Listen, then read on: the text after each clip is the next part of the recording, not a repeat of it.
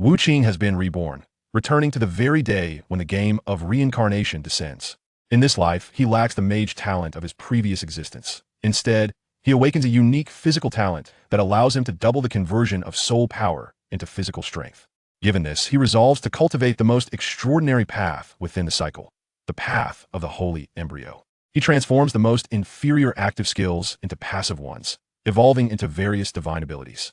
Carefree Journey automatically dispels soul control and all abnormal states every 0.1 seconds, disregarding level and forcibly removing them.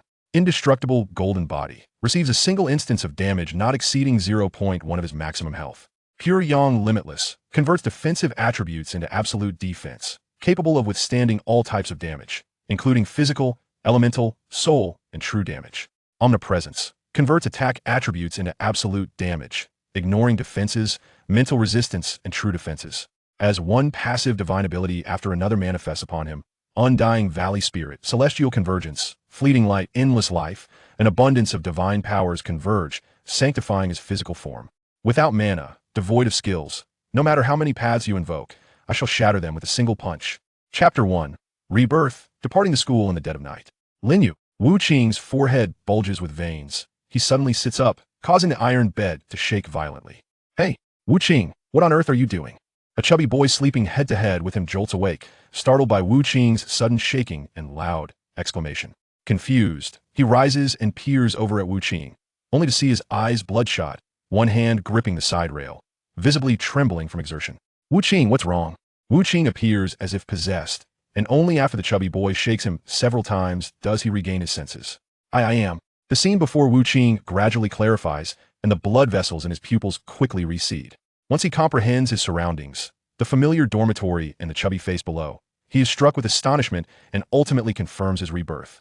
He has returned to the time before the reincarnation game commenced. He retrieves his phone from beneath his pillow and glances at the time. March 1st, 2034 at 1:33 a.m. Upon seeing this time, his pupils constrict. This afternoon at 5 o'clock, the reincarnation server will officially launch. Rumors abound that this game was not created by humans, but rather emerged when the United Nations, during a joint research on AI intelligence, experienced a sudden system failure. After that, humanity could no longer control the system. This out-of-control artificial intelligence autonomously calculated and created the Reincarnation Game. It, leveraging its identity as AI, seized the highest privileges on the internet, and no nation could intercept or manipulate it. Reincarnation forcibly launched worldwide and hacked into various social media to promote its game, claiming to be 100% virtual reality, captivating countless individuals' attention. Initially, nations focused on how to control it and decipher its advanced AI technology. However, when Reincarnation went live, they discovered that the reality was far more fantastical than they had imagined. For Reincarnation required no computer, nor the game helmets and pods that people envisioned. Instead, it connected directly to the brainwaves of all individuals in an inexplicable manner. This allowed everyone in the world to log in directly through their consciousness. Yet, this was only the beginning. Who could have anticipated that what was believed to be a technological revolution would ultimately merge with reality? Everything obtained in the game would manifest in the real world. The ability to stir oceans, split mountains, manipulate thunder and lightning, and even revive the dead. This transformation altered the very fabric of existence. But at this moment, he is unconcerned with such matters. His sole focus rests on one thing: his childhood companion, Wu Tong. They were both orphans who met in an orphanage, their names chosen by themselves. In his previous life, on the very day the Reincarnation Game launched, Wu Tong was adopted by a couple. At the time, he felt little. Although he was reluctant to part with her, it was comforting to know that Wu Tong could experience the love of parents. However, who could predict that from that day onward, she would vanish without a trace? In his past life, he ascended to great heights, leveraging his mythical talent, the strongest brain, with its exceptional memory and insight, to finally uncover news of Wu Tong. The result, however, was devastating. She had perished. The adoption that day was merely a ruse. The orphanage was funded and supported by the Lin Group, providing the orphans with a life comparable to that of middle-class children. Yet who could fathom that the true nature of this orphanage was as a human organ cultivation facility for the Lin family? They did not sell organs. Rather, they reserved them for use by their core personnel in dire circumstances. When organs were needed, they would take individuals under the guise of adoption, allowing an orphan to leave their familiar surroundings without raising suspicion. Who would care where they went? The third young lady of the Lin family, Linyu, was of the same age as Wu Tong, sharing identical blood types and various physical traits, making her the prime candidate for organ transplantation. Lin Yu required a heart replacement. Upon uncovering the truth, he nearly descended into madness.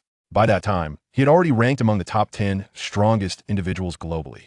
Utilizing his extraordinary strength and high intelligence, he ambushed the Lin family's experts, nearly decimating half of their clan.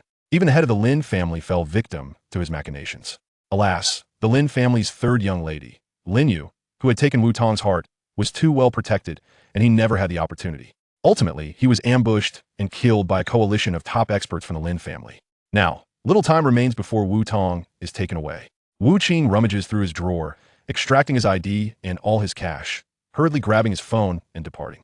Hey, Wu Qing, where are you going? The chubby boy, bewildered, watches as Wu Qing abruptly sits up, startling him awake, then suddenly rushes out with his ID. What is he planning? It is the middle of the night, and the dormitory doors are locked. The school is closed. Yet Wu Qing offers no explanation. University management is not overly strict, and scaling the walls to escape is not difficult. Hey, stop. While scaling the wall, he is noticed by the school security, yet he dashes out without hesitation. He opens his phone to search for tickets home. His university is not in the same city as the orphanage. It is now 1:40 a.m., and the nearest train ticket is at 3:10 a.m. There is still time. Arriving at the roadside, he gasps for breath. Due to his physical condition, the rapid sprint makes his heart feel as if it might explode. He hails a taxi. Driver, to the train station. Within the confines of a taxi, various short videos heralding the imminent launch of the game, Reincarnation, are currently being played. Predictions from prominent streamers abound, and countless players eagerly await the opportunity to be among the first to experience the game, rumored to have been autonomously crafted by an AI beyond human control, and to discover just how astonishing it truly is. At 6:30 in the morning, Wu Qing emerges from the train station, where taxis await eager passengers at the entrance. Driver, to the Tomato Orphanage, he declares as he opens the door and takes a seat in the front passenger seat. 30, the taxi driver proclaims, quoting a price that is double the normal fare, as they do not operate on a meter. Being a local, Wu Qing is well aware of such practices. The taxis at the train station not only exploit out-of-towners, but also take advantage of locals. However, he has no time to haggle with the driver. All right, but make it quick. Once the fare is settled, speed becomes a matter of course, especially at this hour when traffic is light. During the ride, he retrieves his phone to call Wu Tong. Hello, Qingge, comes the sweet, melodious voice of a young girl on the other end. At 18, she finds herself amidst the busiest period of her senior year. Though it is not yet 7, she has already had breakfast and is preparing to head to school for early self-study. The young girl's phone was a gift from Wu Qing, bestowed upon her for her 18th birthday. As an orphan, although the conditions at the orphanage are commendable, they do not provide such luxuries, and upon reaching adulthood, she must leave the orphanage to live independently. Fortunately, Wu Qing is exceptionally intelligent and diligent. Since elementary school, he has consistently ranked first in his class, a trend that continues through university. His outstanding academic achievements have enabled him to secure a tuition waiver, and with scholarships, grants, and tutoring jobs in his spare time, he not only sustains his own living expenses, but has also managed to accumulate some savings. Chapter 2. Will you elope with me? Have you come out of the courtyard yet? Wu Qing was acutely aware of Wu Tong's daily routine at this hour. She was either preparing to leave or already en route to school. Not yet. I was just about to head out. Why is Qingge calling me so early? Wu Qing had no time to elaborate. Bring your ID and wait for me at the courtyard entrance. He then promptly ended the call. Although the driver was merely a passerby, Wu Qing's past caution made him reluctant to divulge too much information in front of strangers. The taxi soon came to a halt outside the Tomato Orphanage. Wu Qing handed over cash and, upon exiting, spotted a youthful and radiant girl waiting at the entrance. The orphanage's grand gates were impressive. The Lin family, renowned for their organ repository, ensured that the living conditions provided were superb. The spacious courtyard, pristine environment, and a diet rich in balanced nutrition were all exemplary. Foods that an average family might only indulge in once a year were commonplace here. However, the standards were equally stringent. Residents were required to excel academically, maintain robust health, adhere to a regular schedule, and partake in traditional cultural and artistic enrichment. Every month, the institution conducted academic assessments and physical fitness tests, culminating in an annual comprehensive health examination of the highest caliber. Any minor deficiency could result in expulsion to a standard orphanage.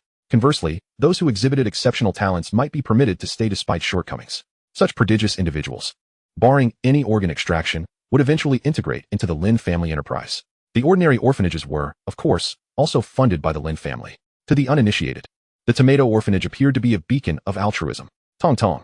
Wu Qing waved to the girl, who was accompanied by a boy named Chaoan. Another child from the orphanage. Wu Tong, Possessing the beauty and figure of a campus belle was naturally the object of many boys' affections, Chaoan being one of them. Qing, what brings you back? Chaoan, who had intended to accompany Wu Tong to school that morning, found joy even in her indifference to his attempts at conversation. Upon seeing Wu Qing, he was momentarily taken aback, but then watched as the usually stoic girl broke into a smile and leaped into Wu Qing's embrace. Chaoan's expression darkened, fists clenched. How could that sickly wretch receive such affection? Yet he still managed to greet Wu Qing with a forced smile. Nevertheless, Wu Qing paid him no mind, taking Wu Tong's hand and stepping into a taxi. Inside the vehicle, the girl nestled against Wu Qing's arm, her curiosity piqued. Qing, why did you suddenly return? Wu Qing savored the soft touch of her delicate arm and the faint, unique fragrance that accompanied her. The madness and gloom of his previous life began to dissipate. In this lifetime, he vowed never to let the Lin family take her away. As he thought of the Lin family, a fierce glint flickered in his eyes. I missed you. Wu Qing gently caressed the girl's tender hand, after 10 years of separation. This feeling of reunion was immensely cherished. So, where are we headed now? The girl giggled, peering left and right before wrapping her arms around Wu Qing's neck and whispering in his ear. Are you planning to elope with me? Her breath, fragrant like orchids, sent a shiver down his spine, igniting a flutter in his heart. Would you truly run away with me? He replied. The girl's eyes widened in surprise, her face lighting up with delight. Of course, I would. This declaration warmed his heart, and he teased. But what about your studies? At the mention of her education, Wu Tong instantly perked up. I met a master of traditional medicine online. He said he wants to take me as his apprentice, which is surely better than school. Once I learn, I will definitely cure your illness. As she spoke, she pressed her ear against Wu Qing's chest, listening to the rhythm of his heartbeat. Wu Qing suffered from a severe congenital heart condition, which, by all rights, should have led to his expulsion from the tomato orphanage. However, he consistently ranked first in his class and demonstrated exceptional aptitude for numbers, winning numerous awards in mathematics competitions. Thus, despite his frail health, his talents were recognized by the Lin family, who deemed him worthy of cultivation for future service to the organization, allowing him to remain. His condition was no secret. Everyone in the orphanage was aware of it. Since childhood, Wu Tong had declared her intention to heal him, and in pursuit of this goal, she had not only self-studied medical knowledge online, but had also memorized the entire compendium of Materia Medica. Therefore, when she mentioned that a master of traditional medicine wanted to take her as a student, Wu Qing found it entirely plausible. In a luxurious villa belonging to the Lin family, a similarly stunning girl lounged on her bed, engrossed in her phone, though her complexion was somewhat pale. Seated beside her was an elegant and regal woman, holding the girl's hand. Your heart will be delivered tonight, and the surgery can be performed within 3 days. You need to rest and refrain from playing games.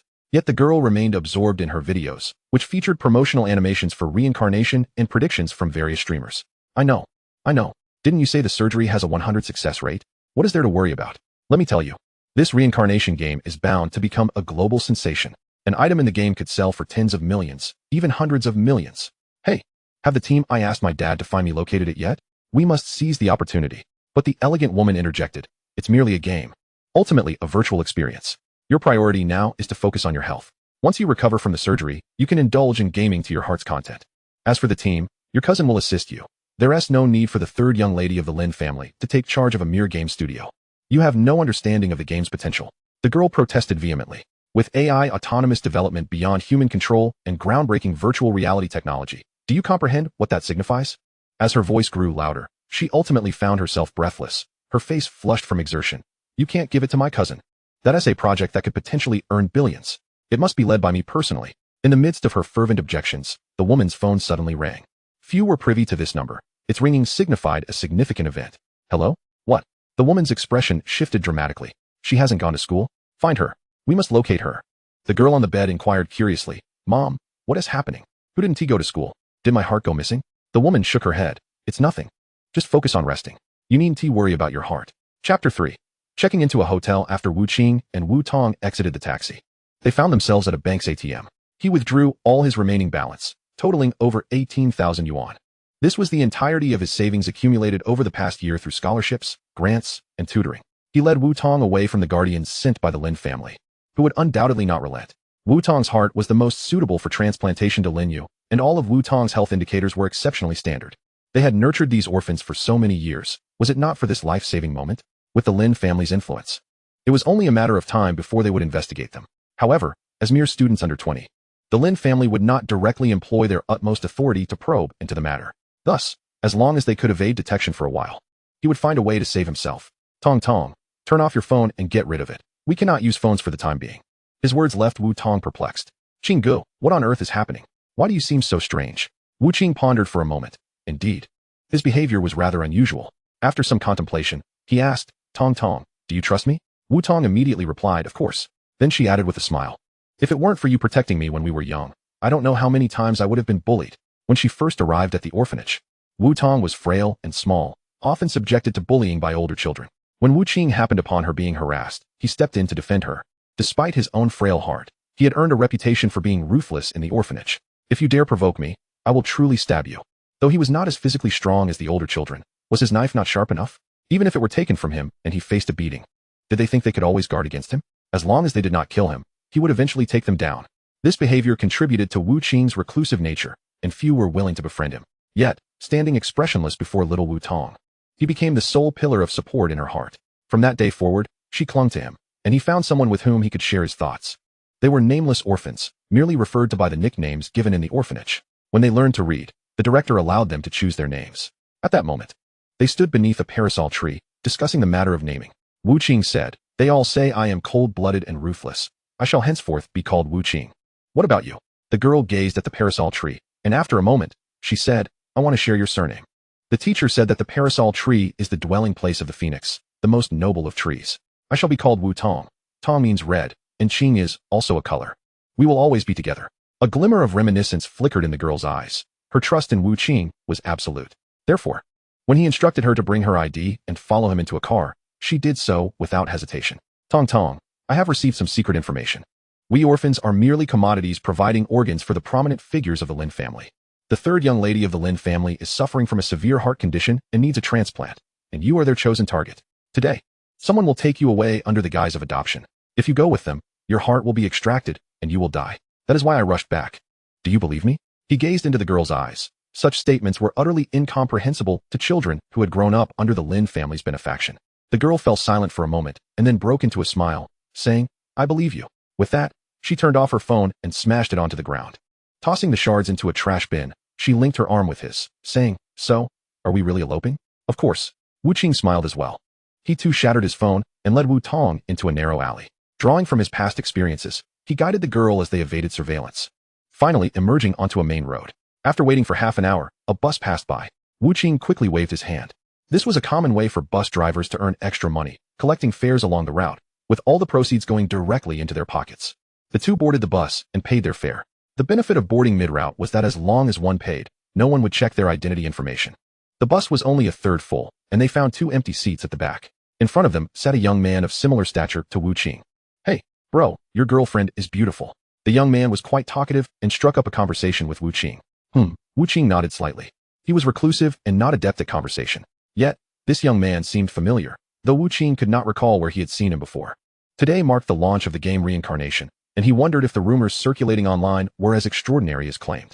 The young man did not mind Wu Qing's aloofness and continued to chat away. The topic, of course, revolved around the highly anticipated Reincarnation. I've heard that this game is incredibly realistic. I must become a swordsman. I wonder if there will be a swordsman class or something. Just imagine. Wielding a sword and traversing the world. How cool would that be? Even though Wu Qing's demeanor remained cold, it did not diminish the young man's enthusiasm. Bro, want to add each other as friends? Once the game starts, we can team up. I'll help you level up. He animatedly shared his understanding of the game, completely neglecting to ask Wu Qing whether they were even considering trying it. In his view, what young person could possibly resist the urge to try out a game so popular even before its launch? However, Wu Qing kept his peripheral vision on the young man's pants pocket. He vaguely spotted an ID card peeking out. The bus made a stop at a bus station in a county, and everyone disembarked, following the young man. Wu Qing subtly inserted 2 fingers into his pants pocket while the young man continued to regale him with his plans for the game. Sorry. Borrowing your ID for a moment. I promise to repay the favor. He quietly slipped the ID into his own pocket, bid farewell to the young man, and quickly vanished into the crowd. Numerous shops lined the area beside the bus station, and the two entered one, purchasing a hat and a mask each to obscure most of their faces. It was now past 5 in the afternoon. With less than an hour remaining until the launch of Reincarnation, they hailed a random taxi and found a hotel, taking out the ID he had just acquired. He glanced at it. Su Ming. Oh, what a curious coincidence. Wu Qing then understood why the young man had seemed familiar in his previous life. He was one of the top-tier experts with mythical level talent, the sword Immortal Su Ming. During a past battle, he had inadvertently saved Su Ming's life. Yet their encounter had been nothing more than a fleeting moment. Consider this a repayment for your past life's indebtedness. Using Su Ming's ID. He checked into a room, knowing that as long as they kept quiet, the owner of such a small hotel would generally not require both guests to present their IDs. Once inside the room, the time was 1758. Chapter 4, Heaven and the Binding Curse. As the clock struck 6, everyone's minds echoed with a singular proclamation. The data for reincarnation has been fully established. All human brainwaves on Blue Star are now connected. The login mark is being generated. The login mark has been completed. All players can connect to the login mark with their consciousness to enter the reincarnation continent. The reincarnation game is officially launched. While Wu Tong was sitting on the bed chatting with Wu Qing, she suddenly heard these voices resonating in her mind. In a state of panic, she hastily turned to Wu Qing and asked, "Qing, did you hear that voice?" Wu Qing nodded. This was not his first experience with such phenomena. At that moment, he felt as though a new component had emerged in his mind, ready to be controlled by him. With a mere thought, it activated. As Wu Tong beheld, a mystical mark upon his forehead shimmered brilliantly. "Qing, there's something on your forehead." Upon hearing the girl's voice, Wu Qing opened his eyes. "Tong Tong, this must be the means to enter the reincarnation game. Focus your attention and see if you can sense something controllable within you." The game's capacity to connect the brainwaves of all players without any external device is astonishing, far surpassing our imagination. The emergence of this game is revolutionary. Should we thrive here, our future lives shall be devoid of worry. His assertion resonated as the initial reaction of many once their brainwaves were interconnected. Thus it did not seem out of place. "All right, I will heed your words." The girl nodded earnestly. "But what about the Lin Corporation? What shall we do?" Wu Qing grasped her hand reassuringly. "Do not fret about the Lin family. I shall resolve that for you. Let us first delve into the game." With a thought, he activated the reincarnation mark, and upon reopening his eyes, he found himself in a vast void. Detection of first-time player entry in progress. Innate talent generation commencing. Wu Qing awaited patiently. The innate talent represents an individual's potential and developmental trajectory, categorized into 6 distinct levels: mundane, exceptional, rare, epic, legendary, and mythical. The generation of talent is equitable. As long as one has exerted effort in a specific domain in reality, they will receive corresponding talent therein. Moreover, greater effort yields superior talent. For instance, fitness enthusiasts who diligently lift weights often acquire talents related to physical strength. Those who have practiced swordsmanship from a young age typically gain talents in swordsmanship, like Su Ming, a devoted practitioner who began training at the tender age of 5 and has since garnered accolades in national martial arts competitions. Conversely, avid readers and scholars tend to develop talents in mental fortitude and cognitive prowess. Take Wu Qing, for instance. In his previous life, his talent was the mythical level strongest brain, directly correlating with his consistently top-tier academic achievements. In this life, it is highly probable that he retains the strongest brain talent, and thus he harbors little concern. This talent is exceptionally suited for a mage, offering significant mana enhancement and innate reductions in skill cooldowns. After the evaluation, the innate talent has been generated, classified as rare level heaven and curse binding. Indeed, it has come to pass. And just as Wu Qing was about to examine the effects of his talent for any alterations, he suddenly found himself in a state of shock. Rare level, heaven and curse binding? What on earth? Where is my mythical level talent strongest brain? In that fleeting moment, he felt utterly despondent. The talent had changed, rendering many experiences from his past life obsolete. Furthermore, lacking a mythical level talent, not only would he struggle to surpass his past achievements, but even reaching them would prove arduous. How could this be? Shouldn't others who are reincarnated become stronger? If I am reborn without a golden finger, how could my talent also diminish? No. Talent is merely a fragment, armed with the experiences of my former life. Even with a diminished talent, I can still ascend to the pinnacle and annihilate the Lin family. A person who has faced death once does not easily succumb to despair. He steeled himself to examine the effects of his new talent. Heaven and curse binding, rare level talent. Sacrifice all physical attributes to double mental attributes, or sacrifice all mental attributes to double physical attributes. Please make your choice. Once selected, it cannot be altered.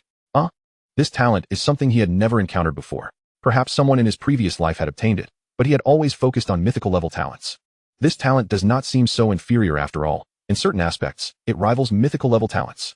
Doubling physical attributes into mental attributes would enhance spell skills tremendously, far surpassing his previous life. Conversely, doubling mental attributes into physical attributes would bolster his physical prowess. On the surface, regardless of the choice, both are the epitome of strength. But why then is it merely rated as rare level? Suddenly, a thought struck him. If he sacrificed all physical attributes, wouldn't that render his life points to 0? Even if the game permits a minimum life point of 1, such a frail body would succumb to the slightest touch. No matter how potent his mental prowess, how many skills could he deploy? Thus, sacrificing physical attributes is unequivocally unfeasible. What about sacrificing mental attributes? With 0 mana, he would forever be unable to utilize skills. Even with robust physical attributes, he would be relegated to mere basic attacks. It is no wonder it is rated as rare level. Wu Qing surmised that this rating was likely based on the luxurious panel attributes. Otherwise, it might not even qualify as mundane level. Was he destined to blend into the crowd upon his return to life? His mind raced rapidly, devising a remedy. There remains an obscure path, the holy embryo. In the cycle of reincarnation, skills are categorized into 9 levels, each distinguished by color. The colors are white, gray, black, azure, blue, purple, orange, red, and gold. Among these, white quality skills are unique. Although they possess the lowest power, they require no mana to cast. When a white quality skill reaches maximum level, it evolves into a divine ability. Divine abilities are passive and consume no mana while enhancing the level of the holy embryo. The higher the holy embryo level, the stronger the divine ability. However, while white quality skills may lack prestige, the proficiency required to reach maximum level rivals that of golden quality skills. The prerequisite for a skill to evolve into a divine ability is that the progress of any path must be 0. Upon reaching gray quality skills, learning and upgrading will increase the progress of path. For instance, learning a sword skill will enhance sword path progress. The higher the sword path progress, the more potent the release of sword skills, and even the basic attacks with swords will gain strength. The same principle applies to other paths such as knife path, gun path, bow path, wind path, fire path, and so forth. However, path stands in opposition to holy embryo. Should any path progress be made, the holy embryo will be rendered null, and all divine abilities will vanish. Yet, the power of white quality skills is too weak, resulting in significant disadvantages until they evolve into divine abilities. Even after achieving the holy embryo, the efficacy of divine abilities remains lackluster until the holy embryo level rises. Consequently, those who attempted to pursue the holy embryo ultimately abandoned this path in favor of honing powerful skills to cultivate their own path. Chapter 5. The luxurious initial panel. But the holy embryo remains the only viable remedy. Wu Qing swiftly deliberated the pros and cons. In the early stages, when everyone lacks formidable skills, the direct panel attributes determine strength and weakness. The attributes derived from heaven and curse binding are undoubtedly the highest among all. This will afford him a significant advantage in the early game, after which he must devise strategies to rapidly elevate the level of white skills, thereby hastening the advancement of the holy embryo. With the advantage of early panel attributes and his understanding of the game, he can acquire superior equipment, compensating for mid-game deficiencies. He chose to double the conversion of mental attributes into physical attributes. Without further hesitation, Wu Qing made his decision. The selection was confirmed, prompting him to choose an ID and appearance change. In his previous life, his ID was Si Tong, but in this life, he shall obliterate the Lin family, including Lin Yu. The saying goes, 2 trees make a forest, ID, lumberjack. As for the appearance, the game's avatar is modeled after the player, allowing for minor adjustments. Yet it will still retain at least 70% resemblance to the original. He swiftly adjusted his appearance, no longer exuding the charm he once possessed. Instead, he appeared more commonplace. The ID was in used, activated, and the player's personal panel had been generated, with their data duly recorded. The allocation of the birthplace was underway. Once completed, the player, Lumberjack, would be teleported to Blackstone Village, teleportation commencing. As darkness enveloped him, Wu Qing departed from the void and found himself in a vibrant little mountain village. Wasn't Blackstone Village the same as Lingy Village from his previous life? Could it be due to the different timing of entry? He opened his attribute panel. ID, Lumberjack. Heavenly talent, heaven and soul binding, soul transformation. Due to the effect of the talent, mental resistance is permanently fixed at 1. Level, 0. Base attributes. Constitution, 13. Strength, 12. Mental power, 0. Spirit, 0. Agility, 2. Endurance, 3. Combat attributes. Health, 149 mana, 0. Attack, 109. Magic power, 0. Defense, 85. Mental resistance, 1. Health regeneration, 283 H. Mana regeneration, 0. Movement speed, 78 milliseconds. Attack speed, 10 milliseconds. Equipment, poor quality robe, of little use, merely for modesty. Poor quality grass shoes, of little use. Designed with a humane touch to prevent foot abrasions. Skills, none. Upon reading the description of his talent, he realized his previous assumptions were correct. Had he chosen soul transformation, his maximum health would have been permanently fixed at 1. Now, with soul transformation, his mental resistance was fixed at 1. In this world, only soulless entities possess a mental resistance of 0 and are immune to mental damage. This initial panel is nothing short of extravagant. Wu Qing recalled that in his previous life, his starting panel was Constitution 3, Strength 2, Mental Power 5, Spirit 5, Agility 2, Endurance 3. It now appeared that mental power had doubled into Constitution, Spirit had doubled into Strength, and mana regeneration speed had doubled into health regeneration speed. with no changes to the other attributes. Constitution primarily enhances health, defense, and abnormal resistance, while also slightly boosting attack power and health regeneration speed. Strength amplifies attack power, with minor boosts to health and defense. Mental power increases mana and mental resistance, with slight enhancements to magic power and mana regeneration speed, and impacts skill cooldowns. Spirit enhances spell strength, with minor increases to mana and mental resistance, and affects spell casting speed. Agility relates to movement speed, attack speed, neural reflex speed, spell casting speed, and skill cooldown speed. Endurance boosts health, health regeneration speed, and mana regeneration speed. Unlike other games, here speed is not measured by attacks per second, but rather by the velocity of an attack. His current attack speed of 10 milliseconds signifies that in a single second, he could deliver a punch that travels 10 meters. Of course, a fist is not that long, yet the faster the punch, the greater the strength of the attack. Attack power is also correlated with constitution, strength, and attack speed. At this moment, numerous players surrounded him, some with bewildered expressions, others brimming with excitement. They wished to inquire about Wu Tong's talent, yet were unsure of her ID and thus could not add her as a friend. If they exited the game now, Wu Tong would likely still be lost in her excitement. It would be best to wait until they logged out to ask. Wu Tong's talent was presumably of a mental or healing nature, and of considerable grade. In truth, everyone in the orphanage possessed talents of notable caliber. Their past efforts had manifested into the talents they now held, which was precisely why these exceptionally gifted orphans became part of the Lin group, allowing it to flourish into a mighty enterprise in the future. Is this the cycle of reincarnation? How wondrous, as if I were truly here. The players around him engaged in lively chatter, enchanted by the immersive virtual reality technology. Yet, the initial clothing was quite unsightly, and why was there no choice of profession? No initial weapon? Was he to rely solely on his fists to battle monsters? A player voiced their dissatisfaction. They were all clad in shabby robes, their feet adorned with poor quality grass shoes, both of which provided no attribute bonuses whatsoever. In this realm of reincarnation, there are no fixed professions. Anyone can learn skills from any category and wield any type of weapon. However, for the sake of cultivating their path, most individuals typically choose to learn skills from no more than 3 categories. Wu Qing paid little heed to the other players and strode purposefully toward the village's outskirts. Blackstone Village. Thankfully, it was indeed Blackstone Village. In this reincarnation, each novice village is distinct. Even within the same novice village, most quests do not repeat. This renders it quite challenging for newcomers to rely solely on guides for leveling up. Had Wu Qing been assigned to an entirely unfamiliar novice village, his advantage of rebirth would have been significantly diminished. Yet, Blackstone Village was one he was relatively familiar with. In his previous life, Blackstone Village was the site of the most hidden quests discovered, extensively studied by various factions.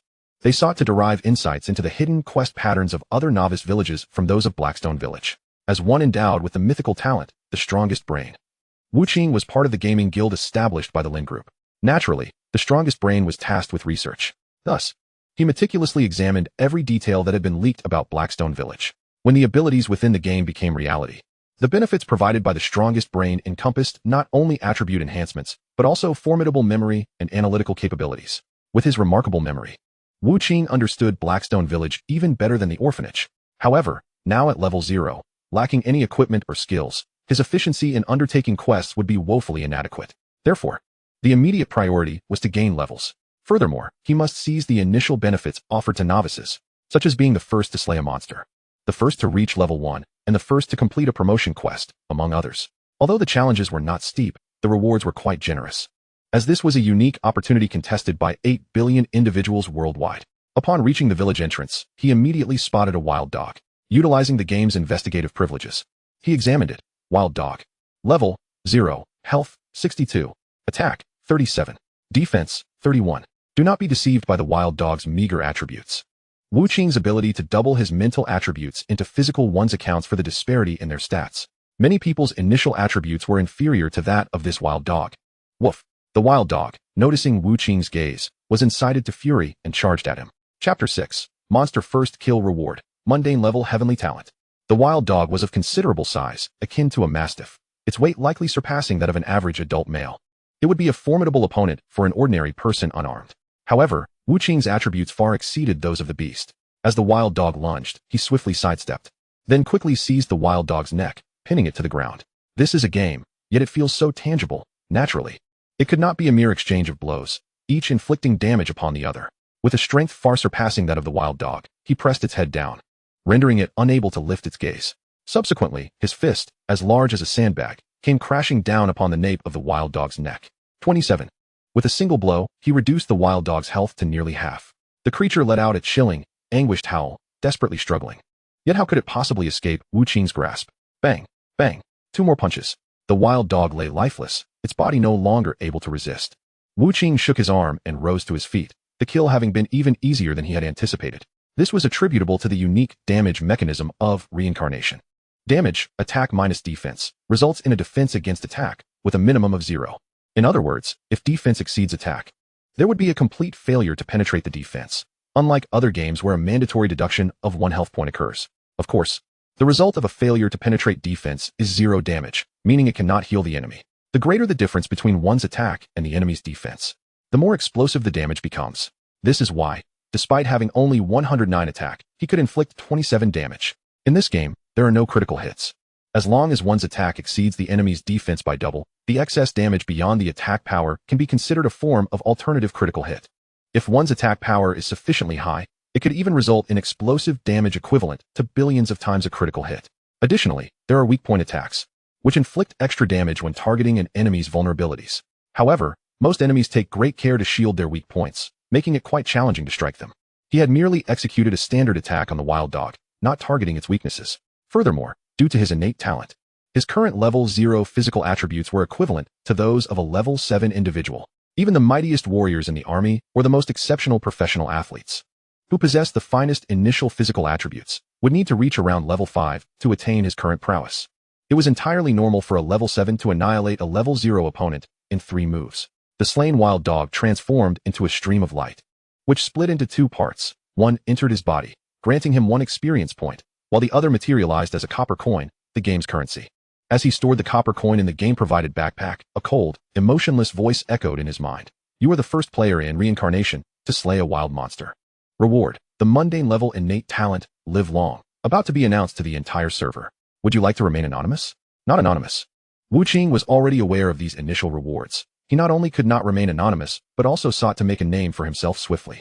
This was his only hope of preserving Wu Tong under the Lin Group's control. His current retreat was merely a temporary tactic. In the next moment, all players who had entered the game heard the server-wide announcement. Player, Lumberjack, has slain a monster first. Reward, mundane level innate talent, live long. Player, Lumberjack, has achieved the first monster kill. The announcement reverberated 3 times, igniting a frenzy across the server. The game's chat channel erupted in chaos. Wasn't the game just starting? How could someone have already received a reward? It was merely the first monster kill. How difficult could it be? Damn, had I known, I wouldn't have been wandering around the village. That reward could have been mine. Let us go, let us go. Quick, kill some monsters. Maybe there are more rewards to be had. However, just a few minutes later, someone began cursing in the chat channel. Damn, I fought for a full 3 minutes. Then I got killed. How did that guy manage it? Did he just annihilate the monster in an instant? That level 0 monster was already a struggle to fight.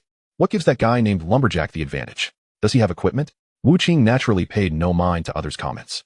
He checked his attribute panel and located the newly acquired innate talent. Live long, a mundane level innate talent that permanently increases the coefficient for converting physique into health by 1. Life is singular. Living long is essential for output, an assessment from a certain illustrious figure. In Reincarnation, health, physique 10, strength 3, endurance 0. The 10 and 3 are the coefficients. Now his health calculation transforms to physique 11, strength 3, endurance 0. His health surged from 149 to 161. Most individuals start with approximately 50 health, while without the soul transformation effect of the curse, his initial health would have been just 32.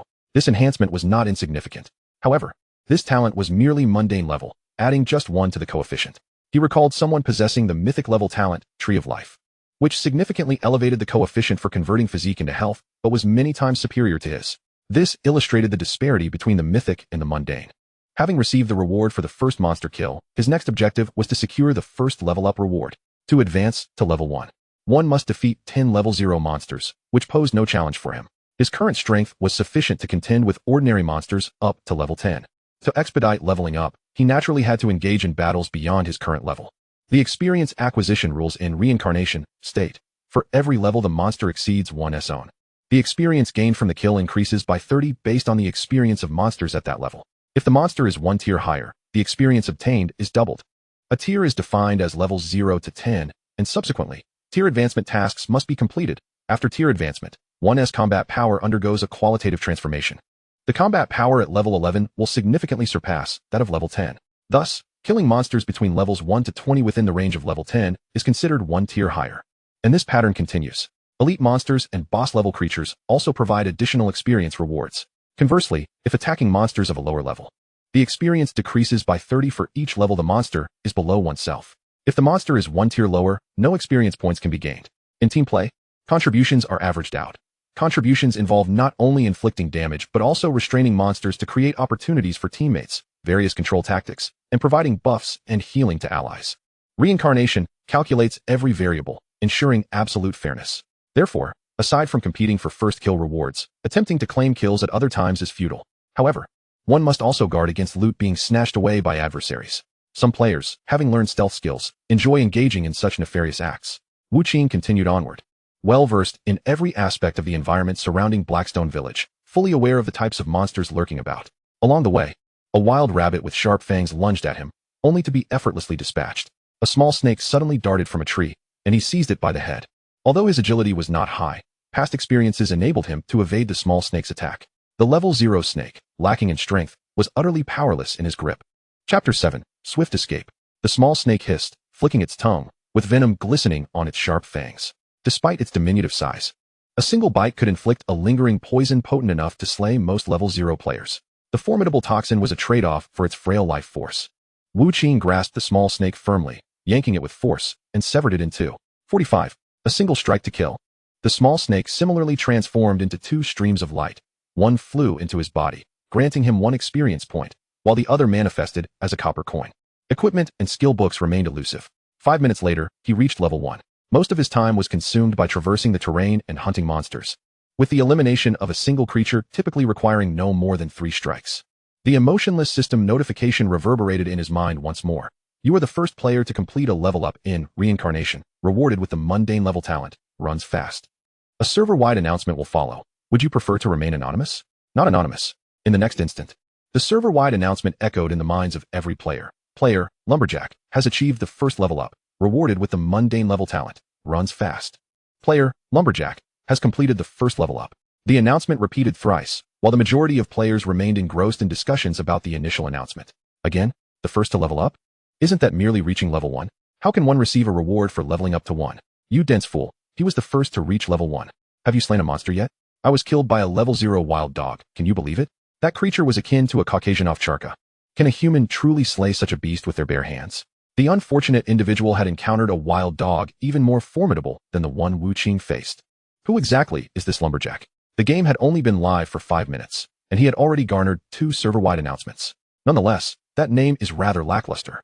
With such prowess, why not adopt a more grandiose name like Emperor or Deity instead of Lumberjack? Surely, his real-life occupation isn't truly lumbering, is it? By the way, what is this mundane level talent all about? Is it akin to the heavenly talents? Mundane level, however, doesn't sound particularly impressive. Qing examined his newly acquired mundane level talent, runs fast, a mundane level talent that permanently increases the final coefficient of movement speed by 0.2. There is always a cap on output. The ability to run is the true essence, as noted by a certain eminent figure. Yet again, a permanent enhancement to his attributes. In Reincarnation, his movement speed was Constitution 0, 2 Strength 0, 1 Agility 0, 7, 15 ms. Now, this coefficient of 15 transformed into 17 for him. Often, speed proves invaluable, for mobility is a form of survival. Currently, all players remained indifferent, thinking death merely meant respawning. However, when the game intertwines with reality, death becomes irrevocable. Upon reaching level 1, his attributes increased by 1 across the board, and he received an additional point of free attributes. After careful consideration, he allocated this free point to his mental acuity. Within the first tier, each level gained grants an increase of 1 across all attributes, along with a point of free attributes. The talent of Heaven and Curse activated, converting 1 point of mental strength into 2 points of constitution, while 2 points of mental acuity transformed into 4 points of strength. His attributes now stood at Constitution 16, Strength 17, Agility 3, Endurance 4, Health 272, Attack 22, Defense 14, Attack Speed 145, Movement Speed 119. His talent rendered each level up a catalyst for transformation. The drop rate in Reincarnation remained notoriously low. Qing dispatched 8 level 0 monsters and 1 level 1 creature, garnering merely a few copper coins and a bottle of level 0 health potion, without a glimpse of gear or skill books. At this moment, many players recognized the futility of solitary combat and began forming parties to hunt monsters. Those guilds that had prepared in advance progressed at a relatively faster pace. Although each player's teleportation was randomized, guilds possessed ample resources. Even in the absence of their own members, guild leaders could swiftly recruit personnel on the spot. After all, many of these guild leaders were signs of wealth. What could money not accomplish? In Jianggu village, a young girl led a group of players in an assault on a wild creature before the novice village. Thankfully, this game connects directly to everyone's brainwaves. Otherwise, my mother would never allow me to play. She is a relic from a bygone era. Utterly oblivious to the value of this game. I am a bona fide myth-level talent. Soon, through this game, my assets will surpass my father's.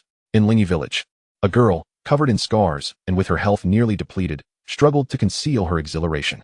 I defeated such a powerful monster. This game feels astonishingly real. Yet, she could not reach Qing Gu, unaware of the talent he had acquired. Wu Qing, with unwavering determination, advanced towards a singular direction. His current speed was 51 meters per second, marking his maximum movement speed, though he could also proceed at a leisurely pace. Fortunately, the game lacked unrealistic elements, such as stamina or fatigue limits. This allowed players to traverse at maximum speed without becoming fatigued after merely a few strikes. A cave entrance appeared before him. He pushed aside the vines and entered. Inside, a horde of undead awaited, their levels ranging from 5 to 8, making them ideal adversaries for his current stage. The cavern was expansive, winding intricately, requiring considerable time for thorough exploration. Upon his entry, 3 undead near the cave's mouth were immediately roused. Their decaying bodies emitted a foul stench as they limped toward him. Undead, level 5, health 348, attack 196, defense 197, attack speed 18, movement speed 6. Skills: Copper Skin LV1, Corpse Poison LV1, Lame, Ignorance LV1. The undead skills were entirely passive. Copper Skin reduced damage by an additional point, while Corpse Poison inflicted an extra point of true damage with each attack. Ignorance provided substantial mitigation against soul damage, but Wu Qing possessed no soul attack capabilities, rendering it irrelevant. Lame was a unique negative passive skill, having its movement speed. He chose the undead cave as his experience grinding location precisely because of the undead's sluggish movement. His talent endowed him with formidable constitution and strength, though his speed was comparatively lacking. The undead's agility was inherently low, but even so, without the lame negative passive, their movement speed would still be 12. Other monsters boasted even higher speeds. However, despite the undead's sluggishness, their attack and defense were formidable, often overwhelming players with sheer numbers. Even those reaching level 5 found it challenging to defeat them. Yet, for Wu Qing, this posed no issue. For the undead not only moved slowly, but he was also well aware of their weaknesses. Chapter 8. The Undead. The undead lacked intelligence. They did not comprehend strategies of encirclement and instead charged at him head-on. Wu Qing swiftly dodged to the side, positioning himself beside one of the undead. He swung his fist, delivering a heavy blow to the creature's ribs. 15. The damage was alarmingly low. Fortunately, the early-stage wild monster's health regeneration was negligible. Even human players required hours to regain health. Relying on self-healing would take an eternity. Therefore, they had to depend on potions. This constituted a significant portion of most players' expenditures. The undead's defense was excessively high. Wu Qing's expression darkened. He urgently needed a weapon, as weapons possessed armor-piercing attributes that could effectively circumvent a portion of the enemy's defenses. Under normal circumstances, players reaching level 5 would undoubtedly possess weapons, allowing them to team up and tackle the undead cave without being unable to breach defenses. However, Wu Qing found himself in an awkward predicament, as he was armed only with his bare hands. After a single punch, the 3-headed undead simultaneously turned their heads, emitting incomprehensible roars from their throats as they lunged towards him, with a speed slightly surpassing that of the undead and the combat experience accumulated from his previous life. He deftly maneuvered between the 3 foes, ensuring that at most one adversary confronted him at any given moment. The mindless undead charged forward. He immediately crouched and delivered a punch to the abdomen of the previously targeted undead. Bang! 45. The abdomen was a critical weak point for the undead, and striking here could inflict triple damage. Following the punch, he executed a roll to evade the undead's assault. Positioning himself beside the creature, he struck its ribcage once more. 13. Human attacks do not always unleash their maximum potential, thus the actual damage inflicted may fluctuate. Although the damage was modest, he remained composed. Defeating opponents beyond his level would yield substantial experience points and significantly enhance the drop rates.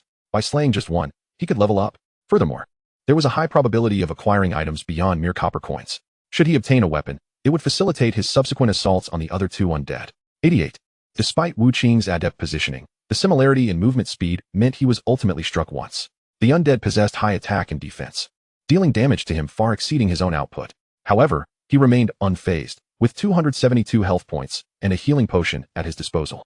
The potion could instantly restore 10 health points and enhance his regeneration by 1 point per second for 10 seconds, totaling a recovery of 20 health points. He could afford several mistakes. Yet, he was unlikely to falter excessively in the process of slaying an undead. Thud. 45. After 5 minutes of grappling with the three-headed undead, he finally succeeded in dispatching one. His level 1 experience bar filled completely, even filling half of the level 2 experience bar.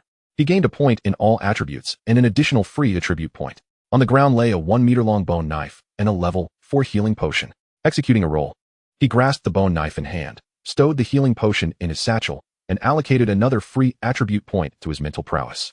He required greater offensive capabilities to expedite his killing efficiency. After leveling up, his attributes were as follows: Constitution 19, Strength 22, Agility 4, Stamina 5, Health 412, Attack 37, Defense 215, Attack Speed 19, Movement Speed 15. Upon examining the recently acquired bone knife, inferior bone knife. Quality white. Durability 30, Attack 3, Sharpness 2. The 2 points of sharpness allowed him to ignore 2 points of the enemy's defense attribute. Although he had only leveled up once, the dynamics of battle had drastically changed. With a swifter speed to evade the undead strikes, he cleaved the bone knife into one of the undead's backs. 46. This attack, while not targeting a weakness, produced a damage output of 46, a significant increase from the 15 damage of his punch prior to leveling up. Thus, while the experience rewards for defeating enemies beyond his level were plentiful, very few could achieve such feats. Drawing the bone knife back, he struck again at the undead's shoulder. 42. As the undead howled and charged once more, he narrowed his eyes, this time choosing not to evade. He braced himself against the attacks of 2 undead and thrust the bone knife into one of their abdomens. 133. Not yet satisfied, he withdrew the knife and plunged it back into the undead's gut. 138. 2 critical strikes, and the undead was instantly eliminated. He had only sustained 2 points of true damage in the process. Had it not been for the true damage inflicted by the corpse poison, the undead would have been incapable of breaching his defense. With his level 2 experience bar nearly full, he aimed to eliminate the last undead to reach level 3. Determined to complete his leveling task before logging off today, he knew that tomorrow he might not have as much time. The last undead dropped the skill book, which he did not immediately collect, instead opting to dispatch the final foe with 2 swift strikes. On the ground were a skill book, a level 5 healing potion, and some copper coins. After securing the healing potion and coins in his satchel, he opened the skill book to examine its contents. Crushing Fist, white quality skill, LV1, inflicts 120 attack damage on enemies, additionally dealing 3 points of true damage. With a cooldown of 30 seconds, he promptly learned it. Although the skill's damage was modest, it served as the foundation for mastering the Holy Embryo in the future. However, the Crushing Fist required the use of his fists to unleash, meaning he could not benefit from weapon attributes during fist attacks. Allocating the free attribute point obtained from leveling to his mental prowess, Wu Qing continued to delve deeper into the undead's lair, soon encountering 2 level 5 undead. As he slashed one undead's shoulder with the knife in his right hand, he simultaneously unleashed the Crushing Fist upon the chest of another. 137. 161. Both undead were left with minimal health. Concurrently, the proficiency of the Crushing Fist increased by 1 point. The level 5 undead no longer posed a threat to him. After reaching level 3, the experience gain sharply decreased, as did the drop rates. After dispatching several level 5 undead, he found no equipment or skill books among the spoils. With a cooldown of half a minute for the Crushing Fist, proficiency increased slowly. Continuing deeper into the lair, the density of undead heightened. Wielding the bone knife. Though he had previously relied on intellect to wield magic, it did not imply a lack of melee capability. His close combat skills were inferior compared to seasoned fighters. Yet they sufficed for a novice in the present stage. As his speed improved, the undead found it increasingly challenging to land a hit on him, even if occasionally struck. It was merely a drop in health. The undead lacked evasion and blocking techniques, still attempting to claw at him even in the face of his blade. Wu Qing remained focused in battle. Despite the enemy's inability to breach his defenses, he diligently practiced his dodging abilities to prepare for stronger foes in the future. One by one, the undead fell, dissipating into shimmering light. Yet, more undead closed in from all directions. Wu Qing dodged amidst the onslaught of undead, occasionally unable to evade, but only losing a drop of health in the process. When level 6 and level 7 undead appeared, he finally felt a hint of pressure. Chapter 9, Frenzied Leveling. Streams of light flew into his body, and a plethora of loot scattered across the ground. Most were copper coins, with only one piece of equipment. With a decisive strike, he felled an undead, and the remaining foes surrounding him were all vanquished. His level 3 experience bar was full, propelling him to level 4. With all attributes increasing once more, he allocated a free attribute point to his mental prowess, gathering the copper coins and several healing potions from the ground into his satchel. He noted that among the potions, besides healing potions, there was also a combat potion. Strength Pill. White quality temporarily boosts strength by 3 points for 3 minutes. Prerequisites. Strength 12, Constitution 7. In the cycle of rebirth, nearly all equipment and potions have usage prerequisites, ensuring that no novice can simply don divine gear or consume miraculous potions to overpower stronger opponents. The enhancement of 3 points in strength granted by the power pill is quite substantial for a first-tier character. Few possess the extraordinary attributes of Wu Qing. Thus, a bonus of 3 strength points is indeed impressive. Picking up an item from the ground. He examined it. Corpse Poison Ring. White quality, each attack inflicts an additional 3 points of true damage. Durability 30. 3 points of true damage, though modest, could prove beneficial. In encounters with monsters boasting high defenses, true damage could be the key to wearing them down. However, monsters that can withstand Wu Qing's attacks undoubtedly possess considerable health. Relying solely on 3 points of true damage to defeat them seems rather unrealistic. He donned the ring and pressed deeper into the lair. The bone knife sliced through the air, and every 30 seconds, he would intersperse his attacks with a crushing fist. In his current location, he could no longer see level 5 undead. At least level 6 ones were present, and even an 8-level undead had appeared. Undead, level 8. Health 684, attack 38, defense 388, movement speed 86. All attributes significantly surpassed those of level 5 undead, yet they still fell short of his own. The bone knife descended. 99. Crushing fist. 130. The benefits of fully channeling his mental energy and doubling its conversion into strength resulted in exceptionally high damage with each strike. Unlike other creatures, the undead possess a notable flaw. They are oblivious to their vulnerabilities. Other monsters would diligently shield their weak points, making them challenging to hit. However, the undead, in their ignorance, charge forward foolishly. If Wu Qing chose not to evade, he could strike at their weaknesses unimpeded. Another thrust pierced the abdomen of the undead. 297. A flurry of damage numbers floated above him. 2, 3, 4. With his defense reaching a staggering 40 points, even the level 8 undead could not breach his defenses. Yet, the corpse poison they carried inflicted true damage. At level 1, corpse poison dealt 1 point of true damage. At level 2, 2 points. At level 3, 3 points. This level 8 undead possessed a level 4 corpse poison skill. In that fleeting moment, he lost 11 points of health. Fortunately, the game is realistic. Unlike many other online games lacking collision detection, which limited the number of monsters capable of attacking him simultaneously. Dodging the retaliatory strike from the level 8 undead, Wu Qing parried the attack of another undead with his knife. Blocking incurs no damage, but it does affect the weapon's durability. This low-quality bone knife, of white quality, is unlikely to survive the undead lair without being rendered useless. Once durability reaches 0, its attributes are lost, such as the 3 attack and 2 sharpness it grants. Repairs can be made by a blacksmith to restore the weapon's attributes and durability. However, depending on the blacksmith's skill, the restored attributes may suffer from varying degrees of reduction, and the maximum durability may also be diminished. After several damages, the weapon will become completely irreparable. At that point, one can sell the utterly destroyed equipment for scrap metal, recovering some resources. Should he learn the forging skill, he could extract materials from the irreparable items himself, even if he does not forge them. Selling the extracted materials to a blacksmith would yield a significantly higher price than selling the scrap directly. Survival in this cycle is arduous. Most prudent players must meticulously manage every coin. Wu Qing maneuvered among the undead, sustaining occasional damage but swiftly dispatching the level 8 undead. Upon its demise, his experience bar surged significantly, and combined with the level 6 and 7 undead he had previously defeated, he was but a hair's breadth away from reaching level 5. After the level 8 undead fell, a skill book and an item were left on the ground. Tai Chi Stance LV1, white quality skill. Enters a special parry state for 0.5 seconds, reflecting all damage received during this time back to the attacker. With a cooldown of 30 seconds, reflection distance of 3 meters. Undead Belt, white quality equipment. Constitution 1, reduces final damage taken from physical attacks by 5 points, durability 30. His luck proved favorable this time, yielding both a skill book and an item. He immediately learned the skill. The Tai Chi Stance provides a 0.5 second invincibility effect, coupled with damage reflection.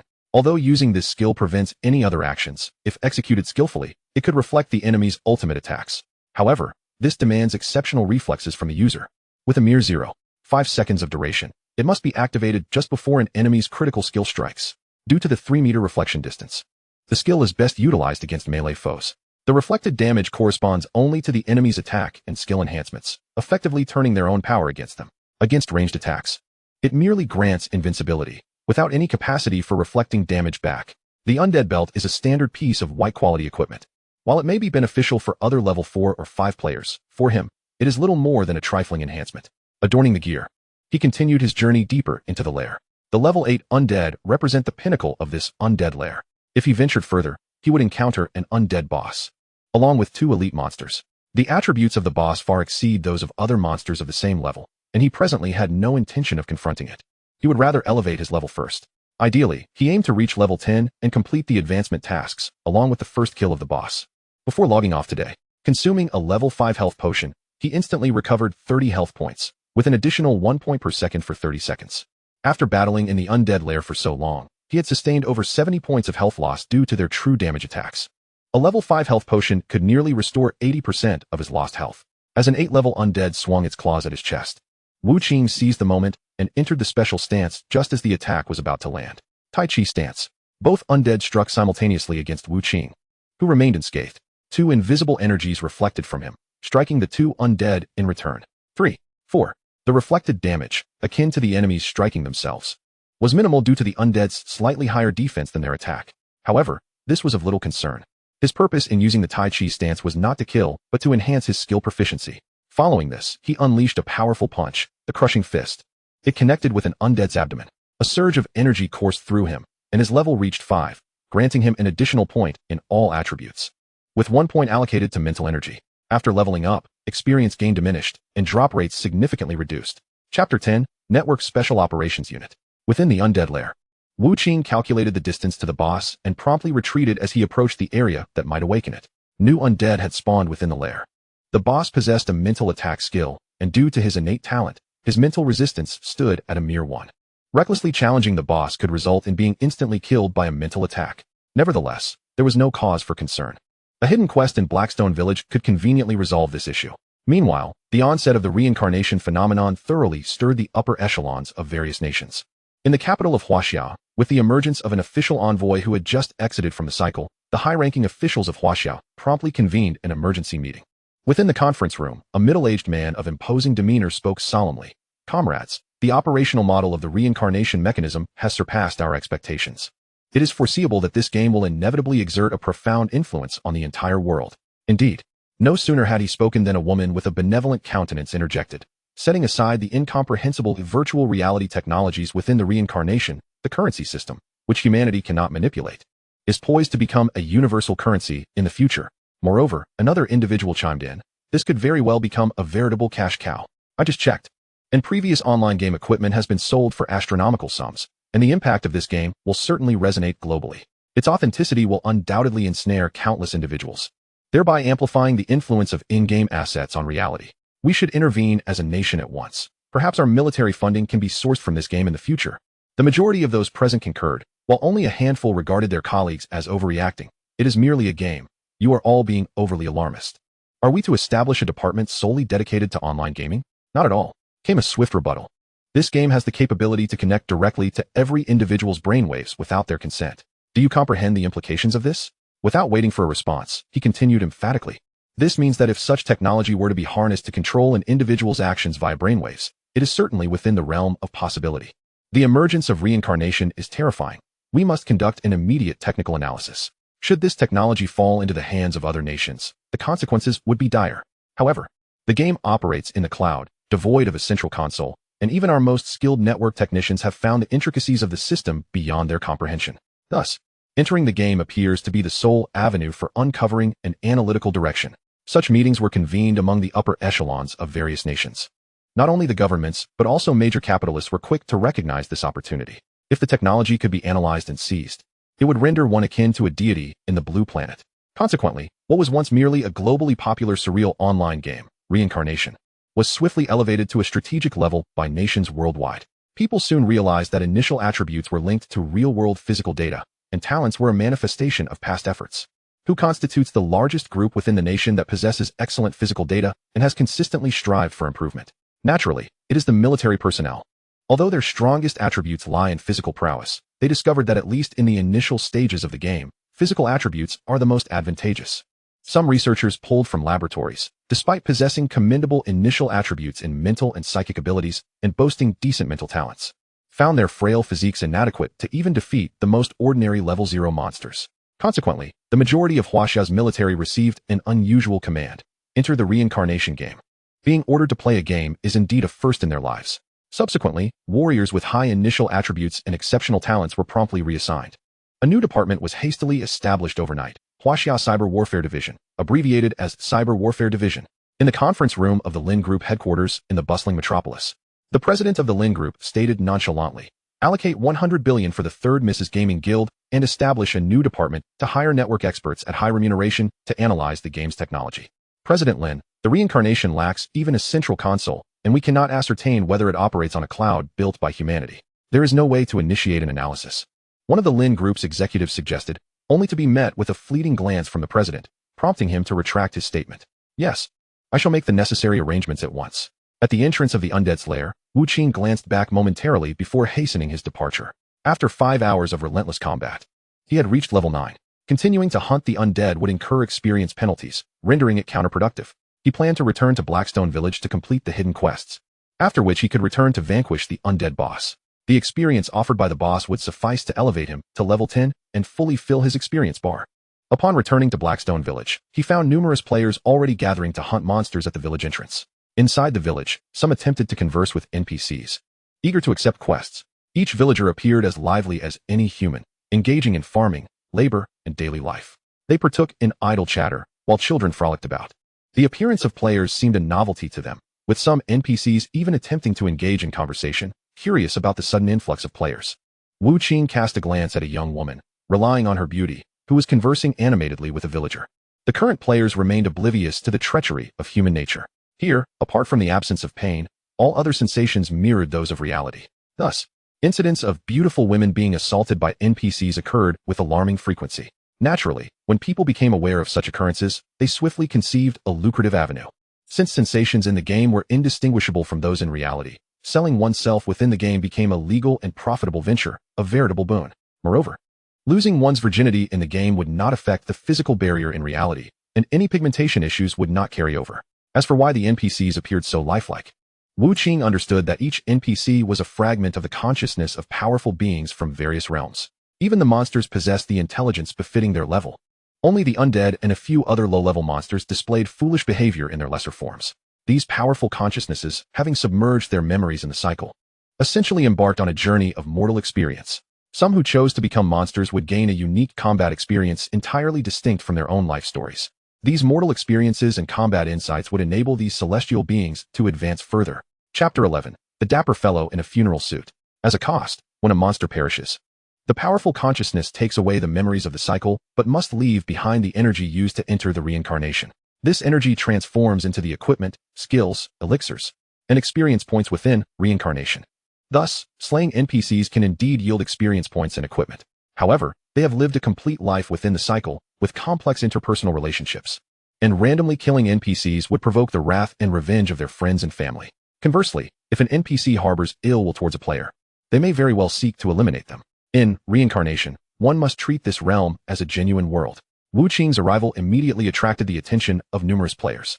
At this moment, he was no longer clad in the initial ragged attire but adorned with several pieces of equipment. After 5 hours of fierce combat in the undead's lair, he had acquired not only a subpar bone dagger, an undead belt, and a corpse poison ring, but also several other items. Cheap funeral suit, white quality. Constitution 1. Immunity to 10 points of poison damage. Burial necklace, white quality. Strength 2, skinning knife, white quality. Attack 3, sharpness 4, dead man's shoes, white quality. Constitution 1. Movement speed -10. The burial clothes possess a poison immunity of 10 points. The toxic essence of the undead is indeed classified as poison damage. Ever since he donned the burial attire, he has been impervious to harm. The equipment from the undead lair seems to augment strength and constitution, with even the shoes enhancing constitution at the cost of speed. Remarkably, he adorned this ensemble only after departing the undead lair, with the sole intent of showcasing it. Clad in burial garments, shod in dead man's shoes, adorned with a belt of the undead, and wearing a poison ring on his finger, he also flaunts a burial necklace around his neck. A shabby bone knife rests on his back, and a slightly smaller skinning knife hangs at his waist. This striking appearance certainly turns heads. What an unconventional ensemble. It is rather ominous. The beautiful girl engaged in casual conversation with the villagers gasped in astonishment, her mouth forming an A shape. You know nothing. Everyone else arrives in simple cloth and straw sandals, yet this individual undoubtedly bears equipment. Someone quickly deduced that regardless of how peculiar the gear may be, it is still equipment. Even the slightest enhancement in attributes surpasses the plain garments they currently wear. After 5 hours, some players with decent talents have managed to slay a few wild beasts, yet their spoils remain mere copper coins. The number of players capable of acquiring equipment is exceedingly rare. Even if they do, it is typically just one piece, not like Qing, who is adorned in an entire ensemble. This must be the renowned player known as Lumberjack, who has been reported twice. Players at the village entrance buzzed with chatter, while the girl conversing with the villagers brightened up, revealing a sweet smile as she approached Qing. "Are you the lumberjack?" Qing nodded slowly. Since he chose to return donning equipment, his identity could hardly remain concealed. However, his attention was not on the girl, despite her alluring figure and charming features, which would have made her the belle of the ball in the real world. He casually brushed her aside and continued on his way. At the village entrance, aside from the players, several villagers sat watching the spectacle. In their mundane lives, the arrival of players is quite entertaining. A vendor even set up a bun stall right at the village entrance. They pointed and whispered among themselves, their eyes widening when they beheld Qing returning in his dismal attire. Out of the corner of his eye, Qing noticed the elderly bun vendor staring intently at him and knew his objective had been accomplished. "Old man, I would like 3 buns." Qing produced a copper coin and smiled as he stood before the bun vendor. The buns were inexpensive, 3 for a single copper coin. Consuming a bun would instantly restore 2 points of health. Of course, healing is not the bun's primary function. Their main capability is alleviating hunger. In this cycle, sustenance is essential. Without it, one's body weakens and all attributes diminish. Eating and purchasing potions have left many players financially burdened. Many players toil in the fields for the villagers to survive in this realm. Some female players even resort to engaging in transactions with villagers for a few copper coins. The bun vendor accepted the copper coin, handed over 3 buns, and after a moment's hesitation, addressed Qing. "Young man, if I am not mistaken, all these items you possess were obtained from the undead lair outside the village?" Qing nodded as he munched on a bun, his ostentatious display of equipment precisely intended for the old man to see. After 5 continuous hours of combat, he felt quite famished. The 3 buns restored his health to full and alleviated his hunger. The buns were not particularly delectable. He had eaten many in his previous life and had no inclination to savor them now. Finishing quickly, he wiped his mouth and smiled at the old man. "The buns are delightful. Thank you, sir." The old man scrutinized his face for a moment, and Qing met his gaze in kind. After a brief silence, the old man said, "Young man, I have a favor to ask of you. Would you be willing to listen?" Finally, the moment had arrived. Qing did not immediately agree, but instead politely replied, "Please, go ahead." The elderly man tidied his bun stall and said, "Please follow me." He was quite frail, appearing as though a gust of wind could carry him away, and his legs were unsteady, causing him to limp as he walked. Qing placed a hand on the bun stall. "Sir, allow me to assist you." Nearby, the players witnessed this scene and eagerly followed, understanding that this enigmatic figure known as the lumberjack must be triggering some sort of quest. Even if they could not partake in the main reward, sharing in the spoils would be better than their current predicament. The beautiful girl also trailed behind, previously brushed aside by Qing, feeling somewhat embarrassed, yet he showed no inclination to acknowledge her, leaving her unable to react. "Hey," as she walked, the villager who had chatted with her earlier obstructed her path. The girl's expression brightened, thinking she might have triggered a quest herself, reflecting, "It was worth my time to chat with him." She quickly donned a smiling facade, sweetly inquiring, "Did you need something, big brother?" This flirtatious demeanor left the villager swallowing hard. "You haven't eaten yet, right? Allow me to treat you to a late-night snack. NPCs can invite players to dine." Her heart soared with joy, and she readily agreed, thinking that the NPC would surely offer more than just a meal, and that a quest would undoubtedly follow. Rather than trailing behind this crowd for a chance at the lumberjack's rewards, why not seize the opportunity for herself? Not far behind this girl, another female player witnessed the exchange and thought, "If that flirtatious girl can attract a quest, surely I can as well." Thus, she summoned her real-world charm and approached another villager. "Hello, big brother." Chapter 12. Examination token. Upon entering a rather ordinary dwelling with the bun vendor, the old man closed the door and secured the windows. Limping over to the bedside, he said, "Young man, please have a seat." The interior of his home was quite humble, featuring only a bed, a wooden table, and a wooden stool. The adjacent room appeared to be where he made his buns. Aside from that, there was nothing more. He had no wife, no children, living alone in solitude, destined to die alone in the years to come. Qing sat on the only stool, while the old man settled on the edge of the bed. "Young man, with the considerable amount of equipment you possess, you must have slain quite a number of undead, correct?" After receiving Qing's affirmative response, the old man fell silent for a moment, seemingly weighing his words. "In the undead lair, there exists a king of the undead. I require his heart. I wonder if you could assist me in acquiring it?" The king of the undead is the boss located at the lair's end. Accompanying him are 2 elite undead, known as the generals of the undead. The old man understood that defeating this boss would be exceedingly difficult, hence he offered his own reward. "If you can bring me the heart of the king of the undead, I will grant you a token of examination from the Lingyang sect. You may not be familiar with the Lingyang sect, you outsiders. The player is regarded as an anomaly by the NPCs within the cycle of reincarnation. However, considering that the cycle also harbors wild creatures capable of dropping equipment skills, the NPCs are not entirely averse to the sudden appearance of the player. Indeed, these NPCs can also vanquish wild creatures to acquire equipment skills, but they are unable to gain experience points from such endeavors. To elevate their levels, they must engage in self-cultivation. Furthermore, their drop rates are even lower than those of the most unfortunate players. Players can also advance through cultivation, which involves obtaining martial arts techniques and harnessing the celestial energy by executing the prescribed movements. This celestial energy can then be transformed into experience points. Various factors, such as the level of the martial arts technique and the cultivation environment, significantly influence the efficiency of experience point acquisition. In this realm, aside from slaying monsters, there are two additional avenues to acquire equipment skills or potions: purchasing from NPCs or joining certain factions, which provide rewards through contributions. Martial arts techniques, however, can only be acquired through purchase or by aligning with certain factions. Lingyang sect stands as one of the more formidable forces within the reincarnation world, specializing in soul abilities. Regrettably, Wu Qing's spiritual attributes have all been converted into physical attributes, rendering him incapable of wielding soul abilities, thus precluding any connection with Lingyang sect. Nevertheless, even without joining Lingyang sect, the value of the sect's examination token remains extraordinarily high. Presumably, Wu Tong's talent lies in either mental or healing abilities, making her particularly well suited for joining Lingyang sect. Should she choose not to join, she could always sell the token. Most players aspiring to join a faction must rely on their own legs to traverse the landscape. However, given the vastness of the reincarnation world, relying solely on running proves to be a slow endeavor, especially with powerful monsters lurking in the mountains beyond the villages. Even those with extraordinary tenacity would find it nearly impossible to escape.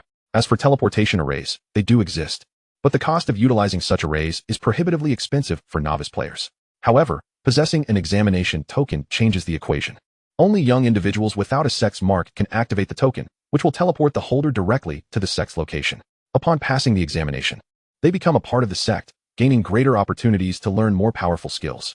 If they earn the favor of a senior within the sect, they may even be bestowed with formidable equipment.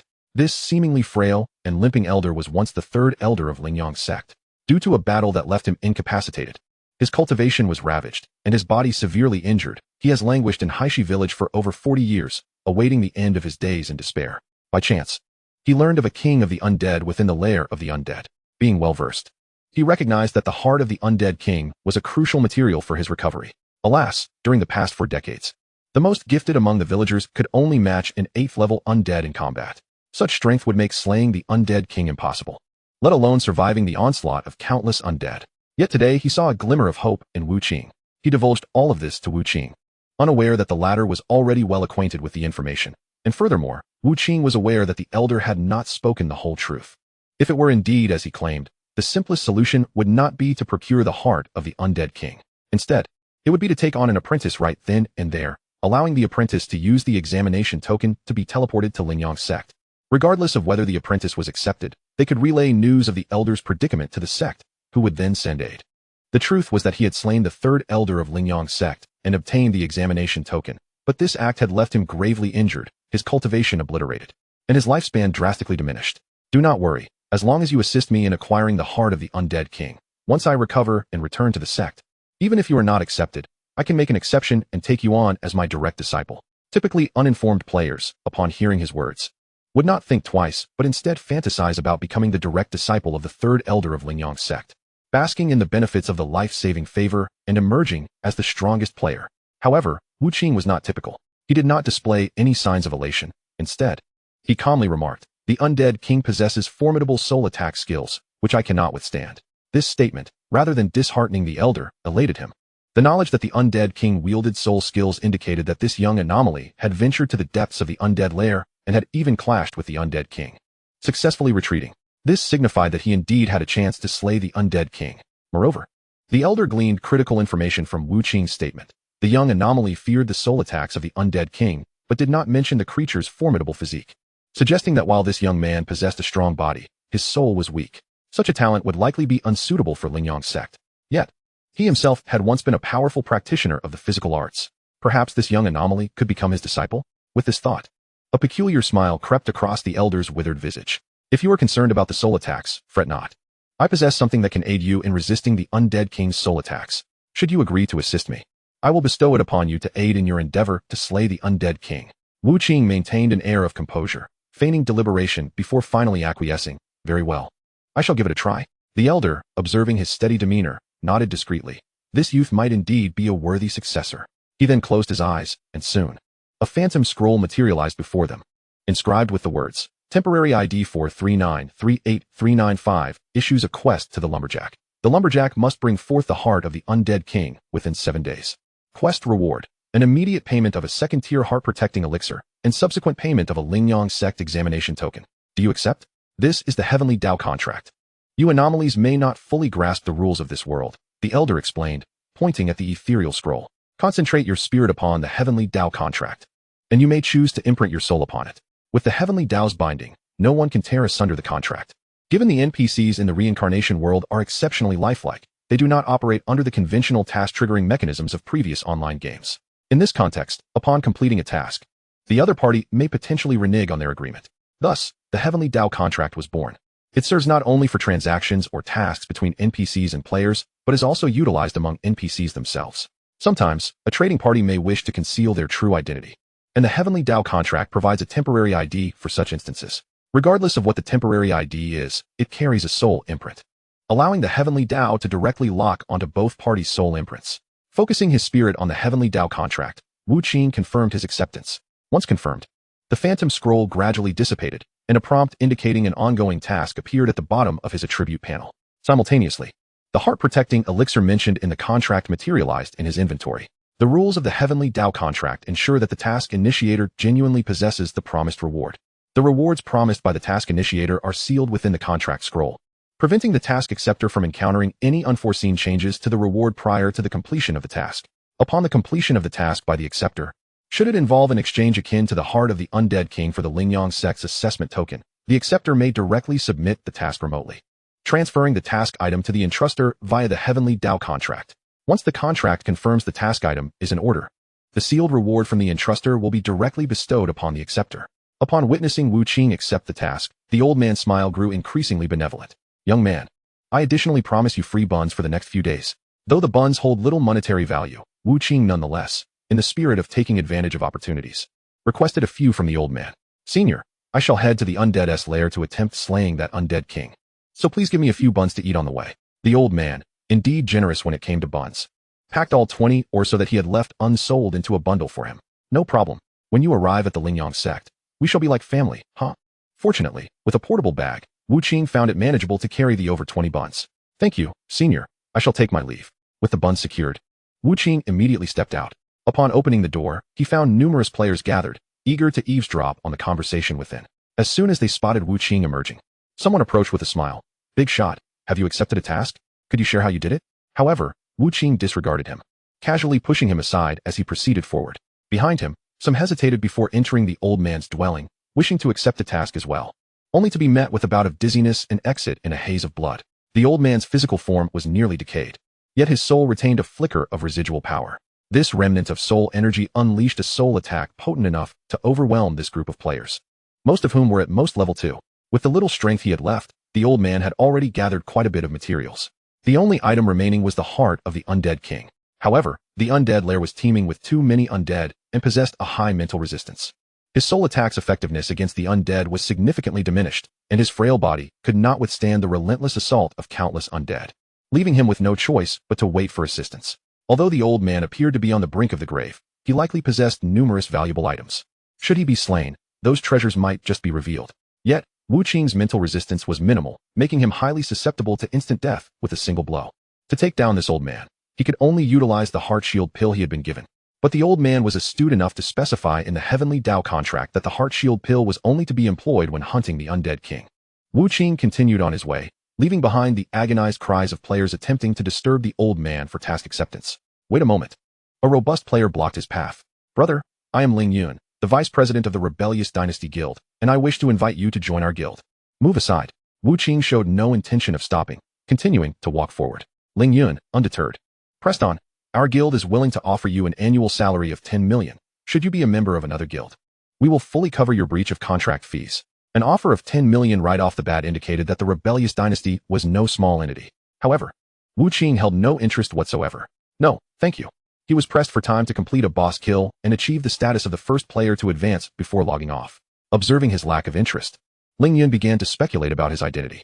If he were an ordinary individual, hearing an annual salary of 10 million would surely provoke a different reaction. Although reincarnation was magical, it was still the first day of the server's launch, and many players were still in a state of observation. The true value of the game content remained uncertain until it translated into actual wealth. The fact that this individual could calmly reject his offer hinted that he was not lacking in funds, or perhaps his original guild had presented an even more lucrative salary. Brother, please consider it. Take your time. We can add each other as friends, and you can contact me whenever you wish to join us. Only then did Wu Qing pause, recognizing that certain resources needed to be sold. The rebellious dynasty could serve as a potential outlet. All right. After adding each other as friends, Ling Yun felt that a connection had been forged, prompting him to inquire, "How did you receive your task? I am willing to pay for the strategy. My task is unique. Sharing it with you would be futile." After saying this, Wu Qing departed from the village without a backward glance. While he was aware of how to accept ordinary tasks, he could not articulate how he came to possess such knowledge. Moreover, any payment made would undoubtedly be deposited into his account, which he currently could not access. Given the capabilities of the Lin Group, tracing his bank account number and transaction history would not be a difficult task. In that case, they could ascertain his location based on where he withdrew money. Although he could not continuously flee with Wu Tong, buying some time could provide him with an opportunity to resolve this matter. After leaving Haishi village, he again headed towards the undead lair. Players followed him, eager to uncover the nature of his task and how he leveled up so quickly. However, now at level 9 and boasting a movement speed of 374 milliseconds, he was hardly a target for those level 1 or 2 players to keep up with. Chapter 14, a mere boss. Within the first tier, each level grants 1 point to all attributes and an additional point of free attributes. He allocated all his free attributes to his mental power, which, when doubled into strength, resulted in an overwhelming attack power. Upon reviewing his attribute panel, ID, Woodcutter, Innate Talent, Heaven and Curse Binding, Soul Transmutation. Subsequent Talent, Long Life, Swift Feet.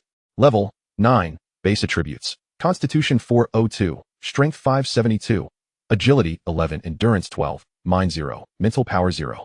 Combat Attributes, Health 2300, Attack 2647, Defense 119, Attack Speed 515, Movement Speed 374, Mana 0, Magic Power 0, Mental Resistance 1. Skills, Crushing Fist, White, LV1, Tai Chi Stance, White, LV1. Equipment, Corpse Poison Ring, White. Undead Belt, White. Cheap Burial Garment, White. Accompanying Necklace, White. Skinning Knife, White. Grass Slippers. The weapon's attributes do not directly augment the panel until the moment of use.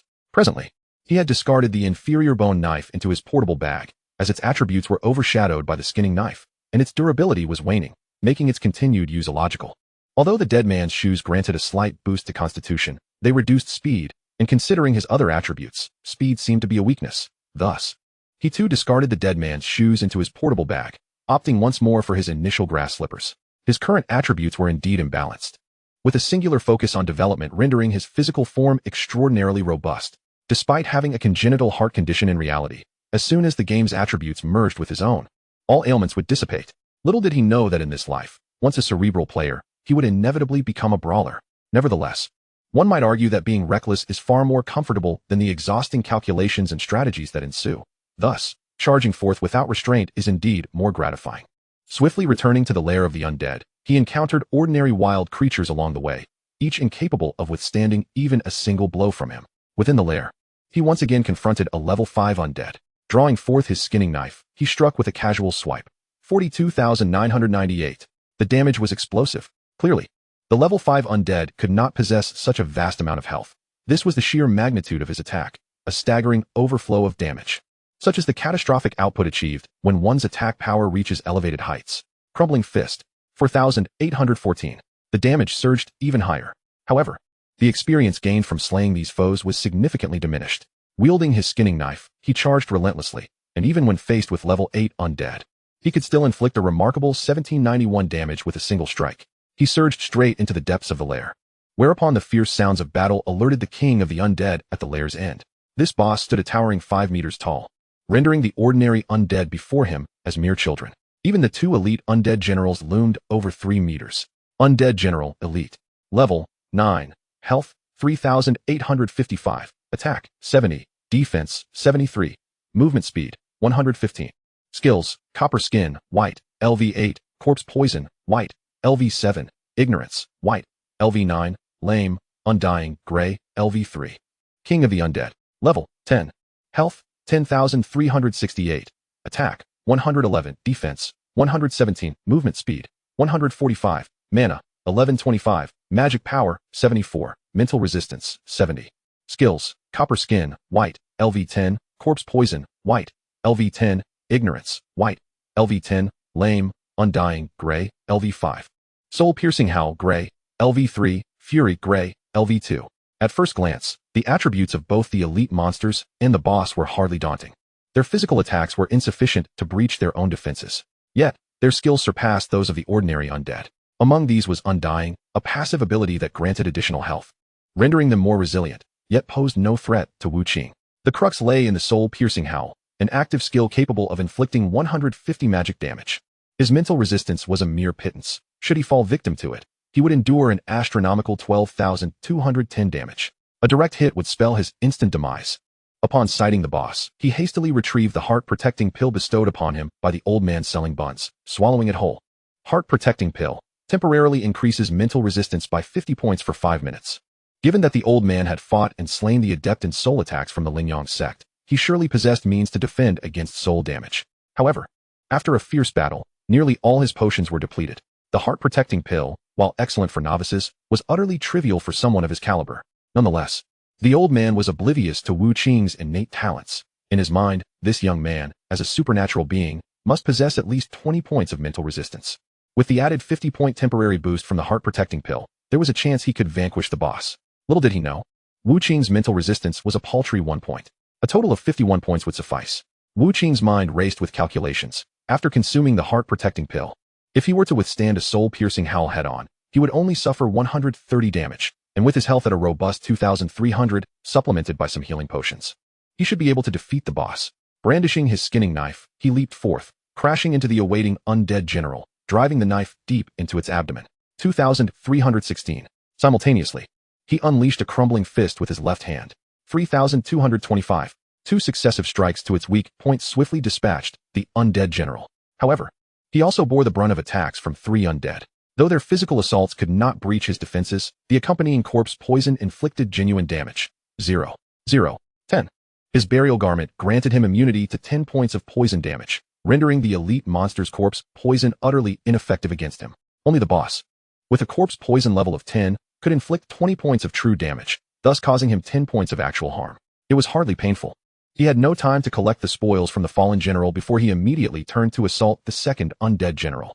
Braving their attacks, he relentlessly struck twice at the weak points of the undead generals. Such encounters, devoid of protective tactics, were exhilarating. Once he exited this place, he would not encounter such foolish adversaries again.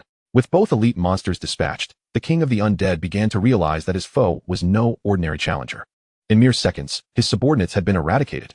He opened his rotting, maggot-infested mouth, and a foul stench wafted forth, swiftly followed by a soul-shaking shriek. 130. The speed of the soul attack was astonishing. He had no time to activate his Tai Chi stance for defense. The impact caused his soul to tremble. Yet this skill primarily dealt damage without control. He steadied himself and charged toward the boss. The skinning knife cleaved into the boss. 349. Chapter 15. Vanquishing the King of the Undead. Wu Qing continued his assault, the effects of the heart-protecting pill lasting only 5 minutes. Should he fail to defeat the King of the Undead within that time, he would have to flee. 349. 349. His speed surpassed that of the boss. While attacking, he adeptly evaded the boss's strikes. Yet he found it still too slow. After another slash, he forcefully plunged into the boss's embrace, thrusting into the boss's abdomen with all his might. 1032. Gripping the boss's shoulder, he found his strength exceeded that of the boss. Just as he was about to resume his assault on the abdomen, he caught a glimpse of the boss opening its mouth. This is bad. Realizing the imminent danger, he prepared to employ Tai Chi stance, just as the piercing howl struck again. 130. His mind momentarily clouded, but he quickly regained composure. After utilizing soul-piercing howl, the boss launched a series of attacks aimed at his chest, attempting to extract his heart. Fortunately, his defenses were superior to the boss's attacks. They could not breach his defenses, leaving only 10 points of true damage. Thus, within the lair of the undead unfolded the following scene. The king of the undead and a lone human were locked in a deadly embrace, the human wielding a knife, continuously stabbing into the boss's abdomen, while the boss retaliated with its other hand, targeting the human's chest. The battle was devoid of finesse, relying solely on brute force. Suddenly, the eyes of the king of the undead turned crimson, a noxious odor emanating from his already foul body. Wu Qing, overwhelmed by the stench, felt dizzy. Although the odor bore no physical harm, its disruptive effect during combat rivaled that of control skills. Yet Wu Qing understood that the odor's purpose was not merely to disturb. It signified the king of the undead's final skill, Fury. Fury, automatically triggered when maximum health drops below 30, restoring 100 health points per second for 30 seconds. During this period, the user can forcibly release active skills during cooldown, each forced activation inflicting 50 points of damage upon themselves, with a cooldown of 24 hours. This skill, Fury, could be deemed the boss's ultimate ability.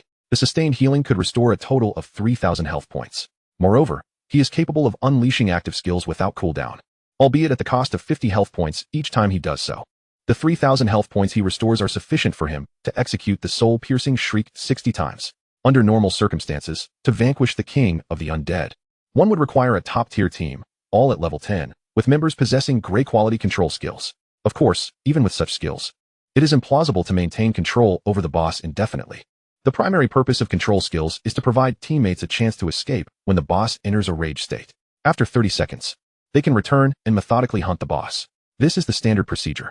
However, Wu Qing is anything but standard. He clings to the boss's shoulder with one hand, while the other wields a dagger, ruthlessly stabbing at the boss's abdomen. 1029. 130. The king of the undead relentlessly unleashes the soul-piercing shriek, vowing to slay this audacious human before him. 130. 130. Wu Qing possesses 2,300 health points, enabling him to withstand 17 strikes. Yet, with the boss in a fury, the skills are devoid of cooldown, and the soul-piercing shriek is launched once every second, allowing him to endure for merely 17 seconds. Fueled by determination, he does not evade, continuing to thrust his skinning knife into the boss's abdomen with fervor. 1047. 1023. After a series of 5 stabs, the king of the undead finally ceases its roaring. The soul-shattering shriek comes to an end, and the boss dissipates into 2 streams of light. One stream enters his body, instantly filling his experience bar to level 10. The other transforms into several items that fall to the ground. Wu Qing lets out a long breath. He now has 1,270 health points remaining, and the entire battle lasted barely half a minute. The attributes provided by the heavenly and cursed bindings are undeniably invincible in the early stages. However, his mental resistance is a glaring shortcoming that he must address. Although there are potions like the Heart's Guardian, such potions come with usage restrictions. Among the limitless potions, the Heart's Guardian offers attributes that are nearly exceptional. Yet, in the later stages, 50 points of mental resistance prove utterly inadequate. Should someone attempt a sneak attack to kill him, a single mental assault could be sufficient to obliterate him. The optimal solution would be to acquire equipment that enhances mental resistance. However, equipment also comes with wearing requirements.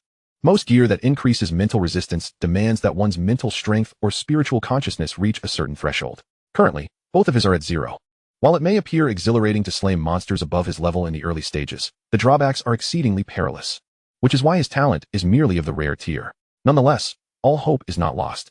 If there were a high-level player with mental talents who could continuously bestow mental resistance buffs upon him, he might avoid being instantaneously killed by mental attacks. Pondering this, Wu Qing mused, Tong Tong is likely to possess mental or healing talents. I shall have her learn a high-level mental resistance buff skill, and I will guide her in leveling up. With his thoughts settled, he began to examine the equipment obtained from this boss kill. Cursed Pendant of the Undead, Black Quality Necklace, Constitution 13. When the wearer is attacked, a curse is inflicted upon the attacker, causing any damage dealt to the cursed target by the wearer to be increased by an additional 20 for 10 seconds. Usage restriction, base Constitution 20. Human Bone Warhammer, Black Quality Weapon, Attack 90, Armor Shatter 150, Usage restriction, base Strength 30. Skull Helm, Gray Quality Helmet, Hardness 530, Mental Resistance 30, Usage restriction, base Mental Strength 10. Base Constitution 8. Soul Piercing Shriek, LV1, Gray Quality Soul Skill, deals 120 magical strength soul damage, consumes 50 mana, cooldown of 30 seconds. Meditation, LV1, White Quality Skill, enters a meditative state, continuously restoring health and mana at a rate of 0.1 per second, when one of the two reaches maximum. The restoration rate of the other doubles, with no cooldown. Movement and attacking are not permitted during meditation. Heart of the King of the Undead. Consuming this item permanently increases Constitution by 10 points, and has a 1 chance to awaken the innate talent, Copper Skin, Iron Bones. Silver Coin X1, currency in the cycle of reincarnation. In total, there are 3 pieces of equipment, 2 skills, and 1 quest item. With the quality of skills and equipment ranging from white, gray, black, cyan, blue, purple, orange, red, to gold, in ascending order. Typically, most players must wait until level 20 to have the opportunity to utilize black quality equipment. Yet, he has already acquired such items. Although there are usage restrictions, upon reaching level 10, his constitution is 43 and strength is 62, more than sufficient to wield these items. While the necklace requires him to endure damage to enhance his output, the substantial attack power he currently possesses makes this enhancement remarkably advantageous. The Warhammer's handle resembles a human femur, while the hammerhead is a skull. The blunt weapon's armor shatter is equivalent to the sharpness of bladed weapons, both intended to diminish the enemy's defenses. However, the armor shatter also serves another purpose. It can damage armor and inflict bodily harm on foes through their defenses. For instance, if the skull helm has a defense of 530, should an enemy's attack exceed this value, it will accelerate the depletion of the helm's durability. And if the attack power is sufficiently high, it could even shatter it in one blow. In terms of destructive capability, blunt weapons surpass sharp ones. Yet they demand considerable strength to wield effectively. With this Warhammer, his attack power will undoubtedly experience a qualitative enhancement. The soul-piercing shriek is a skill of the boss, and though it has manifested as a grey-quality skill, its damage is rather standard. Moreover, as he lacks mana and magical strength, this skill holds no utility for him. Chapter 16, the third announcement. What truly delights Wu Qing is the white-quality skill. On one hand, he requires white-quality skills to cultivate the sacred embryo. On the other, with meditation, he can substantially reduce his expenditure on potions. Although the recovery rate is modest, even in the later stages of the game. Should anyone discover this skill for sale, it would be snatched up by throngs of players. Regrettably, the drop rate for this skill is absurdly low. His good fortune in acquiring it at this moment is indeed remarkable. As meditation possesses no cooldown, the method of gaining proficiency differs from other skills. One must continuously use it for 30 seconds to achieve a single point of proficiency. Fortunately, meditation is unique. It can automatically run during offline periods, aiding in leveling up. Generally, when players log off, their characters enter a resting state. If they have obtained a cultivation method, they can enter a circulatory state to gain experience points. The vast majority of players choose to run the circulatory state while offline. However, the experience gained from cultivation pales in comparison to that from monster hunting, especially for Wu Qing, who finds it effortless to slay monsters above his level. Therefore, he plans to utilize his offline time to enhance his proficiency in meditation. As for the quest item, the Heart of the King of the Undead, it is not mandatory to submit. The Dao contract he signed with the old man selling buns is to exchange the Heart of the King of the Undead for a token of the Lingyang sex assessment. The Heart's Guardian was an additional gift from the old man. For most players, the chances of successfully hunting the King of the Undead are quite low. Naturally, the quest may fail. Even if one acquires the Heart's Guardian, it would be the same. Thus, players may opt to fail the quest, refuse the trade, and keep the heart for themselves. This item is not merely an ordinary quest object. Upon consumption, it bestows an immediate and permanent enhancement of 10 points to one's constitution. Furthermore, there exists a one chance to acquire a talent known as Copper Skin, Iron Bones, a fortuitous endowment for the future. Its advantages may well rival those of the Lingyang Sect's assessment token. Within the first tier, each level gained results in a 1-point increase to all attributes, along with an additional point to distribute freely. The maximum initial attributes, however, cap at a mere 5 points. Consequently, even a player dedicated solely to enhancing their constitution would find their maximum at level 10 to be just 25 points. Yet, this method of attribute allocation is exceedingly extreme, leading most players' constitution to seldom exceed 20, with some even languishing at around 13 or 14. Thus, the acquisition of these 10 points signifies a transformative leap at this juncture. Moreover, one might gamble on whether they will attain the subsequent talent, Copper Skin, Iron Bones, which, by its very name, suggests a defensive inclination. However, Wu Qing does not require this additional 10 points. The one chance of obtaining the talent is far too meager, and his luck has always been rather average, leading him to forego this gamble. Yet, he also does not intend to return it for the sake of completing the quest. This heart holds other purposes for him. Silver coins serve as the standard currency in this realm, which comprises copper coins, silver coins, and gold coins, all with an exchange rate of 10,000 to 1. One silver coin equates to 10,000 copper coins, and one gold coin equals 10,000 silver coins. Thus, a single silver coin corresponds to an impressive 10,000 copper coins, making the King of the Undead quite valuable. Just as he vanquished the King of the Undead, the familiar sound of rewards echoed in his ears. Congratulations! You are the first player to defeat a boss since the launch of Reincarnation. You have been awarded the mundane grade future talent, Epiphany. A server-wide announcement will follow. Would you prefer to remain anonymous? Choosing not to remain anonymous, Wu Qing confirmed his decision. In the next moment, the server-wide announcement resonated in the ears of all players. Player, Lumberjack, is the first to complete a boss kill, receiving the mundane grade future talent, Epiphany. Repeated thrice, these announcements sparked a fervor among players. Who is this Lumberjack truly? On the very first day, Someone has already achieved a boss kill? I don't even know where the boss is. Forget about the boss. I can't even defeat the most basic wild monsters without several players assisting. Is this person using hacks? It's only been 6 hours since the game launched, and 3 announcements in a row all pertain to the same individual. Damn. Is this person reborn with a guidebook? Otherwise, how could they be so swift? Unbeknownst to him, his offhand remark was, in fact, the truth. This game differs from those we have played before. It relies not merely on awareness and skill, but genuinely on physical prowess in combat. Aside from the absence of pain and fatigue, it bears no resemblance to traditional online games. Could he possibly be a master of ancient martial arts? What a joke. A descendant of ancient martial arts, you say? Why not claim he's from a family of immortals? Perhaps he has read too many novels. Regardless, he is undoubtedly a practitioner. A combat expert, possibly even a special forces operative. The return of the Soldier King in the world of online gaming? Ordinary players lament, their imaginations running wild. But the higher-ups of various guilds promptly recognize the significance of such a high-caliber player. Consequently, numerous guild leaders personally extend invitations to the enigmatic lumberjack. Lacking Wu Qing's friendship, they can only post recruitment messages in the chat channel. Yet, amid the multitude of conversations, their recruitment notices quickly become lost in the deluge of chat logs.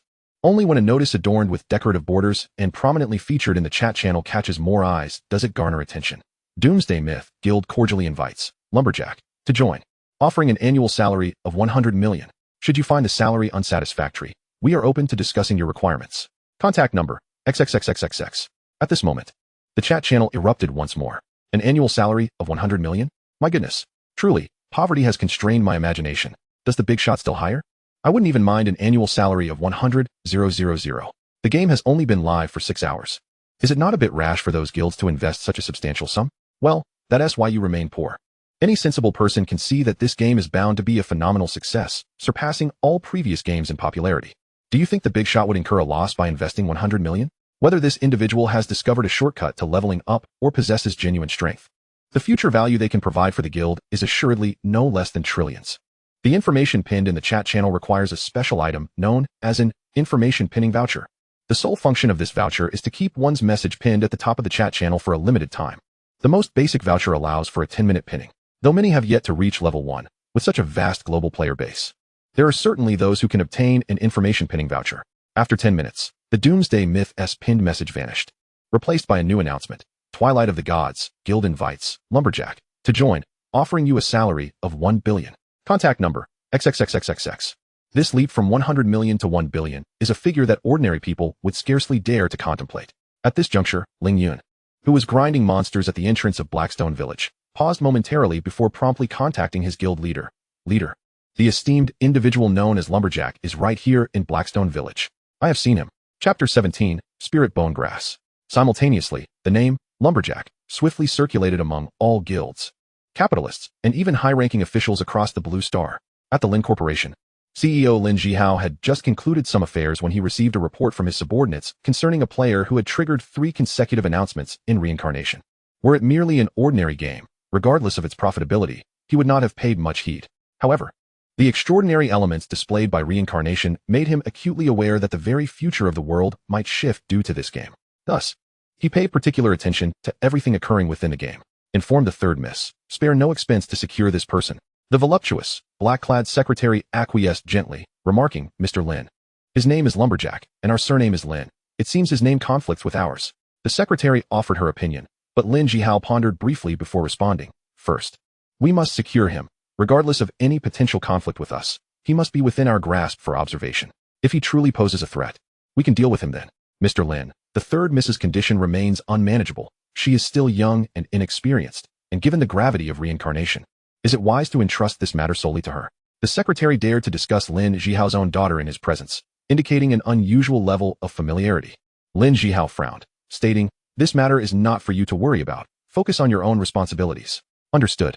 The secretary dared not speak further, bowing her head as she exited the chairman's office. In the capital of Huaxiao, within a government office building, a middle-aged man was receiving reports from his subordinates. Is that player with the ID Lumberjack one of our Huaxiao people? His subordinate replied, the ID is in Chinese. It is highly probable that he is one of us. The middle-aged man nodded and remarked, let us get in touch and see if we can bring him into our department. The emergence of reincarnation is of utmost significance, and those above are exceedingly concerned. Such talent must not be overlooked. Indeed, within the lair of the undead, Wu Qing collected his spoils and immediately began to learn the meditation skill. Subsequently, he commenced examining the newly acquired rewards. Epiphany, a mundane level innate talent. It grants a 10 chance of insight with each skill usage, resulting in an additional point of proficiency. Epiphany symbolizes genius. It is a divine certificate of talent bestowed upon you by the commentary of a supreme being. Upon seeing this talent, Wu Qing felt a surge of joy, for it was precisely the type of ability he required. Choosing the path of the holy embryo, the most arduous challenge for him was the acceleration of skill proficiency. The advent of this talent effectively multiplied his proficiency advancement rate by 10. Alas, it is but a mundane level ability, were it of mythic caliber. The speed of skill cultivation would undoubtedly be even swifter. He was aware that several achievements during the novice phase would reward mundane level innate talents. And while they were all of the same level, they promised him lasting enhancement, proving far more cost-effective than directly awarding high-tier equipment. Moreover, the requirements for utilizing high-tier equipment were stringent, and he was unlikely to be able to wield them at present. Thus, he was motivated to swiftly complete these achievements. Only one remained, the first promotion. He recalled that in his previous life, the first individual to complete this task took 3 days, and time was still ample for him to engage in other pursuits.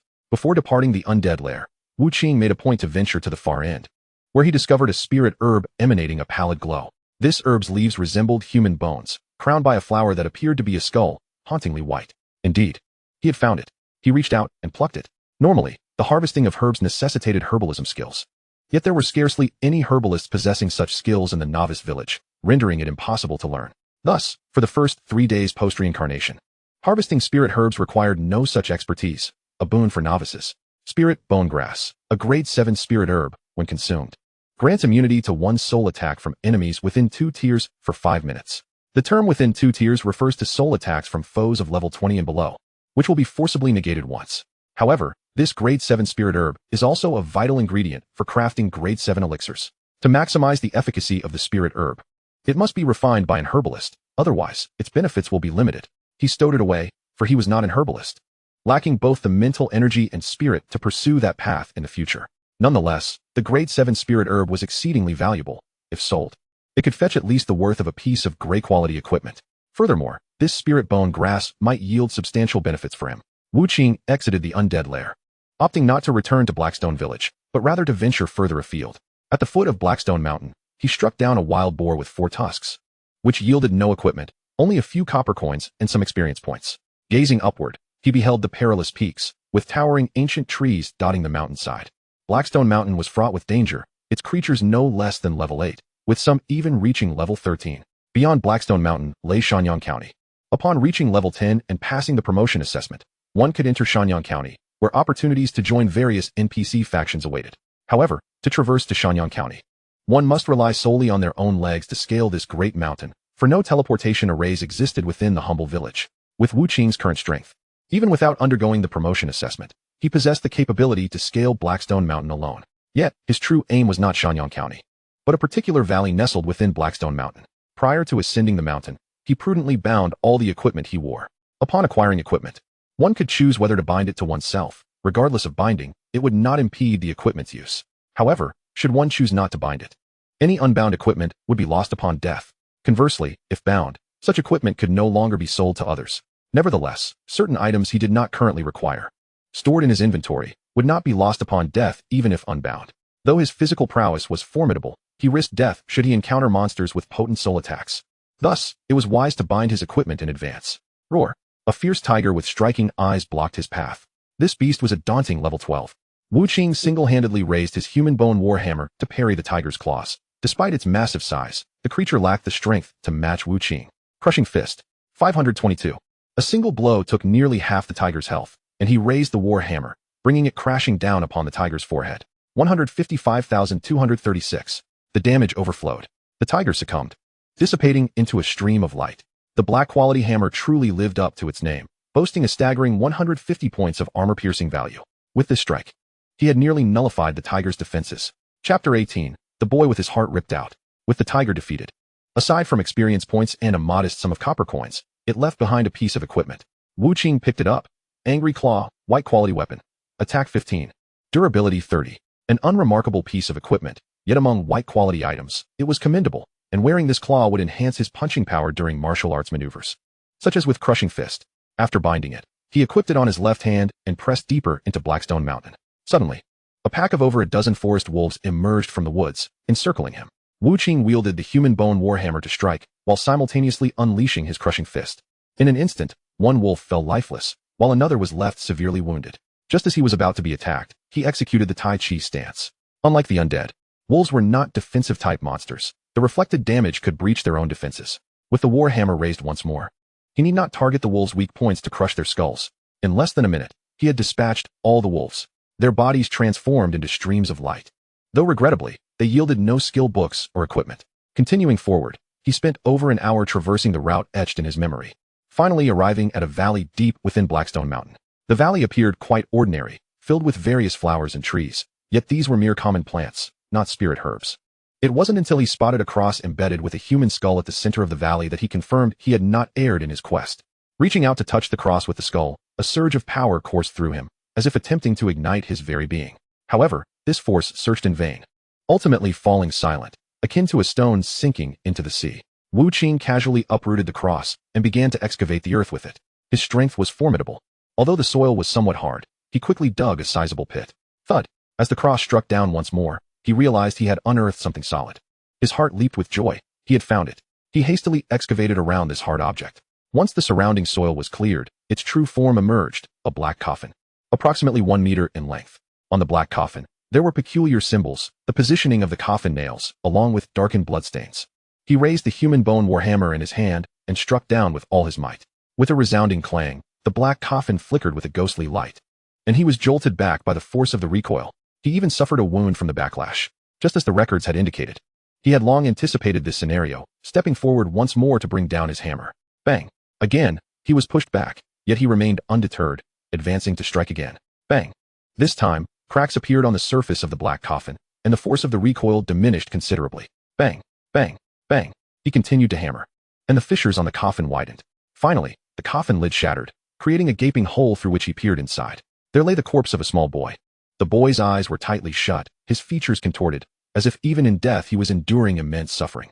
A large hole was present in his chest, his sternum fractured, and inside was a viscous black liquid.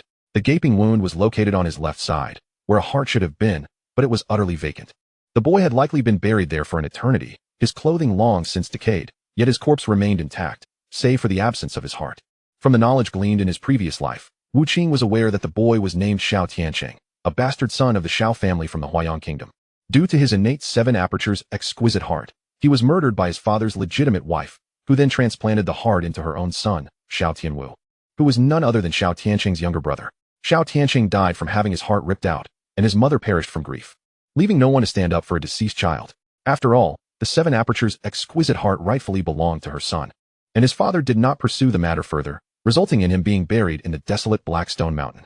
However, his wife found this unacceptable and sought the aid of a powerful sorcerer from the demonic sect to set up a malevolent ritual, ensuring his restless soul would never find peace. The crucifix skull served as the instrument of this dark magic. Should anyone touch the crucifix skull, their internal mana would ignite and explode instantly, inflicting tenfold true damage. In this remote mountain village, the strongest among them barely reached the initial 2nd tier, making it unlikely for anyone to discover the truth. Yet, they had failed to realize that this place had once been the lair of the ancient master, the Blackstone Elder. The lair of the dead was imbued with extreme Yin energy, and Xiao Tiancheng's corpse, buried within, had not decayed for decades. Instead, it had been transformed by the malevolent energy, showing signs of turning into a zombie. The internal Yin energy continuously eroded the dark magic of the soul-binding black coffin, causing the power of the soul-binding crucifix to diminish steadily. It was precisely because of this that in Wu Qing's past life, a fortunate player inadvertently stumbled upon this place and managed to extract the soul-vanquishing crucifix. However, despite its diminished power, it still resulted in the player's demise. Fortunately, players could be resurrected, and upon returning to this location, he began to study it meticulously. Once the soul-vanquishing crucifix was removed, it became ineffective.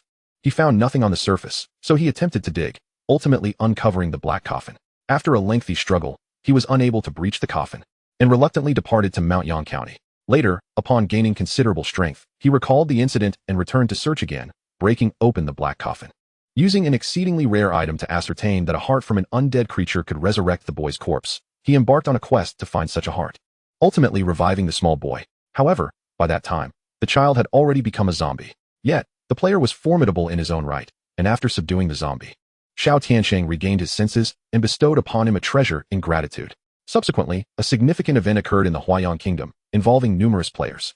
The incident originated from the Xiao family, and while players speculated about its cause, that very player recognized the returning Xiao Tianqing and understood the general circumstances. Having once saved Xiao Tianqing from death, he later made these events public, revealing to the players that they had suffered an undeserved calamity. Wu Qing, fully aware of many tasks in Blackstone Village, chose the lair of the undead, attracting the attention of the old man selling buns, and obtained the heart-protecting pill to slay the undead king. This was all for this moment. The undead were indeed undead spirits, and the heart of the undead king was the key item to resurrect Xiao Tianqing. The team that had assisted the bun-selling old man in hunting the undead king and obtaining the heart was unaware of Xiao Tianqing's plight. That heart had been used to complete their task and obtain the assessment token from the Lingyang sect. However, how could the Lingyang sect's assessment token compare to the treasure bestowed by Xiao Tianqing?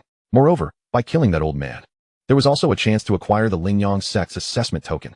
The soul-binding crucifix inflicted damage by detonating mana, but since Wu Qing possessed no mana, the soul-vanquishing crucifix posed no threat to him. Taking the heart of the undead king from his inventory, Wu Qing placed it within the gaping hole in Xiao Tianqing's chest. Chapter 19, Kindred Spirits. In his past life, Tong Tong had perished from having his heart ripped out. You two share a similar fate. Thus perhaps we can be considered kindred spirits. From the moment the heart of the undead king was placed within his chest cavity, an endless stream of malevolent energy coalesced in the valley, and the black liquid within Xiao Tianqing's body surged forth like blood, spurred by the dark energy. The wind howled, and the world suddenly dimmed, the whistling sound of the wind resembling a baby's wail, as the gusts blew away leaves, causing flowers and grass to swirl about. The heart of the undead king was enveloped by the black liquid, and under the influence of the malevolent energy, it began to throb slowly. The black liquid morphed into flesh and blood, veins and arteries visibly forming on the surface of Xiao Tianqing's corpse. Suddenly, the child's tightly shut eyes flung open, revealing not pitch-black pupils, but a vivid crimson. Wu Qing met his gaze, feeling as though an illusion was encroaching upon him. He hastily retreated, only to hear a resounding crash. Xiao Tianqing's small form leaped from the hole in the black coffin, shattering the entire coffin lid into fragments. Utilizing the system's built-in scanning feature to inspect the data of this little zombie, the result was Xiao Tianqing. Level 15. Physique, strength, agility, heart power, spirit, endurance, skills, malevolent cloak. So many question marks. It was impossible to ascertain the true strength of this little zombie.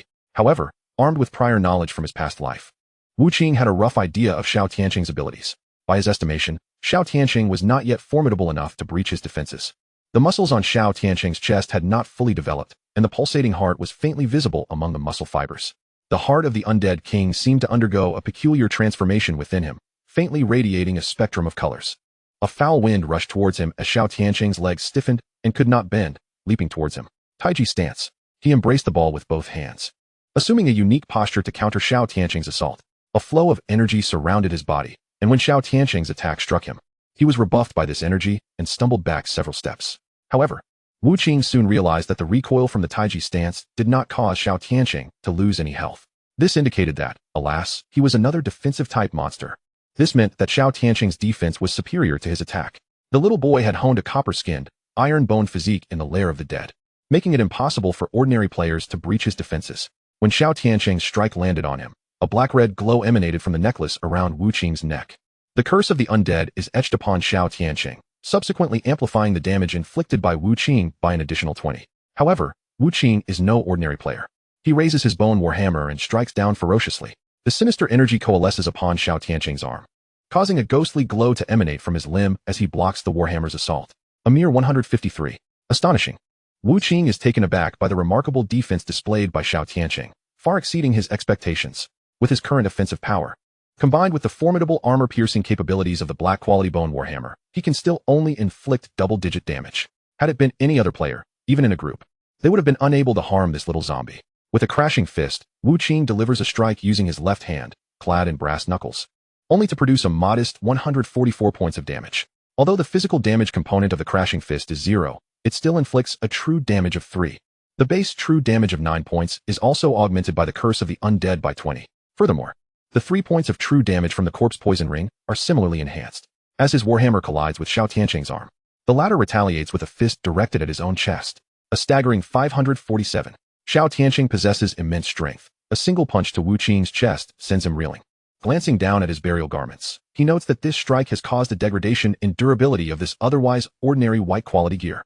Equipment of such caliber is woefully inadequate to withstand the onslaught of a boss-level creature like Xiao Tianqing. Once more, Xiao Tianqing leaps, his claws shrouded in dark light, lunging toward him. Unlike the cumbersome undead, Xiao Tianqing, despite his rigid limbs, moves with remarkable speed. Although Wu Qing followed the mage path in his previous life and is not well versed in melee combat, years of battle experience allow him to narrowly evade Xiao Tianqing's onslaught. He swings his hammer again, chipping away over 100 points from Xiao Tianqing's health. Under continuous assault, the little zombie bellows in fury as dense malevolent energy radiates around him. Within this dark aura, Wu Qing realizes that his health is rapidly depleting. 2. He loses 2 points of health per second. This malevolent energy is clearly a skill of the little zombie. Thankfully, it is not a soul attack skill. Confirming that these dark energies target only the physical body, he understands that his defenses are effective. Losing 2 points of health per second, with his current vitality, he can endure for 25 minutes. These dark energies are not overly troublesome. As long as he can evade Xiao Tianqing's attacks, he can ultimately defeat him. Drawing upon his past combat experience, Wu Qing engages in a cat-and-mouse game with Xiao Tianqing. Bang! 543. In a moment of carelessness, he is struck by Xiao Tianqing's claws. Just as he prepares to retaliate, he sees the other claw gathering formidable malevolent energy lunging toward him. 1774. A skill. This claw nearly obliterated him. Although he is unaware of the nature of this skill, he knows he must proceed with extreme caution in the ensuing battle. He swings his hammer against Xiao Tianqing's ribs, this time encountering no peculiar energy barrier, resulting in a significant hit of over 400 damage. He must seek the little zombie's weakness. With a calm demeanor, Wu Qing, while executing a sideways roll, swiftly retrieves 3 level 10 health potions from his satchel. Instantly, he recovers 100 points of health and continues to regenerate 2 points per second for 60 seconds. Without these health potions, a single additional normal attack would spell his doom. The immediate recovery effect of the 3 health potions can occur simultaneously, but the ongoing recovery effect can only extend the duration without stacking the potency. Thus, he recovers 300 points of health in an instant, with a continued regeneration of 2 points per second for 3 minutes. Given his current defenses, he cannot withstand several of Xiao Tianqing's attacks, and any other player would be dispatched in a single blow. As the two continue their struggle, Xiao Tianqing's claws become enveloped in dense malevolent energy once again. This attack is exceedingly swift. Wu Qing cannot evade it. Tai Chi stance. At the moment the claws are about to make contact, Wu Qing activates the Tai Chi stance, and a peculiar flow of energy rebounds the attack back onto Xiao Tianqing himself. 252. At least it is a skill. Even Xiao Tianqing cannot defend against this maneuver. Yet, it inflicts only 252 points of damage. Having successfully blocked the claws, Wu Qing breathes a sigh of relief. He has reserved the Tai Chi stance specifically for countering Xiao Tianqing's skills. After deflecting the attack, he immediately swings the bone warhammer, striking Xiao Tianqing's still healing chest. 1377. Chapter 20. The multicolored cocoon awakens Xiao Tianqing. Found it. Wu Qing rejoices. The chest is indeed Xiao Tianqing's weak point. He wishes to capitalize on this and deliver further blows to his chest, but Xiao Tianqing is no fool like the undead. He too knows how to protect his vulnerabilities. His pitch-black arm crosses in front of his chest, intercepting the warhammer, resulting in a mere 100 points of damage. As his weak point is struck, Xiao Tianqing's rage intensifies, his crimson gaze burning even more fiercely. Wu Qing rolls backward, retrieving a strength pill from his satchel and swallowing it. His strength temporarily increases by 3 points for 3 minutes. While this may seem modest, each point of strength accelerates the pace of battle. A strike lands on Xiao Tianqing's shoulder. 528. The damage significantly increases. He must take advantage of the strength pill's effects to strike Xiao Tianqing's chest several more times. Amidst the malevolent energy, he continues to suffer damage. After several exchanges, Xiao Tianqing's claws again shimmer ominously. Tai Chi stance. Successful defense. The warhammer rises, striking true against his chest. In the instant following Xiao Tianqing's skill attack being rebounded by the Tai Chi stance, a grand opening presents itself. This is the perfect opportunity. 1584. He is uncertain of Xiao Tianqing's total health, but it should not exceed 50,000. Otherwise, it would be quite absurd. With a successful strike, he does not grow greedy, promptly withdrawing to evade Xiao Tianqing's counterattack. Remaining composed, Wu Qing observes that Xiao Tianqing, after being struck in the heart once more, becomes increasingly feral. His crimson eyes threaten to engulf his entire iris, and the malevolent energy thickens. He now inflicts 3 points of damage per second. Whoosh! Xiao Tianqing leaps, his speed noticeably enhanced. One claw pierces into Wu Qing's body. 672. The damage has escalated, indicating a boost in his attack power. Had it not been for consuming 3 health potions earlier, this blow would have been fatal. Once again, he swallows 6 level 9 health potions and 11 level 8 health potions. The immediate recovery effects of potions of different levels can occur simultaneously, but their durations will take effect sequentially. For instance, having consumed 6 level 9 health potions first. The ongoing recovery effects of the 9 potions will conclude before the 11 level 8 potions commence their effects one after another. Lifting the bone warhammer, he strikes Xiao Tianqing. Yet this time, it only inflicts 121 points of damage, indicating that Xiao Tianqing's defenses have also increased. Currently, the dark light enveloping Xiao Tianqing's arms appears to be a defensive skill, while the malevolent energy serves as a continuous damage skill. And the claws imbued with this energy represent an explosive attack skill. With the recent surge in power, it seems to be an all-attribute enhancement skill. Uncertain if Xiao Tianqing possesses additional skills, the ones displayed thus far have already proven to be quite troublesome. Tai Chi Stance. This time, the Tai Chi Stance triggered an epiphany, resulting in a slight enhancement of skill proficiency. Once again, employing the Tai Chi Stance to deflect the assault of the claws. He deftly wielded the human bone warhammer to strike at the creature's chest. There, it was ensheathed in obsidian-like muscle, and one could faintly perceive the rhythmic beating of its heart within. Astonishingly, that heart now exuded a faint, iridescent glow. Could the 7 apertures' exquisite heart truly be reborn? Wu Qing pondered in confusion, yet it did not diminish the force of his assault. With Xiao Tianqing's abilities having undergone a comprehensive elevation, the battle became increasingly arduous for Wu Qing. Crack! As he was struck once more by Xiao Tianqing's claws, his tattered shroud of lowly quality was utterly rendered useless. Not only had its durability reached 0, but it was also shredded by Xiao Tianqing's onslaught, leaving no possibility for repair. Fortunately, as Wu Qing's health dwindled to a mere 10 points, he noted that Xiao Tianqing's health had also finally plummeted. A dense, resplendent light burst forth from his chest, enveloping his entire form in a cocoon of dazzling hues. Wu Qing furrowed his brow. This scene diverged significantly from the intelligence relayed in his previous life. The player who had facilitated Xiao Tianqing's revival had not mentioned this luminous cocoon, merely stating that once Xiao Tianqing's health reached its nadir, a force would propel him outward. Then, Xiao Tianqing's consciousness would return, and he would express his gratitude. Yet, this current tableau clearly exceeded his expectations.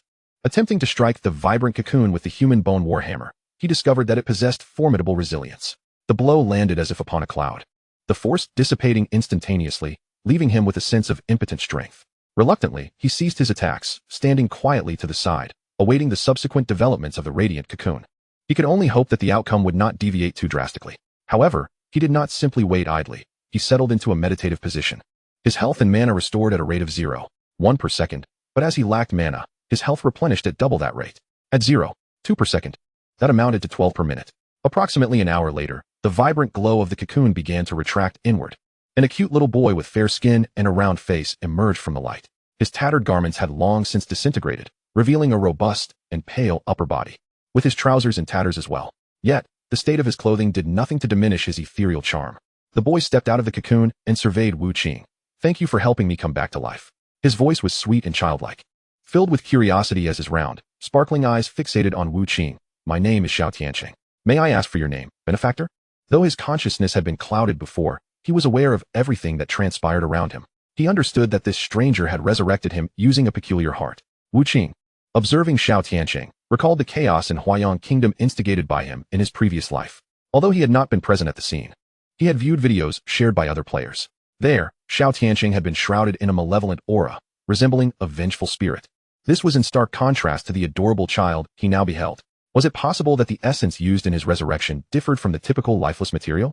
Wu Qing was uncertain, but the current Xiao Tianqing appeared far more amenable to communication.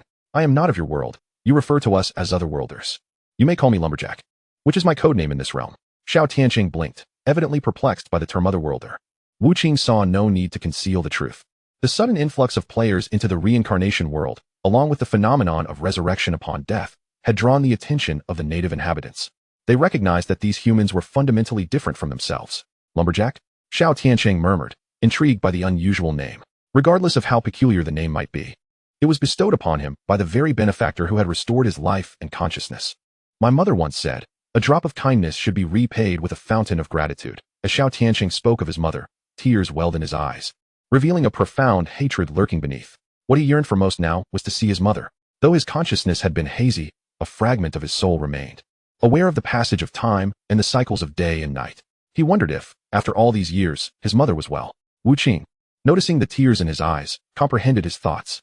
Alas, Xiao Tianqing's mother had perished when he was slain, and his heart ripped from his chest. Her righteous fury left unavenged. Chapter 21, Inshallah. "You saved me, and I must repay you. Even with tears in my eyes, I strive to present a smile before you," Xiao Tianqing said, attempting to mask his sorrow with a smile that tugged painfully at Wu Qing's heart. He gestured, and an overwhelming wave of Yin energy enveloped the entire valley. The earth split apart to reveal countless bones. This place, known in ancient times as the Valley of the Dead Souls, served as the stronghold of the Blackstone Elder, who had sought to forge treasures from the corpses of powerful beings. Regrettably, he perished in the depths of the underworld before achieving success. 3 items emerged from the ominous remains, coming to rest before Xiao Tianqing: a black banner, a cloak adorned with a skull, and an amulet resembling black glass. Xiao Tianqing extended his arms, and the skull cloak draped itself over his bare torso. The cloak seemed to possess a spirit of its own, automatically adjusting to the wearer's height. He grasped the black banner in his hand, while the final item, the amulet, was presented to Wu Qing. Brother Mu. This is the treasure forged by the Blackstone Elder, known as Yuli. Though its current rank is modest, it possesses the trait of infinite growth. As a token of my gratitude for saving me, I bestow it upon you, Brother Mu. Wu Qing was momentarily taken aback by the address, quickly realizing that this was how Xiao Tianqing referred to him. The term lumberjack was indeed the most fitting. He made no pretense of refusal, for he had come for this very purpose, and thus extended his hand to accept the amulet. Seeing him accept it, Xiao Tianqing beamed once more. Yet Wu Qing could still discern the profound sadness lurking in his eyes. Brother Mu, thank you. I will return to seek my mother. Farewell for now. Should we meet again, I shall treat you to a meal. He expressed his gratitude once more, bowing deeply to Wu Qing before his form dissipated into a wisp of shadow, vanishing before Wu Qing's eyes. With Xiao Tianqing's departure, he would undoubtedly head to the capital of Huayang Kingdom to exact revenge on the Xiao family. He remained unaware of his mother's death, nor did he know how far his younger brother, who now possessed the 7 apertures exquisite heart, had grown. Wu Qing refrained from offering any reminders, as it would raise suspicion. Moreover, in his previous life, Xiao Tianqing's true instigation of the chaos would occur many years later. Though he appeared to be merely 6 years old, his intellect was far from that of an innocent child. Furthermore, during his years in the coffin, he had absorbed the Blackstone Elder's legacy, advancing his power at a rate surpassing that of the players. There was no need to meddle in Xiao Tianqing's affairs. He raised his hand to examine the treasure. Yuli, white quality amulet, a special treasure type. When the wearer suffers a fatal attack, they will be immune to that damage, with an immunity cap of second-tier attacks, and will be immediately teleported to a random position 50 meters away. Within 3 seconds, the wearer may choose to return to their original location. Cooldown, 24 hours. Killing creatures allows the amulet to absorb death energy, facilitating its growth. The stronger the slain creature, the more potent the death energy. Current death energy progress. White quality, 0-100. Indeed, this is it. Wu Qing was elated. Although the player from his previous life had hinted at matters concerning Xiao Tianqing, he had never disclosed the nature of his treasures. Others could only speculate based on the abilities he demonstrated. Immunity to fatal damage, teleportation. These powers were likely manifestations of his treasures, and now it was evident. This was a life-preserving artifact, exceedingly precious. Binding it to himself and securing it at his waist, Wu Qing exited the Soul Valley. He was now prepared to undertake the advancement assessment, or perhaps accept a few more quests. He was well acquainted with the tasks in Blackstone Village, unlike others who had to ponder over them, but the rewards for those tasks were relatively mundane, thus he did not wish to squander time completing them. Before embarking on the advancement assessment, he needed to elevate the grade of the Yuli. Furthermore, he aimed to devise a means to eliminate that old man selling buns. The treasures on the old man should still be plentiful. Armed with spirit bone grass and the Yuli, he could withstand 2 of the old man's soul attacks and swiftly dispatch him. Outside the valley, he commenced battling various monsters. Since he had yet to undertake the advancement task, the experience points gained were rendered useless. But his goal was to enhance the level of the Yuli, rendering the experience points inconsequential. He fought while descending the mountain. As most monsters in Blackstone Mountain hovered around level 10, the progress of the Yuli's death energy increased quite rapidly in the early stages. However, upon reaching gray quality, the rate of enhancement decelerated. Nevertheless, this was temporarily sufficient. A gray quality Yuli could withstand 1 instance of 3rd-tier fatal damage, with a cooldown period reduced to 21 hours, and a teleportation range expanded to 100 meters. Hastening back to Blackstone Village, he once again encountered the old bun seller at the village entrance. At that moment, the old man was engrossed in conversation with a beautiful female player. The player believed the NPC was captivated by her charm, attempting to extract a quest from him, employing every tactic possible to engage him in conversation. Her voice growing increasingly saccharine. Upon noticing Wu Qing's approach, the old man's expression shifted slightly, a change that the astute female player quickly detected, prompting her to adopt a cutesy demeanor before him. However, the old man disregarded her antics, limping away from the bun stall towards Wu Qing. Hey there, young man. The female player was dumbfounded. Was there something amiss with her allure? Did the old man perhaps prefer men? No, wait. She suddenly realized that this was the very figure frequently heralded in server-wide announcements, the lumberjack. He had just engaged in a private discussion with the old man and was undoubtedly returning to turn in a quest. She quickly donned a smile, swaying her hips as she approached Wu Qing, attempting to flirtatiously brush against his arm. Yet, Wu Qing merely cast a sidelong glance at her, effortlessly evading her nefarious ambush. How dare this woman harbor such ill intentions and attempt to collide with him? But her agility paled in comparison to Wu Qing's. A slight movement on his part left her grasping at air. The woman was once again astonished. What was happening? In the real world, she was already a campus belle. And after reincarnation, her beauty had been enhanced by another 30%. How could this man reject her advances? She felt a twinge of irritation. It was merely a game. After all, why was he acting so aloof? Yet, she did not display her annoyance directly. Instead, she sweetly called out, "Lumberjack, could we be friends?" However, Wu Qing paid her no heed, his gaze seemingly fixated solely on the old, limping man. "Let us go back and discuss this," Wu Qing said with a serious expression, gesturing for them to return to the old man's abode for a more detailed conversation. Although the old man was profoundly cunning, he could not conceal his excitement at that moment. Having been trapped in this shifting village for decades, he finally had a chance to escape. "Excellent, excellent," he repeated several times, abandoning his bun stall in haste as he eagerly led Wu Qing towards his home.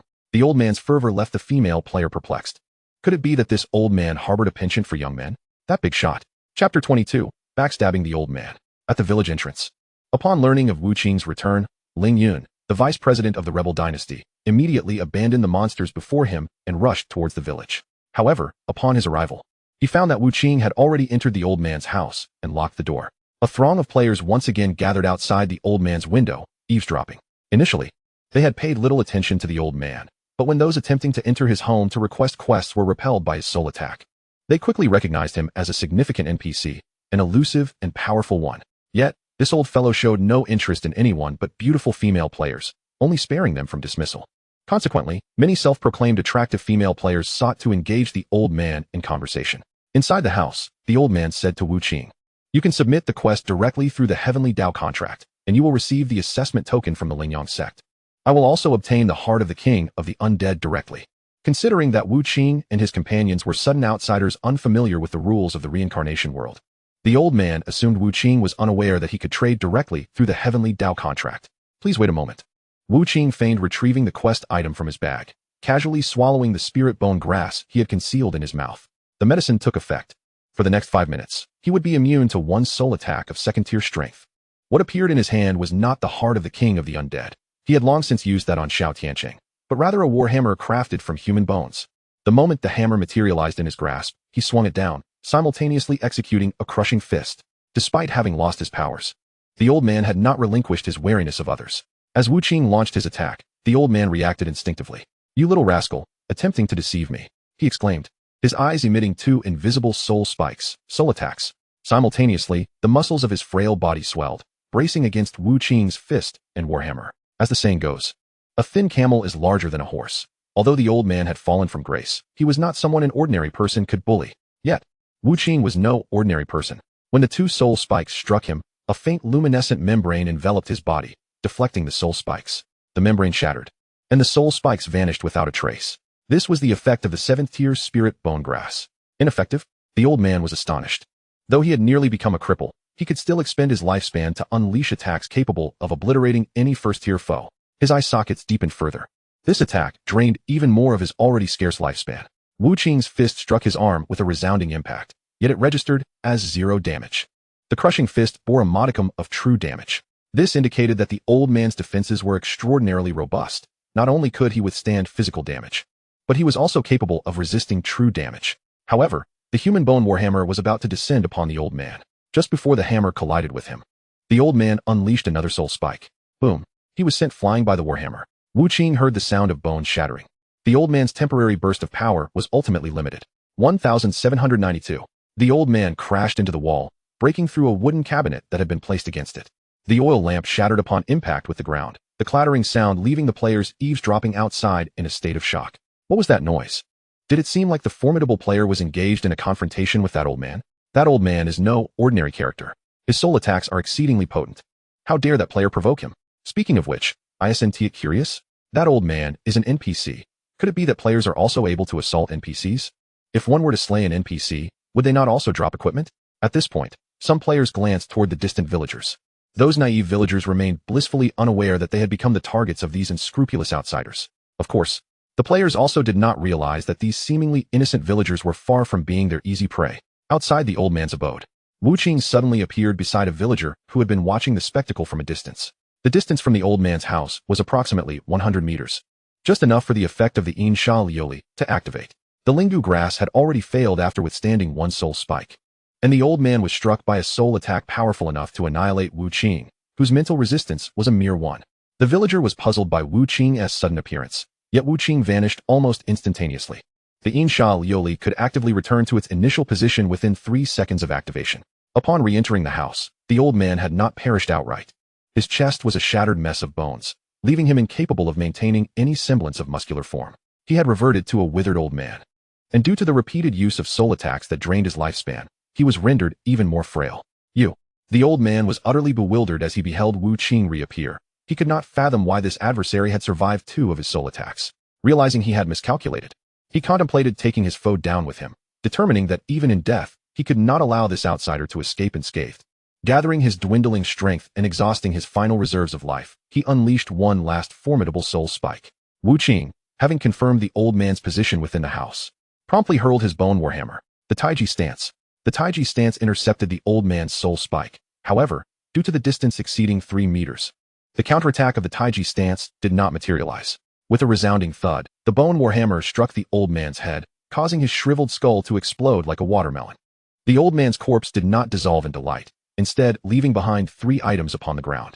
In fact, the death of NPCs in the cycle differs from that of wild monsters, as they leave behind a body. However, if they are slain by their own kind, the body remains, and their power continues to cycle until they are defeated by a player, at which point their memories return. This is a crucial reason for players' involvement in the cycle. Conversely, NPCs slaying wild monsters have a chance to drop equipment.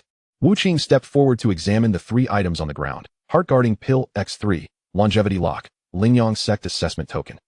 It turned out that the old man possessed 3 heart-guarding pills. It was reasonable to assume he would not place all his hopes on a single individual. Prior to Wu Qing, the old man likely attempted to recruit the village's youth, but all endeavors had ended in failure. The Lingyang Sect Assessment Token was the task item the old man had initially promised him. A sect specializing in soul mastery. Perhaps he could inquire with Wu Tong later about it. The Longevity Lock, on the other hand, was an equipment item. Longevity Lock, Purple Quality Necklace. Increases maximum health by 30, up to 1 million. Additionally enhances health recovery by 100 per second.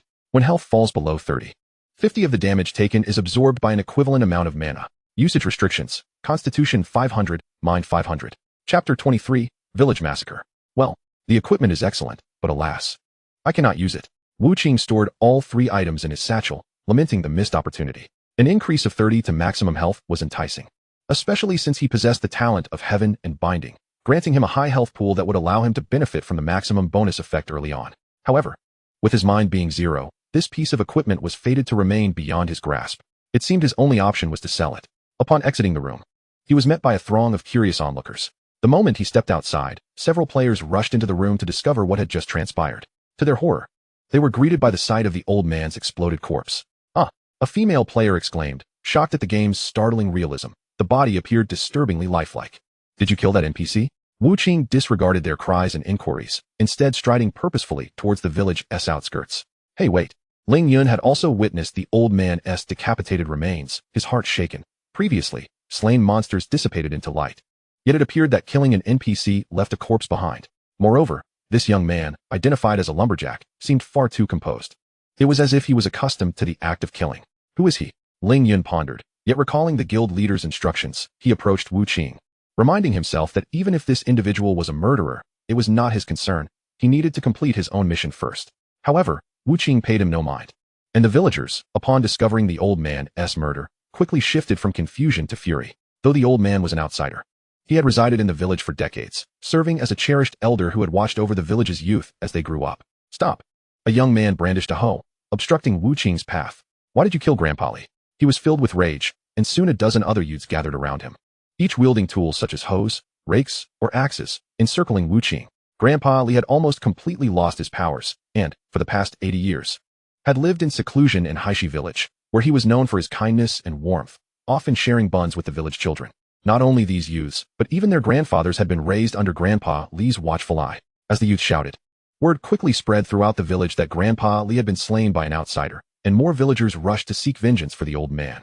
Wu Qing scanned the agitated crowd with a cold demeanor. Stand aside. Silently, he drew forth his bone warhammer, resting it upon his shoulder. These villagers were not weak. The strongest among them was at level 8, surpassing the current abilities of most players, yet they were still no match for him. You outsiders dare to kill at will. Then let Grandpa Li take you with him. One of the youths furiously raised his hoe and swung it at Wu Qing, seeking death. With the opponent having made the first move, Wu Qing would not show mercy. The warhammer collided with the hoe, the immense force causing the weapon to fly from the youth's grasp. The warhammer then descended, crashing down upon the youth's head. Crack! The young man's skull burst open like a watermelon, and he collapsed lifelessly to the ground. This act ignited the fury of the villagers. De Zhuang has been killed. Kill him. Slay these outsiders. A riot erupted in the village. The villagers' wrath directed not only at Wu Qing, but at all players. At that moment, the other players found themselves in dire straits. One bystander was struck in the chest by a villager's rake, and his health plummeted by more than half. Another hit, and his health bar was completely depleted. In their astonishment, the players descended into chaos. However, players do not die upon being slain, since their birthplace was Haishi village. They would respawn there after death. This fact had already been observed by the villagers while the players were grinding monsters at the village entrance. Realizing that he could not entirely eradicate these otherworldly beings, a villager shouted, "These creatures cannot be slain. Let us restrain them instead." Consequently, ropes and iron chains were brought forth to bind the incapacitated players. "I did not kill you. It was him. Go after him." The players wept in despair. For even the most gifted among them barely reached level 4, rendering them no match for these villagers. Most were swiftly subdued, while a few, sensing danger, hastily fled towards the village's outskirts. Yet, lurking beyond were wild monsters, which pursued them relentlessly, leading to their demise and subsequent respawn at Blackstone Village. Wu Qing showed no mercy, his bone warhammer descending repeatedly, each strike instantly dispatching a villager. These NPCs were manifestations of powerful beings reincarnated. Their insights into the cycle of life only recoverable upon being slain by players. Thus, his wanton slaughter inadvertently assisted those formidable entities, hidden far beyond their reach. However, the souls trapped in the cycle were oblivious, perceiving Wu Qing as a demon. "Great One, save us." The players, witnessing Wu Qing's rampage, implored him for help, fearing imprisonment would lead to their ruin. Casting a fleeting glance their way, Wu Qing resumed his assault on other villagers. Though these players bore the brunt of calamity, he felt no obligation to drag others into his turmoil. His warhammer wielded a formidable presence, annihilating those it struck directly and wounding those merely grazed. Occasionally, he unleashed a devastating punch, obliterating the chests of these ordinary villagers. As the carnage unfolded, fear gripped the villagers. Some knelt in supplication, their quest for vengeance extinguished. Yet, Wu Qing remained indifferent. In this cycle, much like the real world, NPCs could also train and level up. Failing to eliminate adversaries would only invite future retribution. In his past life, a player had once shown mercy to an NPC's child, believing them too real, only for that child to return years later, seeking vengeance. In that moment, the player perished at the hands of the very child he had spared. The ground of Blackstone Village lay strewn with corpses, and the villagers no longer dared to confront him, scattering in fear. However, outside, the wild monsters awaited. The able-bodied perished swiftly, leaving the elderly and infirm with nowhere to flee. The players gazed in shock at the grim tableau of death. The sensation of slaying villagers was starkly different from that of defeating wild monsters. He. The female player who had earlier attempted to charge at him now stammered, overwhelmed by the sight of carnage, retching uncontrollably. Others were similarly paralyzed by fear, their legs trembling at the hellish scene before them. They had once believed the player, notorious for being mentioned thrice in server announcements, to be a skilled individual. But now he appeared as nothing short of a psychotic killer. Ling Yun, observing Wu Qing's unrestrained slaughter, swallowed hard, his lips parched, recalling the guild leader's admonitions to recruit. Yet, upon encountering Wu Qing's cold gaze, he was rendered speechless. This fellow must surely be a murderer in real life. Villagers were not like wild monsters. Their deaths left behind a gruesome spectacle of brains, intestines, shattered bones, and pools of blood. How could he remain so composed while committing such acts? Chapter 24, title, The Butcher. It is imperative to investigate his real-world identity. Such a person, even if not a murderer, is undoubtedly a threat. Indeed. And did you notice his eyes? They are chillingly indifferent. He has surely killed before. Hush. He's looking this way. Be careful, or you might be next. What are you afraid of? This is just a game, not reality. If he kills me, I can simply respawn. Just moments ago, these players had sought Wu Qing's assistance. But now they turned to denounce him. Under Wu Qing's fierce glare, several were startled, momentarily silenced, only to quickly regain their bravado, shouting, "What are you staring at? What's wrong? Do you wish to kill me? Can you find me in real life? You repulsive murderer. We're reporting you as we log off." How dare you threaten me? Wu Qing furrowed his brow, dismissing them. Even if he were to slay them in the game, they would soon revive.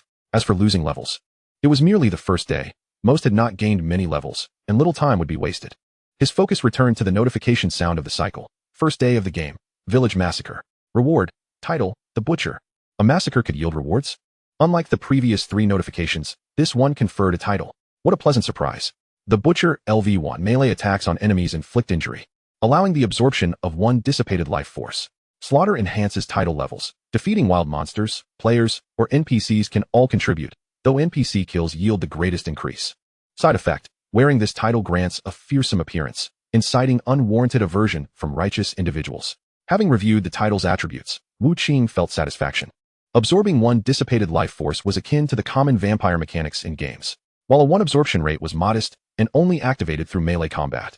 This title was merely at level 1. Who could predict how formidable it would become at its maximum level? The side effect was somewhat disconcerting, diminishing his favor with righteous NPCs, potentially barring him from numerous quests. Yet, he deemed it insignificant. He could not learn any skills above white quality, thus had no need to align with major factions. As for equipment, he could simply farm monsters for drops. Resolving not to dwell further, he equipped the title. Upon donning the Butcher title, while his appearance remained unchanged and still striking, those players who met his gaze felt a profound, soul-chilling dread. It was as if they were no longer facing a player, but rather an unparalleled harbinger of doom. The players, hearts racing, fell silent, no longer daring to hurl insults. Only after Wu Qing departed Blackstone Village did the players, staring after him, regain their senses. What just happened? His gaze was terrifying. I know. Even though I understood this was just a game and he couldn't harm us, I still felt an overwhelming fear. There's definitely something off about him. I need to report him immediately. I recorded the scene of him killing. Ling Yun watched Wu Qing leave, contemplating whether to follow. Yet he ultimately decided to report the events to the guild leader. Some players began to search the villagers' homes. With Blackstone Village decimated and no NPCs remaining, they assumed the strong villagers must have left behind treasures. Even if there were none, acquiring food for free would be a boon. After hours of grinding, they had earned a meager amount of copper coins, hardly enough to purchase food. Wu Qing, uninterested in the villagers' possessions, returned to Blackstone Mountain, attacking wild monsters to replenish his lost health. Subsequently, he clicked the promotion button on his attributes panel. In the next instant, a phantom screen materialized before him, displaying several lines of bold text. Tier 1 promotion quest is about to commence. Please select a difficulty. Normal, hard, hell. The varying difficulties promised different rewards for promotion. And without hesitation, Wu Qing opted for the hell difficulty. The ethereal screen morphed into a black hole, drawing him within. The Ascension dungeon has been randomly selected. The chosen dungeon is the Weeping Bride. Difficulty, hell level. Mission objective, rescue the sacrificed bride. As these voices echoed in his mind, when Wu Qing opened his eyes again, he found himself at the edge of the coast. The waves lapped against the shore, fishing boats and nets scattered nearby, yet not a soul was in sight. The Weeping Bride? Wu Qing scoured his memories from his past life. Ascension tasks required entry into a dungeon to fulfill the cyclical mission's demands. However, in his previous life, he had once calculated that there were countless Ascension dungeons, far exceeding billions. The repeats were exceedingly rare. This rendered the study of dungeons and the creation of guides for future generations seemingly futile. Yet, this particular dungeon was etched in his memory. At that time, few were aware of the multitude of dungeons. He had been tasked to research some details that had been leaked. This dungeon was one of them. Not far from the sea lay a fishing village that worshipped an evil deity. Each year, they were compelled to offer a beautiful maiden as a bride to this malevolent entity, which would ensure favorable weather for the village for the year to come. As he recalled these details, he made his way toward the fishing village. This malevolent entity was no mere figment of imagination, but a formidable sea demon. This demon indeed possessed significant power, and upon receiving its bride, it would truly protect the village, ensuring bountiful weather. Moreover, the rain it summoned differed significantly from ordinary rainfall. Although referred to as a fishing village, agriculture thrived here as well, with villagers only venturing out to sea during their off-season. The crops nourished by this rain were exceptionally fragrant and sweet. Not only were they delectable, but the rice also possessed beautifying properties, making it highly sought after by the affluent women in the city. The villagers prospered through these crops, and though it was merely a small fishing village, each household led a prosperous life. They expressed their gratitude toward the evil deity and voluntarily organized to keep its existence a secret from outsiders. Although the deity demanded that the bride must be a daughter born of the village, the villagers were unperturbed. With newfound wealth, they would often procure several brides from outside, raising daughters to be prepared for the deity. They took pride in this, yet it was a lamentable fate for those girls, destined from birth to be offered to a monster. Approaching the village, Wu Qing noticed that the entrance was adorned with festive decorations, radiating joy. Everywhere he looked, red couplets adorned the walls, and the busy men wore smiles, eagerly anticipating the wedding ceremony. However, upon spotting Wu Qing approaching from the sea, the expressions of several young men shifted dramatically. One youth exchanged glances with the others, and immediately, 3 of them stepped forward, blocking Wu Qing's path. Halt! There is a joyous occasion in Rice Fragrance Village today, and outsiders are forbidden from entering. Wu Qing paused, realizing that, as reported, this enigmatic little fishing village prohibited outsiders from entering. Chapter 25, The Weeping Bride. He did not force his way in but observed the attributes of the young men blocking his path. Wang Hai. LV 11. Health, 1423. Mana, 1015. Attack, 80. Defense, 80. Movement speed, 24. Magic power, 55. Wang Chong. LV 10. Health, 1139. Attack, 73. Defense, 69. Zhaolang. LV 10. Health, 1221. Attack, 71. Defense, 70. The strength of these 3 was barely adequate. They could not even breach their own defenses. Yet Wu Qing refrained from launching an attack. Instead, he spoke. My ship met with disaster at sea, and I drifted here alone. Might I beg for a bowl of rice? Upon hearing his explanation, Wang Hai and the others revealed expressions of understanding. No wonder he had come from the sea. However, it was the day of the sea god's wedding, and they could not allow this outsider to intrude, so they waved him away. Go. Walk east along the coast. You can bypass our village. Seek your meal elsewhere. With that, the group returned to the village entrance. After exchanging a few words with the youths at the entrance, they saw Wu Qing still standing there, unmoving. Wang Hai grew impatient and was about to shoo him away when another youth stopped him, saying, Give him a salted fish. Wang Hai returned to the village and soon came back, handing a salted fish to Wu Qing. Here, take this salted fish and leave quickly. If you don't go, and you spoil our joy, don't blame me for being merciless. He opened his coat to reveal a skinning knife tucked at his waist, attempting to intimidate Wu Qing. Wu Qing feigned being frightened, quickly responding, Thank you, kind sir. I shall take my leave.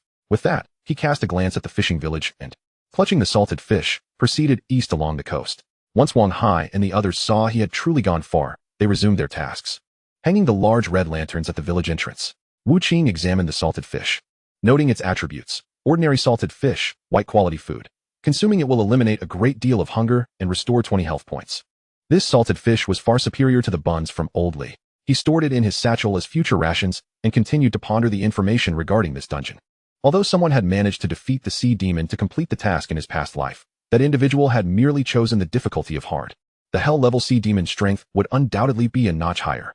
However, one must also consider the capabilities of ordinary players. Hell level is merely extremely challenging, not utterly insurmountable. There exists a small faction of players who, relying on their mythical talents and strategic acumen, can indeed conquer hell-level dungeons. Thus, under normal circumstances, even if he were to confront the sea demon head-on, there was a high probability of victory. Nevertheless, should this sea demon possess soul attack capabilities, he might be instantaneously obliterated. Although the sea demon at ordinary difficulty had not exhibited soul skills, it did not imply that the hell-level variant lacked such abilities. The task merely entailed rescuing the bride, seemingly necessitating only the slaying of the sea demon. Yet, the intelligence indicated that the sea demon had the power to transform all fishermen, aside from the bride, into water monsters. In the previous life, the individual undertaking this dungeon task had nearly fallen victim to a fisherman transformed into a water monster while battling the sea demon. Thus, he had to remain vigilant against this possibility. Ultimately, if he could complete the ascension task while achieving a higher dungeon completion rate, it might trigger additional rewards. Certain rewards were akin to treasures, based on his previous life's speculation. To achieve a flawless clearance of this dungeon, one must slay the sea demon while ensuring no harm befalls the fishing village. The best approach to accomplish this would be to eliminate the sea demon in one fell swoop. This would not only preclude any potential soul attack skills it might possess, but also prevent it from turning the villagers into water monsters. Wu Qing continued to walk along the coast, observing the terrain of the fishing village. Rice Fragrance Village lay beneath a cliff, flanked by mountains on 2 sides. Facing the sea, with one side providing access to the outside world, he walked to the edge of the cliff and looked down at the entire Rice Fragrance Village. From this vantage point, he could discern a location within the sprawling village bustling with a multitude of people. They were entering and exiting a particular house, carrying many large red items inside. If he were to hazard a guess, that must be where the bride was located. He crouched on the cliff, waiting silently. After approximately an hour had passed, villagers began to emerge in a steady stream from the heart of the village. They unfurled a grand red carpet that extended from the bride's doorstep all the way to the coastline. Every villager donned garments of vibrant red, arranging offerings at the water's edge. Due to the distance, Wu Qing was unable to discern the specific actions of those gathered. but it was evident that only 2 middle-aged women remained stationed at the entrance of the room where the bride was believed to be. Wu Qing retrieved his peeling knife and lodged it into the cliffside, gradually descending into the village below, with a strength of 62 points. Scaling the rocky terrain was merely child's play. Silently landing on the ground, he spotted a dog that, upon noticing his presence, was about to bark. Swiftly, he pounced, silencing it with a swift slice to its throat. Gently placing the dog's lifeless body on the ground, he stealthily made his way toward the dwelling of the bride. Rice Fragrance Village, though ostensibly a remote fishing hamlet, revealed an unexpected grandeur upon closer inspection. As he approached, it became evident that this was far from a dilapidated fishing village. It resembled a prosperous estate. Following the route he had observed from the cliffs, Wu Qing stealthily maneuvered to the rear of the bride's residence. The front entrance was guarded by 2 middle-aged women, allowing him to easily scale the wall and leap into the courtyard. The yard was awash in festive red decorations and guided by the auspicious characters adorning the entrance. He quickly located the room where the bride resided. Gently pushing the door open, he found a girl seated there, her face obscured by a bright red veil, appearing anxious and trembling. Upon closer listening, he could discern her soft sobs. The girl, not naive, had lived in the village for 16 years and understood that every girl in the village was regarded as a sacrificial offering to what the villagers termed the true god. The men spoke of this deity possessing great powers, claiming that marriage to him was the utmost blessing for a girl. Yet, the shrine in the village unmistakably enshrined a monster. Her body shook, for she knew she could not escape this fate. A part of her yearned for death. Yet fear held her captive. As she languished in despair, the sound of the door creaking open suddenly startled her. Was the auspicious hour upon them? The girl hastily sniffed back her tears and straightened her posture. Her sister had warned her before her own marriage that what was termed as marrying the true god was, in reality, being devoured by a monster. Otherwise, why did so many girls disappear after their weddings? She had resigned herself to this fate, hoping merely that the end would not be too painful. Closing her eyes, she dared not look outside. However, a hand lifted her veil and tilted her chin upward. The girl thought, perplexed. This was not right. Typically, for young men would carry her, bed and all, to the bridal sedan. She was the bride destined for the true god, who dared to toy with her. Chapter 26, Remove Your Clothes. Hey. The bride opened her eyes to behold the charming visage of a young man. Instinctively, she wanted to scream, but Wu Qing swiftly covered her mouth. Shoo, he whispered, placing a finger to his lips. Do not cry out. I am here to rescue you. To ensure his plans proceeded smoothly, he had deliberately relinquished the title of human butcher before entering. Otherwise, his fearsome appearance would hinder any meaningful dialogue. It must be said, even with his attractiveness diminished by 30%, he still possessed a striking allure that could captivate. Rice Fragrance Village was known for its delectable and beautifying rice, which they surely consumed themselves. The sea demon sought beautiful maidens, a pursuit that also served his own interests. Thus, over the years, the men and women of this village had become strikingly handsome and beautiful, yet this allure always bore a sinister charm. Consequently, even girls accustomed to handsome men felt their hearts flutter upon encountering Wu Qing's naturally striking features. Seeing her emotions stabilize, he continued, do not make a fuss, and I will release my hand. If you agree, simply blink twice. The girl, with her bright and beautiful eyes, complied, blinking twice. Wu Qing gently withdrew his hand from her mouth. Do you wish to marry that vile god? He asked directly. It was evident she would refuse, otherwise, this tale would not be dubbed the crying bride. The girl fell silent for a moment, her expression dimming. This is the fate of every girl in Rice Fragrance Village. The entrance and exit of the village were heavily guarded, and the women were forbidden from leaving. The beautiful women brought in by the men of Rice Fragrance Village, treated as mere breeding tools, were likewise confined. From birth, every girl was raised to believe she was destined to be the bride of the true god. Yet, despite the village's wealth, to present the most beautiful bride to the vile god, these girls were treated like princesses before their weddings. However, after indulging in luxury for 16 years, being sacrificed to the vile god was hardly that of a bride. It was akin to raising livestock. Wu Qing ruthlessly exposed the truth she wished to deny. The true god is nothing but a sea demon. I have come to vanquish this monster on your behalf. His conviction was unwavering, yet the girl remained skeptical. The terror instilled by the vile god over Rice Fragrance Village was far too potent. They did not dare entertain thoughts of rebellion. The true god was powerful. How could mere mortals combat divinity? Noticing her hesitation, Wu Qing pressed on. Are you afraid of death? The girl remained silent, yet her trembling form betrayed her fear. After all, who among them was not afraid of death? But if you do not act, that sea demon will consume you. Should I fail, you would merely face death. So why not trust me and take a chance? Whether moved by his words or his handsome visage, after a long silence, the girl finally nodded softly. All right, I will trust you this once, but what must I do? Wu Qing's smile returned. Remove your clothes. The girl's eyes widened in shock. Moments later, clad only in her undergarments, she slipped into a nearby wardrobe.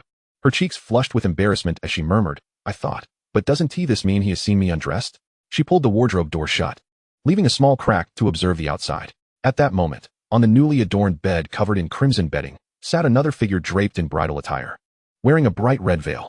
Fortunately, the traditional bridal gown was not form-fitting. Wu Qing slightly hunched his back and bent his legs, concealing a portion of his height to avoid detection. This was the sensation of donning women's clothing. He recalled his reflection in the mirror moments ago, and to his surprise, he thought he looked rather good. No, just as this thought crossed his mind, he jolted back to reality, hastily dismissing the notion. I am a man. Wearing women's clothing is solely for the sake of completing a mission. Yes, that was it.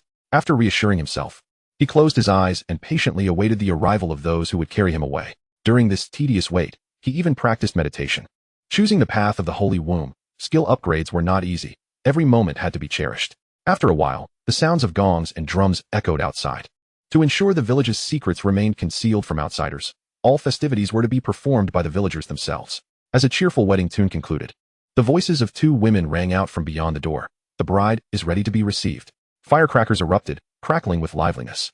The musicians resumed their performance. As the final notes faded, a woman's voice resounded with a jubilant cry. The bride is coming. This exclamation echoed just outside the bedroom door. The door was knocked upon repeatedly. It was customary for the villagers to escort the bride to the seaside, as it was deemed inappropriate for the malevolent deity to arrive in person. The rhythmic knocking seemed to be one of the rites in the village's marriage ceremony for the evil god. Eventually, the door swung open, allowing sunlight to pour in. The first to enter were the two women who had been stationed at the entrance. These women had been procured by the village's men for the purpose of childbirth. The village was not lacking in wealth, and naturally, the women they acquired were exceptionally beautiful. Although they were nearing 40, they retained an alluring grace. Entirely unlike the impoverished fisherwomen, they bore large crimson ribbons in their hands, and at the center of these ribbons were shimmering plates reminiscent of fish scales. The two women gently draped the ribbons over the bride, causing the grand scales to glimmer with a golden radiance. Recognizing the auspicious moment, the women shouted, "The true God has granted us favor. The time is ripe for the wedding." With this proclamation, four young men clad in festive garments entered the room. Their vibrant red attire was adorned with smaller scales upon their chests. However, their eyes were obscured by red silk bands.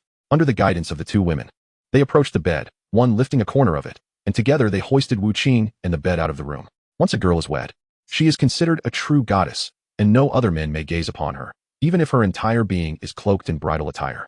With her head concealed beneath a veil, only the two women could lead the way until they placed the bride, bed and all, into the grand sedan chair outside the courtyard, at which point the silk bands could be removed. This custom inadvertently made it easier for Wu Qing to conceal her identity. The girl hidden within the wardrobe watched as Wu Qing was carried away, her heart racing with anxiety for this suddenly appearing enigmatic figure. A thought flashed in her mind. Could it be that the true God does not intend to consume us? Perhaps this individual seeks to marry the true God themselves, thus taking my place. Chapter 27, Slaying the Sea Demon. Wu Qing remained silent, absorbing the raucous sounds of gongs and drums from outside, until the sedan chair was jolted to a stop by the sea breeze. Through the curtain, she caught a glimpse of the villagers kneeling in orderly rows along the shore. All were present, men, women, the elderly, and the young. Suddenly, a colossal wave surged forth, and a figure bathed in radiant light strode upon the waves. Preceding this figure were two fish-headed monsters wielding forks. Behind him trailed hundreds of armored aquatic soldiers, creating a spectacular scene. As they neared the shore, the fish-headed creature bellowed, "The sea god arrives for the bride. Where is she?" Among those kneeling at the forefront, an elder rose and proclaimed, "The bride is prepared. This year, it is the 13th daughter of the Li family. She is sent to serve the true God." As his words fell, Wu Qing felt the sedan chair rise abruptly, buoyed by a wave lifting it skyward. "Good," a vague voice echoed, as a large blue hand with webbed fingers pulled aside the curtain. Through the red veil, Wu Qing could faintly discern a monster towering at least 3 meters tall, entering the sedan. The creature reached out to lift the veil, but what met him instead was a human bone warhammer.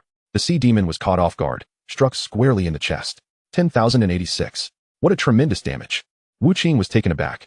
Even if it was a sneak attack, was the sea demon's strength truly so feeble?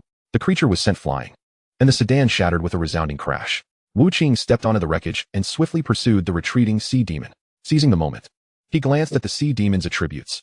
Devouring Soul Sea Demon, LV 15, Health, 12,735, Mana, 57,980, Attack, 250, Defense, 164, Magic Power, 530, Mental Resistance, 391, Skills, Spirit Rain Blessing, Blood Exchange Fishman Transformation, Water Dragon Cannon, Water Poison Arrow Rain, Water Escape, Water Armor, Soul Devour. Now it made sense. No wonder he had dealt over 10,000 damage with a single blow, almost obliterating it. This sea demon followed a magical path. Judging by the names of its skills, Spirit Rain Blessing likely granted the ability to mutate the crops of Daoxiang Village. The Blood Exchange Fishman transformation probably allowed the transformation of villagers into aquatic monsters, though it remained unclear what prerequisites were required for this ability. Water Dragon Cannon and Water Poison Arrow Rain were evidently offensive water-based skills. The last skill, Soul Devour, was presumably a soul attack. Indeed, there was a soul attack skill. Wu Qing dared not delay, swallowing a heart-protecting pill he had prepared. This pill could be wasted, but his advancement mission absolutely must not fail. He dashed forth, airborne, and aimed to strike the sea demon once more, which was still reeling from near annihilation. The sea demon roared, having now realized the bride was not present. Instead, a demon hunter had come. The villagers at the shore were also taken aback. They had been kneeling with their heads bowed, too afraid to look at the sea demon. However, the sudden sound of an explosion drew their astonished gazes upward, revealing an astonishing sight. A youth, whom they had never seen before, wielding a war hammer crafted from human bone, attacking the deity they revered. Who was that? The old village chief was still trying to comprehend how the daughter of the Li family had transformed into a formidable demon hunter. In the distance, Wang Hai and a few others, who had been kneeling, vaguely recognized Wu Qing's figure. Wang Hai, is that not the person we encountered at the village entrance who faced a shipwreck? Wang Hai, upon hearing Zhao Lang's question, increasingly felt certain it was that individual. Damn, he deceived us, claiming to have encountered a shipwreck, and even tricked us out of a salted fish. Smack! Zhao Lang slapped Wang Hai's head.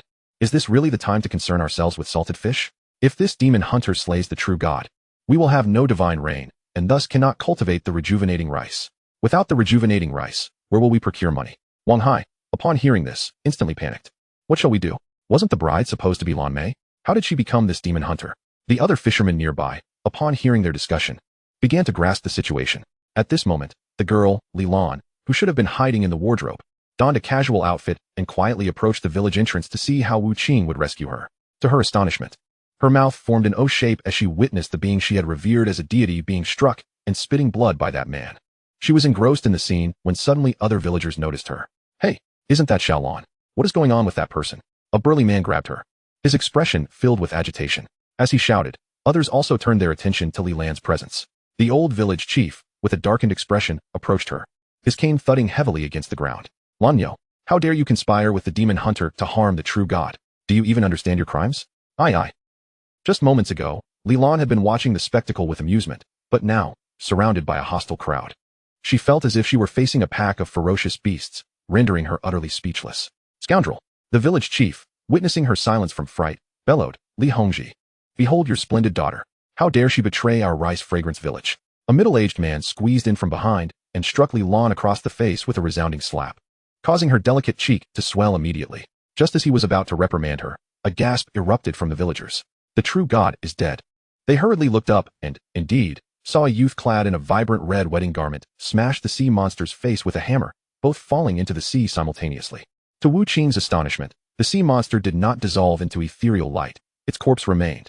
Blood stained the sea crimson, and he glanced at his own health, which had been halved by a single blow, quietly shocked by the sea monster's formidable attack power. This was merely a water dragon cannon. He could hardly fathom how other players would navigate this hellish dungeon. However, the sea monster excelled in magical attacks. He was uncertain whether the Soul Devourer constituted a soul attack, as the sea monster had not the chance to employ it before being vanquished by his 2 strikes. The sea monster's physical form was not particularly robust, nor was its health pool overly thick. These were its weaknesses. If other players could seize upon these aspects and devise meticulous strategies, they might well succeed in defeating it. He swiftly collected the 2 items dropped by the sea monster into his satchel, along with the creature's corpse, just as the aquatic horde it summoned surged toward him. He plunged into the water, yet he was not adept at underwater combat. Battling them here would put him at a disadvantage. Fortunately, the shore was not far away. He quickly swam back to the beach, only to find 2 elite fish-headed monsters charging at him, armed with steel tridents. Catfish Spirit, Elite. LV 13. Health 19760, Mana 8970, Attack 298, Defense 236, Magic Power 153, Mental Resistance 186. Chapter 28, The Aggressive Fisherman. Upon seeing these 2 elite monsters, Wu Qing understood why the sea monster had brought them along. It turned out that these creatures were of the melee variety, serving as the sea monster's meat shields. Alas, the sea monster had been ambushed by him, rendering its 2 shields utterly useless. A hammer strike landed on the catfish spirit, inflicting 1416 damage. With a crushing fist, he dealt another 122 damage. Simultaneously, the other catfish spirits trident struck Wu Qing. 363. Behind him, the aquatic army was landing, while Wu Qing was engaged in a fierce struggle with the two catfish spirits. With each hammer blow that connected, he could inflict over 1,400 points of damage. Wearing the title of Human Slayer, he could also recover 14 health points with each hit. While this amount of lifesteal might seem modest, it became significant when he was surrounded by hundreds of aquatic soldiers. These soldiers, though formidable in the eyes of the villagers, merely scratched his defenses. He would only lose a drop or two of health each time. However, his hammer strikes dealt catastrophic damage. A single blow could fell an aquatic creature, thus replenishing his health even further. Surrounded by hundreds of aquatic foes, it appeared as though he was at a disadvantage, yet in truth, it was the monsters that were suffering. Many times, the two catfish spirits could not even squeeze through. He seized the opportunity to occasionally slay a few ordinary water monsters, and then strike at the catfish spirits before retreating back into the throng of lesser foes. This infuriated the two catfish spirits, but they were not without wits. Realizing that their minions had become tools for the enemy, they promptly ordered the ordinary aquatic soldiers to disperse, allowing the two of them to converge on Wu Qing. Yet it was too late. During this time, Wu Qing had already whittled down most of their health. The villagers stared in disbelief as Wu Qing single-handedly battled a horde of monsters, causing rivers of blood to flow from them. The once belligerent villagers, who sought to confront Wu Qing, quickly lost their bravado. However, the old village chief addressed the crowd. "Fear not. The demon hunters must abide by worldly laws. They cannot harm us. But the one who has slain our golden goose must provide an explanation." Upon hearing this, the villagers recalled that their means of prosperity had been eradicated and pondered how they would sustain their current way of life. In an instant, their rage toward Wu Qing surged. But that true god was clearly a monster. At this moment, the timid young girl timidly murmured, eliciting her father's ire once more. Slap. Another resounding blow struck her, swelling the other side of her face. A girl who had always been treated like a princess. When had she ever endured such humiliation? Tears like pearls cascaded from her eyes. Still daring to cry? Li Hongji glared at her, raising his hand for another strike. The girl hastily stifled her sobs. But her eyes were red and swollen, her nose quivering, and despite her efforts, she could not suppress the choking sounds from her throat.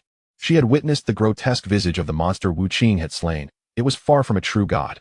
Her sister's earlier conjecture resurfaced in her mind, the notion that they, as girls, would be devoured by monsters. Now she was convinced her sister was right. Bowing her head, she dared not meet her father's gaze, yet her heart silently cheered for the mysterious demon hunter. Wu Qing had no need for her encouragement. Swiftly dispatching the two catfish spirits, the remaining water monsters were inconsequential.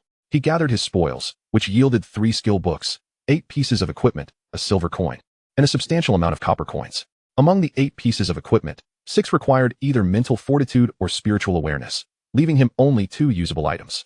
Fishbone Trident, gray quality weapon. Attack 60, Sharpness 25, Usage Restriction, Strength 12, Constitution 8. Wave Walker, black quality shoes. Allows you to walk on water as if on solid ground.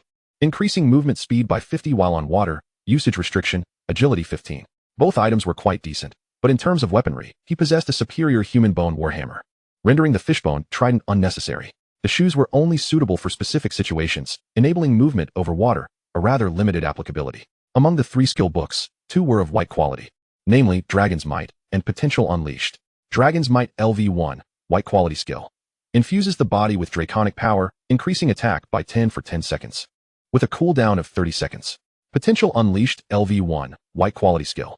Instantly restores 10 health points and increases strength and constitution by 10 for 10 seconds. For every 10 points lost from maximum health, both health restoration and attribute enhancement increase by 10, lasting 5 minutes. Although the effects of these white quality skills were rather lackluster, they were essential steps in cultivating the sacred body. Without further thought, he learned them immediately. Additionally, there was a gray quality skill book, Water Arrow. Water Arrow LV1, gray quality skill. Conjures a water arrow, dealing 20,120 magic attack damage, consuming 80 mana, with a cooldown of 30 seconds. This skill was evidently beyond his capabilities as well. Just as he was about to examine the equipment dropped by the sea monster, he suddenly noticed the villagers of Rice Fragrance Village converging around him with fervor. The leading elder, brimming with arrogance, shouted at him, "Demon Hunter, you have slain the true god. You must compensate for our losses." Under his leadership, the other villagers wore expressions of outrage, incessantly berating Wu Qing for slaying the sea monster without their consent. "By what right do you kill the true god? We were living well, and marrying his bride was our choice. What gives you, an outsider, the authority to interfere? Even if you intend to eliminate the sea demon, there is no necessity to slay him. It would be far more prudent to vanquish him and subsequently hand him over to us for confinement." The fishermen clamored incessantly, and Wu Qing, perplexed as to why the task had yet to conclude, suddenly caught sight of the young maiden who was to be the bride. Now standing with her head bowed beside a middle-aged man, her cheeks swollen.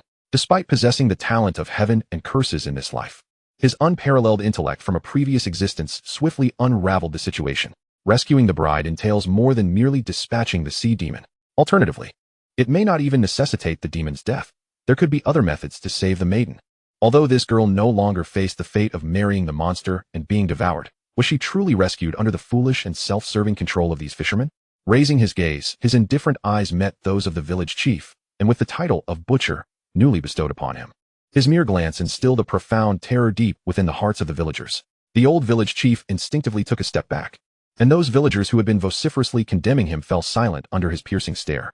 Huh? Wu Qing scoffed disdainfully. A gaggle of weaklings, who only prey upon the vulnerable, dared to shout in his presence. Did you ever consider your daughter's opinions before offering them to that sea demon? Chapter 29, A Lesson to the Fools. They would, of course, agree. The command of their parents and the matchmaking of others left no room for their own choices. Marrying a true deity is the utmost honor. It is their pride. The fishermen unabashedly proclaimed such shameless words, viewing their own daughters as nothing more than sacrificial lambs.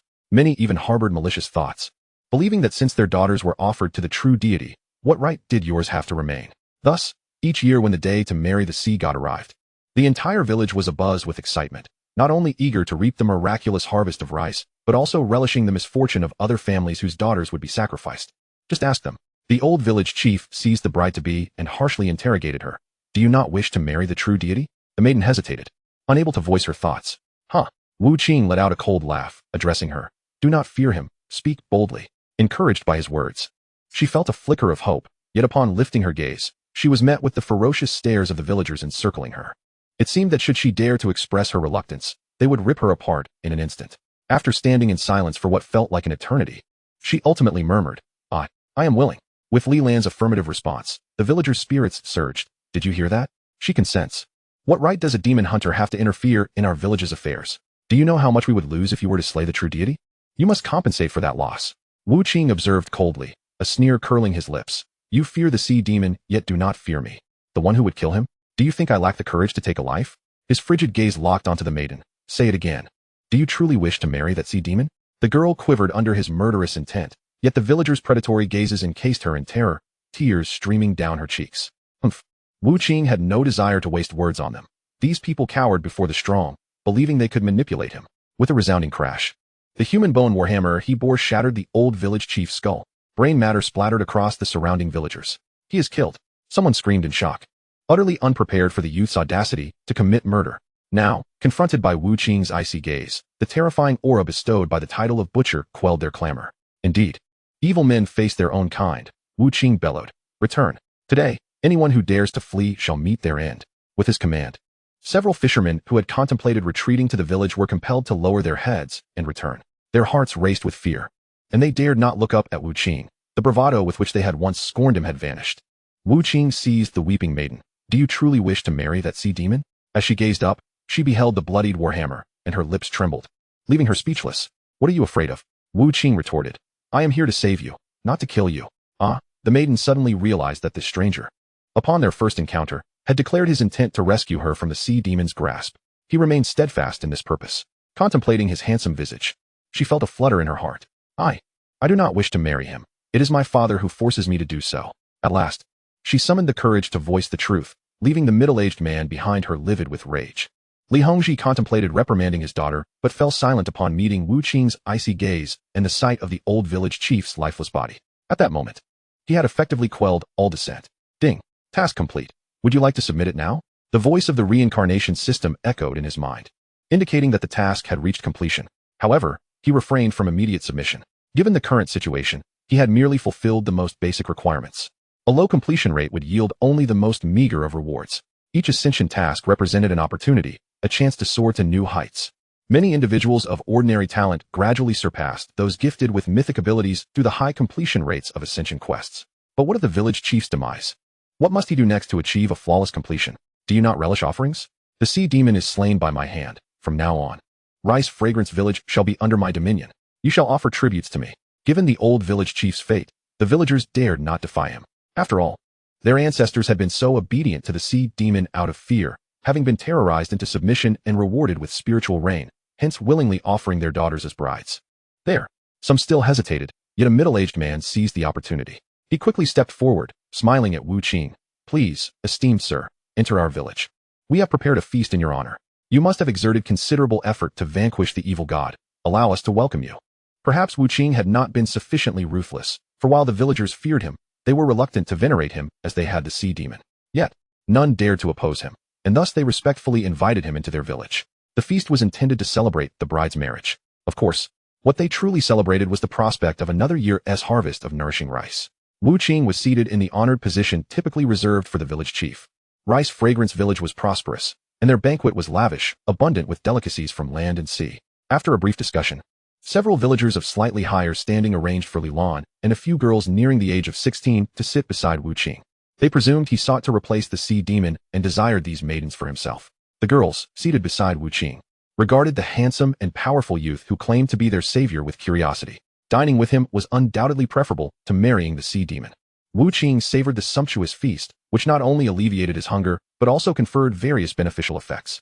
Indeed, after a while, he had restored the health he had lost during the battle with the sea demon and the catfish spirit. Furthermore, several dishes were crafted from exceedingly rare ingredients, endowing him with permanent enhancements. Although the enhancement of attributes can only occur upon first consumption, it is indeed a rare opportunity. In the span of a single meal, he gained 2 points in constitution, 1 in strength, 3 in agility, 1 in endurance, 2 in mental fortitude, and 1 in spiritual awareness. Notably, 2 points of mental fortitude were converted into 4 points of constitution, and 1 point of spiritual awareness transformed into 2 points of strength. The benefits derived from this meal were prodigious. The attributes acquired from just this singular repast already rivaled the foundational rewards of a hellish tier advancement quest. Other players, even if they were to slay the sea demon, would lack the overwhelming prowess he possessed over the villagers, and thus could never be revered as honored guests. Their only recourse to complete the quest would be to abscond with the bride. In such a manner, they could claim to have fulfilled their task, yet would forfeit the opportunity to savor the exquisite cuisine. Chapter 30, Special Side Quest Item. Seizing the moment while dining, Wu Qing examined the spoils extracted from the sea demon. Among them were a piece of equipment, a skill tome, and a peculiar bead. Spirit Rain Blessing LV1, Black Quality Skill. Conjures a deluge imbued with unique spiritual energy. Flora nourished by this rain will acquire exceptional effects. The size of the rainfall correlates with the mana consumed and the caster's magical strength. Each level of skill advancement unlocks an additional unique effect option, with the current effect being beautification. This skill, Wu Qing nearly leaped from his seat. Was this not the boon the sea demon bestowed upon these fishermen? Suddenly he pondered. If he were to master this skill, could it not grant him absolute control over this village, thereby perfectly rescuing the bride? Otherwise, once he departed, these girls, powerless and disregarded by their parents, might be exploited and sold once the precious beautifying rice, a crop of special significance, was lost. Yet, without mana, he could not remain here indefinitely. What could he do? As he contemplated this, his peripheral vision caught sight of the few young maidens beside him, delicately nibbling on their food. Perhaps he could teach them? In doing so, the village's livelihood would not be jeopardized, and their status would be elevated, truly a rescue. Upon noticing his gaze, the maidens' faces flushed crimson. Though they were young, they understood the implications of their parents' intentions. This mysterious demon hunter, stronger than even the dark gods, was remarkably handsome. To become his wife seemed rather appealing.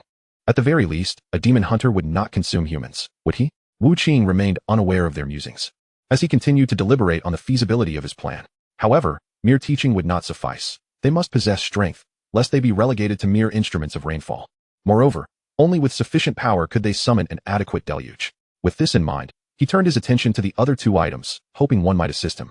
Water Cloud Song, Black Quality Ring. Magical Strength 130, Mana Recovery increased by an additional 2 seconds, Water-type spell effectiveness enhanced by 30. Usage restrictions, base mental fortitude greater than 15, base spiritual awareness greater than 22. A black quality piece of equipment, regrettably, one he could not utilize. Wu Qing then focused on the final bead, Water Avoidance Bead, a special side quest item, effective only within dungeons. Possessing this bead allows for free movement underwater. A special side quest item, exceedingly rare. In his past life, as one of the greatest beings with mythic level talent, he had encountered such an artifact only once in a dungeon. The probability of such an item dropping is extremely low, with one method to increase the drop rate being the swift defeat of dungeon bosses, by ambushing and swiftly dispatching the soul-devouring sea demon. It was likely this action had triggered the drop of this item. The existence of a special side quest item assured its utility. Near this coastal fishing village, Only the sea could harness the water avoidance bead's capabilities. Thus, Wu Qing realized that the perfect method to complete the quest lay undoubtedly within the depths of the ocean. With this revelation, he could no longer afford to linger over his meal. He stood and strode toward the exit. Lord Demon Hunter, where are you going? The villagers, taken aback by his sudden departure, expressed their confusion. My lord, the bridal chamber is over there. While Wu Qing dined, the villagers, eager to curry favor and reap benefits, had prepared a lavish residence for him. In their minds, what could this powerful figure do after his meal? As the saying goes, a full belly leads to lascivious thoughts. Moreover, they believed Wu Qing's so-called rescue of the bride was merely a pretext for him to claim these maidens for himself. I shall be out for a moment, he declared, pushing past those obstructing his path. Just as he was about to exit the banquet hall, a thought struck him, and he turned back to address them. I shall return shortly, if you dare to punish them. Humph. He gestured towards Li Lan before departing without another glance. The villagers exchanged glances, perplexed by the intentions of this enigmatic demon hunter. However, since Wu Qing had stated he would return quickly, they could only wait. Emerging from the village, Wu Qing swiftly made his way to the shoreline, retrieving the flippered shoes from his satchel and donning them. With these shoes, he could traverse the sea and increase his speed upon the water. As he walked upon the waves, the waters beneath him grew deeper, and he soon adorned the water avoidance bead, plunging headlong into the ocean. With the bead affixed, he discovered he could breathe underwater. However, visibility was severely limited in the murky depths, and he realized that his strikes were impeded by the water, causing his punching speed to diminish significantly. This indicated that his offensive power would also be reduced. With his bone warhammer gripped firmly, he prepared for any unexpected monster ambushes. He descended deeper, searching for something of value. Along the way, he encountered a sea serpent-like creature, which required considerable effort to vanquish. After an extensive search, he finally reached the ocean floor, where he caught a glimmer of light in the distance. As he approached the luminous source, he was astonished to discover a submerged palace. A plaque hung before the entrance. Sea God's Mansion. The Sea God? Wu Qing scoffed, suspecting it to be the dwelling of the sea demon. It made sense. The sea demon possessed intelligence and could articulate human language. If it desired human maidens, it would surely require a residence.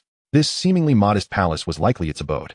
The mansion was encased in a massive bubble, within which the seawater could not penetrate, resembling the land above. With a powerful strike, he shattered the entrance, and two aquatic soldiers immediately charged forth, wielding harpoons and emitting a cacophony of sounds. They evidently did not comprehend human language. Yet, what awaited them was a bone warhammer. 25,699, 21,357. A single blow dispatched them. These mere water soldiers were no match for him. The cacophony of the shattered door soon attracted a throng of aquatic soldiers, some capable of casting rudimentary spells. However, their assaults only inflicted trivial damage upon him. This meager harm could be easily replenished with a few strikes. He advanced into the mansion, annihilating all obstacles in his path. Upon reaching the grand hall, he was astonished to find a figure lying within a bronze cauldron. The head of a person lay exposed, surrounded by a cascade of dark hair, while vapor rose from a cauldron as if someone were bathing within. However, upon closer inspection, the water within the cauldron was boiling, with spices such as scallions, ginger, garlic, and Sichuan pepper floating atop. The individual, who appeared to be bathing, was, in fact, being cooked alive. Her head, propped up on the edge of the cauldron, remained intact, revealing the visage of a young maiden in the bloom of youth. Her face was contorted in agony, her body tightly bound, flesh boiled and rendered, suggesting she had been scalded to death. Chapter 31. The Soul Pearl, the Female Ghost. Wu Qing frowned deeply at this ghastly scene. If his conjecture held true, this maiden was the bride who had been wed to the sea monster the previous year. Such cruelty from this creature. Every year, on the anniversary of their marriage, it would vivisect the bride from the prior year, returning to indulge in this grotesque feast. After a year of tormenting the newly acquired bride, the cycle would repeat. How tragic it was for those girls, sacrificed by their parents' selfish desires, treated like livestock. No, their mothers had also been purchased. All the girls in the village were offerings prepared for the sea monster. They could not, nor dared not, marry women from their own village. With a single blow, he shattered the cauldron, scalding broth spilling across the ground. The poor girl's eyes remained wide open in death, refusing to close. The depths of human ignorance and selfishness had sunk this low. He stepped forward, intending to gather the girl's remains, but hesitated and instead sought a large box to enclose her bones within. He had already exterminated all the aquatic creatures in the estate, rummaging through the place in search of anything of value. What is this? In the sea monster's chamber, he discovered a blood-colored clam. Upon prying it open, he found a pearl within. The pearl was as large as a fist, and the blood hue emanated from it. Soul Pearl. The sea monster infused the maiden with its own blood for a year, torturing her body through culinary means, thereby acquiring a vengeful spirit imbued with the essence of the sea monster. Capturing the spirit within this pearl for refinement, upon completion, Consuming it would yield a vast amount of cultivation. Consuming this pearl yields 235, 612 experience points, but one shall be cursed by the vengeful spirit, randomly acquiring one of 108 negative statuses, lasting indefinitely. Good heavens! Wu Qing exclaimed in astonishment. Such malevolence. If he were to consume this pearl, he could gain 200,000 experience points, enough to elevate him to level 20. What a significant saving of time. Yet, the 108 negative statuses, my goodness. And they last forever? Using this thing is akin to inviting death, is it not? But why does the sea monster dare to refine such an object? Does it not fear the curse? It was then that he recalled the initial phrase, infusing the maiden with its blood for an entire year, allowing her to become tainted with the essence of the sea monster. No wonder the creature marries a new bride each year. Yet, does the existence of 108 curses not imply that 108 maidens have already met their demise? The sea monster has controlled Daoxiang village for over 108 years? But what use is this pearl to him? Even if he were to sell it, who would dare to make such a purchase? He reached out to grasp the pearl. Regardless of its usefulness, he would keep it for now. At the moment he lifted the pearl, a chilling wind swept through, plunging the entire water estate into darkness. Even with several luminous night pearls nearby, no light could penetrate. How tragically I perish. Return my life. Malevolent spirits, evil gods, and my heartless parents. Die. I want you all to perish. In the gust of wind, vengeful spirits manifested. Wu Qing observed these apparitions with calmness. They were undoubtedly the spirits of those unfortunate maidens. If they could truly demand vengeance, they would have devoured the sea monster long ago. Why lament now? Thus, there was only one explanation. What he witnessed was but an illusion. I have slain the sea monster. Is this how you treat the benefactor who avenged you? As soon as he uttered these words, the wails of the spirits abruptly ceased. Is this true? Wu Qing asserted with righteous indignation, even discreetly revoking his title of butcher. This is the lair of the sea monster. How could I have entered if I had not defeated it? Here lies its corpse. He retrieved the sea monster's head from his belongings, realizing that bringing the creature's remains was indeed useful. Upon seeing the mangled remains of the sea monster, the spirits erupted in excitement. Ha! It is dead. This evil god is finally dead. We have been tormented night after night, never spared even when our bodies were torn apart, yet it died so easily. How unsatisfying. How unjust. They lamented, wishing they could bind its soul and subject it to the same torment. The spirits, though frantic, no longer sought to intimidate Wu Qing. At last, one spirit addressed him. Thank you, benefactor. Do you know of the existence of Daoxiang village? Wu Qing replied, of course. You must be aware that today marks the sea monster's annual wedding day. I am here in place of this year's bride, Li Lan, to stealthily slay the creature. Lan Lan. Upon hearing this name, one spirit gasped. Benefactor, is Lan Lan safe? Wu Qing responded, I have rescued her. With the sea monster dead, she is, of course, unharmed. The spirit, despite being deceased, still emitted sounds of weeping. Thank you, benefactor, thank you. Lan Lan is alive. She has escaped. Seeing her distress, a thought germinated in Wu Qing's mind. He sighed and continued, though the sea monster is dead, you are aware of the plight of Daoxiang village. While you were raised in luxury, you were merely kept like livestock. With the sea monster gone, the village will lose its means of sustenance. The villagers will undoubtedly continue to exploit those girls. What? The spirits were taken aback, realizing the truth. In the chilling wind, they exchanged glances and suddenly knelt before Wu Qing, pleading, benefactor, please save them. We shall surely repay you. Yet, Wu Qing displayed a troubled expression. I am but an outsider, destined to depart. To provide temporary sanctuary. Can I guarantee protection for a lifetime? Even if I were to slay all the men, how would they sustain themselves? The maiden's spirits fell silent. They huddled together. And after a while, one spirit spoke. This pearl is called the soul pearl. If consumed, it grants immense cultivation. The sea monster altered our bodies with its blood, rendering our spirits incapable of harming it. However, as long as we do not actively curse, others who consume it will incur no harm. Please bestow this pearl upon Li Lan. If she possesses the strength of the sea monster, she could fend for herself. Having said this, fearing Wu Qing's refusal, they hastily offered inducements. Do not worry. We shall reward you. At last, he heard what he wished for. An ethereal scroll materialized before him, revealing a heavenly contract. The vengeful spirit, Li Mei, issued a task to the lumberjack. Deliver the soul pearl to Li Lan. Task reward, the blessing of the female ghost. Will you accept? What is the blessing of the female ghost? This was his first encounter with such a thing. So he clicked to examine it. The blessing of the female ghost. Permanent buff, undead beings will not attack you unless provoked. And you will find it easier to gain friendship with undead creatures. Chapter 32. The vengeful souls demand retribution. Avenge the fallen. Acceptance. This buff occasionally proves remarkably effective, and it requires but a trifling effort. Thank you, benefactor. The multitude of female specters bowed gracefully in gratitude, as the chilling winds dissipated and all strange phenomena vanished. Wu Qing remained steadfast in the water palace as chamber, clutching the soul orb. With this orb, Li Lan could ascend directly to level 20. Once she learned the Rain of Blessings, this task would be deemed flawlessly accomplished. Without further delay, he exited to retrieve the cooked remains of the young maiden from the Grand Hall, and with the protection of the Water Avoidance Pearl, returned to the shore. In the Rice Fragrance Village, although Wu Qing had temporarily departed, the villagers continued to gather in the banquet hall. Unlike the demon hunters they envisioned, Wu Qing exhibited a daring propensity for indiscriminate slaughter, instilling fear among them. Several influential villagers engaged in hushed discussions on how to respond. Should they venerate Wu Qing as they did the sea demon? In their minds, it merely entailed the annual sacrifice of a maiden. Yet the benefits they reaped were far greater. However, if Wu Qing were to reside in the village permanently, would he truly be satisfied with merely one woman? They understood human nature all too well. It seemed all villagers would inevitably become the slaves of this enigmatic demon hunter. Old Zhang seized the opportunity to venture outside the village and report this individual to the Demon Hunter Association. He cannot provide us with the blessings of a true deity. Why should we honor him? Indeed, we shall. Cough. As they deliberated, a sudden cough broke the silence. Instantly, they fell silent and turned to see Wu Qing returning from outside. What was he doing with such a large box? Where had he procured this sizable container? Surely it did not contain his garments?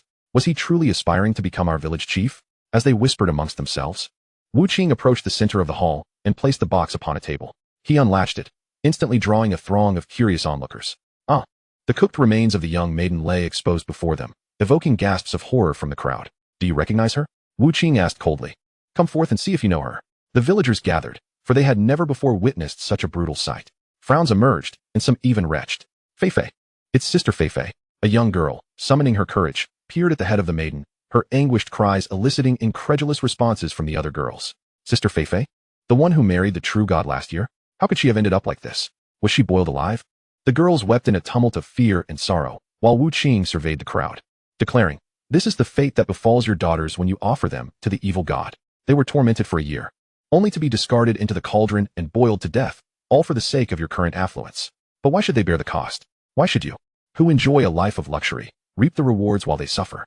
A congregation of hypocrites, thriving on the blood of their own daughters. Do you even deserve to be called human? He addressed the frightened girls loudly. If I had not come today, your futures would mirror this tragic fate. You are but sheep waiting to be slaughtered. These beasts birthed you solely to exchange your flesh and blood for their own prosperity. Before he could finish, a villager shouted vehemently, You speak nonsense. It was you who killed the true god, and then boiled Feifei alive in the goddess abode, attempting to frame the true god and us. You are no demon hunter. You are the true evil. Upon hearing this, the other villagers quickly rallied, unwilling to allow Wu Qing to cast such accusations upon them. They clamored, Brutal fiend. We have already sent word to the Demon Hunter Association to report you to the higher-ups. You dare slay the true god and mercilessly murder our daughters. You deserve nothing less than death. They distorted the truth, disregarding the terror Wu Qing had instilled. Yet, he simply smirked, producing the soul orb. In an instant, chilling winds enveloped the grand hall, and the vengeful spirits of the 108 maidens began to drift before them. I'm at a tragic end. My cruel parents. How could you offer me to a demon? Do you know how much we suffered? Whoa, the demon is dead, yet you are all complicit. The oppressive winds shrouded the light, and some recognized the spirits. Ching Ching, Ching Ching, do not harm me. I am your father. Xiaoya, will you slay your father? You have gone mad. I'm sorry. I didn't know the true god was evil. Xiaowei, please spare me. Schwanger, I did not wish this. But the villagers married off their daughters. I wanted to keep you, but they wouldn't allow it. Do not blame me. It was them. They compelled me. Schwanger, seek vengeance upon them. Your father has never forgotten you. Yao Yao, is that you? Mother has finally seen you again. I'm sorry. Mother was bought by your father. I pleaded with him for so long, but the hall descended into chaos, with some paralyzed by fear and others driven to madness. Though the vengeful spirits were but illusions, the icy winds wreaked havoc on the already guilty consciences of the villagers. The unmarried girls huddled fearfully in the corners, yet the specters did not pursue them. Li Lan and another girl clung to each other, trembling, when suddenly a spirit approached. Lame, are you all right? Initially startled, Li Lan soon recognized the familiar voice. Cautiously, she looked up to see a beloved face, and she burst into tears. Sister Mei, I've missed you so much. She longed to embrace Li Mei, but the attempt ended in vain. The hall erupted into disarray, with some seizing nearby tables and chairs, swinging them wildly in a futile effort to distance themselves from the daughters they had sold to their demise. Others sought to flee the hall, but the doors were firmly shut, and no amount of force could budge them. Bang! A sudden sound of shattering bones pierced the air and through the howling winds. The villagers beheld Wu Qing wielding a warhammer crafted from human bones, crushing the skull of Li Hongji into a gory pulp. I have avenged you. With a flourish of the warhammer, the villagers appeared as mere ants before him. As the chilling winds subsided, The men within the hall lay scattered as lifeless corpses. "Lilan, come here," he called to the stunned girl. Her eyes brimmed with terror as she realized her once adoring parents had merely viewed her as a sacrificial lamb. The specters of her past sisters re-emerged, alongside the sight of the boiled Fei-Fei. The very demon hunter who had aided her now stood unflinchingly amidst the carnage, summoning her forth, making her feel as though she too could be next. Yet, ultimately, she dared not defy Wu Qing's command. With quaking steps, she approached him. "A master." Unsure of what to say, she watched as Wu Qing took her delicate hand and placed a peculiar orb into her palm. Chapter 33. A flawless completion. "Open your mouth and swallow it," Wu Qing commanded with an unwavering tone. Although Lilan was oblivious to the orb's nature, she did not dare refuse his order. However, as she cradled the soul orb, she heard Li Mei's voice by her ear. "Xiaolan, do not fear, swallow it, and in the future, your sisters will protect you. They will safeguard our rice fragrance village." With her sister's reassurance, she finally set her anxious heart at ease and consumed the soul orb. As it slid down her throat, it coursed through her veins like a viscous stream of crimson vitality. In an instant, she felt a tremendous surge of energy coursing through her body. Her strength escalated progressively, and her form was transformed by the essence of the soul pearl, rendering her increasingly resilient and formidable. The women in the hall observed her metamorphosis, and after a prolonged moment, she opened her eyes, a glimmer of brilliance flashing within them. However, the surrounding maidens seemed to perceive within her gaze the reflections of 108 youthful maidens. As Wu Qing handed over the soul pearl to Lilan, he received the blessing of the female ghost. Furthermore, the recent slaughter had significantly augmented his title of butcher, bringing him ever closer to leveling up to level 2. Although Lilan's appearance remained unchanged, her aura had already diverged markedly from her former self. As she absorbed the energy of the soul pearl, she became aware of the origin and purpose of this orb. "Thank you, sisters," she murmured, then bowed gracefully to Wu Qing, exclaiming, "I am deeply grateful, benefactor." Wu Qing nodded with satisfaction and retrieved the skill book, Bounty of Spiritual Rain. This contains the ability to grant miraculous powers to Rice. With the sea demon vanquished, you shall now utilize this ability to lead the life of Daoxiang village. After a moment's contemplation, he also produced a ring and a gray skill book. This ring, named Water Cloud Ballad, amplifies the potency of underwater skills. The book contains a spell named Water Arrow. You must learn it to better safeguard Daoxiang village. He bestowed upon her one piece of equipment and 2 skill books, deeming that any increase in the task's completion rate, even by a mere 1, was worthwhile. These items held no use for him, and even if he were to sell them, he had no means to do so. However, the rewards for achieving a high completion rate in the Hellish Grade Promotion Dungeon would be invaluable for a lifetime. Lilan accepted these 3 items, yet her enchanting eyes remained fixated on the ring. The young girl pondered. "He has given me a ring. Should I accept it? What shall we name the child? I seem to not even know his name." Wu Qing, perplexed, observed Lilan's face flush a deep crimson as she clutched the items. Is she blushing like a teapot? Unable to decipher the intricacies of the young girl's thoughts, he concluded that he had accomplished all that he could. And having spent considerable time in the promotion dungeon, he resolved to submit the task and depart. "Well then, the matters here have been resolved. It is time for me to take my leave." His sudden farewell caused her mind to short-circuit. I was contemplating how to cooperate tonight. And now he speaks of leaving? Are you departing?" she hastily inquired. Upon seeing Wu Qing nod, she seized his hands. "Please don't go, all right? We." She herself was uncertain of the words escaping her lips, merely yearning to keep Wu Qing by her side. Yet, Wu Qing gently withdrew his hands, affectionately ruffling her hair as he smiled. "The sea demon has been slain, the sinners have received their due punishment, and you now possess the formidable power to protect Daoxiang village. Moreover, the bounty of spiritual rain ensures the village's sustenance. What more need I remain for?" With that, he turned towards the door. Behind him, the girl's voice called out, "Benefactor, may I know your name?" "Woodcutter." By the time the maidens in the hall rushed outside, Wu Qing had already vanished from sight. Promotion task submission confirmed. At that moment, Wu Qing found himself in a peculiar space, reminiscent of when he first connected to Reincarnation to create his account. ID Woodcutter, promotion task of the first tier confirmed submitted. Special dungeon item, Water Avoidance Pearl, has been retrieved. Upgrade dungeon, The Weeping Bride, task objective. Rescue the sacrificed bride, task completed. Calculating task completion rate. Rescued the bride Lilan, freeing her from marriage to the sea demon, base completion rate 30. Slain the sea demon, eliminating future threats, additional completion rate 30. Vanquished the sinners, liberating the oppressed maidens from persecution, additional completion rate 15. Investigated the truth, uncovering the tragic origins of Daoxiang village, additional completion rate 5. Provided the maidens of Daoxiang village with the ability to self-protect and become self-reliant, ensuring their future without worry, additional completion rate 20. Player Woodcutter. Hellish Grade First Tier Promotion Dungeon Task, total completion rate 100. Evaluation, perfect. First tier Hellish Grade Promotion Task Base Reward, 10 free attribute points. First tier rank restriction unlocked. You have been elevated to tier 2, current level, 11. With a perfect completion rate of 100, you may select one from the following 3 rewards. Option 1, more attributes. You will receive an additional 10 free attribute points. Option 2, Mythical Roulette Lottery Ticket. You will gain an opportunity to draw from the Mythical Roulette.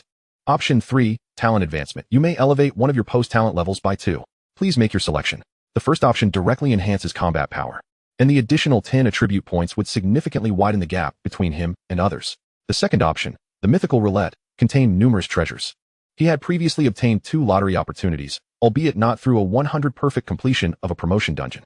He had witnessed mythical post-talent rewards and elixirs capable of elevating pre-talent to mythical level in those 2 spins.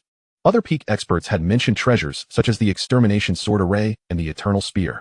However, the odds of winning in the Mythical Roulette were dismally low. In his prior attempts, he had only acquired 2 worthless pieces of equipment.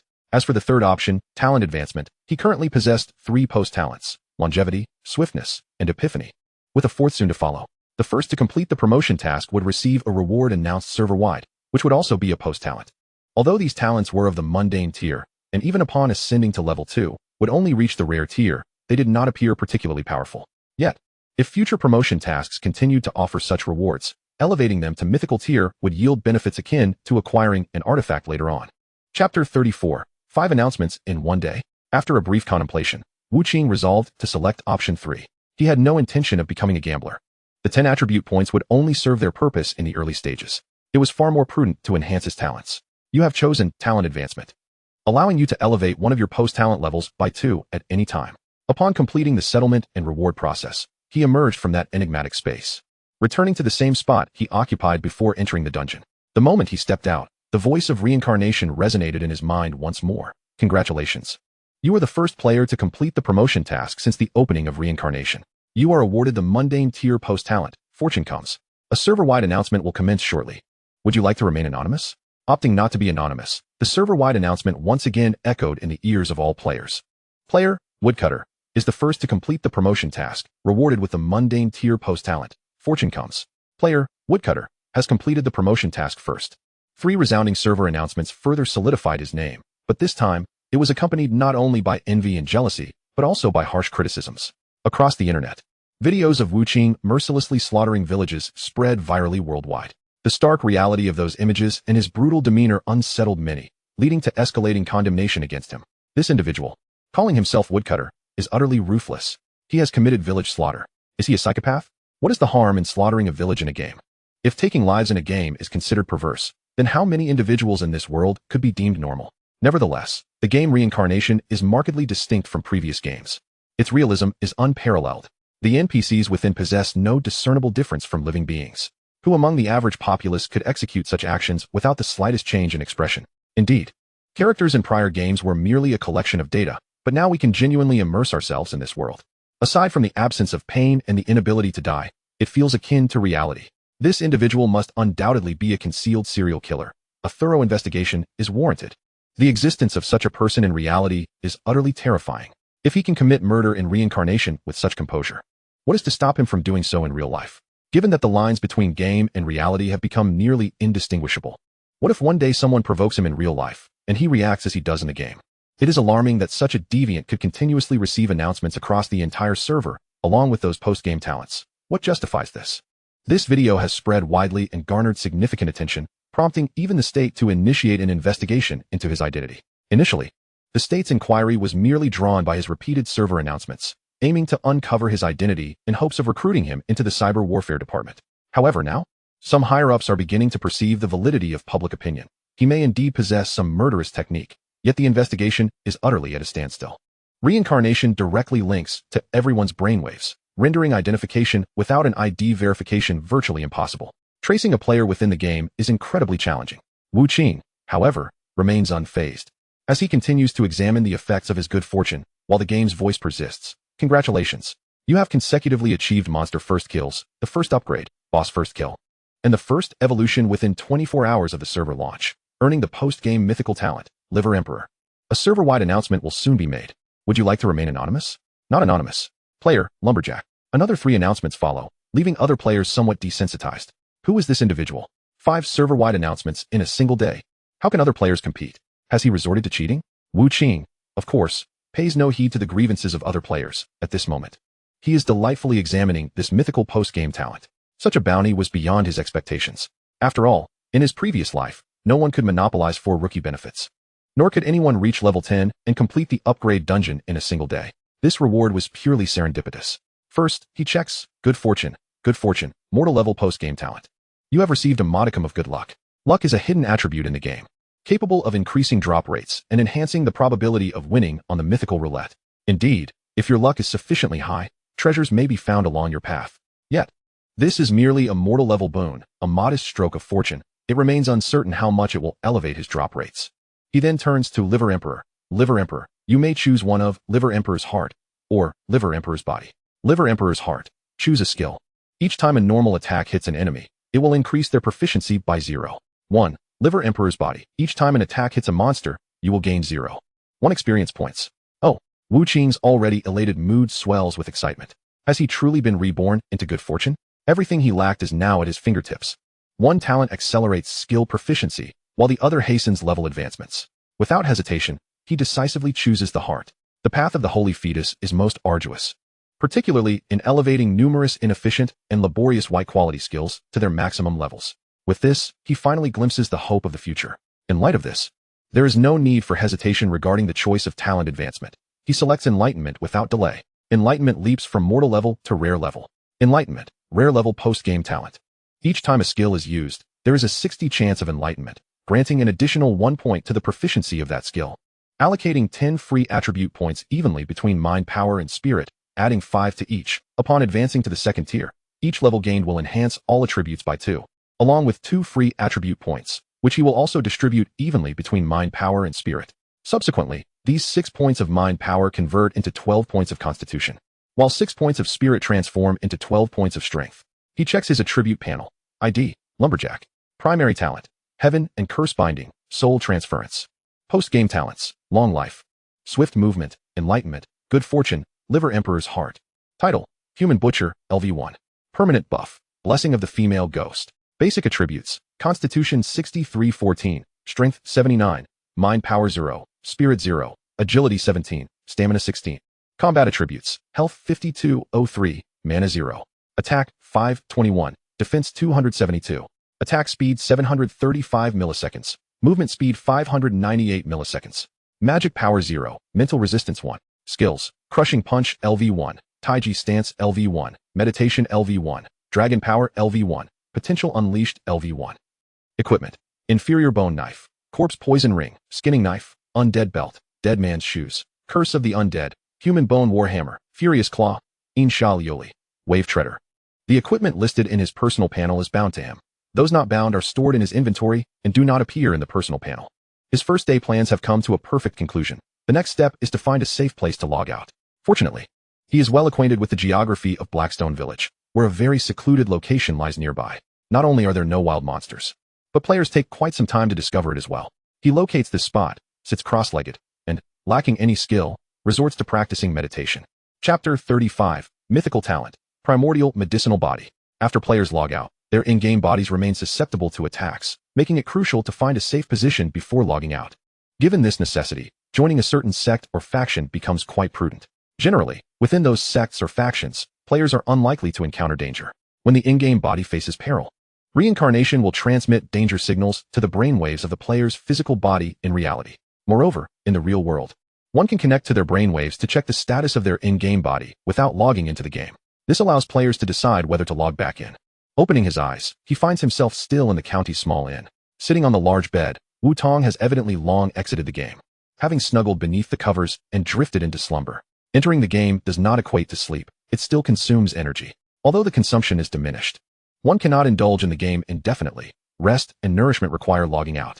The Reincarnation server launched last night at 6 o'clock p.m., and he has spent nearly 12 hours within. Now, it is the following morning at 6. Approaching the window, he draws back the curtains to glimpse the still dim early morning light, then comes to the bedside to rouse Wu Tong.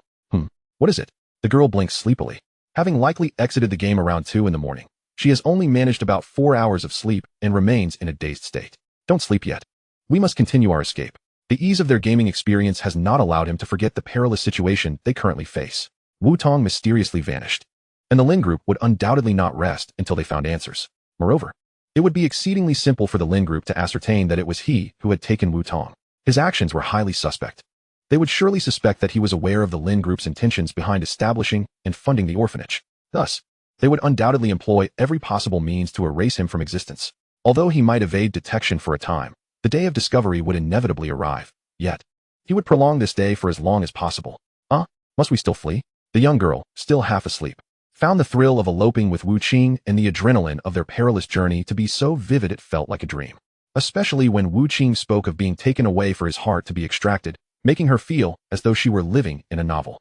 However, due to her trust in Wu Qing, she rose, donned her clothes, and departed the small inn with him, wearing a hat and mask. The pair checked out at the front desk and exited the premises. Where to now? Upon leaving the inn, Wu Tong gazed up at the still murky sky and inquired of Wu Qing. We should first locate a convenience store. They walked through the darkness, striving to avoid surveillance. Fortunately, the monitoring facilities in the small county were not particularly abundant. Even without being familiar with the area, he managed to evade most of the cameras. They encountered a taxi along the way, and he instructed the driver to take them to a 24-hour convenience store. This establishment offered a wide array of goods, covering all of his needs: 2 large backpacks, water, double-sided tape, some bread, self-heating rice, and 2 fruit knives. After settling the bill, they flagged down another taxi. Are you joking? The taxi driver looked at him incredulously, as he was heading to a small town to the south, which was quite distant from the county. It was uncommon for anyone to take a taxi there. 500. But money would solve everything. The driver's demeanor shifted instantly, and he cheerfully invited them to take their seats. He sat in the passenger seat, clutching the backpack, while one hand delved inside to feel the knife. Human nature is unpredictable. It was hard to say whether the taxi driver would harbor any ill intentions towards the 2 young individuals carrying cash and venturing out before dawn. Of course, merely feeling the knife did not guarantee safety. In such a perilous moment, there was little more they could do. Fortunately, the driver posed no threat, and as dawn approached, he felt a sense of relief upon witnessing the increasing number of vehicles around them. They disembarked at a random spot in the town, then boarded a bus, keenly observing for any inns along the route. Upon spotting one, they alighted at the next stop and retraced their steps back to the inn. They rented a room, but once again, only one, as they possessed but a single identification card between them. This time, however, he paid for 3 days in advance. Having been a key figure within the Lin group in his previous life, he was well acquainted with their operational methods and efficiency. This location would afford them at least 3 days of safety. It would be ideal to devise a solution within that time frame. Otherwise, they would have to relocate once more. Yet, he estimated that they had at most 7 days to evade capture. After that, should the Lin group fail to locate him, they would exhaust all resources and connections to find him. Finding someone is not an easy task, even for a powerful corporation. However, money can move mountains. By that time, they would be prepared for anything. Once they entered the room and secured the door, Wu Qing conducted a thorough search for any hidden cameras, discovering 3 in total, 2 in the bathroom and 1 directly facing the bed. After covering them with double-sided tape, Wu Qing began to inquire about Wu Tong's abilities in the cycle. Upon mentioning this, Wu Tong instantly perked up, her excitement palpable. My ability is a mythic-grade innate talent, the primordial medicinal body. Ever since she had acquired her talent, she had longed to boast about it to Wu Qing. Yet, unable to discern his ID in the game, she could not add him as a friend. After logging out and waiting a considerable time without seeing Wu Qing come online, she logged back in, eager to explore the game further. To her dismay, she found the monsters to be unexpectedly challenging. After finally defeating a few, her health had drained to 0.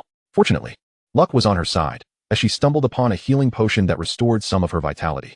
She then joined a temporary team with unfamiliar players to tackle the monsters together. When their conditions deteriorated, they suggested finding a quiet corner in the village to gather and log out together. However, she soon realized that Wu Qing still had not logged out. After waiting a while longer, fatigue overwhelmed her, and she decided to freshen up and sleep. It was only at this moment that she had the opportunity to share her experiences with Wu Qing. Indeed, it is a mythic-grade talent. Wu Qing realized that Wu Tong's intellect was no less than his own, and her dedication matched his. In his previous life, he had obtained a mythic-grade talent, the strongest brain. Thus, it was no surprise that Wu Tong had acquired a mythic-grade talent as well, the primordial medicinal body.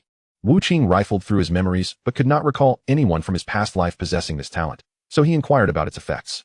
From its literal interpretation, it appeared to be related to medicine, likely involving healing. He speculated it might either enhance healing abilities or increase alchemical prowess. This aligned closely with his initial predictions, either psychic or healing related. Wu Tong elaborated, consuming spiritual herbs can permanently increase physical limits and the potency of enhancement skills. with the extent of improvement dependent on the herb's grade. If the grade of the herb is lower than my own level, it will be ineffective. Chapter 36. Confession. Those who can share secrets. Wu Qing was envious of this talent. A talent that can grow infinitely is truly top tier. Increasing her physicality would also make her remarkably resilient. The only drawback is that acquiring spiritual herbs is quite challenging, unless one is willing to spend money. But in the early stages of the game, where would players find enough funds to purchase spiritual medicines? This talent could become a financial drain. Yet, provided the supply of spiritual herbs is sufficient, the potential is immense. Moreover, it can enhance the potency of various beneficial skills. The scope of this was vast. Healing falls under the category of enhancement. Augmenting oneself or others with beneficial states is also enhancement. Currently, Wu Qing's mental resistance stands at 1. If Wu Tong could bestow upon him numerous skills that significantly amplify his mental resistance, his greatest weakness would vanish. Do not worry about the spiritual herbs. I will handle that. What is your game ID? When we return to the game, let us add each other as friends. Wu Qing still possessed several pieces of equipment that were of no use to him, which he could offer to Wu Tong. Given that they were now in 2 separate novice villages, meeting would prove challenging. Initially, Wu Tong would have to rely solely on herself for combat. He had also obtained a purple quality necklace, the longevity lock, from Old Li, which would suit Wu Tong well. However, it would be quite some time before she could equip it. It might be better to sell it for a substantial amount of spiritual medicine, thereby maximizing Wu Tong's talent. Wu Tong replied, "My ID is Feng Chao, and I was born in Lingyi village. Can you come find me?" She was still unaware of the vastness of the reincarnation world, thinking it akin to previous online games where one could easily reach another location via teleportation.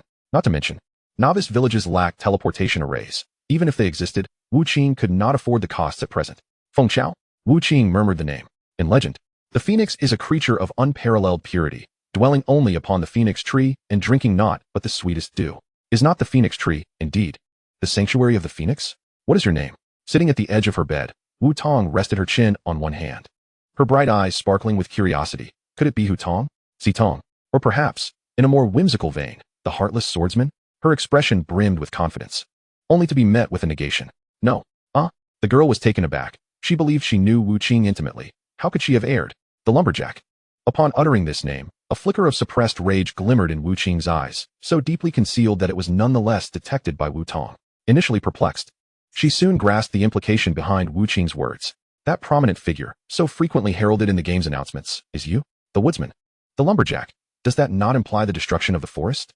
At that moment, her playful demeanor dissipated, her tone shifting to one of gravity. Brother Qing, could you enlighten me as to how you came by this information? Such matters ought to be shrouded in utmost secrecy, yet you seem unwavering in your conviction. Your animosity towards the Lin family is palpable, as if my heart had truly been ripped from my chest. She held no suspicion that Wu Qing would deceive her. The bond they had forged over the years allowed her to trust him unconditionally. Yet, could it be that Wu Qing had been misled? The notion of an orphanage established for the purpose of organ harvesting was too horrific to fathom. Wu Qing was but an ordinary student. How could he possess knowledge of such clandestine affairs? Though young, she pondered deeply. If Wu Qing had been exploited, the repercussions would be dire. Wu Qing met her gaze, her bright eyes still radiating the innocence of her childhood. He discerned that what he saw in her eyes was concern rather than disbelief, and closed his own once more, lapsing into silence. How to articulate this? Memories of their shared life flashed through his mind. At last, he reopened his eyes, a resolute glimmer now evident within them, and he gazed earnestly into hers, enunciating with clarity. Tong Tong, I have been reborn. He had mulled over whether to divulge this secret to Wu Tong numerous times. He had read countless web novels, familiar with protagonists betrayed by those they trusted. However, should Wu Tong ever choose to betray him, would knowing this secret alter anything? If he were to be betrayed by the one he trusted most, what significance would his rebirth hold? If life offered no one with whom to share secrets, even achieving the pinnacle of success would merely render him a hollow and solitary immortal. Thus, he chose to reveal the truth, convinced of his discernment in choosing the right companion. Upon hearing this revelation, Wu Tong exhibited no overt shock. She had long considered this possibility, after years of close companionship. She knew Wu Qing too well. The concept of an orphanage functioning as an organ repository was indeed preposterous. Yet Wu Qing's unwavering tone and demeanor were not those of a jester. Now that she recognized him as the enigmatic figure from the cycles, rebirth appeared to be the sole explanation. So, did I perish from having my heart extracted before your rebirth? Wu Tong's inquiry received an affirmative response. Indeed. Each recollection of this event ignited an uncontrollable fury within Wu Qing, and having shared this secret with Wu Tong, he no longer withheld the truth. Recounting the events of his previous life. On the day the cycle commenced, I learned that you had been adopted by a wealthy couple, and thereafter, you vanished without a trace. I subsequently joined the Lin family, tirelessly searching for you, and after many years of investigation, I uncovered the truth. The third daughter of the Lin family, Lin Yu, required a heart transplant, and your physiological profile was deemed the most suitable for organ donation. Thus, they whisked you away under the guise of adoption. I eliminated half of the Lin family, yet you could not be resurrected, and I ultimately met my demise. As he recounted this tale, his body trembled involuntarily, a manifestation of his restrained fury. Fortunately, I have been reborn, and in this life, I shall not allow you to suffer even the slightest harm. He locked eyes with the girl, earnestly professing, "Tong Tong, do you believe me?" Wu Tong gazed back into his eyes, her response resolute. "I do." The girl, soft and tender, suddenly leaped into his arms, wrapping her arms around his neck as they embraced. After a long moment, as they parted, Wu Tong inquired, "But how long can we escape like this?" Wu Qing gently caressed her delicate, fair cheek, speaking softly, "Not for long. I have devised a solution. Moreover, everything in the game will manifest in reality. So we must hasten to enhance our strength within the game. Seeking vengeance in reality will never allow us to contend with the Lin family. But the cycle renders all of this possible." After revealing his secret of rebirth, Wu Qing could directly impart the significance of the cycle to her, enabling her to focus all her thoughts on it. Chapter 37, Bestowing Equipment. The game transforming into reality? This revelation astonished Wu Tong. No wonder Wu Qing had repeatedly emphasized the importance of the cycle. It all made sense now. With this thought, her excitement surged. So, in the future, we can manipulate wind, thunder, and fire in reality, cleaving mountains and rivers with a single sword? Wu Qing nodded, having disclosed the secret of his rebirth. He felt a sense of liberation, as if an invisible burden had been partially lifted by Wu Tong's willingness to share in it. Additionally, he sensed an even deeper bond and connection between them. He then began to meticulously explain the nuances of the cycle to Wu Tong, along with strategies. When he learned that Wu Tong's starting village was Lingyi village, he nearly burst into laughter. That was precisely the starting village of his previous life. Truly, fortune favors me. Wu Qing felt that, in this rebirth, luck had turned in his favor. Armed with his strategy, even without his assistance, Wu Tong, lacking combat experience, would still be able to reap substantial benefits in the starting village. As they conversed and laughed, 2 hours slipped by unnoticed. During this time, they prepared self-heating rice and hot pot, heating them with water as they dined, while discussing strategies. Wu Tong was remarkably astute, memorizing each point Wu Qing imparted to her. "No worries, if you forget anything, just add me as a friend once we enter the game, and I have some good items for you. You can always ask me if you need help later." After their meal, they washed up in succession and embraced each other, drifting into a deep slumber. At this moment, an increasing number of individuals were entering the cycle, marveling at the wonders of the virtual world, and the commotion sparked by Wu Qing continued to escalate. The vice president of the rebellious dynasty, Ling Yun, failed to successfully recruit Wu Qing and was conversing with the president. Ling Yun of the rebellious, "President, that lumberjack is quite sinister. Those NPCs act as if they are real. When he says kill, they kill. He can't possibly be a murderer, can he? Should we still pursue him?" "Rebellious prince, of course. What does it matter who he is? As long as he can help us make money. Even if he gets arrested later, we can just issue a statement claiming we were deceived and had no idea." Ling Yun of the rebellious. "Then what is our upper limit for the offer? Moreover, since he slaughtered Blackstone Village, I haven't seen him around here for quite some time. I suspect he may have left the starting village." "Rebellious prince, don't you have him on your friends list? If he has already departed from the novice village, you might inquire how he managed to leave, for we remain entirely ignorant of the means of departure. Furthermore, should he possess any valuable methods for rapid leveling, we would be willing to pay a handsome price for them, as this game is extraordinary. Gaining an advantage now will undoubtedly yield tremendous benefits in the future." In the Lin Corporation, the CEO was receiving reports from his subordinates. "Boss, what do you think of this individual known as the lumberjack? Should we consider recruiting him?" Lin Jihao maintained his usual impassive demeanor, having just viewed the video regarding Wu Qing's massacre of the village. He replied with an air of indifference. "Of course we should recruit him. If he is indeed a murderer, he will be easier to control. There is no need to concern ourselves with such matters. What murderer could possibly rival the Lin Corporation?" Within the building of the capital's cyber warfare department, Minister Zhang Weigua addressed a young man standing upright before him. "Bring him in for an identity check. If all is in order, we will strive to have him serve the nation. If there are issues, we shall detain him and still compel him to serve the country." At this moment, various financial magnates and guilds were deliberating over Wu Qing, not only regarding his audacious act of slaughter, but also his astonishing prowess in triggering 5 server-wide announcements in a single day. However, they were utterly unable to contact Wu Qing. Although Ling Yun, the vice president of the rebel dynasty, had Wu Qing as a friend, Wu Qing was currently offline, soundly asleep, leaving no one able to reach him. After a restful slumber that lasted until past 4 in the afternoon, Wu Qing and Wu Tong finally awakened. Having attended to their respective physiological needs, they logged back into the cycle. Wu Qing opened his eyes in the secluded corner where he had logged off the previous day. After a night had passed, His proficiency in meditation had significantly improved. Although he had yet to reach level 2, he was now quite close. His first action was to add Wu Tong to his friends list. Ding.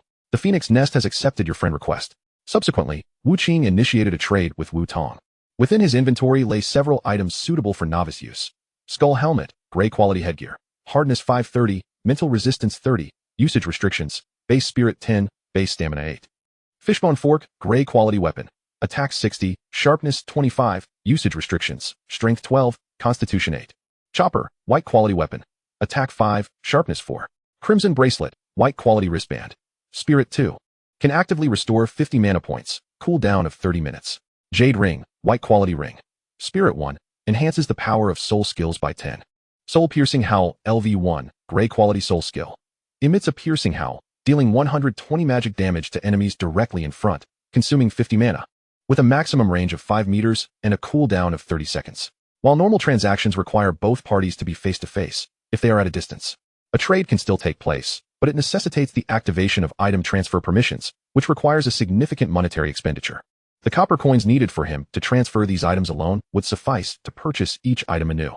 This was a result of his continuous battles against higher-level foes and the successful completion of several boss encounters. Otherwise, he would not have been able to afford such expenditures. He promptly transferred these items to Wu Tong. Your talent does not lack in constitution. Focus all your attribute points on strength in the early stages. Your mana is limited, and your skills can only assist in combat. With the aid of the Crimson Bracelet and the Jade Ring, you will be adequately equipped to unleash the soul-piercing howl.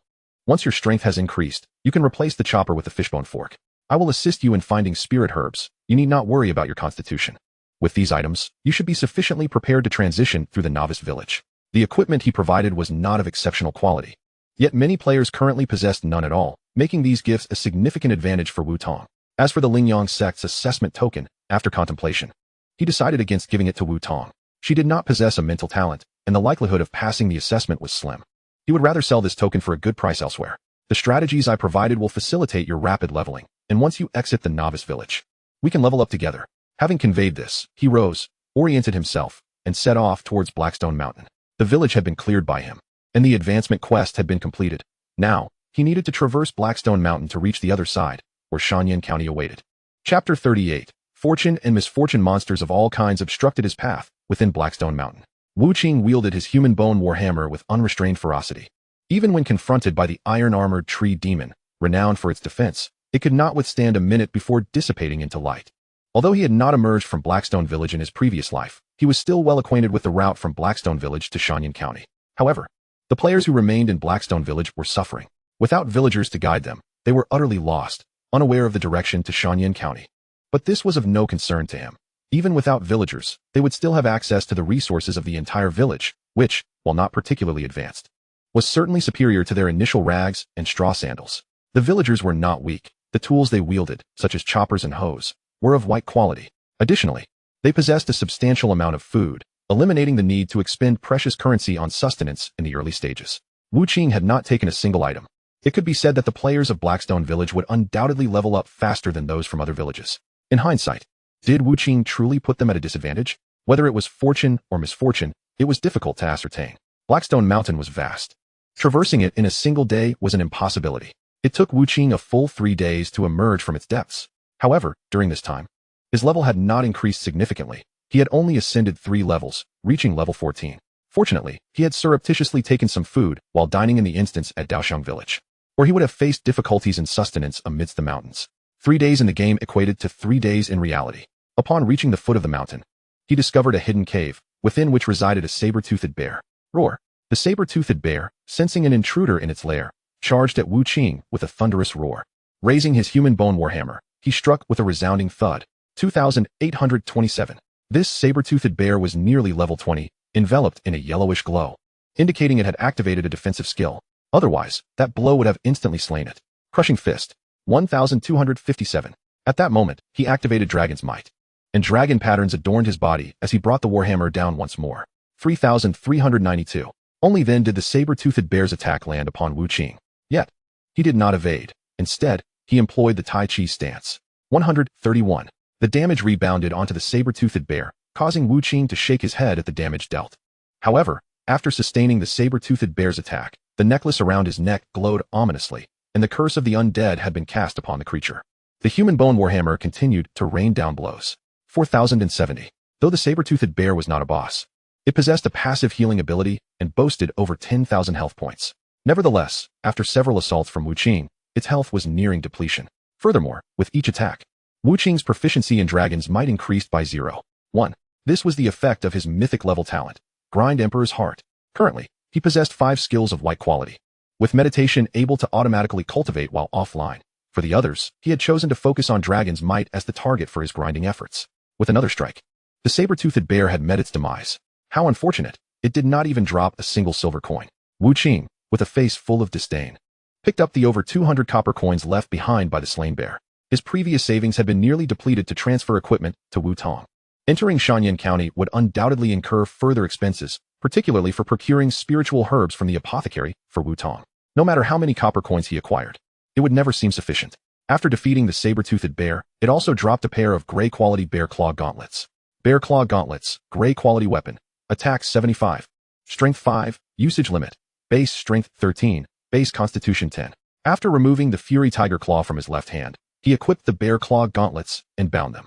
He then gathered several large stones nearby to block the not overly spacious cave entrance, before sitting cross-legged to practice meditation, subsequently logging out. Upon opening his eyes, he was greeted by the sight of Wu Tong emerging from the bathroom. She had logged out early to freshen up and pack her belongings.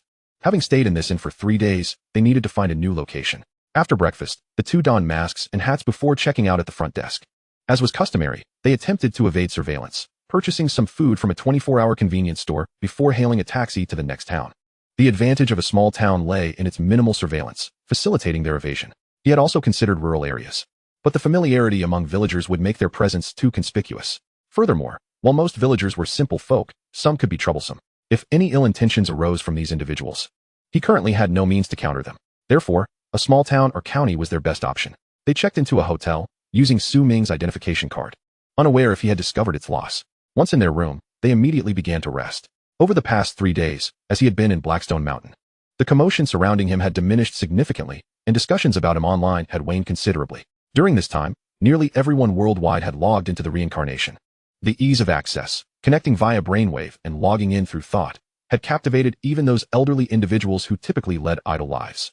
Their bodies, half buried in the earth, found a sense of rebirth in the world of reincarnation. In this realm, they were no longer frail, and through leveling up, they felt the resurgence of youthful vigor. This phenomenon was astonishing to them, and with their ample free time post-retirement, they became the majority of players in the reincarnation. Within the Lin family mansion, Lin Jihao stood at the bedside of his third daughter, Lin Yu, accompanied by an elegant woman. Why has the operation not yet commenced? Lin Jihao appeared expressionless, but those familiar with him could sense his growing anger. Jihao, the girl named Wu Tong from the orphanage, is missing.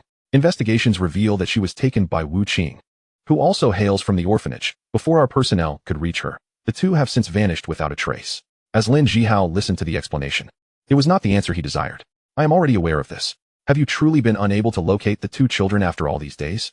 The woman fell silent, not daring to speak further, as Lin Jihao's gaze shifted to his daughter, who seemed to be asleep with her eyes closed. In truth, Lin Yu was immersed in the game. Were it not for the distraction of reincarnation, she would be perpetually engulfed in suffering. However, this situation could not be allowed to linger. Lin Jihao spoke again. Inform Wang Lei to locate that girl within 3 days and bring her here. A reward of 100 million awaits. Should he fail, let him face the ultimate consequence. The woman nodded silently. Wang Lei's involvement in such a confidential matter indicated he was a trusted confidant of Lin Jihao, and the threat of death underscored Lin Jihao's genuine fury. Chapter 39. The confrontation at the foot of the mountain. In the dim cave, Wu Qing opened his eyes. His meditation had finally reached level 2. Meditation could restore both mana and health, allowing for continued use. Although the full state did not provide recovery benefits, it could continuously enhance proficiency. Over the past few days, he had dedicated at least 8 hours daily to practicing meditation in the game, complemented by the recently acquired rare level talent, Epiphany. At long last, he had elevated this skill to level 2. Initially, skill enhancement was relatively straightforward, but as one progressed, it became increasingly challenging. Upon reaching level 2, Meditation's recovery effect transformed to a restoration of 0.2 per second for each attribute. Should one attribute be fully restored, the other would double its recovery. The effect had indeed doubled. However, it meant recovering 720 health in 1 hour. With his current health standing at 9055, achieving full restoration would require considerable time. In addition to elevating meditation to level 2, Through relentless effort and the assistance of Epiphany, his Dragon's Might also ascended to level 2. Enhancing its effect to Dragon's Might empowers the body, inflicting 130 damage with each normal attack for a duration of 15 seconds, with a cooldown of 40 seconds. The enhancement increased by 10, while the duration extended by 5 seconds, though the cooldown period lengthened. Moreover, the Immortal upgraded to black quality equipment through continuous slayings. With the following effect: Immortal Black Quality Amulet. A special treasure type, when receiving a fatal attack, immunity to the damage, immunity cap at 4-tier attacks, is granted, teleporting you to a random location 200 meters away. Within 3 seconds, you may actively return to your original position, with a cooldown of 18 hours. Killing units can absorb death energy to promote the growth of Immortal, rising to remove the stones that obstructed the cave entrance. He was suddenly met with a foul wind. A black bear, sporting a pair of enormous tusks, lunged at him. It was a newly respawned saber-toothed bear. Taiji stance. 129. The necklace glimmered with a spectral light as Dragon's Might and potential activation activated simultaneously, the warhammer crashing down with ferocity. 4971. The saber-toothed bear, lacking the strength to withstand him, stumbled back several paces from the impact. The bear, momentarily dazed by his strike, was not a mindless creature. Recognizing its disadvantage, it turned to flee. Wu Qing swiftly pursued, his formidable physical attributes granting him remarkable speed. After slaying the massive beast, he found no valuable loot. As he strolled outside, he encountered few monsters at the foot of the mountain, yet after traveling a short distance, he faintly heard the sounds of combat in the distance. Stealthily approaching, he concealed himself behind a large tree to observe the scene of the battle. It was a skirmish between a band of robbers and a convoy of escorts. Whether there was a long-standing grudge or not was unclear, but the ground was littered with numerous corpses, yet both sides continued to fight fiercely without retreat. The robbers numbered around 30, while the escort team consisted of just over a dozen individuals. Astonishingly, nearly 80% of both sides had already fallen. Only 6 robbers remained. While the escorts were down to 3, the robbers were merely seeking wealth, as were the escorts. Logically, they should not have fought to such a devastating extent. Regardless of the value of the cargo the escorts were protecting, it was rare for anyone to risk total annihilation for its defense. The robbers, too, had suffered such significant losses, which was contrary to their interests. Thus, this clash must conceal some unknown intrigue. As Wu Qing hid behind the tree, contemplating the oddities of the situation, he suddenly witnessed one of the escorts unleash a powerful blade aura. The blade's aura cleaved a bandit in twain, yet its momentum remained unabated, slicing through the very tree that had concealed him. Such formidable power. Wu Qing was astounded. The speed of the blade's aura left him no time to evade. Tai Chi stance. Cradling an imaginary ball before his chest, the flow of energy circled around him.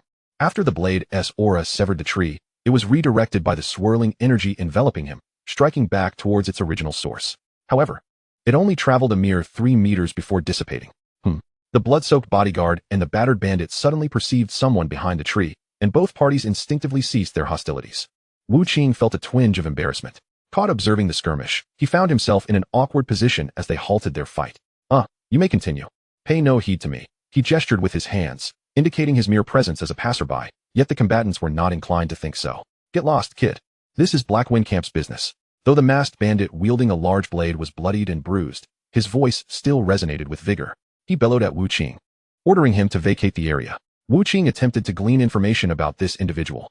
Black Windcamp's third chief, Zhou Xiang. Level, LV 29.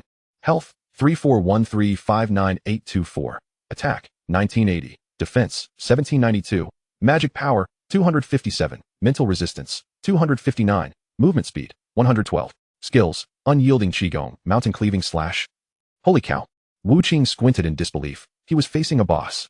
Although this creature was nearly depleted of health, its defenses far surpassed his own attack power. It was completely impervious. Encountering such a high-level boss at the foot of the mountain, was there any hope of survival? Yet, the bodyguards capable of contending with such a boss were equally formidable. Were they not? Instinctively, he sought to appraise the lead bodyguard, Zhang Yuanshan. Level. Health. 827-912-1573.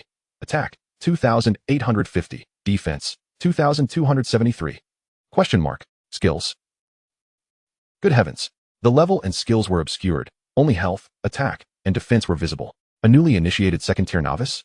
Zhang Yuanshan discerned Wu Qing's strength at a glance. Yet something about him felt peculiar. He sensed an immense power emanating from Wu Qing's physique. This power seemed trivial to him, but was astonishingly profound for someone of Wu Qing's level. However, simultaneously, he perceived Wu Qing's mental strength as almost imperceptible. It was as if he possessed no mental power at all. How could such an extraordinary being exist in the world? Yet, an idea struck him. This could very well be an opportunity. Young hero, might I implore you to escort my lady into Shanyan County and deliver her to the county magistrate, Yang Mo? A spectral scroll materialized before Wu Qing's eyes, revealing a heavenly contract. Zhang Yuanshan issued a quest to the lumberjack.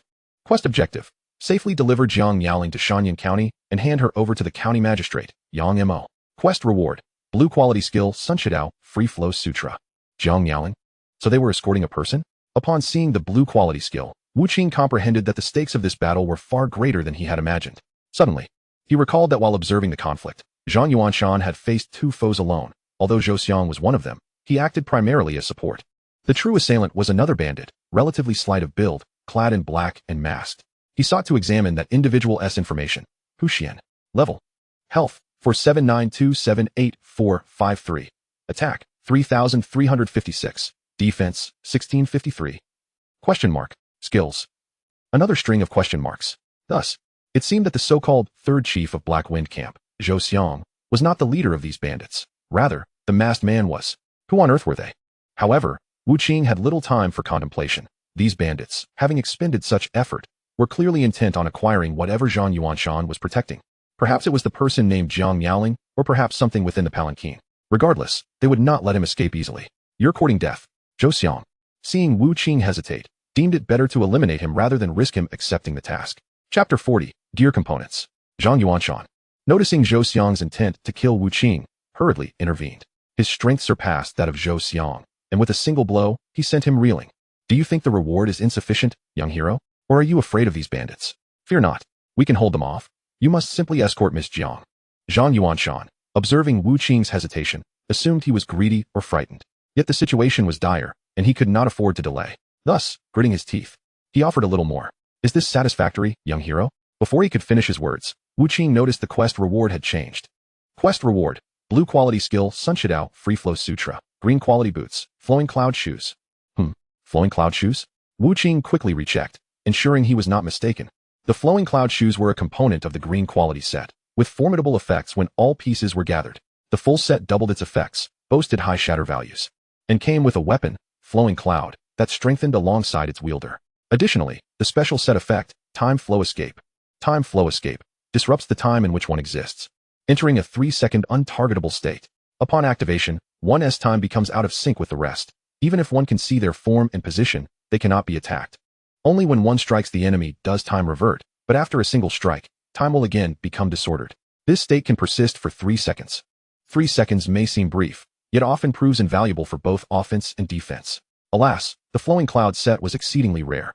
Never did he expect to encounter one piece just after leaving the novice village. What? Is that still not enough? Seeing Wu Qing remain indecisive, Zhang Yuanshan grew somewhat displeased. These items are already quite precious. Young man, you should be content. His booming voice jolted Wu Qing from his astonishment, prompting him to hastily accept the quest. Zhang Yuanshan, witnessing the heavenly contract take effect, heaved a sigh of relief. He tossed the reins into Wu Qing's hands and, alongside the other two, charged valiantly at Huxian and his associates. Young hero, hurry. Wu Qing seized the reins, leaping onto the cart shielded by Zhang Yuanshan. And with a crack of the reins, the steed, known as the Wind Winnie, began to gallop fiercely. The Wind Winnie resembled a horse, adorned with blue wind-patterned stripes. Although it possessed sharp teeth, its offensive capabilities were rather modest. Its sole advantages lay in speed and endurance. However, this Wind Winnie was only level 12, and they were now close to Shanyan County, where the weakest wild creatures were at least level 10. Should they encounter a wild beast, the Wind Winnie would not stand a chance. Perched atop the horse, Wu Qing brandished the bone warhammer with one hand, prepared to unleash its might against any wild creature that dared to emerge, harnessing the Wind Winnie's momentum for greater force. Thud! The bone warhammer struck a ferocious fang-toothed rabbit on the head, obliterating it in a single blow. The sounds of battle behind him grew fainter. Yet he dared not let his guard down. Those adversaries were formidable, and he needed to hasten into the county of Shanyan. Once he entered the town and delivered the individuals within the carriage to the county magistrate, the pursuit of those bandits would be of little consequence. Giddy up! The whip cracked, urging the steed of the wind to gallop faster. After dispatching yet another wild creature, an idea struck him. He turned and lifted the carriage curtain to peer inside. He had little interest in who was within the carriage, be they male or female. His sole mission was to escort them to Shanyan County. However, what if the carriage were empty? Perhaps that Zhang Yuanshan had employed a ruse, and the carriage contained neither Jiang Yaling nor anyone else. To deceive Huxian, he might have feigned a look of trust when he saw him. Whether Hu Xian had been duped was of no concern to him. What mattered was his own fate. If the carriage held no one, not only would he forfeit his reward, but he would also gain several powerful enemies. Hu Xian's identity was shrouded in mystery, but merely being associated with the Black Wind stronghold was enough to instill fear, while the heavenly contract could bind both parties. It did not specify that Jiang Miaoling was indeed in the carriage. He pulled back the curtain and saw a young girl sitting there, her demeanor shy and evasive as she glanced at him. "Are you Jiang Miaoling?" Wu Qing inquired directly. The girl nodded slightly. Yet, Wu Qing was not swayed by mere words. He tossed a heavenly contract before her. "Sign the contract." The girl appeared flustered. Reading the contents of the contract, the lumberjack issues a task to Jiang Miaoling. Task objective. Jiang Miaoling promises she is the Jiang Miaoling who must be escorted to the magistrate of Shanyan County, as mentioned by Zhang Yuanshan. Task reward. Safe escort to the magistrate of Shanyan County. Task penalty. Abandonment. The heavenly contract was not limited to NPCs and players. It could also be utilized between NPCs themselves. It served as the finest assurance of credibility. The girl hesitated before the contract, seemingly reluctant to accept it. Wu Qing sensed something amiss and demanded sternly, "You are not Jiang Miaoling, are you?" The girl's eyes reddened, tears brimming as she shrank back in fright. Intimidated by Wu Qing's imposing presence and fearing abandonment in the desolate wilderness. I. She struggled to articulate her thoughts, prompting Wu Qing to exclaim in frustration. "Who are you then?" The terrifying bone hammer pointed menacingly at her, causing her to curl inward, but the confines of the carriage offered little escape. "I'm sorry. I'm not Jiang Miaoling. You scoundrel, how dare you deceive me?" Wu Qing cursed under his breath, lamenting how easily he had been misled despite having been the sharpest mind in his previous life. Was it due to his habitual carelessness brought on by the heavenly bindings?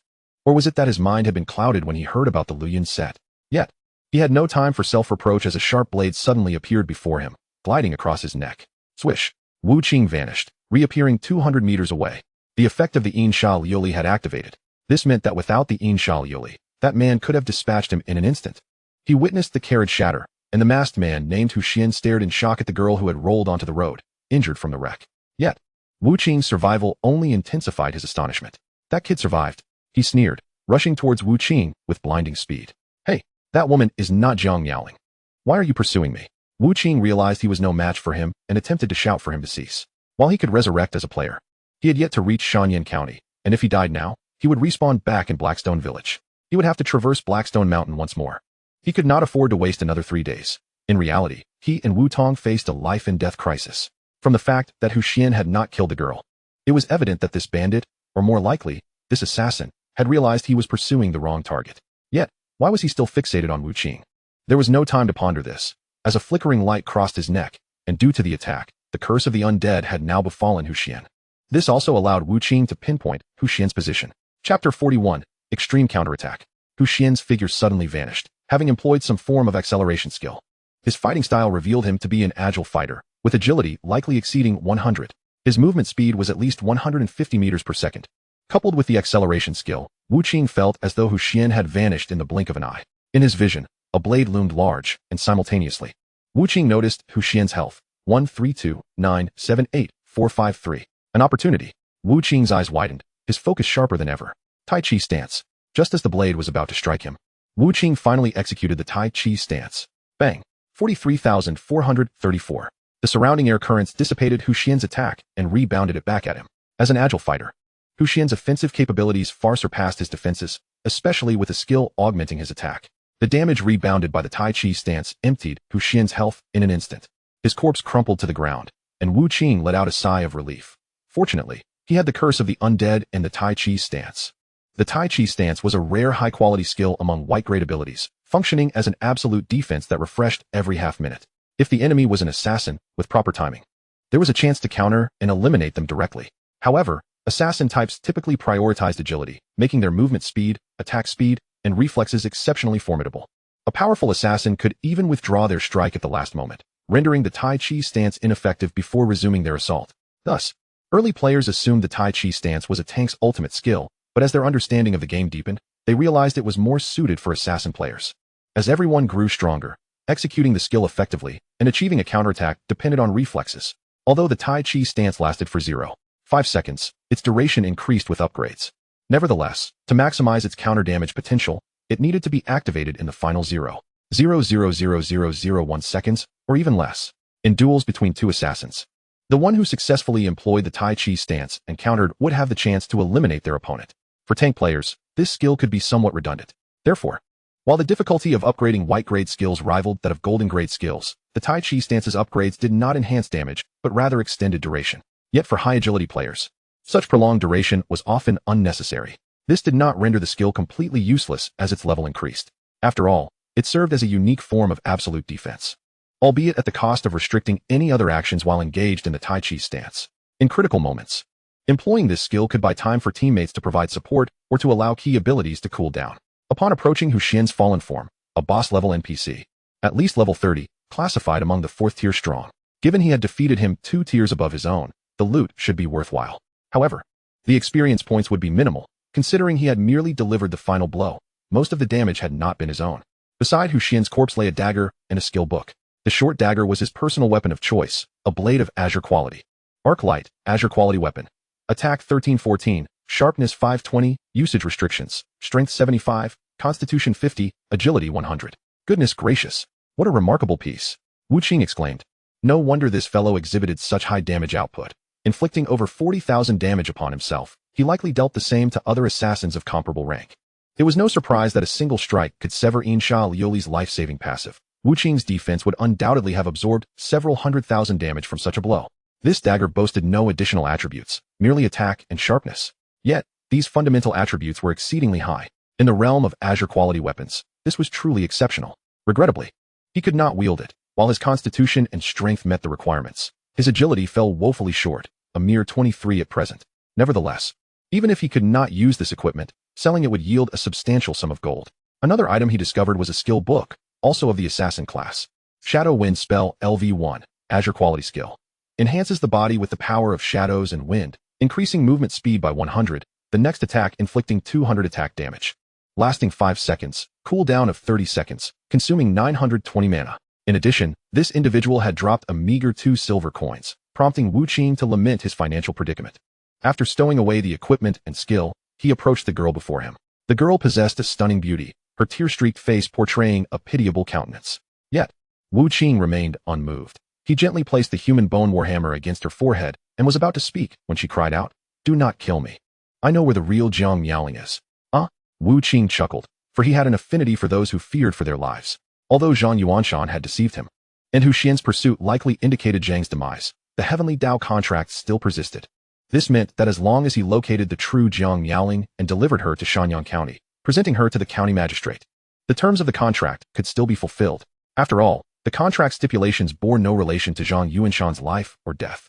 The task rewards had already been claimed by the Heavenly Dao at the time of the contract's formation. He was still quite envious of the Luyun set. Of course, the blue-quality martial arts were quite commendable as well, offering decent efficiency for idle training. Such a quality of martial arts was something other players could scarcely attain in the early stages. Very well, Wu Qing said with a smile, you are quite clever. I appreciate intelligence. Speak. Who are you? What is your purpose? Why were those bandits attempting to kill you? And who is Jiang Miaoling? He posed a series of questions without removing the human bone warhammer from her head. After all, fear often elicited the truth. The girl glanced up at the skeletal warhammer pressing against her scalp, her face falling as she replied tearfully, brother, could you please lower that? Wu Qing continued to grin. Your hair is disheveled. Let me tidy it for you. He then proceeded to rub the human bone warhammer lightly against her head, causing her to freeze in fear. With no other recourse, she began to answer Wu Qing's inquiries. Do you know the Jiang family of Zhohua County? Rather than responding directly, she posed a question of her own. If this inquiry were directed at other players, they would likely be baffled, but Wu Qing, equipped with knowledge from his previous life, recognized many of the significant powers within Huaiyang. The Jiang family was a prominent lineage in Zhohua County, located at the southernmost tip of Huaiyang, bordering the southern realm of Kanglan. The Jiang family had served as the general of the southern defense for generations, safeguarding the southern gates of the nation. However, by the time players encountered the major forces of Huaiyang, the Jiang family had already been exterminated and their estate pillaged years prior. Had Wu Qing not been tasked with analyzing intelligence for the Lin Corporation, he would have remained oblivious to these historical events within the game. Chapter 42, The Jiang Family's Past. Now, considering Jiang Miaoling, could she be a member of the Jiang family? No wonder they were ambushed, those bandits. Aside from the third chief of Heifeng Stronghold, were likely assassins pursuing them from Zhohua County. The Jiang family had long safeguarded the southern frontier. Hu Huaiyang was unaware of their legacy. He recounted the Jiang family's strength, and since this girl appeared to be connected to them, he took the opportunity to commend the Zhohua Jiang clan. The girl cast him a surprised glance before continuing, recently, during the southern border conflict, Intelligence leaks led to an ambush, resulting in near-total annihilation of the Southern Defense Forces. Yet, several prominent families within Jiuhua County conspired with Kanglan, surrounding the Jiang estate, while the head of the Jiang family was gravely injured. The head fought valiantly, secretly allowing his personal guards to escort his daughter Jiang Miaoling to safety, while those families pursued relentlessly, resulting in significant casualties on both sides. To ensure Jiang Miaoling's safe escape, they had me disguise myself as her, revealing myself along the way, while she was covertly escorted to Shanyang County. Wu Qing grasped the general sequence of events. It was merely a conflict driven by greed, a matter that did not pique his interest. However, if you are not Jiang Miaoling, then who are you? The girl hesitated for a moment, feeling the weight of the warhammer above her head suddenly increase, and hurriedly replied, I am Jiang Miaowei. Jiang Miaowei. Wu Qing silently repeated the name in his mind. It sounded as though she were Jiang Miaoling's sister. As expected, Jiang Miaowei continued, I am her elder sister. So you intend to betray your sister? Wu Qing found it amusing. In times of peril, self-preservation often took precedence, a trait characteristic of such noble families. Yet, a flicker of hatred crossed Jiang Miaowei's eyes as she retorted, I am the legitimate daughter of the Jiang family. That bastard is the illegitimate child. No, she is not even a true illegitimate child. She is merely a wretched fool who usurped my identity. Seeing her grit her teeth with such fervor, Wu Qing grew more curious about their relationship and gently rubbed the warhammer against Jiang Miaowei's forehead. Do go on. Feeling the slight motion of the skeletal weapon above her, the girl, her eyes brimming with hatred, timidly looked up at Wu Qing. Brother, could you please lower your weapon? I am afraid. Her voice was melodious, deliberately adopting a delicate demeanor to evoke sympathy, even exposing a hint of her fair and tender skin, capable of captivating the heart of any man. Yet, Wu Qing remained unmoved. Fear not, I merely wish to give you a gentle touch. Jiang Miaowei, overwhelmed by the pressure of the warhammer against her forehead, felt on the brink of despair but dared not defy Wu Qing's command, and continued to recount her ordeal. When I was young, one day, a remarkably beautiful woman brought a little girl to our home, and my father raised her, instructing me to call her sister. At that time, I thought little of it. Having an additional playmate was quite pleasant. However, it wasn't long before that woman claimed the girl was my father's illegitimate child. She even suggested a blood test. The results confirmed that she was indeed my father's flesh and blood. Initially, I thought it was fine, as I merely gained a half-sister. But soon, my father heard rumors claiming my mother was unfaithful, that I was a bastard. He insisted on a blood test for me as well. And the results revealed that I was not my father's progeny. My mother and I were terrified. She could not defend herself, leading to her tragic demise. While I was imprisoned and abused, enduring such treatment to this day, my father intended to kill me, but that wretched mother-daughter duo pleaded for my life, allowing me to survive. As she spoke, tears streamed down her face. Yet Wu Qing coldly remarked, your mother's infidelity has merely ensnared you in her consequences. Moreover, she had pleaded for your sake, demonstrating her utmost compassion. Yet, the girl who had been weeping suddenly erupted with fervor, exclaiming, no, my mother did not betray. It was her, that wretched woman. She has stolen my life. Enough.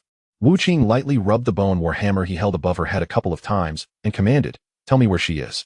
You can settle your grievances among yourselves. She is on the move. I will take you to her. She did not directly reveal Jiang Miaowei's whereabouts, and Wu Qing assumed she feared that speaking would lead to her own demise at his hands. Thus, he reassured her, saying, rest assured, just speak freely. I won't harm you.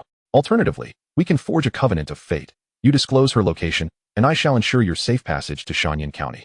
However, Jiang Miaowei shook her head, insisting, she truly is on the move. I am not deceiving you. Seeing Wu Qing's skepticism, she felt compelled to elucidate. You surely did not believe my words earlier. You thought it was my mother who was unfaithful, and thus I deserved the abuse I received, did you not? Without Wu Qing uttering a word, she discerned the answer in his gaze, forcing a bitter smile. Indeed, my father does not believe me either. Hence he considers it merciful that he did not slay me alongside the others. Yet he remains oblivious to the fact that the wretched woman cast a dark spell upon me the moment she entered our home. The memory ignited a frenzied glint in her eyes. That once adorable and clingy little sister had nestled beside her, pouting, sister, I envy you so much. If only I could be you. At that time, she naively responded, but I consider you my sister too. Father adores you just as much. You are just like me. Yet the girl retorted, sister, if I desired to experience your life, would you allow it? Jiang Miaowei, at that moment, did not contemplate further and cheerfully replied, of course. You are living my life right now. Little did she know that this would initiate the dark spell's activation. The peculiar pendant hanging around Jiang Miaoling's neck was the crucial artifact that facilitated this malevolent sorcery. From that moment onward, their bloodlines interchanged, and the following day, that woman proclaimed to Jiang Zichen that Jiang Miaoling was his daughter. Furthermore, she passed the bloodline verification. Soon after, rumors began to circulate that Jiang Miaowei's mother had been unfaithful, asserting that Jiang Miaowei was not Jiang Zichen's daughter. Jiang Zichen remained unconvinced. Yet the bloodline verification confirmed that Jiang Miaowei was indeed not his child.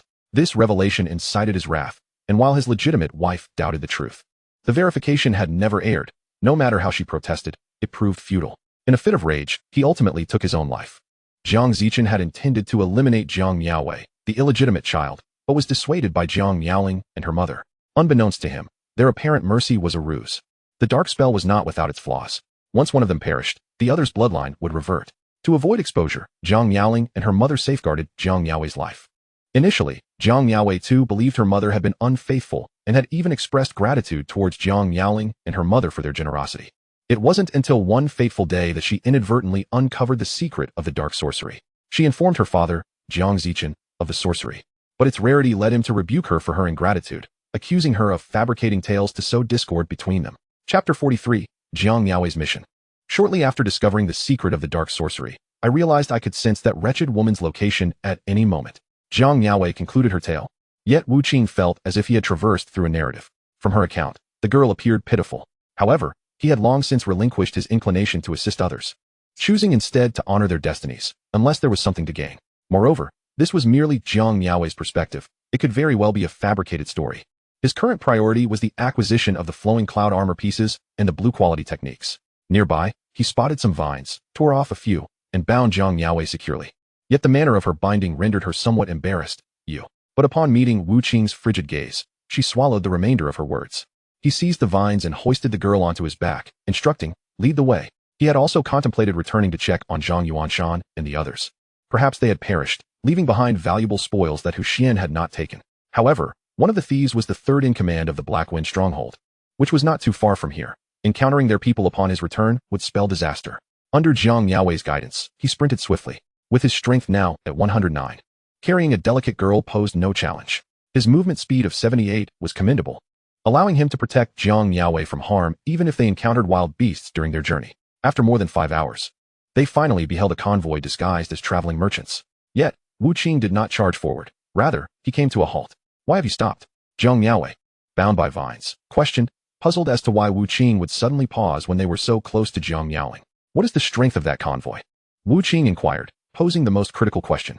If even Jiang Miaoling had guards of Zhang Yuanshan's caliber, it was likely that Jiang Miaowei was surrounded by even more formidable allies. Should they indiscriminately slay him, it would be catastrophic. Jiang Miaowei grasped the implication of his question and pondered before replying. Their strength does not match Zhang Yuanshan's. The strongest among them is merely at level 27. 27? That is indeed formidable, Wu Qing mused, remaining cautious, as he himself was only at level 14. It will be difficult for you to approach Jiang Miaoling. Jiang Miaowei rested her head on his shoulder, whispering in his ear, causing a tingling sensation. "I have a way for you to accomplish Zhang Yuanshan's task. Do you wish to hear it?" Wu Qing tilted his head. "Speak your mind, but keep your distance." Sensing his impatience, Jiang Miaowei felt slightly dejected. "Though I am not favored by the Jiang family, I am considered a beauty in Zhuhua County. Why are you so impatient?" Yet Wu Qing remained unperturbed, interrupting her grievance. "Speak your method." With a sigh, she continued, "However, I have a condition." As soon as those words left her lips, though Wu Qing's face remained unseen, she could envision him frowning, prompting her to hastily add, "Do not be so quick to refuse. Let me finish. I can enable you to approach Jiang Miaoling to complete Zhang Yuanshan's task, but I require you to kill Jiang Miaoling after the task is done. Furthermore, do you not desire the flowing cloud armor? I possess the flowing cloud ring." With that, a phantom scroll materialized before Wu Qing, signifying yet another covenant of fate, wherein Jiang Miaowei issued him a task. Jiang Miaowei tasks the lumberjack. Task objective: safeguard Jiang Miaowei's safety for 1 month, and slay Jiang Miaoling within a month following the completion of Zhang Yuanshan's task. Task reward: flowing cloud ring. Do you accept? Does she truly possess it? Wu Qing had no time to ponder, as the contract had already been established. Are you not afraid that I might seize it directly? He did not believe he had left a favorable impression on Jiang Miaowei. Coupled with the fearsome reputation conferred by his title as a slaughterer, there was no way she would trust him. Jiang Miaowei's expression fell slightly. "The flowing cloud ring is a relic left to me by my mother, hidden within a special space connected to my heart. As long as I do not relinquish it, even if you were to kill me, you would not obtain it." This woman truly had a grasp on her own needs. Since the heavenly contract has been established, it signifies that the task's rewards are indeed genuine. Jiang Miaowei truly possesses the flowing cloud ring. He does not intend to wager on the veracity of Jiang Miaowei's claims regarding a so-called special space. His desire is unequivocally to acquire the flowing cloud ring. Accept the task. Upon accepting the mission, The girl behind him beamed with a smile. You must first release me. In this state, they will not believe us. Wu Qing complied, setting her down and unbinding the vines that had restrained her.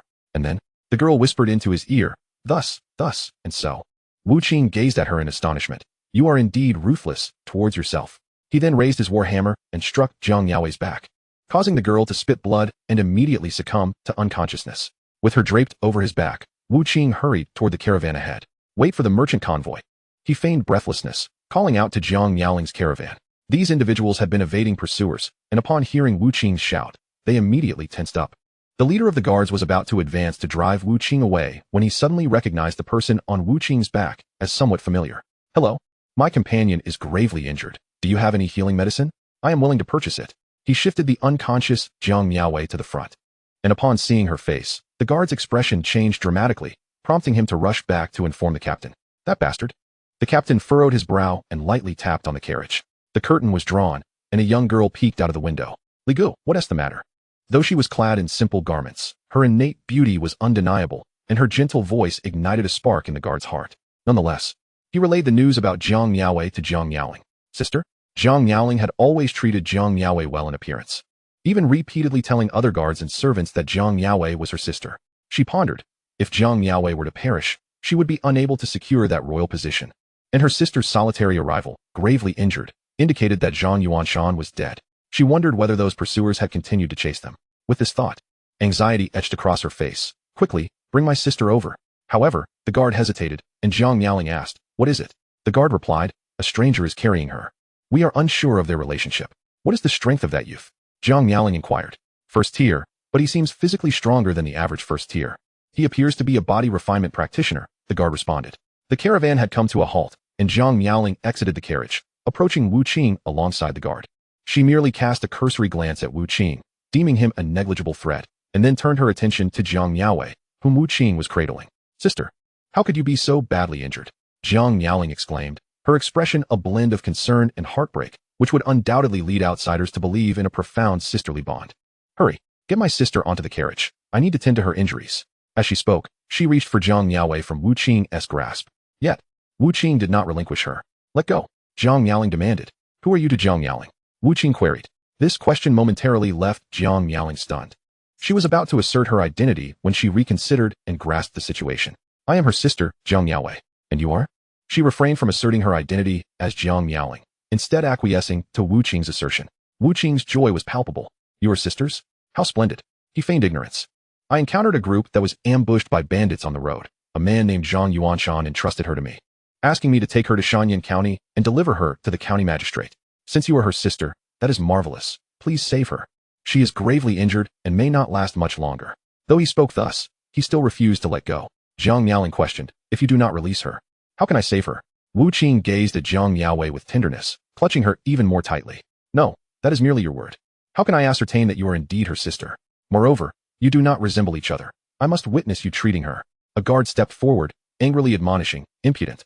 How could I, the eldest daughter of the Zhuhua family, deceive you? Release her, and you may depart. He had come to understand why Wu Qing referred to Zhang Yaowei as Zhang Yaoling. Presumably, Zhang Yuanshan had employed this tactic to bolster the pursuer's belief that Zhang Yaoling was under his protection, thus granting them time to flee.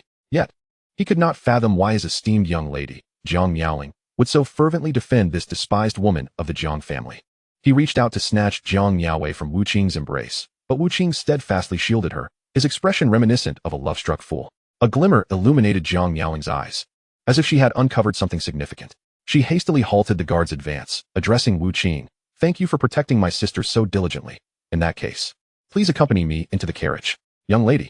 The guard was perplexed and sought to interject, but Zhang Yaoling silenced him with a mere glance. Wu Qing was indifferent to their silent exchanges, his focus solely on the gravely injured girl in his arms, yet his heart secretly rejoiced. Zhang Yaowei's plan is astutely executed. Zhang Yaoling has indeed permitted me to board the carriage. The interior of the carriage, though simply adorned, was suffused with a youthful fragrance. Due to the long journey required to transport Zhang Yaoling, the carriage was spacious, containing a small bed. Wu Qing gently laid Zhang Yaowei on the bed. The unconscious girl appeared perilously close to death. Having endured relentless abuse from the Zhang family, Zhang Yaoling possessed no cultivation resources and remained an ordinary person. A mere light strike from Wu Qing had rendered her life in jeopardy. Zhang Yaoling conjured a water orb in her hand, sprinkling it over Jiang Yaowei. The water orb did not soak through the girl's clothing, but rather seeped into her skin. This orb harbored potent life force, showcasing a commendable healing skill. However, Wu Qing discerned something amiss. Within the water orb, emanating a rich vitality, lay a subtle purple aura. This faint purple shimmer was almost entirely overshadowed by the life force. Had Wu Qing not been a master of spells in his past life, he might not have detected this anomaly. He mused internally. Jiang Yaowei was correct. Jiang Yaoling will save her, but she will not allow her to awaken. Furthermore, Jiang Yaoling's mastery of spell control is remarkable. She has seamlessly integrated one skill into another, leaving virtually no trace. Her innate talent in water magic is evidently exceptional. The hint of purple embedded in the life water orb possesses the ability to incapacitate a person. Although her infusion was minimal, it sufficed to ensure that Jiang Yaowei, being an ordinary person, would remain unconscious. Under the influence of Jiang Yaoling's magic, Jiang Yaowei's injuries rapidly healed, and her breathing became increasingly steady. Yet, she remained in a state of unconsciousness. Wonderful. Her injuries have healed. Wu Qing maintained his naive demeanor. But after a fleeting moment of joy, he pondered, but why has she not awakened? His eyes brimmed with sincerity and concern, completely evading Jiang Yaoling's suspicion. The girl too exhibited a worried expression. Perhaps her injuries were too severe before. She now requires rest. Do not worry, my healing spells are potent. She will awaken in a couple of days. Is that so? Wu Qing sighed in relief, his attention still riveted on Jiang Yaowei, gazing upon the delicate visage. Once marred by injury but now restored to a vibrant hue, his eyes were enraptured. Jiang Yaoling, with a keen awareness of Wu Qing's reactions, felt increasingly assured of her internal scheme. Pray tell, young sir, what name do you bear? After tending to Jiang Yaowei, Jiang Yaoling engaged Wu Qing in conversation. Wu Qing replied, I am but a lumberjack. They all refer to me as such, and you may do so as well. A lumberjack? Jiang Yaoling sensed that this could not be his true name. Did he wish to conceal his identity? Did he harbor ulterior motives? With this thought, her gaze upon Wu Qing transformed. Yet, Wu Qing's attention remained solely on the slumbering Jiang Yaowei. This led Jiang Yaoling to believe that such a person would not indulge in deceit. Her mind raced with inquiries, prompting her to delve into the details of Wu Qing's encounter with Zhang Yuanshan and others. Regarding this, Wu Qing slightly altered his narrative, omitting any mention of his task, instead leading Jiang Yaoling to believe he had been captivated by Jiang Yaowei's beauty and had voluntarily come to her aid in her escape. It is my fault for failing to protect Miss Jiang. A bandit pursued us, and in my battle with him, Miss Jiang was inadvertently harmed, resulting in her grievous injuries. It is all my fault. The commotion outside grew, indicating their proximity to Shanyan County.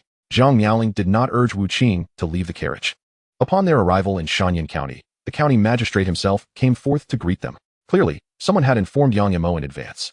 As Jiang Yaoling disembarked to meet Yang Emo, the task entrusted to Wu Qing by Zhang Yuanshan was simultaneously fulfilled. Ding! You have completed Zhang Yuanshan's commission. The rewards have been dispatched to your personal pack. Please check. Upon completing the task, Wu Qing inspected his pack and indeed discovered a tome emanating a faint blue glow, alongside a pair of boots shimmering with a green aura. Truly, this was an unexpected method to fulfill a mission. Chapter 45, Purchasing Spirit Herbs. Daylight Resplendent Sutra, Blue Quality Skill. Effect 1. While practicing this skill, gain 16 experience points per minute. Effect 2. When equipped, fire-based skills increase in power by 50. Flowing Cloud Boots, Green Quality Boots. Effect 1. Agility 30, movement speed increased by 20. Effect 2. For every cumulative distance of 100 meters moved, restore 1 health point. Usage restriction, base agility 70. The attributes of the Flowing Cloud Boots were impressive, but alas, the agility requirement must exceed 70 for utilization. While his current agility stood at a mere 23, he contemplated whether to allocate some attribute points towards agility. Once his agility met the requirement, with 70 points plus the 30 provided by the boots, his total would reach 100. Thus, his movement speed would be 170 ms. The Flowing Cloud Boots would further enhance this by an additional 20, resulting in a staggering 204 ms. If he sprinted, he would potentially recover an additional 204 health points per second. Such a recovery rate would be immensely advantageous for high agility players. At this moment, Jiang Yaoling, under Yang Mo's guidance, proceeded towards the county office, where their carriage halted before the entrance. Jiang Yaoling instructed Wu Qing to alight and introduced him to Yang Mo. This is the hero who saved my sister. I would be grateful if Lord Yang could arrange a room for him. Yang Mo, seemingly unaware of the connection with the Jiang family, displayed considerable respect towards Jiang Yaoling, even regarding Wu Qing with a warm smile. A youthful hero, indeed remarkable. He extended his hand towards Wu Qing, offering 2 silver coins. A modest token, please accept it. Young sir. Wu Qing graciously accepted, aware that free money should never be turned down. He thanked Yang Mo with a bow. Subsequently, Yang Mo instructed an attendant, Take this, young sir, to the spring fragrance courtyard. However, Wu Qing shook his head, casting a glance back at the carriage, his expression resolute. No. Miss Jiang has yet to awaken. I must remain by her side. Jiang Miaoling smiled. My sister and I shall also reside at the spring fragrance courtyard. You may go ahead, and you shall see my sister at any time. Hearing this, Wu Qing reluctantly acquiesced and followed the steward-like individual to the spring fragrance courtyard as mentioned by Yang Mo. Once they departed, Jiang Miaoling retracted her smile and inquired of Yang Mo, what are your thoughts? Yang Mo praised. Miss, your insight is extraordinary. This young man possesses remarkable potential. Especially his physique, it harbors the potential to achieve a sacred body. Really? Jiang Miaoling was taken aback by this assessment. While she had discerned Wu Qing's exceptional nature through secret arts, she had not anticipated Yang Mo's high regard for him. Yang Mo continued, a powerful physique, yet a feeble soul. Should the lady employ that secret method to absorb his essence, not only would his strength surge, but his innate talents could also see enhancement. Jiang Miaoling nodded gently in agreement. Yang Mo glanced at the carriage and quietly asked, Miss, why do you insist on keeping this wild child? Upon hearing this, Jiang Miaoling's gaze turned icy. That is my sister. None of you are to lay a finger on her. Yang Mo lowered his head. Understood. Within the spring fragrance courtyard, the steward led Wu Qing to a rather lavish room and presented him with a token. Young sir, this token permits you free access to the spring fragrance courtyard. Meals will be provided morning and evening, so there is no need for concern. Wu Qing accepted the token, acknowledging with a nod as the steward departed. Surveying his surroundings, he noted that this was indeed a high-quality room within Shanyan County, though the county was not particularly affluent. It was apparent that Magistrate Yang Mo had embezzled a fair share of the people's resources. Yet, he was not here to be a savior. Enhancing his own strength remained paramount. With the first task completed, his next objective was to devise a means to eliminate Jiang Miaoling and obtain the flowing cloud ring. However, given Yang Mo's profound respect for Jiang Miaoling, the task would not be easily accomplished. The Jiang family had nearly been annihilated, with the family head, Jiang Zichen, missing. Under such circumstances, Yang Mo continued to exhibit such veneration for Jiang Miaoling, suggesting a hidden relationship between them. Jiang Miaoling was merely at level 18. A woman specializing in magic at that level, eliminating her should not be difficult. However, should he eliminate Jiang Miaoling, his own safety in Shanyan County would be jeopardized. Moreover, rescuing Jiang Miaowei would become exceedingly challenging. When Jiang Miaowei proposed this plan, the contract had also been modified, stipulating that after Wu Qing eliminated Jiang Miaoling, he was to transport her to safety. Stepping out of his room, he strolled around the courtyard before exiting the spring fragrance courtyard to explore the county town. Excuse me, good lady, could you direct me to the apothecary? Wu Qing casually stopped a passing woman to ask for directions, and following her guidance, he arrived at a shop named Yongxing Apothecary. Oh, esteemed guest, what may I assist you with? The young clerk at the apothecary eagerly began to explain the various elixirs available. Esteemed guest, this is the 8th grade blood recovery pill. We offer various grades. An essential remedy for those traveling. This is the Qi restoration pill, which can replenish your magical energy. We have everything from 9th to 7th grade. This is the bloodthirst pill, providing a continuous 5-minute effect of 5 lifesteal. And this is the detoxification pill, and this one is the indestructible pill. He enthusiastically introduced all the shop's products, yet after a cursory glance, Wu Qing showed no inclination to make a purchase. Is there nothing here that meets your needs? The young clerk, undeterred, continued. Entering an apothecary indicates a demand. What ordinary person would casually wander through an apothecary without purpose? Please, do not hesitate to express your needs. Our proprietor has connections and can procure anything you desire. He spoke with an air of confidence that one might easily mistake this not for a county pharmacy, but rather for a royal apothecary. Wu Qing casually remarked, I require spiritual herbs. Upon hearing this, the young assistant was taken aback. Are you a pill master? He scrutinized Wu Qing from head to toe, finding it hard to believe that this muscular fellow resembled a pill master in any way. However, in the realm of commerce, as long as there was profit to be made, appearances mattered little. With a forced smile, he inquired, what kind of spiritual herbs do you require, and in what quantity? We have them all. The assistant's tone was rather boastful, yet Wu Qing paid no mind to whether he was exaggerating. After all, he had no intention of using them for alchemy. The cheapest 9th grade spiritual herbs, the more the better. This request was unprecedented for the assistant. Had Wu Qing truly been a pill master, he would have specified a few types of herbs for his own concoctions. How could he merely ask for the cheapest? And in such abundance? This was not firewood. What do you mean by this? The assistant's irritation began to surface. If you were a pill master and produced high-quality elixirs, our shopkeeper would offer you a handsome price or purchase your pills, but your request seems to mock me. Wu Qing merely produced a silver coin and placed it before him. Let us start with 1 silver coin. Upon seeing the coin, the assistant's demeanor brightened once more. Certainly. Please hold on. He hurried off to inform the shopkeeper.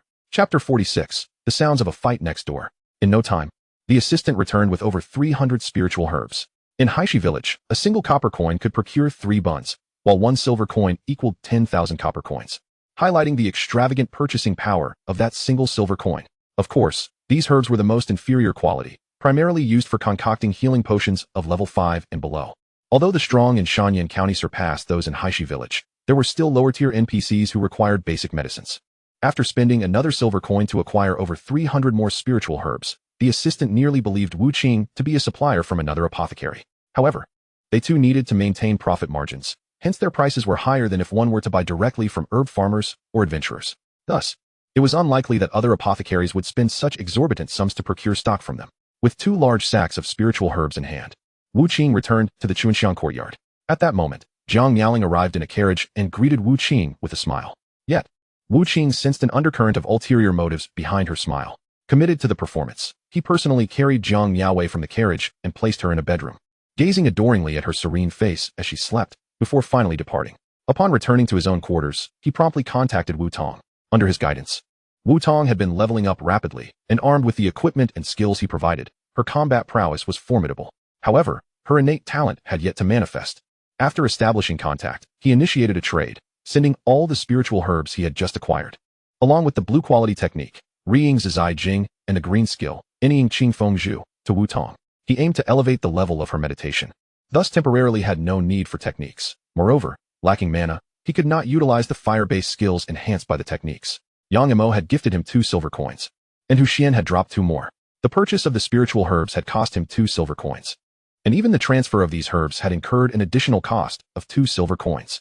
Nearly 700 low-grade spiritual herbs. One could only wonder how much of an increase in physique Wu Tong's talent could convert from them. In Lingyi village, a strikingly beautiful young girl gaped at the sudden appearance of over 700 spiritual herbs in her satchel. She knew Wu Qing was searching for herbs on her behalf, but never anticipated he would procure so many. Unlike previous games, where one could simply click a mouse to utilize the herbs, in this reincarnation, she needed to consume each one by chewing and swallowing it. Finding a secluded and safe spot, she extracted a single herb and swallowed it whole. Ugh, how bitter. The girl nearly expelled the herb. In the cycle, there was hardly any pain, but all other sensations remained. Yet, knowing these were precious items Wu Qing had laboriously gathered for her, she gritted her teeth and resolved to swallow them all. As she consumed the herbs, her face initially contorted at the bitterness, but gradually, she became accustomed to the taste. The only discomfort was that these spiritual herbs also provided a sense of fullness, causing her previously flat abdomen to slightly swell. With nearly 700 herbs, she could not consume them all at once. This was especially true considering she had yet to eat in the game and was in a state of hunger. She abandoned her tasks and ceased battling monsters, instead hiding in this safe corner to consume the herbs, spending half the day on this endeavor. When she logged off, she had only managed to swallow a third of them. Brother Qing said that after learning the technique, I could gain experience passively. This blue-quality technique looks incredibly powerful. Wu Tong gently caressed her slightly rounded abdomen, talking to herself as she took out Riying Zizai Jing and chose to learn it. After her studies, she followed the technique's requirements, sitting cross-legged, and her body automatically began to operate the Riying Zizai Jing. Meanwhile, she logged off to prepare for rest. At that moment, Wu Qing also exited the game. Upon seeing Wu Tong open her eyes, he inquired about the results of her transformation with the spiritual herbs. Wu Tong replied, I swallowed over 200 spiritual herbs, which increased my physique by approximately 22 points, along with a 22-point boost to enhancement skills. 22, you say? Wu Qing mused, calculating that this meant a single ordinary 9th-grade spiritual herb could raise physique and enhancement skill strength by around 0.1. Indeed, the talent that could infinitely enhance attributes was inherently challenging to develop. This was a benefit only feasible for someone like him, who could provoke 5 system-wide announcements in a single day to amass such a significant quantity of spiritual herbs. What ordinary players could afford such resources? Yet, a thought struck him. Wu Tong's talent could not consume herbs of a lower level than her own. If she were to remain at the first tier for an extended period, he would grow ever stronger, making first-tier herbs abundant to him. Might this imply that he could elevate Wu Tong's physique to astronomical levels while she remained at the first tier? A sharp intake of breath escaped him. Surely, the cycle would not allow such a bug to occur. Nevertheless, it was worth testing. He had believed his talent exceptional, only to realize it was primarily to facilitate Wu Tong's advancement. Do not rush into tier promotion quests just yet. I will procure more spiritual herbs for you, and see if your consumption of first-tier herbs truly has no limits. After relaying his thoughts to Wu Tong, the two enjoyed dinner, freshened up, and prepared for sleep. At that moment, peculiar sounds emanated from the neighboring room. The distinct rhythm caused the girl's cheeks to flush crimson. Although the two shared a room, They had merely embraced each night after logging out of the game, exhausted. With Wu Qing preoccupied with calculating the Lin family's reactions and planning escape routes. Thus, their relationship had not progressed further. However, as the sounds of human reproduction reverberated from next door, Wu Qing held the girl closely, inhaling her faint, alluring fragrance, and felt his sword within its sheath involuntarily stir. Ugh! Wu Tong sensed Wu Qing's physiological response. Her cheeks flushed, and she let out a soft moan. The sound stirred something deep within him, igniting an insatiable desire for conquest. He hastily sought to soothe his rising urges, reminding himself that even if his desires were unmatched, they must be approached with patience. Suddenly, the girl exhaled softly like an ethereal orchid, whispering into his ear, "Qinggu, if you feel stifled, I am willing." It took immense courage for her to utter these words, after which she buried her delicate head deep into the quilt, wriggling against Wu Qing's chest like a large maggot. These few phrases stirred Wu Qing's younger brother into a state of heightened agitation. His blood surged, and his heart raced abruptly, causing a momentary lapse of oxygen to his brain, leading him to faint. The girl nestled in the quilt, pressed against his chest, sensed his heart rate quickening, and felt a wave of shyness wash over her, only to suddenly notice that Wu Qing's breath had inexplicably calmed. She blinked in surprise, quickly lifting her head to see that Wu Qing had already succumbed to slumber. "Qinggu?" It dawned on her, then, that Wu Qing suffered from a heart condition, and such intense stimulation had caused his heart to race excessively, resulting in a complete shutdown of his brain. The thought frightened her, and she immediately sat up, hastily taking his hand to check his pulse. A sudden myocardial infarction would be disastrous. Chapter 47, Mount Madal. Fortunately, Wu Tong had harbored aspirations of treating Wu Qing's heart ailment since childhood. Thus, she had self-studied traditional Chinese medicine and memorized pharmacopoeias. She often practiced taking his pulse, making her well-versed in his physical condition. Now, placing her small hand upon his wrist once more, she attentively listened to his pulse. After a considerable time spent checking, Wu Tong finally exhaled in relief. Thankfully, he was merely unconscious. Kneeling beside the bed, she gazed at the slumbering Wu Qing in the darkness, her heart heavy with concern for his illness, continuously running away, locking himself in a hotel whenever he reached a new city, lying in bed while gaming, and then sleeping again. Such habits would only deteriorate his health further. Yet, Qinggu had said that everything within the game could ultimately manifest in reality. And when that time came, the attributes from the game would carry over into the real world, potentially curing his ailments. But who knew when that would be? Moreover, there was that method Qinggu mentioned to combat the Lin family conglomerate. Could two ordinary individuals truly contend with such a formidable entity? After contemplating for a while, feeling utterly devoid of solutions, she glanced at Wu Qing's sleeping face and gently leaned down to place a soft kiss upon his lips. Following that, she chuckled softly and lay back down, burying her head beneath the quilt and snuggling into Wu Qing's embrace, hoping to muffle the sounds from the neighboring room. The next morning, Wu Qing awakened from his slumber.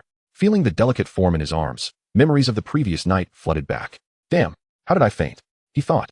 I remember her saying she was willing. It's a bit hazy, perhaps it was just a dream, and I dare not ask directly.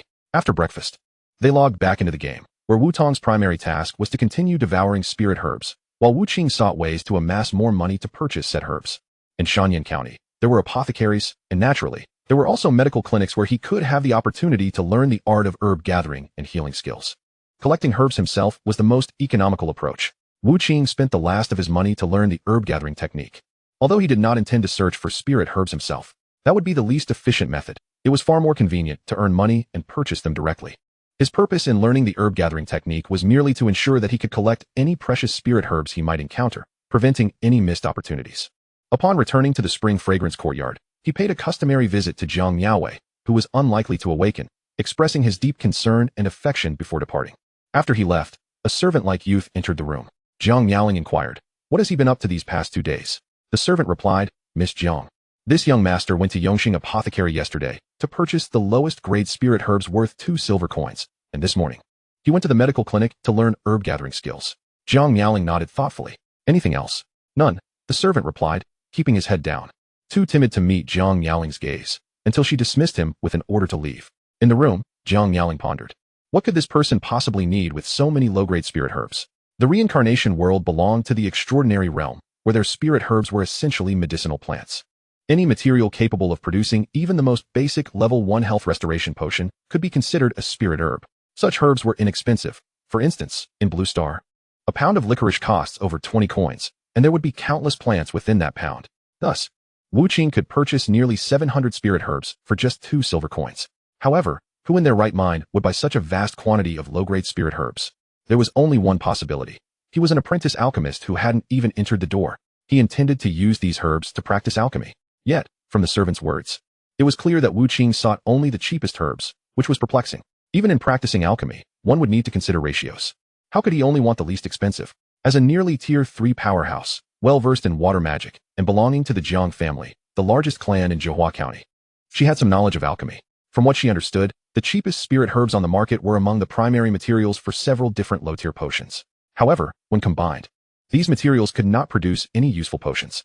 This left her even more bewildered. If Wu Qing were merely purchasing spirit herbs, she wouldn't find it strange.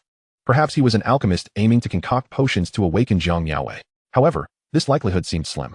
Both her insight and Yang Mo's viewpoint suggested that Wu Qing's soul power was quite weak, making it improbable for someone like him to sustain alchemical processes. So what was his true purpose? Furthermore, his visit to the medical clinic to learn herb-gathering skills clearly indicated his intention to gather herbs himself. In Jiang Miaoling's view, why would he learn herb-gathering at this juncture? Was it not to procure precious spirit herbs to aid Jiang Miaowei in awakening? Unable to make sense of it, she decided to cease her contemplation. Exiting, she received a bowl of nourishing soup from a maid and carried it to Wu Qing's door. She knocked softly. "Lumberjack brother, are you there?" After several unanswered knocks, she gently pushed the door open. Confirming the room was empty, she quietly closed the door behind her. Scattering some special powder on the bed and using her magical abilities to draw invisible lines throughout the room. Once she completed her tasks, she stepped outside. At that moment, Yang Mo happened to return and, upon spotting Jiang Miaoling, hastily saluted, "Miss Jiang." Jiang Miaoling responded warmly. "Yang de run, no need for such formalities. Is the teleportation array ready?" Yang Mo replied, "I have already submitted the request. As long as it is approved from above and they grant passage, we can activate it. The materials have also been retrieved from the treasury." The Jiang family had long been guardians of the southern frontier, and nearly the entire clan had perished for the country. The court was in tumult, and troops had swiftly been dispatched from Lingjun to Zhuhua County. "Your request should receive a response within a week." "Good, that's reassuring. By the way, the man who came with you all has taken on a task to eradicate bandits and has left the city," Yang Mo added, mentioning Wu Qing. "But this person's name is rather peculiar. He goes by Lumberjack. Is there really a surname Fa? Eradicate bandits?" Jiang Miaoling suddenly realized. No wonder Wu Qing is not in his room. Perhaps he wanted to earn some extra money to buy supplements for his sister. No need to worry about him. Since he has left the city, I have time to make more thorough arrangements. However, Yang Mo expressed his confusion. He is merely at the second tier now. Although his physical prowess is remarkable, the bandits of Ma Taoshan are formidable. If he were to perish, would it not be a waste? Jiang Miaoling, however, nonchalantly replied. His demise would signify his lack of value. As long as he can return alive and fulfill his mission, that will prove he is indeed what I require. My abilities have limited uses throughout my life. I cannot afford to squander them. At this moment, Wu Qing had already departed from Shanyang County. During his stay, he had gathered intelligence indicating that the eastern part of Shanyang County, specifically Ma Taoshan, was a stronghold for bandits. There, hundreds of bandit camps, both large and small, were entrenched. Even the county office found it challenging to eradicate them entirely, resulting in a perpetual bounty on bandit heads and incentives for martial artists to eliminate these brigands. Chapter 48, Longbow. Wu Qing currently had two tasks. One was to eliminate Jiang Miaoling and safely escort Jiang Miaowei away. The other was to assist Wu Tong in acquiring as many spiritual herbs as possible to test his potential limits. Regarding the first task, he found himself at a loss. While killing Jiang Miaoling was not an insurmountable challenge, she was perpetually guarded by bodyguards, leaving him with no opportunity to strike. Even if he managed to eliminate her, extracting Jiang Miaowei safely would be impossible. In reality, transporting Jiang Miaowei to a secure location was not a daunting task. He possessed the assessment token from Lingyang's sect. By utilizing this token, Jiang Miaowei could be instantaneously teleported to Lingyang's sect. However, was he truly willing to squander the precious assessment token for her sake? The Lingyang sect was not weak, and the value of the assessment token was considerable. If the elimination of Jiang Miaoling and the use of the token merely exchanged for a flowing cloud ring, it would be an immense loss. As for the second task, the only method he could conceive of was to undertake missions for profit. Although the bandits on Ma Taoshan were numerous, the true formidable bandits resided deeper within the mountain. The bandit dens closer to the city were not particularly strong, offering him an opportunity to eradicate them. Following the map provided by the authorities, he hastened his way to the foot of Ma Taoshan, where not only bandits lurked, but also various monsters. A pack of spotted hyenas surrounded him, with insufficient agility points. He found it increasingly challenging to evade these wild creatures of a higher level.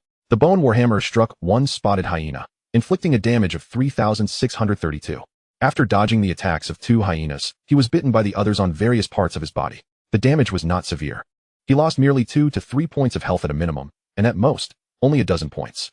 Both Dragon's Might and Potential Awakening activated simultaneously, restoring him 10 health points while significantly enhancing his physical attributes. The Bone Warhammer crashed down upon the spotted hyena once more, this time dealing a damage of 4,765. Crushing Fist, 2,722. One spotted hyena lay dead. With the massacre title's blessing, all health lost from the attacks was entirely restored. The demise of one spotted hyena did not instill fear in the remaining pack. Instead, they howled and charged at him with renewed fervor. Tai Chi Stance.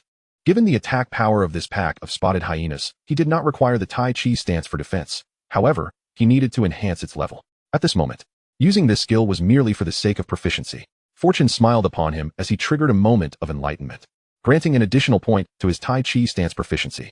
The Bone Warhammer continued to rain down blows, and he relished this sensation.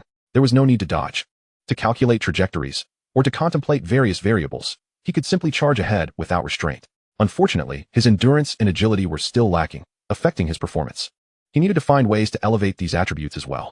Only then could he truly be considered invincible in physical combat. Within 3 minutes, he had dispatched 10 spotted hyenas. Wild creatures are not devoid of fear. When too many of their companions fall, they too will flee, tucking their tails between their legs and retreating into the distance. The wild dogs scattered, and he could not pursue them all, so he remained in place to gather his spoils. He had acquired 2 pieces of equipment, a skill book, and over 1,000 copper coins. Spotted Longbow, Gray Quality Bow, Attack 500, Usage Restriction, Strength 15, Full Power Requirement, Strength 20. Dog-Tooth Arrow, Gray Quality Arrow, Attack 30, Sharpness 90. Dash, White Quality Skill.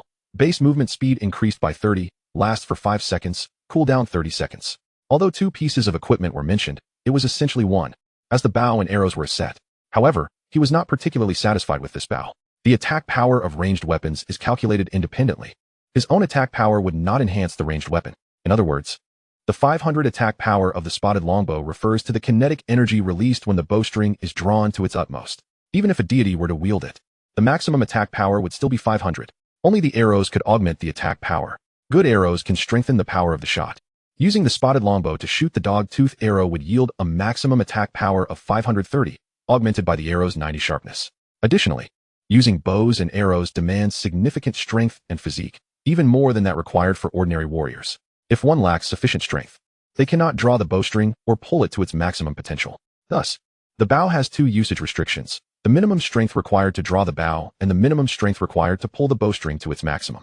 In the case of firearms, there are even physical requirements, as insufficient physique would render one incapable of withstanding the recoil from firing. Yet, his strength met the requirements and far exceeded them. However, this bow felt somewhat redundant for him. A longbow with 500 attack power is exceptional for others, as most would not exceed 500 even at level 20. But he was different. His strength had soared to 109, allowing for a maximum attack power of 971. And with Dragon's Might and Potential Awakening activated, his attack power could exceed 1,000. The 500 attack power was simply too low for him. Moreover, archery requires skill. It is not merely a matter of obtaining a bow and achieving perfect accuracy. Without training in archery, one cannot shoot accurately. However, Wu Qing had experience with bows and arrows in his past life. While he could not compare to a professional archer, he was not lacking in skill. At times, this bow might prove useful. Ultimately, it was the white quality skill that he needed most. Enhancing movement speed would allow him to approach enemies more swiftly and maneuver with greater agility. Unfortunately, the duration was too brief. But he was already aware that white quality skills typically lacked potency. He stowed the spotted longbow and dog-tooth arrows in his inventory without binding them, as they were not of great value. He intended to sell them later to purchase spiritual herbs. He directly learned the dash skill, and once its cooldown was complete, he would utilize it to expedite skill leveling. Continuing on his path toward a marked ordinary bandit den on the map, he engaged in battles with the monsters along the way. Occasionally, he obtained some useless white or gray quality equipment. With each attack, the proficiency of Dragon's Might increased by 0.1, a testament to the legendary innate ability, Grind Emperor's Heart, at work. Upon arriving at the first bandit den, he was surprised to find only a short, dark-skinned bandit idly sitting at the entrance. Clearly, he was the lookout, yet he exhibited a shocking lack of diligence. Ordinary bandit. Level, LV 12. Health, 1350. Attack, 86. Defense, 76. This lowly minion is utterly pathetic. Wu Qing drew forth his leopard-patterned longbow and knocked a fong arrow, releasing it with precision. 280,900. A headshot in an instant. Although Wu Qing disparaged the leopard-patterned longbow as worthless, it proved more than adequate for dispatching a mere mountain bandit lackey. Chapter 49, Annihilation of Bandits.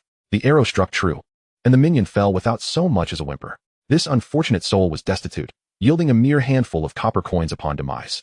Wu Qing collected the loot and retrieved the Fong arrow, gripping his human bone warhammer as he advanced into the rudimentary bandit encampment. Surprisingly, aside from the lookout stationed at the entrance, there wasn't a single guard within the camp. Such bandits were evidently inexperienced, capable only of preying on the defenseless. They would falter when confronted by someone slightly formidable. The reason the authorities, despite knowing their location, refrained from launching a purge is that these bandits, though weak, adhered to the unspoken rules of Ma-Tu Mountain. The three principal bandit factions residing at the heart of Ma-Tu Mountain dictated the conduct of all bandits there.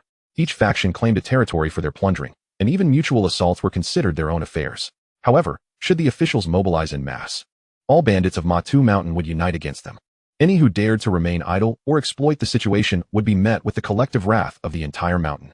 Thus, when Yang Emo first took office, he attempted several purges. Despite eliminating a few minor bandit camps, the ensuing coalition of all Ma-Tu Mountain's bandits resulted in devastating losses for the officials, prompting a cessation of the purges. Instead, they resorted to issuing tasks, delegating the extermination of bandit camps to individuals. As for whether officials could disguise themselves as civilians to undertake these tasks, the three formidable bandit factions at the heart of Ma-Tu Mountain were astute enough to investigate. Should they uncover any officials in disguise, they would retaliate fiercely, laying waste to the villages under the jurisdiction of Shanyang County. Consequently, Yang Emo had relinquished the notion of purging these bandits, and when he learned that Wu Qing intended to accept the task, he readily assigned it. In truth, he would grant the task to anyone willing to undertake the extermination of bandits. Inside the bandit encampment, Wu Qing heard raucous laughter and boisterous revelry, indicating that the bandits were gathered, indulging in drink and merriment. Interspersed were the sounds of women's moans. Even common bandits found it easy to abduct a few peasant women. Wu Qing tiptoed silently to the front of a particular dwelling, delivering a powerful kick that shattered the door open. Simultaneously, he activated Dragon's Might, awakening his latent potential and accelerating his speed. The bandits, caught up in their revelry, turned towards the sound of the door crashing open. However, their ineptitude was evident, as their first instinct was not to draw their weapons and prepare for battle, but to curiously ascertain who possessed the audacity to intrude. Their fate was sealed. Wu Qing surveyed the interior and found a motley crew of debauched ruffians brazenly engaging with several women in plain view. Yet, given the impoverished nature of these bandits, it was clear they could not each afford a woman. Instead, the women were shared among them. In the instant Wu Qing assessed the surroundings, he had already lunged at the nearest bandit. The human bone warhammer came crashing down. The cramped quarters left the bandit no room to evade. This bandit was weaker than the leopard hyenas, and the warhammer cleaved his skull open. 17,005. Instant kill. His speed soared to 728, and upon activating his sprint, it surged to an astonishing 10,166. The confines of the room were negligible, and in mere moments, he had dispatched 7 or 8 bandits. Leaving no time to collect the spoils, he sought a swift resolution. Boom. Another bandit's skull was shattered, and from the corner of his eye, he noticed a relatively frail bandit opening his mouth. In the face of death, they did not act recklessly. Wu Qing's instincts flared, and he quickly adopted a defensive posture. Taiji stance. Just as he assumed the unique stance, a piercing wail echoed, and 2 bandits near him began to foam at the mouth, blood oozing from their orifices. It was a soul attack. Wu Qing, thankful for his combat experience from a previous life, reacted swiftly. Swinging the warhammer in a wide arc, the 2 bandits met their demise in an instant, and he surged forward toward the remaining bandit. Clang! A burly bandit brandished a ghostly blade in an attempt to block the warhammer, but Wu Qing's tremendous strength forced him back several steps, shattering tables and chairs in the process. The brief moment of resistance allowed the bandit who had unleashed the soul shriek to draw 2 daggers from his waist, lunging directly at Wu Qing's chest. Wu Qing, undeterred, chose to exchange wounds. The daggers pierced his chest, inflicting a mere 100 points of damage, while Wu Qing's warhammer descended upon the bandit's skull, splintering it and sending brain matter spilling forth. 15,721. Thud. Another blow, and a bandit who hadn't even managed to don his trousers was reduced to a pulpy mess. Blood and brain matter splattering onto a naked peasant woman, causing her to scream in terror. Don't kill me. I was abducted by them. Wu Qing paid her no heed. Regardless of who was nearby, they would feel the weight of his warhammer. These women were pitiable, but having been taken by bandits, how would they survive upon returning? Who would wish to marry a woman sullied by bandits? Moreover, Wu Qing was privy to the secrets of reincarnation from his past life. By eliminating these individuals, he was also aiding those great beings who sought to reclaim a fragment of their worldly insights cast into the cycle of rebirth. If one were to consider it, he was performing a benevolent act. Who are you? The bandit wielding the ghostly blade appeared to be the leader of this ragtag group. Struck by the ferocity of Wu Qing's onslaught, he hesitated to engage. I have money. I'll give you all my wealth. Spare me. Upon witnessing the last bandit succumb to Wu Qing's might, he hastily offered to buy his life. The skeletal hammerhead hovered before his forehead, instilling fear that rendered his legs weak, and a noxious odor arose from his loins as a yellowish liquid trickled down his pant leg. Wu Qing frowned, his voice cold. "Where's your treasure?" The bandit, sensing a brief reprieve as the hammer paused, quickly replied, "If you spare me, I will reveal my treasure."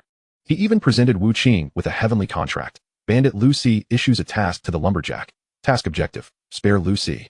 Under the condition that Lu Si does not harm you, you must never harm Lu Si. Task reward: Lu Si will disclose the location of all his treasures. Wu Qing glanced at the task scroll. From the reward, it was evident that this so-called treasure was not in Lu Si's possession. This bandit was rather cunning. However, what treasure could such a destitute bandit possess? It was worth noting that Wu Qing had accepted the bounty on Lu Si's head. The so-called treasures might not even equate to the value of Lu Si's life. Disinterested in further discourse, the warhammer fell, and Lu Si joined his comrades in a pool of blood. With the battle concluded, these ordinary bandits posed no further threat. He gathered the scattered spoils from the ground, uncovering merely 2 pieces of white-quality equipment, yet over 1,000 copper coins. Chapter 50: Annihilation of 5 Bandit Camps.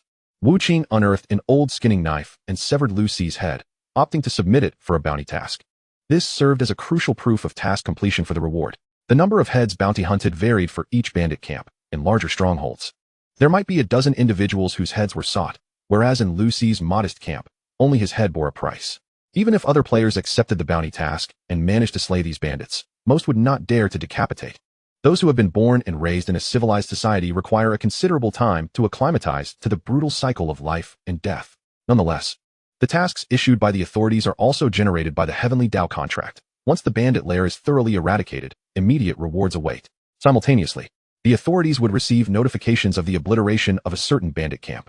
However, bounties differ. The authorities demand the heads of these bandits to be displayed publicly, both to establish authority and to intimidate other bandits and those who might consider joining their ranks. Furthermore, it serves to reassure the populace of the government's ability to protect them. Thus, bounties necessitate the exchange of heads for rewards. Upon task submission, he immediately received a silver coin. The bounty for a mere common bandit camp, supplemented by Lu Si's head, was not insignificant. After rummaging through the camp in search of the treasure Lu Si had mentioned, he found nothing. No matter, this group of impoverished bandits likely possessed no treasures. Glancing at the bandit distribution map issued by the authorities, he continued his journey to the next bandit camp. Whoosh! An arrow struck down a bandit stationed at the camp entrance, but this particular stronghold was fortified with greater vigilance. The moment the bandit fell, it triggered an alert within the camp. Evidently, there were sentinels stationed inside as well. With a surprise attack no longer feasible, Wu Qing was left with no choice but to launch a frontal assault. He drew forth his bone warhammer, activating Dragon's Might, potential enhancement, and rapid movement simultaneously. He sprang into action, lunging at the bandits rushing out from the camp.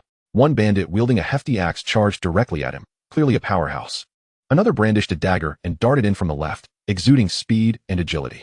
A third, armed with a saber, approached from the right, appearing to be a skirmisher.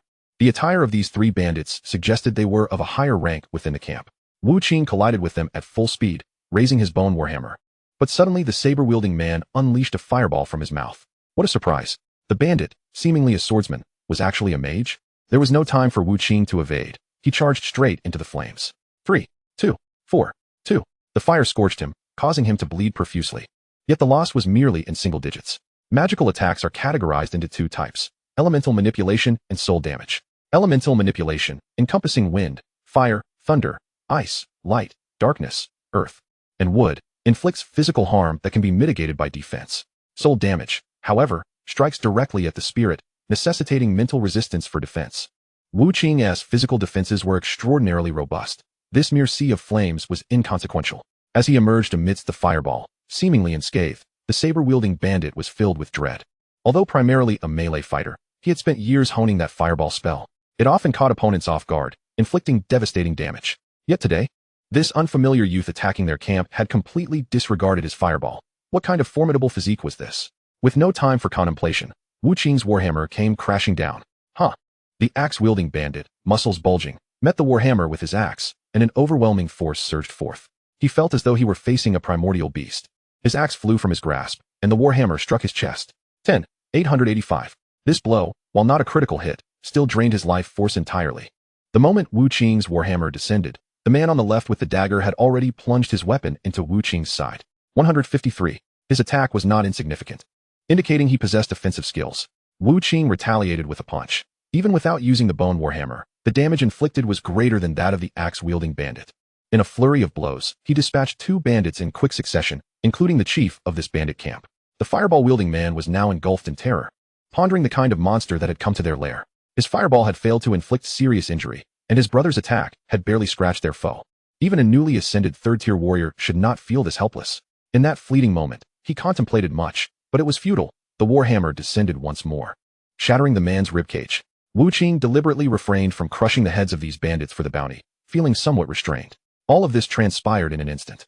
The other bandits had yet to comprehend the situation, and their 3 leaders had already perished. Fear spread within the hearts of the remaining bandits, who perceived Wu Qing as a merciless harbinger of death. The title of slaughterer not only connotes a thirst for blood, but also possesses an innate ferocity that instills terror. Especially amidst such a massacre, the lower-ranking bandits found their legs trembling, with one hand wielding the hammer and the other delivering powerful punches. Wu Qing swiftly decimated the majority of the bandits. 3 managed to escape, but it mattered little. As long as the leaders were slain and the camp destroyed, the eradication would be deemed successful. He scavenged through the bandit camp, demolishing structures with his warhammer, kindling a fire from the stove, and igniting the entire stronghold. As for the risk of setting the mountain ablaze, Yang Mo claimed it was unlikely, as the authorities would also torch the camp following their siege of the bandits. Submitting 3 bounty heads along with the task of obliterating the camp, he earned a silver coin and an additional 8,000 copper coins. This haul was far more valuable than the first bandit camp. He also looted 3 pieces of equipment, though none were of good quality. Coupled with the more than 3,000 coins he had plundered from the camp, this venture proved to be quite fruitful. Onward to the next. Earning money is no easy feat. Time is of the essence, and tasks are demanding. He aimed to complete as many tasks as possible. If Wu Tong's talent truly knows no bounds, then it wouldn't matter if she lingered in the novice village indefinitely. However, if she possesses talent, she cannot squander too much time in the novice village. She must hasten to enhance her strength. The bandits on the outskirts of Matua Mountain were not particularly formidable, and the early stages of soul attack skills were exceedingly rare. These ordinary bandits were even less likely to possess soul control abilities. Thus Wu Qing need not worry excessively. Occasionally encountering a few with soul skills, he could defend using his Tai Chi stance and swiftly eliminate them before their skills cooled down. As dusk approached, he had already annihilated 5 bandit camps in succession. The task rewards and bounty heads, combined with the wealth pillaged from the bandit camps, totaled to an impressive 11 silver coins. In the county seat of Shanyang, each time a task was completed, Yang Mo received a report. He gazed in astonishment at the 10 bandit heads stacked within the county office. Hastily, he made his way to the Chuanxiang courtyard to share this news with Jiang Miaoling. Chapter 51. Lost, the female ghost. In a single day, he eradicated 5 bandit camps? Jiang Miaoling was equally astonished upon hearing this. But this is for the best. It indicates that his physical talent is indeed extraordinary. Once I have absorbed his primordial yang, I shall become the foremost genius in Huayang Kingdom. Yang Mo nodded and replied, I have just submitted a mission to eradicate the bandits. As night falls, he is likely on his way back. How prepared are you, miss? Jiang Miaoling smiled and said, I am almost ready. By the way, has the court approved it? Regarding this matter, Yang Mo was uncertain. He was merely a humble county magistrate. After Yang Mo left, Jiang Miaoling approached Jiang Miaowei's bedside, revealing a smile. Sister, you are indeed fortunate to encounter such a gifted protector of flowers. However, his talents will soon be mine. You should rest for a few more days, and once I secure that opportunity, you can reunite with your mother.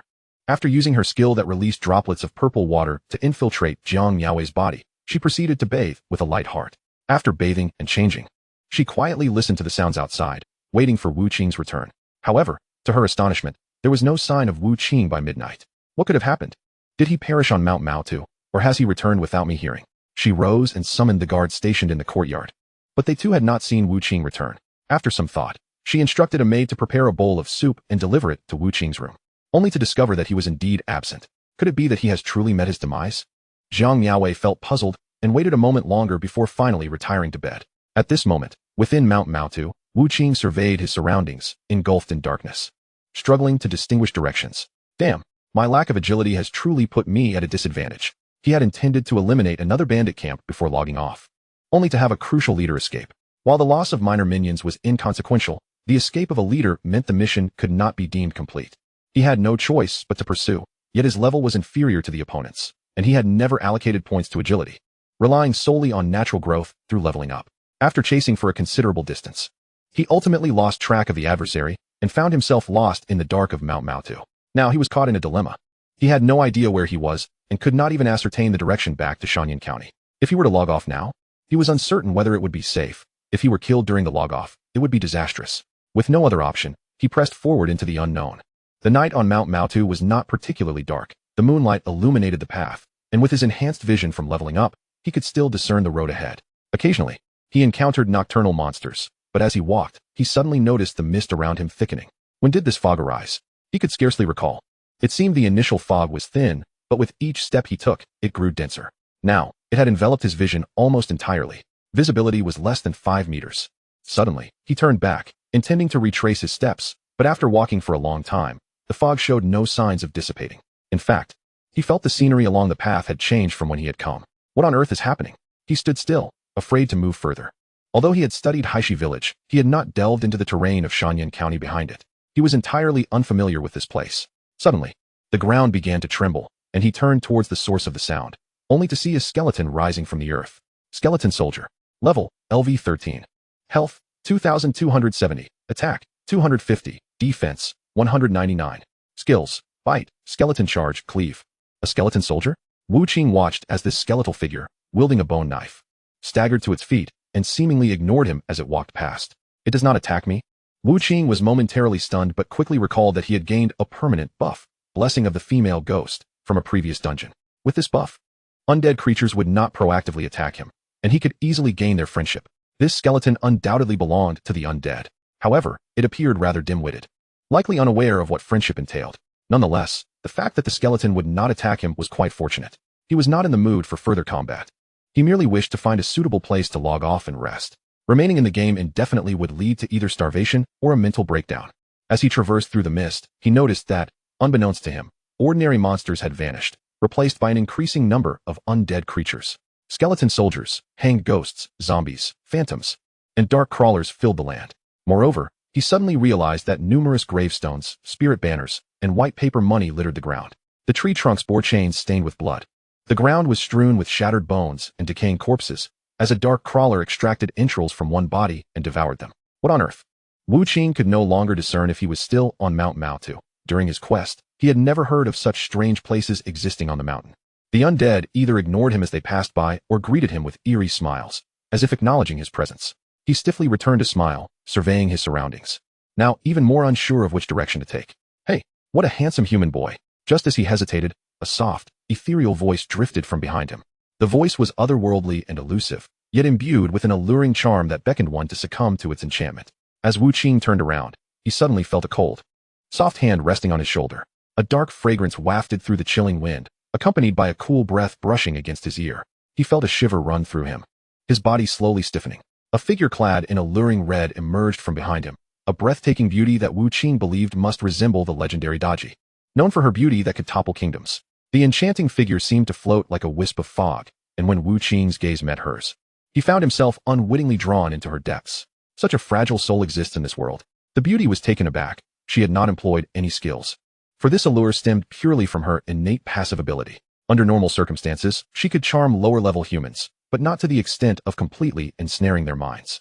She inhaled Wu Qing's essence, only level 15, yet such a formidable physique. And with the blessing of the female ghost, you are indeed a curious individual. As the red-clad ghost circled around Wu Qing, their eyes locked, and with a sudden blink, Wu Qing jolted awake from his daze. What just happened? His vision shifted from blurred to clear, the red-clad ghost now mere inches from his face. Startled, he quickly recoiled. Had I just been charmed? He realized that the moment he had gazed into the ghost's eyes, he had succumbed to a state of enchantment, surrounded by various alluring illusions. In his stupor, he had even forgotten his own identity. This was the terrifying nature of enchantment. Those ensnared often remained oblivious to their state, even losing sight of who they truly were. Bewitchment is a form of mental control. Without sufficiently robust mental resilience, one cannot possibly resist such an ability. This is an unavoidable flaw that Wu Qing faces alongside his invincible physique. Fortunately, with the blessing of the female ghost, this crimson-clad specter did not seek to harm him, even assisting him in liberating himself from her own passive allure. Who are you? Wu Qing immediately grew cautious, glancing at the attributes of the ghost. Crimson-clad ghost. Level. Attributes. Skills. Wu Qing remarked, great, apart from the name. Everything else is a question mark. Even Zhang Yuanshan and Hu Xian, suspected to be above level 30, had some attributes discernible, yet this crimson ghost remained an enigma. To what extent had her power escalated? Taking a deep breath to restore his composure, he recognized that, when confronted with an adversary of such caliber. No amount of vigilance would prove useful. Moreover, she possessed the ability to control souls. Against such a being, even if their strengths were equal, his formidable physique would be rendered powerless or swiftly eliminated before it could unleash its might. The advantages and disadvantages of his abilities became increasingly pronounced as his level rose. Yet, he currently lacked an effective solution. Do not be alarmed. I harbor no malice towards you. Noticing his guarded demeanor, the Crimson Ghost offered a charming smile. As pink mist coalesced behind her into delicate petals, these petals intertwined to form a seat beneath her. The ghost gracefully settled upon it, one fair and slender leg emerging from her red gown as she tucked a few strands of hair behind her ear. Each movement seemed instinctual, yet exuded an enchanting allure. Wu Qing found himself on the verge of succumbing to her charm. This was not due to any weakness of will on his part, but rather because she possessed a certain passive allure. With his meager mental resilience of merely one, he was utterly incapable of resisting such passive effects. It seems you have rescued a girl from my ghostly kin. Her crimson lips parted, her ethereal form evoking an irresistible urge to draw closer. Wu Qing recognized she referred to Li Mei and others from the Crying Bride instance, and he nodded in acknowledgement. Could you share the tale with me? The Crimson Ghost appeared intrigued, neither allowing him to depart nor inflicting harm, simply detaining him for conversation. Reluctantly, Wu Qing recounted the story from the instance, relieved that his actions had been for the benefit of the girls, thus requiring no deception or concealment. While he narrated, he noticed a faint glimmer in the ghost's eyes, indicating a peculiar probing ability capable of discerning the truth in his words. Throughout his account, the ghost maintained a stoic expression, devoid of anger or sentiment. As if listening to a mere story. No wonder you have earned the blessing of the ghostly kind. The tormented souls within the soul pearl are formidable. Even I cannot withstand their curses. Likewise, their blessings are immensely powerful.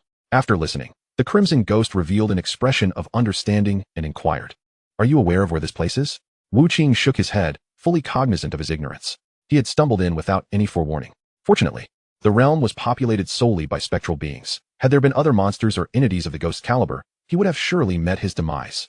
Observing his bewilderment, the Crimson Ghost recognized his lack of knowledge, yet expressed curiosity. Mount Ma's head harbors a portal to the underworld. After nightfall, the ethereal mist drifts randomly. Anyone entering it will be transported to the underworld. You must have come from Shanyang County. Did you not know this? Such a thing exists? Wu Qing admitted his utter ignorance, cursing the officials for not providing any warning. In truth, he had misjudged the authorities.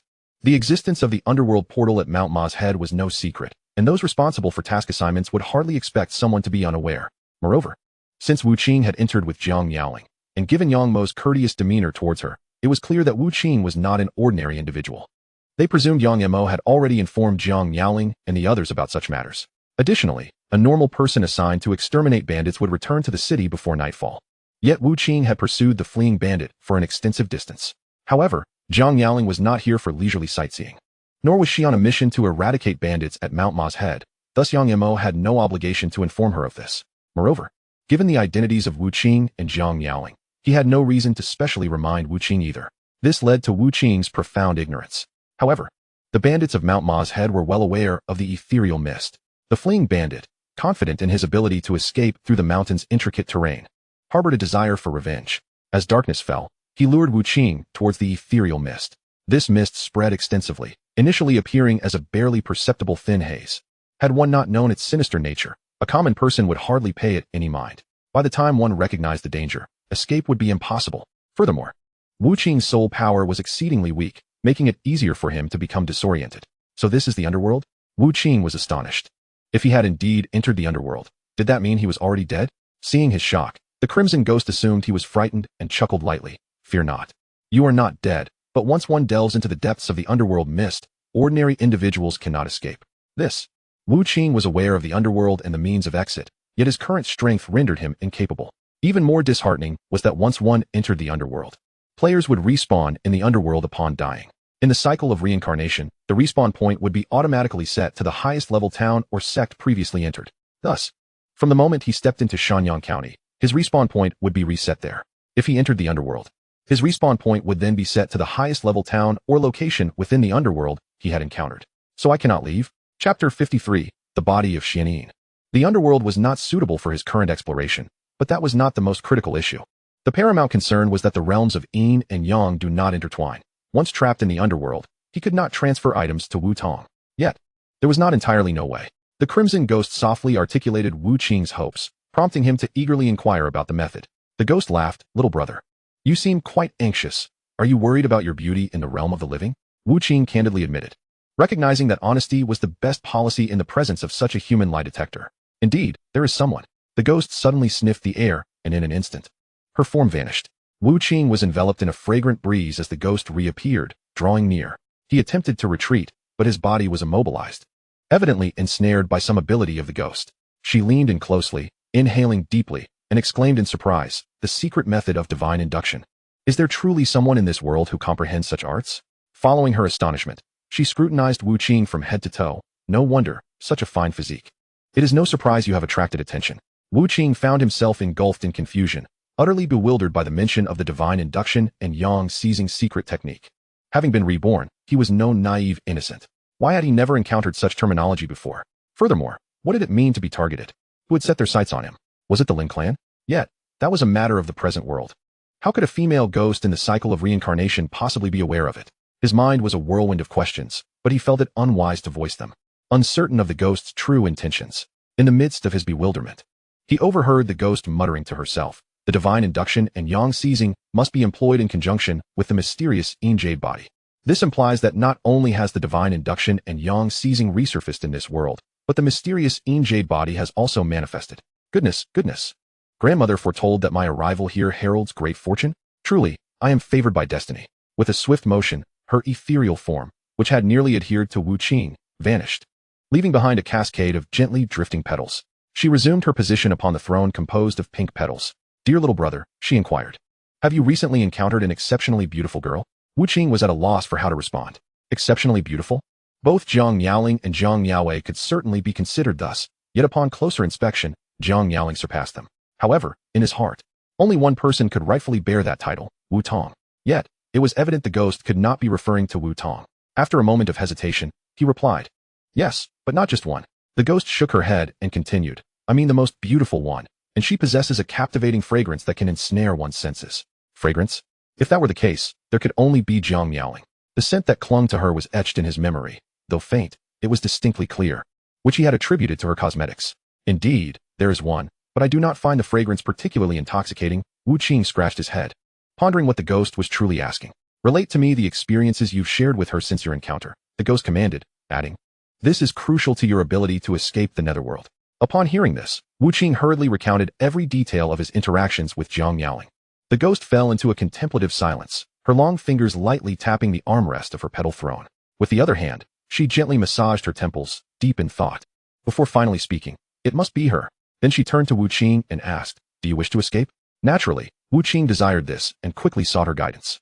The ghost smiled and replied, this is rather simple. If it were anyone else, it might be impossible, but this is precisely our moment. You possess a pure yang body, with a barely detectable soul, while I am a ghost of the netherworld, yet I harbor a trace of yang energy. At dawn, the moment the sun rises, there exists a fleeting moment during which a living person can escape the netherworld.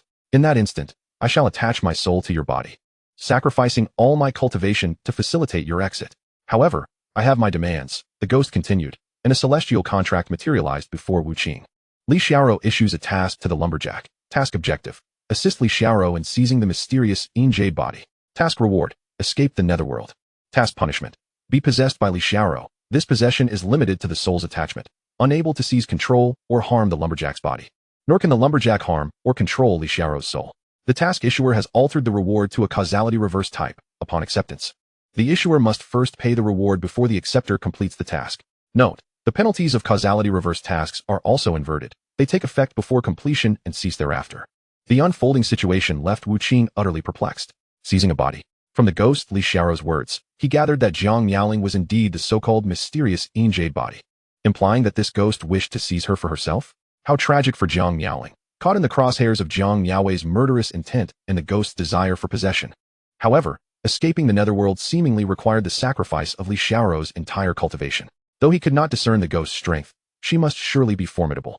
Would she truly be willing to forsake her entire cultivation? Hey, as Wu Qing was lost in thought, Li Xiaoro interrupted his musings. Little brother, do you agree? I can take you out, but it requires expending all my cultivation. Do you have any idea how arduous the path of cultivation has been for me? After all, didn't you promise Zhang Yaowei to eliminate Zhang Yaoling? If I seize her body, she would effectively be dead, and you could still fulfill Zhang Yaowei's task. It's a win-win situation that allows you to leave the netherworld. What could be better? She had a point. Wu Qing found it difficult to refuse her reasoning. Yet, recalling his recent experience with Zhang Yuanshan, he was reluctant to be taken advantage of in another contract. Change the task objective to helping you seize Jiang Yaoling. How do I know she is truly the mysterious Jade Body? If she isn't, how can I complete this task? But the ghost simply laughed. That won't do. I cannot yet fully confirm that Jiang Yaoling is indeed the possessor of the mysterious Jade Body. If she is not, I would be at a loss for my entire cultivation. Thus, you must take responsibility for me. Only by helping me find the mysterious Jade Body and assisting me in seizing it will you be released.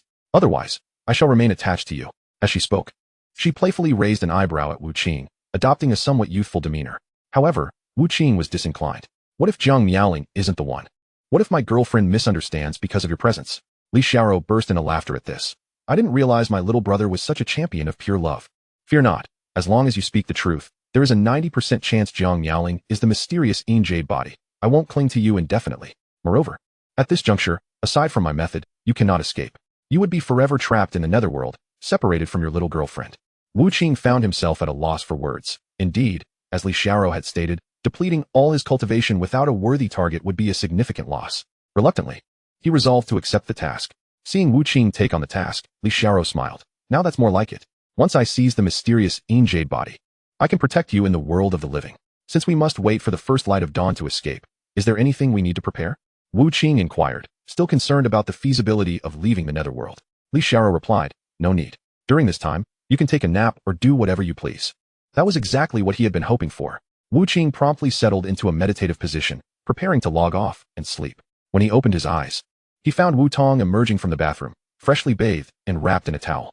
On the table lay an open box of self-heating rice, indicating that Wu Tong had already eaten. How was the effect of the spiritual herbs today? Wu Tong asked as she began to heat her own meal. Today, I consumed over 300 spiritual herbs, increasing my physique by 32 points, along with a 32-point enhancement in my skills. The ratio remains roughly 1 spiritual herb per 0. 1 increase. I haven't yet encountered a limit. Adding yesterday's 22 points, my talent has granted me a total of 54 points in physique and skill enhancements. This attribute is exceedingly formidable at the first stage. Under normal circumstances, each level in the first stage would only yield a 1-point increase in all attributes, along with 1 point of free attributes. Even with the maximum initial physical constitution of a mere 5 points, an ordinary player, even after allocating all free attributes to physicality, would only reach a total of 25 points by level 10. In stark contrast, Wu Tong has already accumulated an impressive 54 points from her innate talents. This figure may not even represent the upper limit. Although this attribute was acquired through Wu Qing's investment, it remains a tangible enhancement. The effects of your buff-type skills should not be squandered. Tomorrow, I shall procure some buff skills for you, even with a high physical constitution. As long as the enhancement skills are potent, your combat prowess will not be insignificant. When it comes time for the Ascension quest, ensure you select the Hell level and strive for a flawless completion. The pre-cooked rice is ready. He opens the container and begins to eat, recounting his experiences in the cycle to Wu Tong. A female ghost? Wu Tong exclaims in surprise. You're quite fortunate. Just when I was pondering how to complete my task, assistance arrives. Wu Qing does not conceal the matter of the female ghost, fearing that if the possession fails, or if Jiang Yaoling is not the fabled Xianin Jade Body, he might be misinterpreted by Wu Tong, who could mistakenly think he is perpetually accompanied by a female ghost. However, Wu Tong does not dwell on this, instead deeming him lucky. In retrospect, indeed, he is. Once Li Xiaoro successfully possesses Jiang Yaoling, Yang Mo will remain oblivious to Jiang Yaoling's demise, living as Jiang Yaoling. Li Xiaoro could even encourage Yang Mo to take better care of Wu Qing. This could lead to valuable hidden quests, a significant advantage. He chuckles. I could be reborn. In the realm of web novels, that is a protagonist's privilege. What is wrong with a protagonist having a bit of luck? Speaking of luck, this time it indeed seems favorable. What initially appeared to be a misdirection has revealed itself as an opportunity. As the saying goes, fortune and misfortune are often intertwined, and it is difficult to ascertain which is which. Suddenly, he recalls the mundane level talent he acquired previously. Fortune comes. This talent enhances good fortune. Perhaps it was this very stroke of luck that led him to encounter Li Xiaoro. After finishing dinner, he washes up and prepares for bed, mindful that he must exit the underworld before dawn. With both of them having discarded their phones, and without an alarm clock, he employs self-suggestion to awaken at 6 in the morning. In his school days, he frequently used this method, waking up a minute early every time without fail. Lying in bed, feeling the softness of the girl in his arms and the delicate fragrance at his nose, he cannot help but reminisce about last night's events. A soft sigh escapes the girl. Blood rushes, breath quickens, and he senses a fog enveloping his mind. Not good. Darkness engulfs him as he faints once more. In the night, the girl's head emerges from the cup, blinking twice as she senses a sudden weakening and Wu Qing's breath calming rapidly. She realizes that Wu Qing has fainted again. Gently, she takes his wrist, resting it against his pulse. Her heart filled with concern. Why does it feel like Brother Qing's condition has worsened? The pulse does indeed reflect an unfavorable response. She knows it is the result of both mental and physical exhaustion. Although it seems they accomplish nothing daily, the reality is far from it. Wu Qing must calculate Lin's reactions while planning their escape route, and simultaneously focus on his own progression and assisting Wu Tong in acquiring spiritual herb skills and equipment. This results in significant mental drain. Moreover, physical inactivity does not equate to well-being. Humans require movement. Lying in bed all day, whether gaming or sleeping, leads to bodily degeneration, exacerbating his already troubled heart. If this continues, Wu Qing could very well face the risk of sudden demise. A solution must be found, or Brother Qing's health may collapse. Wu Tong releases his wrist, contemplating how she can aid in his recovery. Even if she doesn't fall victim to Lin's heart exchange scheme, the thought of Wu Qing succumbing to a myocardial infarction is unacceptable to her. Suddenly, she remembers a master of traditional medicine she met online who taught her some acupressure techniques. She sits up, dons her clothes, turns Wu Qing onto his back, and, drawing from her understanding of medical principles, begins to guide his meridians and press acupoints. Despite never having practiced before and uncertain of its efficacy, she has memorized the pathways of the meridians and the distribution of acupoints through rote learning. At this moment, she must act as if a dead horse could serve as a live one and do her utmost. As she continues, Wu Qing's breathing grows steadier, achieving a calmness never before experienced, which further motivates the young girl. At 5:59 a.m., Wu Qing suddenly awakens from his slumber. This sleep has been exceptionally restful. It feels as if he hasn't enjoyed such comfort in ages. He hasn't even dreamt. How strange. Glancing outside, he notes that dawn has yet to break, indicating he hasn't overslept. Yet, even during previous oversleeps, he has never felt this refreshed. Could it be that his attributes in the game have begun to merge with his physical form?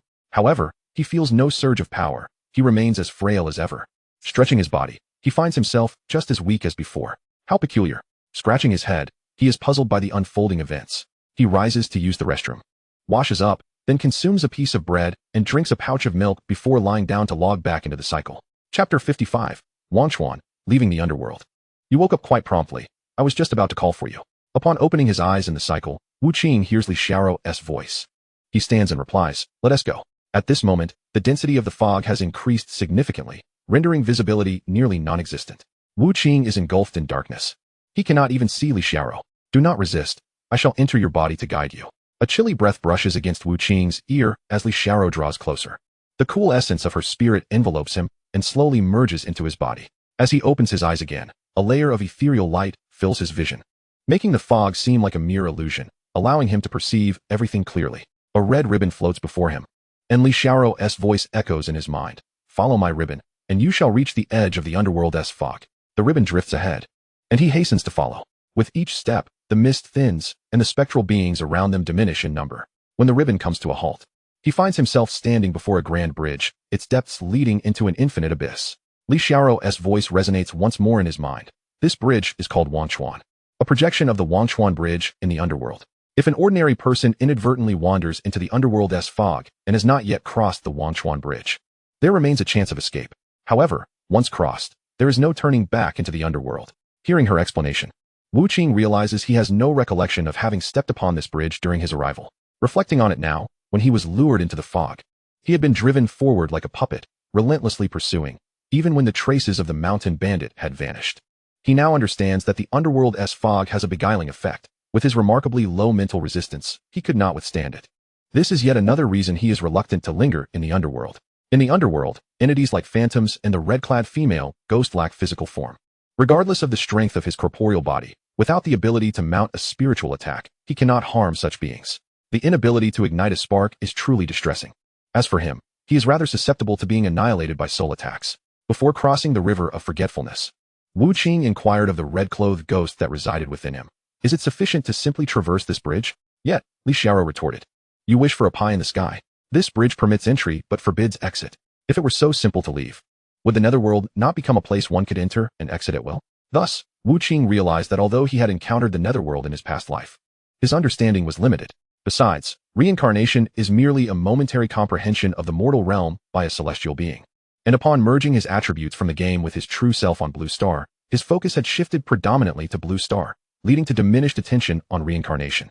What should be done now? Wait. The two stood at the bridgehead, quietly awaiting the moment. Suddenly, Li Xiaoro bellowed within Wu Qing's mind. Now is the time. Dash across the forgetfulness bridge. Wu Qing, perplexed, found his body moving nonetheless. As he activated his swift dash, he felt an overwhelming chill envelop him, amplifying his speed exponentially. In an instant, darkness enveloped him. Even with the ethereal light bestowed by Li Xiaoro's abilities, he could perceive nothing. Yet, standing resolutely at the bridgehead, he charged forward with great strides. The chilling wind howled, echoing the cries of countless malevolent spirits, accompanied by a cacophony that filled his mind with Li Xiaoro's breathy gasps. Her breaths, however, resembled soft moans, igniting a blush upon his cheeks.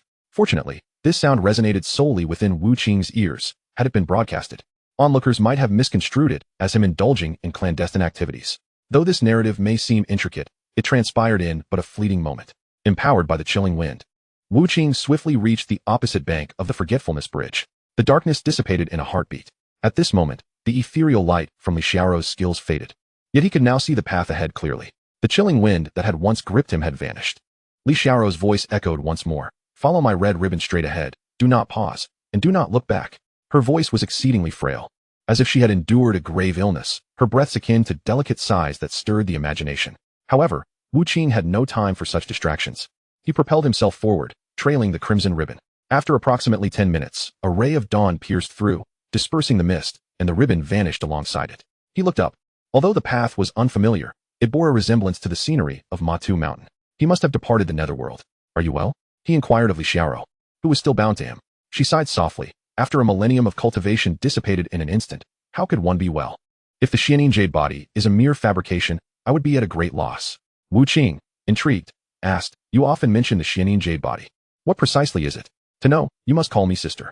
Li Xiaoro's melancholy seemed to vanish instantaneously, as she jested with Wu Qing. By the way, your name lumberjack is rather peculiar. Even the heavenly Tao acknowledges it. However, she recalled, I once glimpsed an ancient tome in my grandmother's study during my childhood. It detailed that every 10,000 years, extraordinary beings descend into the world. These beings advance rapidly in strength, employing slaughter as their means of cultivation, and they can resurrect even after death. Their names were quite bizarre, not resembling typical names. No one knows from whence they come, nor where they ultimately go. They stir the world, pursuing unknown ambitions. Could you be one of those extraordinary beings recorded in the ancient tome? Li Xiaoro chattered incessantly, even revealing Wu Qing's identity, which astonished him. While the existence of extraordinary beings was not a secret, they appeared only once every 10,000 years, and only powerful factions would document such events. The reason the villagers of the novice village referred to them as extraordinary beings was merely a subconscious implant by the reincarnation process, leading them to perceive these individuals as being distinct from the ordinary. Due to the novice village's minimal communication with the outside world, the existence of players remained largely unknown until they emerged from the village, stirring the tides of various factions, thereby garnering the attention of the powerful. Moreover, only the formidable entities of these great factions were aware of the cyclical arrival of extraordinary beings every 10,000 years. Since Li Xiaoro possessed this knowledge, it implied that not only was her faction immensely powerful, but she herself was formidable as well. For such a strong individual to forsake a millennium of cultivation in pursuit of the Xianing Jade Body only emphasized its extraordinary nature. Additionally, the previously mentioned divine technique of seizing yang must also be quite remarkable. Chapter 56, The Protection of the Ghost King. Ever since Li Xiaoro possessed Wu Qing and departed the netherworld, she seemed to have transformed from an aloof ice queen into a lively young maiden, incessantly chattering while residing within Wu Qing. Upon hearing Wu Qing's inquiry about the Xianing Jade Body, she countered, You are quite peculiar. Why do you possess such a formidable physical form, yet have a woefully weak soul? Share your secret with me, and I shall reveal the nature of the Xianing Jade Body. Forget it. Wu Qing promptly lost interest.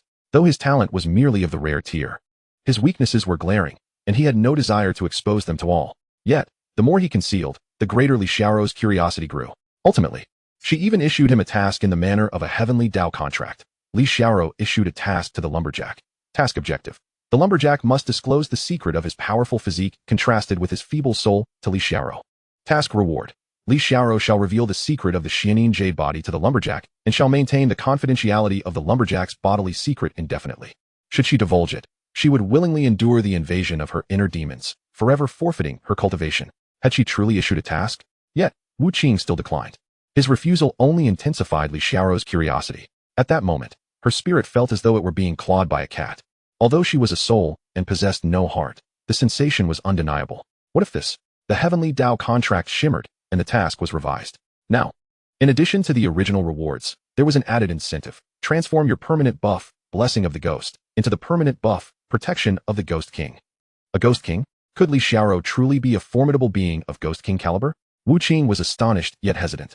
Noting his indecision, Li Xiaoro expressed her discontent. Hey, is this not enough of a benefit for you?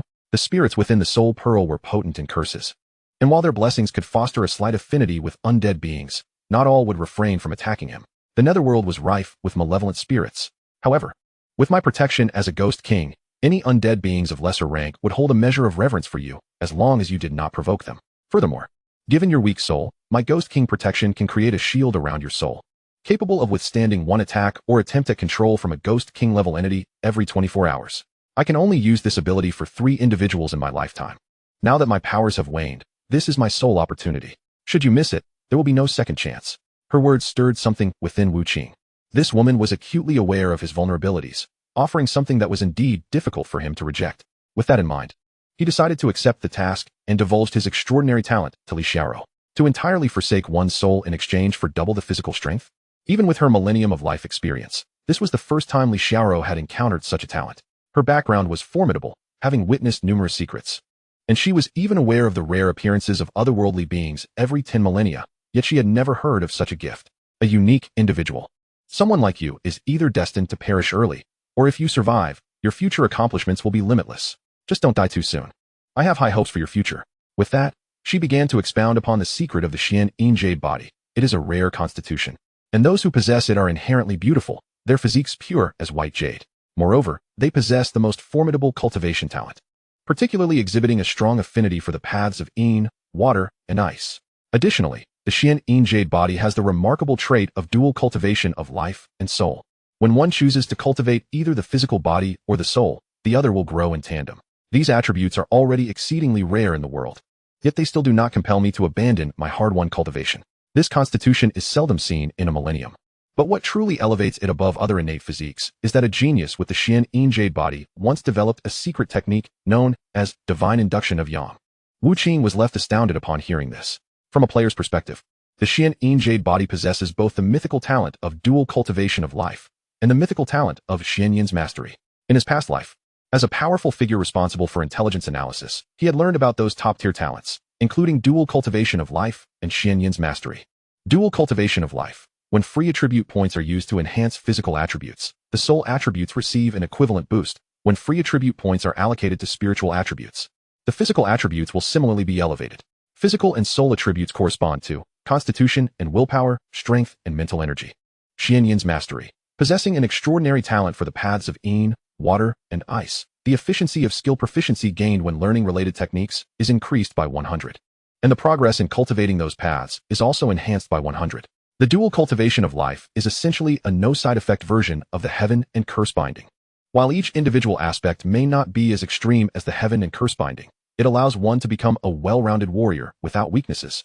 Meanwhile, Xianyin's mastery emphasizes the study of the paths. It may seem insignificant in the early stages, but its advantages become increasingly apparent as one progresses. This constitution boasts dual mythical talent effects, along with the added benefit of inherent beauty.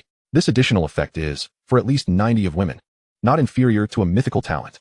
However, despite all this, Li Xiaoro still claimed that merely possessing such a constitution was insufficient for her to forsake a millennium of cultivation to seize it. Thus, one wonders how powerful the so-called divine induction of yang technique must be. Divine induction of yang is a highly secretive record. Not many in this world are aware of its name. However, regarding divine induction of yang, Li Xiaoro seemed reluctant to elaborate, merely stating that it is a technique capable of utilizing one's own constitution to plunder the talents of others. As for the method of plundering, the effects, and the types of talents that can be taken, she did not provide details. Yet, even without her elaboration, Wu Qing understood that anything involving devouring is bound to be formidable. As they continued their conversation, Wu Qing wandered aimlessly, unfamiliar with the terrain of Shanyang County. Although he was fairly certain he was still within Mount Matao, he could not discern the direction to return. Head that way, Li Xiaoro suddenly directed him, transmitting a mental image of a direction, and further explained, there is a faint presence of people in the southeast, and they do not seem strong. It would be prudent to inquire for directions. Understanding, Wu Qing followed Li Xiaoro's guidance toward that location. Mount Matao was a stronghold for bandits, and the presence she mentioned was likely a bandit lair. As he searched, he eventually spotted a mountain stronghold. At this moment, dawn had just begun to illuminate the earth, and the bandits were likely still asleep, with only 2 sentinels keeping watch outside the lair. Chapter 57, Black Dragon Stronghold. Since I'm here, I might as well eliminate this stronghold too. Drawing his leopard pattern longbow and knocking a fong arrow, he took aim and shot. Thwack. One of the sentinels had his head exploded like a watermelon. However, it was still dim within the mountains despite the light of dawn. The other bandit, having stood guard through the night, was dozing off when he suddenly heard the sound of something heavy hitting the ground, jolting awake to investigate. Yet whoosh, another arrow flew, and this bandit too met the same fate. Retrieving his leopard pattern longbow, Wu Qing went to collect the 2 arrows. Glancing up at the name of the stronghold, Black Dragon Stronghold, the name was quite imposing, yet it was merely an inconsequential little bandit lair. He took out the distribution map of bandits issued by the government and quickly confirmed his current location. However, upon glancing at the stronghold's entrance, he thought, since I'm already here, I might as well take out this stronghold too. Drawing forth his bone warhammer, he strode boldly into the stronghold. Though he had never been to this stronghold before, he could easily identify the leader's quarters by its lavish appearance. Kicking open the door, guided by Li Xiaoro's sense of the people's presence, he charged directly into the bedroom. Who is it? Yu Hui awoke with a start. Shoving away the woman who had been clinging to his neck, grasping a long knife in his hand just as Wu Qing's warhammer came crashing down. Thud. The chest of Yu Hui, the leader of Black Dragon Stronghold, was dented but not instantly killed. Yu Hui was no weakling. His bare torso was covered in a layer of rocky armor, a defensive skill he activated in the nick of time. Alas, Wu Qing sighed inwardly at not being able to finish Yu Hui with a single blow, activating dragon power, potential release, and rapid movement simultaneously. He launched another attack on Yu Hui. Who are you? Which stronghold do you belong to? Yu Hui continued to inquire about Wu Qing's identity. Seeing Wu Qing charge at him without uttering a word, his eyes narrowed, and lightning flickered around his legs. Empowered by the lightning, his speed far surpassed Wu Qing's. The long knife sliced through the air, landing a preemptive strike on Wu Qing's chest. The opponent's speed was too swift, Wu Qing had no time to evade. Yet he had no intention of dodging, bracing himself for the blow while also bringing his warhammer crashing down onto Yu Hui's shoulder. 1021. 2910. The first damage was inflicted by Yu Hui upon Wu Qing. The second damage was the result of Wu Qing striking Yu Hui. Remarkable defense. Yu Hui was pushed back several steps by the immense force of the warhammer, astonished by Wu Qing's formidable physique. The long knife in his hand crackled with electricity, clearly having employed some powerful lightning skill with that previous strike. The current surged into Wu Qing's body, but the electricity that could paralyze flesh quickly dissipated against his robust constitution. Shaking off his arms, Wu Qing regarded Yu Hui, who had likely cultivated the paths of the knife, earth, and lightning. Moreover, the quality of the long knife in Yu Hui's hand was presumably quite high. Otherwise, it would not have inflicted such significant damage. As the electricity subsided within him, Yu Hui finally regained his footing. The two locked eyes and charged at one another once more. The warhammer swung down. Wu Qing continued to exchange injuries for injuries, but Yu Hui was reluctant to do so. Bandits have no sense of honor. Although he was the leader, if he sustained too much injury, his subordinates could dispose of him at any moment. The great sword clashed against the warhammer. Yu Hui felt a sudden weight in his hand, being once more repelled by Wu Qing's immense strength. Are you the one who took on the mission in Shanyang County? Yu Hui inquired again, yet Wu Qing remained silent. At that moment, hearing the sounds of battle outside, other bandits rushed out of their rooms, each wielding weapons, encircling Wu Qing. The weakest among these bandits were at level 16, while the strongest exceeded level 20. Little brother, can a mere level 15 novice contend with them? Li Xiaoro's voice echoed in Wu Qing's mind. Wu Qing replied nonchalantly, just watch quietly. They are but lowly brigands. He surveyed the group, ultimately fixing his gaze upon Yu Hui. It is better to sever the head than to merely injure a finger. The enemy leader must be dealt with first. Charging forth once more, Yu Hui felt a surge of confidence with the arrival of his fellow bandits. Though their defenses were formidable, their numbers could overwhelm the adversary. 81, 132, 76, 564. A series of attacks landed on Wu Qing, who was besieged and with no means of evasion, his agility compromised, leaving him without room to maneuver. Yet, his focus remained solely on Yu Hui. Regaining a moment's respite, Yu Hui lagged slightly behind his comrades. His great sword enveloped in a fierce crackling of lightning as he unleashed his most powerful skill, Tai Chi stance. The sword, charged with electric energy, struck the swirling Tai Chi sphere, the force of the attack ricocheting back to Yu Hui. 5326. It was evident that this move was indeed formidable. Blood spurted from his mouth, his health nearly depleted. Wu Qing's warhammer descended, extinguishing the last vestiges of Yu Hui's life. Yu Hui fell, his breath extinguished. The boss is dead. The remaining minions were taken aback, shocked that their once mighty leader had perished so easily. How strong must this young man be? They harbored no loyalty to avenge Yu Hui. Some had already begun to retreat quietly. Do not retreat. Avenge the boss, cried a bandit with a red cloth wrapped around his head, brandishing a spear, halting the fleeing minions. Strangely, Wu Qing detected no hatred in the man's eyes, only exhilaration. Without a doubt, this individual was the second in command of the Black Dragon stronghold. Wu Qing cast him a glance. Not running away? All the better. He loathed enemies who fled. With his war hammer raised, he charged again. A mighty swing struck down, followed by a powerful punch. Crumbling fist. The second in command attempted to parry with his spear, only to realize the extent of Wu Qing's strength after the impact. Come on, all of you charge. He bellowed at the hesitant bandits. However, witnessing his own retreat, the bandits were even more daunted and dared not advance. Enraged, the second in command cursed. Damn it, who isn't charging? Once this fight is over, I'll deal with you. Upon hearing this, the bandits finally gathered the courage to close in. As for loyalty and morale, in the realm of brigands, only the strong survived. True loyalty was a luxury. Only the chieftains of larger factions, like the Black Wind Stronghold, would ponder such matters. The humble Black Dragon Stronghold, however, thrived on brute strength. Wu Qing swept his gaze over the feeble adversaries. A collection of worthless minions barely capable of breaching his defenses, they posed no threat. Fixating on the second in command, he allowed blades and spears to strike him, undeterred in his assault. The second in command's spear twirled in an attempt to block, yet could not withstand the might of Wu Qing's warhammer. The adage might overcome skill held true, regardless of how intricate the spear's movements. Wu Qing's hammer fell with unyielding force. His formidable defense rendered him impervious to the spear's attacks, yet the second in command could not permit Wu Qing's hammer to land on him. Chapter 58, The Passionate Jiang Miaoling. The second in command of the Black Dragon stronghold felt immense pressure. He understood that prolonged defense would lead to ruin and resolved to make a desperate bid. A glint of cold light flashed as the spear's tip approached Wu Qing. Yet Wu Qing remained unfazed, relentlessly swinging his hammer regardless of the opponent's offensive. Though his agility was lacking, his superior constitution and strength compensated, enhancing his speed. The spear tip pierced his chest. 2024. The second in command specialized in spear techniques, having eschewed frivolous elemental skills. This thrust was even more powerful than Yu Hui's ultimate move. However, at that moment, the warhammer crashed upon his shoulder. 9,766. A single blow annihilated him. With the second in command defeated, the remaining minions' morale plummeted, scattering like birds. Wu Qing pursued and dispatched a few, then drew forth his leopard-patterned longbow, shooting down another dozen, until no more minions remained. With both of the Black Dragon stronghold's leaders slain, his extermination mission was complete. He rummaged through the stronghold's interior, submitted the two severed heads, and officially reported the obliteration of the Black Dragon stronghold, earning a reward of 2 silver coins. Perhaps fortune was on his side today, as both Yu Hui and the second in command had yielded a black quality long spear and a black quality skill book. Coiling Serpent Steel Spear, black quality weapon, attack 100, sharpness 130, usage restriction, strength 22. Thunderous/LV1, black quality skill. Enveloping the blade in the power of thunder, it unleashes a formidable strike, inflicting 150 damage to enemies and infusing them with thunderous energy, causing an additional 100 damage over 5 seconds, and paralyzing them for 5 seconds. Consumes 300 mana. The spear's quality was comparable to the bone war hammer. Had it not been for the desire to practice Crumbling Fist, he would have wielded both the hammer and spear. His strength was sufficient, making the dual wielding of weapons entirely feasible. The only challenge lay in the difficulty of using a weapon in his left hand.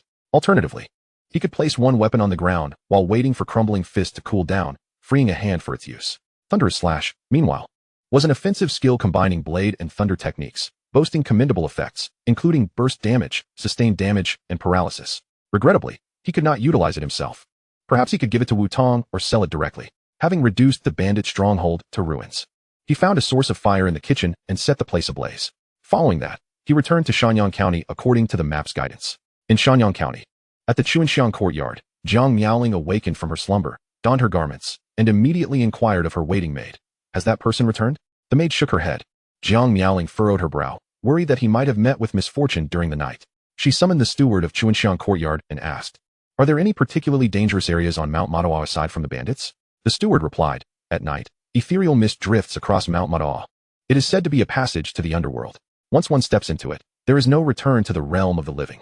The bandits' camps are established in areas untouched by the ethereal mist, so at night, not only do merchants avoid the path, but even the bandits do not dare to venture out. This is a significant reason for our repeated failures to eradicate the bandits on Mount Manhwaedit. The soldiers can only attack during the day and must retreat before nightfall, lest they be engulfed by the ethereal mist." Jiang Miaoling repeated the term, ethereal mist? Why didn't Tiang Mo mention this to me? If he inadvertently strays into the nether realm, it would be tantamount to death, rendering my meticulous preparations over the past 2 days futile. Just as she was conversing with the butler, a familiar figure unexpectedly entered the courtyard. He has returned? After a brief moment of astonishment, she hurriedly donned a radiant smile and approached him. Brother Woodcutter, where did you go last night? Why have you not returned until now? Her smile, blooming like a flower, was both charming and enchanting under her deliberate flattery. Indeed, the Gu Shen Body. It is she. Wu Qing's mind echoed with Li Xiaoro's excited voice. I was right. Moreover, the aura of the divine induction and yang seizure secret art has intensified. Capture her and assist me in seizing her body. Li Xiaoro, in her fervor, spoke in a flurry, and Wu Qing calmly reassured her, do not rush. Acting now would arouse Yang Mo's suspicion. Since you mentioned she intends to use that divine induction and yang seizure secret technique on me, she will surely seek an opportunity to be alone with me. That will be our moment. Yes, I was too agitated. I will follow your lead. Li Xiaoro made an effort to compose herself. Although she had confirmed from the lingering essence on Wu Qing and his narrative that Jiang Yaoling was most likely the possessor of the Gu Shen Body, a twinge of unease lingered until she could ascertain it with her own eyes. Now, with unwavering certainty, she thought, what is a millennium of cultivation worth if the body is successfully seized? She would soon return to her peak and surpass her former self. As Wu Qing calmed Li Xiaoro, he wore a naive grin and addressed Jiang Yaoling. I lost my way on Mount Matao last night, and just returned this morning. How is Miss Jiang? Has she awoken? I vanquished several bandit strongholds and acquired quite a bounty. I intend to purchase some nourishing herbs for Miss Jiang's recovery.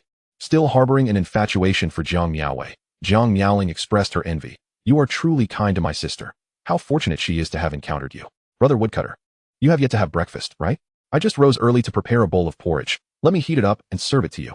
Wu Qing replied. No rush. I will first check on Miss Jiang. With that, he eagerly entered Jiang Yaoling's bedroom to visit the surely unconscious Jiang Miaowei. Though Jiang Miaowei lay in deep slumber, her complexion had gradually become more vibrant, indicating that her physical injuries had completely healed. Is she still not awake? A look of disappointment crossed his face as he returned to his own room. Upon entering, Li Xiaoro's voice resonated in his mind. Indeed, she has set up the formation. You are her prey. TSK, little brother, how fortunate it is that you wandered into the fog of the netherworld and chanced upon me. Otherwise, you would have been nothing but a pile of bones today. A pile of bones. How terrifying. Is she intending to drain me dry?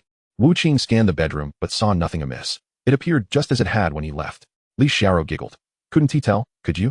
Not even someone as weak in spirit as you could discern the divine induction and yang seizure formation. Even the aphrodisiac powder is of superior quality, colorless and tasteless. With your level of cultivation, how could you possibly detect it? Just wait, the porridge she prepared for you is also part of her scheme. Once you drink it, the divine induction and yang seizure will commence. As they conversed, a knock resonated at the door, accompanied by Li Xiaoro's voice. Brother Woodcutter, I have heated the porridge. May I come in? Chapter 59, Seizing Jiang Yaoling's Body. Come in. Wu Qing replied, moving to the bedside, feigning the act of straightening the bedding. While he discreetly placed the bone war hammer on the bed, with a creak, the door swung open, and Jiang Yaoling entered, holding a bowl of porridge, effortlessly shutting the door behind her. Simultaneously, her internal magic surged as she pressed her hand against the wall, causing a formation route visible only to her to illuminate in an instant. The formation activated smoothly, and a smile graced her face, as everything unfolded according to her plan. Observing Wu Qing seemingly arranging the bedding, she approached him from behind. Brother Woodcutter, come drink the porridge. I've added plenty of precious spiritual herbs. Her voice was gentle, reminiscent of an endearing neighborly sister. All right, Wu Qing responded, gripping the bone war hammer beneath the bedding, activating Dragon's Might, potential unleashed, and swift movement simultaneously. Suddenly spinning around, he swung the hammer towards Jiang Yaoling's head. In tandem, he unleashed a punch, crushing fist. Hey, control your strength, don't break my body. Li Xiaoro shouted in his mind, fearing the destruction of the vessel. Yet, Wu Qing had no intention of holding back.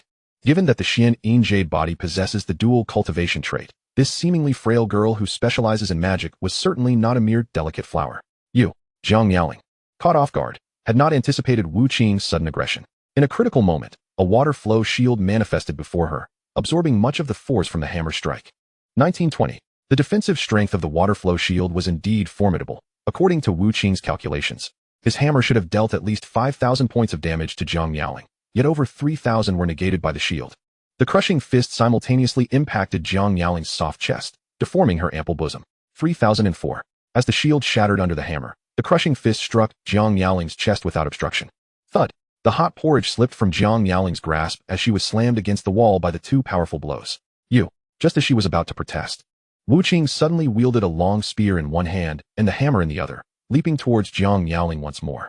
Jiang Yaoling, having crashed into a cabinet, spat blood but managed to stand. The young woman's expression darkened. Wu Qing's abrupt assault had truly exceeded her expectations. The chaos within the room went unnoticed by the outside world, for the formation she had set up also served to muffle sounds. Feel free to attack. Just reduce her health to below 20%. Wu Qing nodded in understanding. Jiang Yaoling's health was just over 8,000. 20% would leave her with a little over 1,600. Having already dealt 5,000 points of damage, one more strike would suffice. Raising both the spear and hammer, Jiang Yaoling spat out another mouthful of blood, her gaze icy. With your feeble spiritual power, I can eliminate you in a single move. Yet, a moment of internal conflict arose. She needed to utilize the secret technique to seize Wu Qing's talent, but it had to be done while he was still alive. If she killed him with her sole attack, her carefully laid plans would be in vain. However, in this life-and-death scenario, she had no time for contemplation. As she felt the piercing pain of the spear's tip against her skin, a ghostly blue light ignited in her eyes, and a soul shockwave surged towards Wu Qing. Clang! She vaguely perceived a figure clad in red behind Wu Qing, intercepting the soul shockwave, leaving Wu Qing unscathed. What? In the blink of an eye? There was no time for her to react. The spear pierced her chest, and at the last moment, the hammer was deftly turned aside. 2109. Boom. The hammer shattered a table. A red-clad figure erupted from Wu Qing's body and fused into Jiang Yaoling. In the next instant, Jiang Yaoling's eyes became bloodshot, veins bulging from her temples to her eyes. She let out a piercing scream. Ah! The once exquisite girl now bore a visage twisted as if possessed by a malevolent spirit. She clutched her head with both hands, blood seeping from her eyes, ears, nose, and mouth, presenting a most pitiful sight. Yet, this transformation lasted but a fleeting moment before Jiang Yaoling's expression gradually calmed. Her magical essence surged forth, conjuring a stream of water that washed away the bloodstains, leaving her complexion somewhat pale, yet her eyes sparkled with mirth. It was a success. The profound Immortal Body, the divine essence to seize the sun. Oh, did she truly possess such an opportunity? Her face remained that of Jiang Yaoling, her voice still hers, but the tone emanated from Li Xiaorou's lips. Wu Qing breathed a sigh of relief. With Li Xiaorou's success, it meant he had completed half of the task involving Jiang Yaoling. The other half remained, to escort her to safety. At that point, he would acquire the flowing cloud ring. Li Xiaorou? He inquired. Jiang Yaoling smiled. For now, I am still Jiang Yaoling, at least until I depart from Huayang Kingdom. I cannot reclaim my true identity. This mother-daughter duo had severely compromised the Jiang family. After their annihilation, her motive for coming to Shanyang County was twofold. Firstly, the county magistrate was under her mother's control, and secondly, Jiang Zichen had a deep bond with the ruler of Huayang Kingdom. Now that the Jiang family was no more, Jiang Zichen had instructed Jiang Yaoling to present the token bestowed by the Huayang monarch to the capital in order to secure a spot in the Yuling Immortal sect. For days, Jiang Yaoling had awaited a response from the Huayang capital. Once permission was granted, she could utilize the teleportation array in Shanyang County to reach the capital directly. This coveted position now belonged to me as well. However, after a moment's thought, she added, the monarch of Huayang had left behind a bloodline verification artifact for Jiang Zichen. Upon arriving in Huayang, I must first undergo this verification to prove my lineage. Hence, I have kept Jiang Yaoling alive, yet in a state of unconsciousness. However, this opportunity was originally meant for Jiang Yaoling. I feel somewhat indebted to her, and I shall offer her some compensation for what I have taken. Come. I shall awaken Jiang Yaoling. The two exited the chamber, where Jiang Yaoling's guards stood vigil. Miss, the guards greeted with utmost respect upon seeing Jiang Yaoling emerge.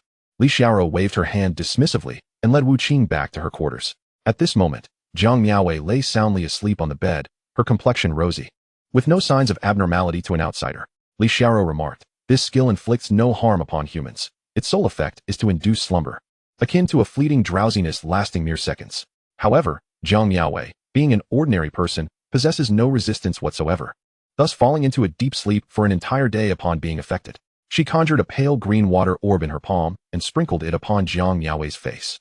The orb possessed the power to purify abnormal states, and within merely 3 seconds, Jiang Yaoling awoke from her slumber.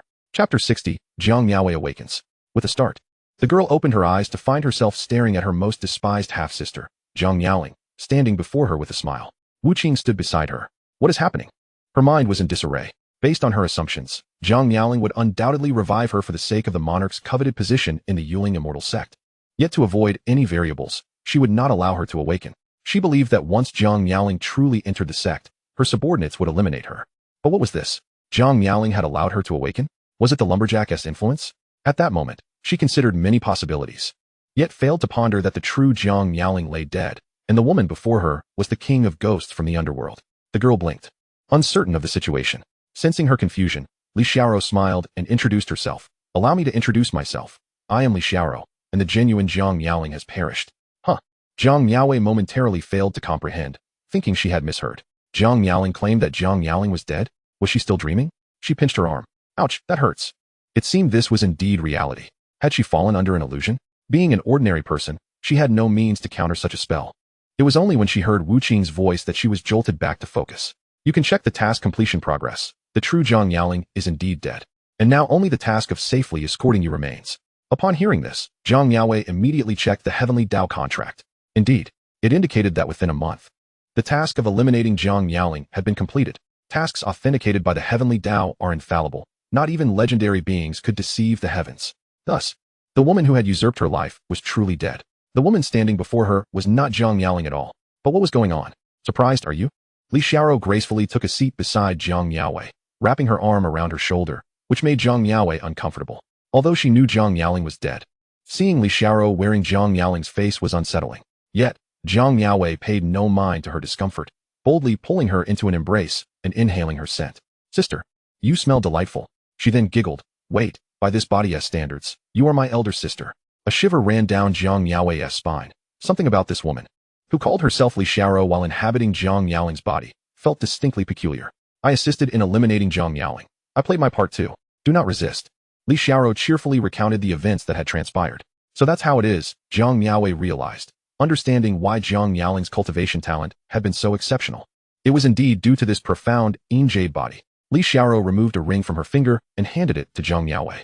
Though I am not Zhang Miaoling, by possessing her body, I have inherited a portion of her karma. That spot in the Yuling Immortal sect was rightfully yours, yet I am in dire need of it.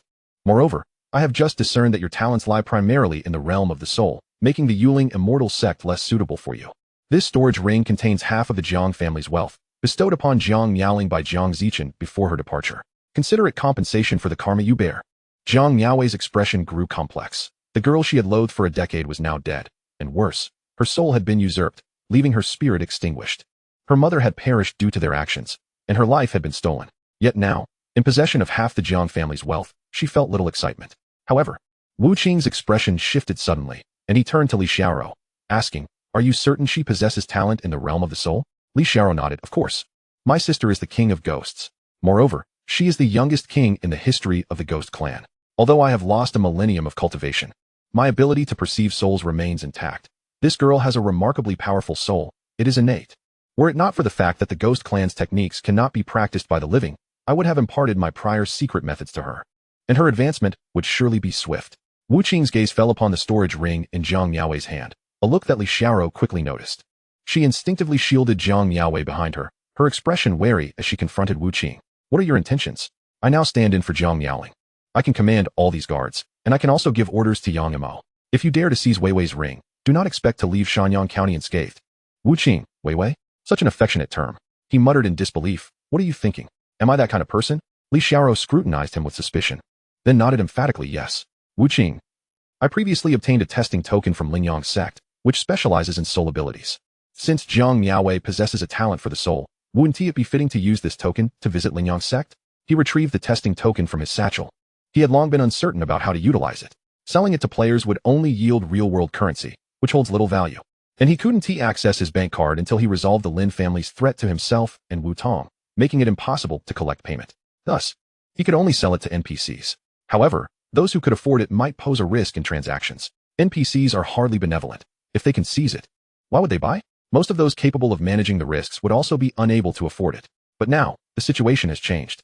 Li Xiaoro has returned half of the Jiang family's wealth to Zhang Miaowei.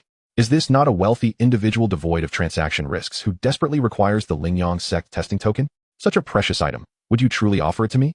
The gaze Zhang Miaowei cast upon the testing token in Wu Qing's hand was fraught with intense longing. Her life had been usurped by Zhang Miaoling. She had been deprived of any cultivation techniques or resources, and to this day, remained an ordinary person. Yet this was an extraordinary world. If she possessed strength, how could her life be stolen from her? If she were strong, how could she remain powerless to prevent her mother's death? If she had power, she would not need to rely on others for vengeance. Hence, her desire for cultivation burned with fervor.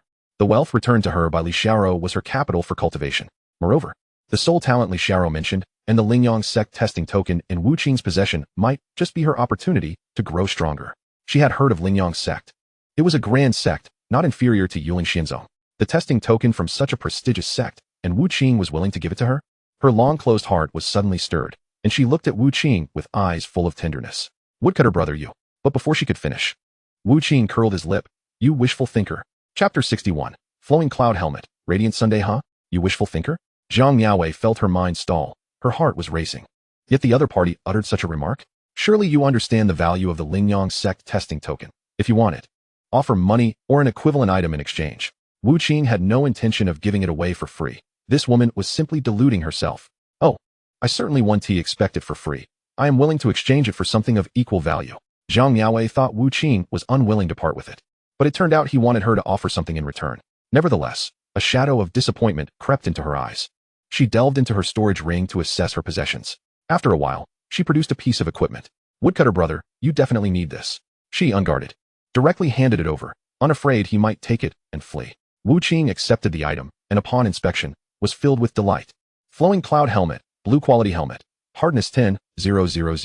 Effect 1. Reduces soul damage equivalent to 500 mental resistance. Effect 2. Soul Shield. Absorbs spiritual energy to form a soul shield that can withstand 20,000 points of soul damage. In a non-combat state, the shield will automatically recharge, completing in 2 hours. Usage restriction, Basic Constitution 70. Once again, it was a component of the Flowing Cloud set. Wu Qing began to suspect whether the Jiang family possessed a complete Flowing Cloud set. Zhang Yuanshan's task granted him a pair of Flowing Cloud boots, and Zhang Miaowei's task provided a Flowing Cloud ring. Now, within the Jiang family's wealth in the storage ring, there was a Flowing Cloud helmet. This suspicion is hard to dismiss. The helmet's effects perfectly compensated for one of his greatest deficiencies, his frail soul. Furthermore, his desire for the Flowing Cloud set was partly due to the helmet's invaluable attributes. The Flowing Cloud helmet does not directly enhance the user's mental resistance, but inherently possesses 500 mental resistance. If the wearer is subjected to a soul attack, the attack must first pass through the helmet's defensive evaluation. After being mitigated by 500 mental resistance, the wearer would then endure the remaining damage. With Wu Qing's mental resistance at 1, it is negligible. With the protection of the Flowing Cloud helmet, he would be less fearful of soul attacks. However, soul control skills would still be effective against him. Moreover, the helmet's usage restriction is based on constitution, not mental power or spirit. Were it not for this, he would be unable to utilize it. Very well. He promptly handed over the Lingyang sect testing token. A blue quality set accessory is undeniably worth this token. Furthermore, the testing token differs from the admission quota to Yuling Xianzong, held by the ruler of Huayang. The latter grants direct admission, a privilege for the Huayang ruler. Even if the Huayang ruler were to present a pig, according to the agreement, Yuling Xianzong must accept them as a disciple. However, the testing token merely offers a chance for examination.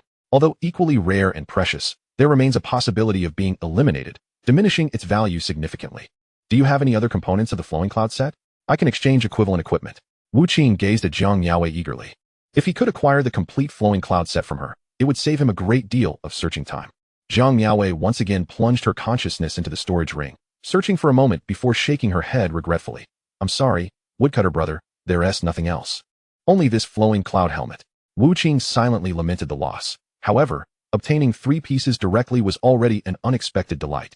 He then produced a short dagger and offered it to Zhang Miaowei. See if you have any strength-type equipment of the same quality to exchange. This was the weapon, Arclight, he had obtained from Huxian. An exquisite blue-quality weapon, but regrettably, it required too high an agility level for him to use in the short term. Zhang Miaoling searched for a moment longer, retrieving a longbow and presenting it to him. Woodcutter brother, how about this? He accepted it and examined it. Radiant Sun, blue-quality longbow. Attack 6, 500. Effect 1. Arrows shot gain a layer of radiant sunlight that ignores 500 of the enemy's defense. Usage restriction, Strength 90, Constitution 50. Full power restriction, Strength 150, Constitution 90. This weapon is not inferior to Arclight. Its attributes are similarly straightforward, boasting high attack and armor-piercing capabilities. Of course, the high attack comes at a steep price, requiring considerable strength from the user. To achieve 150 points of strength, most players would need to reach at least level 35. Yet for Wu Qing, this was not a challenge. His current strength already stood at an impressive 123. He could draw the Radiant Sun longbow, though he could not unleash its full potential. Given his innate characteristics, he would reach the required strength before level 20. Do you have any arrows? He inquired again with Zhang Miaowei, stating that possessing a bow without suitable arrows would be futile, although he could utilize dogtooth arrows. The likelihood of them enduring the immense kinetic energy transmitted by the bowstring was slim, resulting in their inevitable shattering. To wield such a fine longbow, one would require at least arrows of black quality. Zhang Miaowei then produced a pouch. Lumberjack, this is a spatial quiver designed for easy transport. It can hold 30 arrows. And within it are 30 azure quality piercing arrows, which I offer to you free of charge. Free of charge? Wu Qing hesitated, reluctant to accept a gift from Zhang Miaoling without reciprocation. However, Zhang Miaoling insisted, Lumberjack, my initial intention was merely to have you eliminate Zhang Miaoling and ensure my safe passage. Yet, Miss Li, whom you invited, has returned all my Jiang family wealth and provided me with the Lingyang sex assessment token. A mere flowing cloud ring is insufficient to repay such kindness. Please, take it. These arrows are most suited for you, and I have no use for them. Wu Qing rummaged through his belongings, discovering that he possessed no adequate means to render compensation. All his equipment was of black quality or lower, and he lacked even the smallest fragment of azure quality gear. Though he had a purple quality necklace, the longevity lock, parting with it for trade would be an extravagant waste. He intended to keep that piece for Wu Tong. While he pondered, Zhang Miaowei had already thrust the quiver into his hands. Wu Qing hesitated for a moment and said, very well, consider it a favor owed to you. Should you ever find yourself in need, do not hesitate to ask. Indeed, Zhang Miaowei's face brightened with a smile. Wu Qing examined the quiver. The spatial quiver had a singular function, to store arrows. Although akin to spatial rings and being a storage artifact, accessing items from a spatial ring required one to immerse their consciousness within, a luxury of time one could not afford during battle. Conversely, the spatial quiver was remarkably convenient. Once bound, placing a hand over the quiver's opening would instantly summon an arrow into one's grasp, eliminating the need for mental focus to retrieve it. Chapter 62. May I embrace you? Even the inventory provided by the reincarnation system for players necessitated conscious immersion. Thus, for archers, the spatial quiver was of paramount importance. However, those who aspired to master archery typically learned the energy arrow skill, allowing them to conjure arrows from mana, saving expenses on purchasing arrows and the time spent drawing and knocking them, while also negating the need to recover spent arrows. Yet, Wu Qing lacked mana, thus relying solely on physical arrows. Fortunately, he did not consider the bow his primary weapon. It merely served as a more convenient tool for certain stealthy assassinations. He reviewed the attributes of the azure piercing arrow. Azure piercing arrow, azure quality arrow, attack 800, sharpness 1000, requires at least a black quality bow or crossbow to utilize. Effect 1. Piercing arrow. Upon successfully striking a target, it applies a debuff that lasts 5 seconds, reducing the target's defense by 10, up to a maximum of 500. And this effect can stack up to 5 layers. This single arrow is comparable to a weapon of arc light. It possesses a high sharpness value and, upon hitting an enemy, inflicts a persistent armor-breaking effect. This transaction was undeniably a substantial gain for him. Thank you. He earnestly expressed his gratitude to Zhang Miaowei. If there is nothing further, you may use the assessment token to depart. Zhang Miaowei looked at him with a hint of melancholy. Are you urging me to leave? Wu Qing, feeling awkward, scratched his head. Not at all. If you remain, I cannot consider your task completed. He was still fixated on the flowing cloud ring. Li Xiaoro, who had been observing nearby, smiled at Zhang Miaowei. You are currently quite weak. Become stronger swiftly, so you may have more opportunities to meet in the future. Zhang Miaowei sighed softly, acknowledging Li Xiaoro's wisdom. In this world, ordinary people were akin to ants, and only strength held true significance. Rising to her feet, she turned to Wu Qing. Lumberjack, may I embrace you before I leave? Wu Qing resolutely declined. No, that is not part of our task. Zhang Miaowei appeared somewhat disheartened, unable to voice her thoughts further. She grasped the Lingyang sex assessment token Wu Qing had given her and summoned its power with her intent. In the next moment, a blinding light erupted from the token, and a teleportation array materialized beneath Zhang Miaowei. The light enveloped her entirely, and in an instant, as the radiance dissipated, the young woman within the array vanished without a trace. Li Xiaoro curiously regarded Wu Qing. Zhang Miaowei is undeniably a rare beauty in this world. Do you not perceive her affections for you? Wu Qing, perplexed, responded, that is not possible. We have only met once, and she has been in slumber since. How could she possibly harbor feelings for me? Li Xiaoro was left speechless, unsure whether Wu Qing was genuinely oblivious or merely feigning ignorance. Even if you are unaware, a beauty of such caliber offering herself to you should stir something within. Wu Qing candidly replied, I have a girlfriend. This revelation only deepened Li Xiaoro's curiosity. Such a man is indeed a rarity. By the way, what sort of enchanting beauty could captivate your thoughts so? She believed that most men were driven by carnal desires, even the specters of the underworld. For someone like Wu Qing to reject the advances of a stunning woman was as rare as a prodigy capable of shaking the very foundations of history. However, Wu Qing was not inclined to delve into this topic. If there is nothing else, I shall take my leave. There are many matters I must attend to. Once Zhang Miaowei had been teleported away, The task she had assigned him was completed. At that moment, the Flowing Cloud Ring entered his inventory. Flowing Cloud Ring, Azure Quality Ring. Effect 1. Inflicts damage upon melee attacks, absorbing 10 dissipated life force from the enemy. Effect 2. When under soul control, it automatically grants immunity to that control effect for 3 seconds, with a maximum immunity level of 4 tiers. This effect can be activated once every 10 minutes. Usage restriction. Base mental strength 70 or base physique 100. Wu Qing was not particularly concerned about the 10 lifesteal effect of the first ability, but the second effect was precisely what he needed, although it only provided 3 seconds of immunity from soul control every 10 minutes. That brief window could afford him the opportunity to close in and eliminate his adversary. Furthermore, while the usage restriction primarily relied on mental strength, if that fell short, a higher physique could substitute for access. What he lacked least was physique and strength. Currently, his base physique stood at 87, drawing him ever closer to meeting the requirements to utilize the Flowing Cloud Ring. Departing from the Spring Fragrance Courtyard, he made his way directly to the Yongxing Apothecary. Having eradicated 6 bandit camps, he had amassed wealth equivalent to 11 silver coins, sufficient to purchase more spiritual herbs. Oh, welcome back, esteemed guest. Are you here to buy the cheapest spiritual herbs once again? The shop assistant, having made a noteworthy impression of him, greeted him with a broad smile upon his entrance. Wu Qing nodded, producing 2 silver coins to hand to the assistant. Indeed, I would like 2 silver coins worth of 9th grade spiritual herbs. Any kind will do, as long as they are the cheapest. Yongxing Apothecary employed its own alchemists and had a plethora of apprentice alchemists. Naturally, they had an abundance of the lowest quality spiritual herbs, and a few silver coins would not deplete their stock. Clients like Wu Qing, who pay up front, are undoubtedly welcomed by the apothecary, and soon the attendant delivered 2 sacks of the lowest grade spirit herbs. Esteemed guest, here are the inferior spirit herbs you requested. Upon handing over the herbs, the attendant smiled and added, if you wish to learn alchemy, it would be prudent to seek a mentor. It is quite challenging to fathom it solely through personal endeavor. He glanced around conspiratorially before leaning closer to Wu Qing, saying, to be frank, our master Wei at this establishment is a renowned alchemist in Shanyang County. I have had the privilege of serving him well, and he has occasionally shared a few insights into the art of alchemy with me. At this point, he gave an embarrassed chuckle and continued, regrettably, I lack the aptitude for alchemy myself, but if you were to apprentice under Master Wei, you would undoubtedly achieve great success.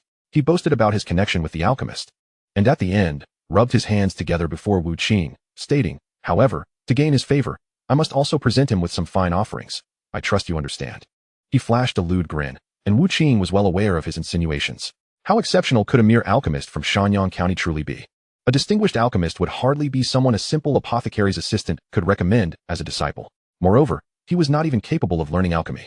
Nevertheless, this young man was astute, and since he would be in Shanyang for a while longer, he might prove useful. Hence, Wu Qing retrieved 100 copper coins from his satchel and placed them in the attendant's hand. Young brother, I do not intend to seek a mentor at this moment, so use this money to buy some snacks. If I decide to pursue mentorship in the future, I'll return to trouble you. Chapter 63. I believe he is suitable to be a county lieutenant. Oh, how embarrassing, the attendant exclaimed, stuffing the copper coins into his pocket. Wu Qing smiled and departed from the apothecary. After leaving, he made his way to a shop specializing in various skills. Upon arrival, he first sought out skills of white quality. However, despite their lowly reputation, the drop rate for white quality skills was rather scarce. They were more likely to be obtained during battles against higher level foes. NPCs were even less common. Furthermore, many preferred to learn subpar gray quality skills rather than white quality ones. Even the most inferior gray quality skills would enhance the corresponding attributes, while reaching the maximum level of a white quality skill would merely be a waste of time. After a thorough search, he managed to find 2 white quality skill books. Rejuvenation Technique LV1, white quality skill. Immediately restores 50 health points at the cost of exhausting stamina, rendering the user weakened for 10 seconds, during which all attributes are reduced by 10. Cooldown, 90 seconds. Meditation LV1, white quality skill. Enters a meditative state for 5 seconds, during which mental resistance increases by 5 points. Cooldown, 30 seconds. Looking at the effects of these 2 skills, Wu Qing felt no inclination to criticize their inadequacy. Yet, he recognized that each of these mundane skills laid the groundwork for achieving the sacred embryo.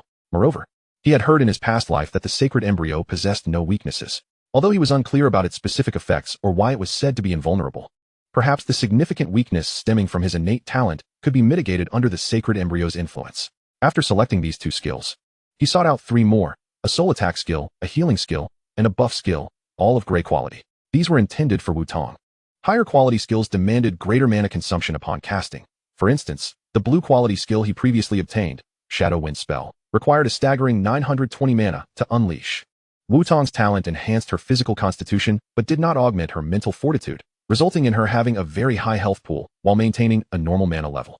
Gray quality skills already had a significant mana cost for a first-tier player, and any additional burden would leave her without sufficient mana to cast them. Nevertheless, the gray quality skills he selected were the creme de la creme among their kind. Coupled with the 2 white quality skill books he procured, he spent over 9,000 copper coins. After exiting the shop, he proceeded to an equipment store, where he spent 6 silver coins on a gray quality armor set. Wearing this set demanded a high physical constitution, but placed minimal requirements on other attributes, making it perfectly suited for Wu Tong's talents. As a set designed for tank-type players, it provided substantial enhancements to health and defensive attributes. While the set offered only a singular effect, it boasted a formidable reflect damage capability. After contacting Wu Tong, he transmitted all the spirit herbs and the 3 skill books to her. As for the armor set, he found himself lacking sufficient funds to send it as well. Thus he needed to continue earning money. The deadline for the bandit extermination task he had previously accepted had arrived, so he returned to the government office to undertake it once more. When Yang Emo saw him, he was quite astonished. He had presumed the young man had been drained by Jiang Miaoling's secret arts, yet here he was, as lively as ever.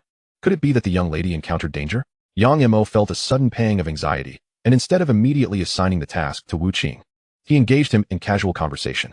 However, Wu Qing behaved normally and even praised Jiang Miaoling, which only deepened Yang Mo's confusion. At that moment, he spotted a familiar figure entering the government office. Miss Jiang. He quickly stood and bowed to Li Xiaoro. Li Xiaoro, having assimilated all of Jiang Miaoling's memories after her reincarnation, found it effortless to impersonate her usual demeanor. Despite Yang Mo's considerable strength, he couldn't discern any flaws in Li Xiaoro's disguise. She first presented Wu Qing with a slightly bashful smile before addressing Yang Mo, saying, Lord Yang, Brother Fa has done my sister a great favor. After I depart, I hope you can look after him well. Look after? Upon hearing the term look after, Yang Mo initially thought Jiang Miaoling intended to have him discipline Wu Qing. Yet, her expression did not suggest such a notion. She appeared genuinely intent on expressing gratitude. What was happening? He found himself perplexed. Contemplating this, he cautiously inquired, Miss, our county office is in need of a clerk. While it may not be an official position, it offers a respectable salary each month. Why not arrange for Brother Fa to join our office? Yet to his surprise, the Jiang Miaoling in his eyes seemed somewhat displeased. A clerk is merely a servant of the county office. How could we allow our benefactor to serve as a servant? Lord Yang, do you not possess the authority to recommend a county lieutenant to the court? I believe Brother Fa would be an excellent fit. County lieutenant? Yang Mo was taken aback. The position of county lieutenant was distinctly different from that of a clerk. Clerks were not officials, and he could appoint them directly without court oversight. However, the county lieutenant was a rank of the 9th grade. Such appointments required authorization from the central government. What had happened to the young lady? In just one night, the developments had left him utterly bewildered. Miss, although Shanyang County is not a large county, to hold the rank of county lieutenant, one must be at least a 3rd-tier warrior, yet Brother Fa is only at level 15, far from qualifying. Furthermore, the current county lieutenant, Feng Yao, was not only a level 35 warrior, but also the younger brother of the head of the prominent Feng family, which would cause turmoil in Shanyang County if he were replaced. Upon hearing Li Xiaoro advocating for his appointment to the county office, Wu Qing quickly interjected. Thank you, Miss Jiang, for your kind intentions, but my humble skills are insufficient to shoulder such a great responsibility. Moreover, I am tasked with the mission of eradicating bandits. Once I assume an official position, I shall be unable to venture to Matu Mountain for this endeavor. Although I will remain in Shanyang County for a time, it will not be for long. Players, unlike NPCs, possess a rapid advancement in strength and will not linger indefinitely in these lesser locales. Additionally, it is indeed a fact that I must confront the bandits. Furthermore, Matu Mountain is not merely a lucrative location for bandit extermination. It is also the place where I am destined to encounter a significant individual whose fate is intricately tied to resolving the Lin family's threat. Considering the timing, that individual should have arrived by now. I must seize this opportunity and cannot afford to be tied down in the county office by a bureaucratic position. Upon hearing his sentiments, Li Xiaoro shrugged and replied, Very well, since Brother Fa is unwilling to take on the role of county lieutenant. Should you require assistance in the future, do not hesitate to seek out Lord Yang. He will certainly aid you. Lord Yang, from now on, Brother Fa is one of us. Please look after him.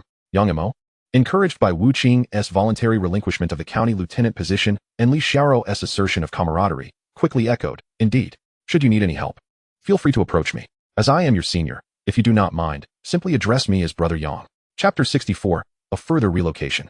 Wu Qing readily ascended to the occasion, calling out Brother Yang. Establishing amicable relations with NPCs is of paramount importance within the cycle. Moreover, having a high-ranking NPC such as the county magistrate is invaluable. After exchanging pleasantries, Li Xiaoro inquired once more about the status of her application to the court.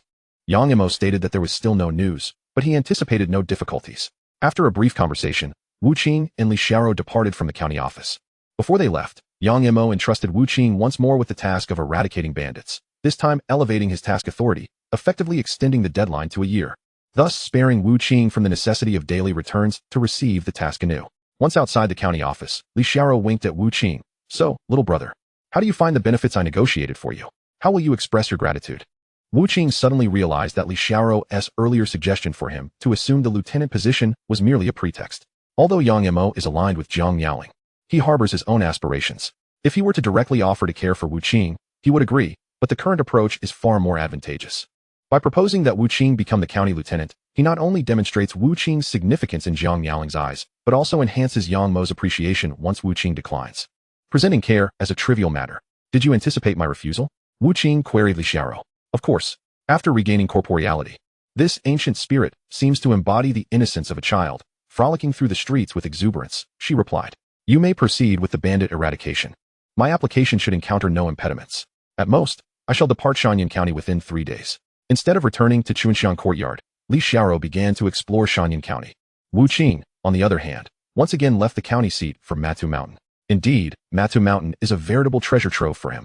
He specifically targeted lower-level bandit camps and, before nightfall, eliminated 3. Although he ventured into 5 camps, 2 of the leaders managed to escape, rendering his efforts futile. With the lessons learned from his prior experiences, he descended from the mountain and returned to Shanyan County before night fell. Having vanquished 3 bandit camps and collected wealth along with the bounty on the bandit leaders' heads, he accrued assets valued at 6 silver coins. With these coins, he could send the equipment to Wu Tong, assisting her in conquering the Hell-level Ascension dungeon. However, it was still too early to log off, although night had fallen. He simply could not remain at Matu Mountain any longer. After exiting the county town through another gate, he sought out wild monsters to level up while simultaneously honing his skills. He possessed the mythic-level innate talent, Gamer's Heart, allowing him to select a skill that would enhance its proficiency by 0. 1 with each successful ordinary hit against an enemy unit. He chose the skill Dragon's Might. Finding a cluster of monsters, he did not shy away, seeking to maximize his attacks upon them, even if some fled with their health depleted. The enhancement of skill proficiency held greater significance than mere leveling. It was only near dawn that he returned to Shanyan County and subsequently logged off to rest. At the inn, he emerged slightly earlier than Wu Tong. Just as he heated his self-cooking rice, Wu Tong logged out of the game. How did it go? How much have your attributes increased today? He inquired immediately regarding her talent enhancements. However, the young lady grimaced, rubbing her stomach. For the past few days, she had engaged solely in consuming spirit herbs, an incessant endeavor. Alas, the cheapest spirit herbs were rather unpalatable, bitter to the taste.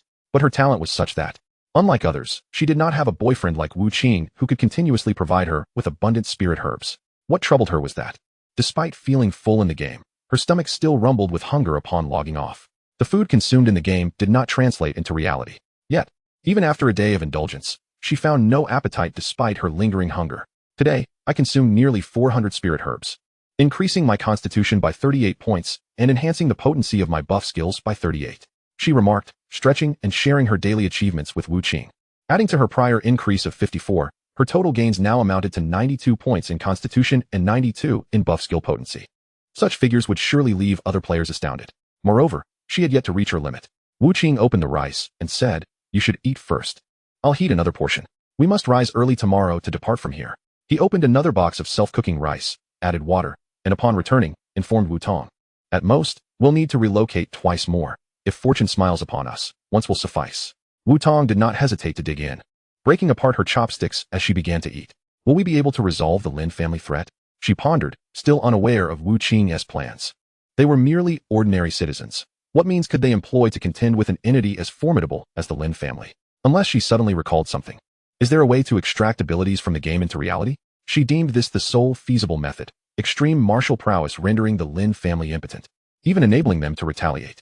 In the game, the highest initial attributes were merely 5 points, and these attributes correlated with physical capabilities in reality. This implied that even a master of martial arts could at most possess strength, agility, endurance, and resilience of 5 points each in real life. However, within the game, each level gained up to level 10 grants 1 point across all attributes, and an additional free attribute point. Even if all points were allocated to mental prowess or willpower, one could double their strength by level 5. Moreover, with Wu Qing's constitution nearing 100 and strength exceeding 100, if these could be transferred into reality, he would undoubtedly be a super soldier. He could even withstand bullets without issue. The Lin family would be utterly inconsequential. Yet, Wu Qing shook his head. No? There is currently no method to extract our game powers into reality. However, ensuring our safety is certainly within reach. The following morning, they adeptly checked out at the front desk, donning sunglasses, hats, and masks to evade surveillance, and hailed a taxi to the neighboring city. On the road, the driver engaged in conversation with them about the currently popular hypervirtual reality online game, Reincarnation. This game is truly remarkable.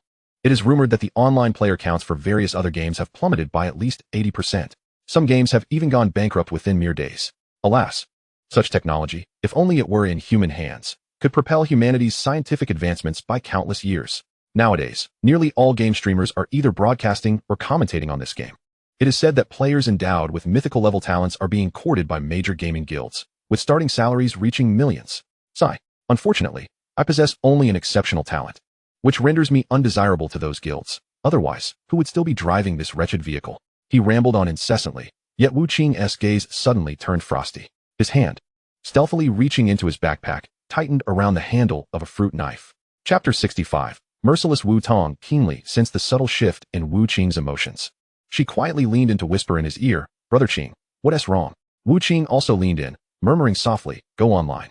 They appeared as though two young lovers whispering sweet nothings to one another. The driver, observing through the rearview mirror, noted their interaction but did not react excessively. Continuing his monologue about reincarnation. Unbeknownst to him, the two who seemed so close had already shut their eyes and logged into the game.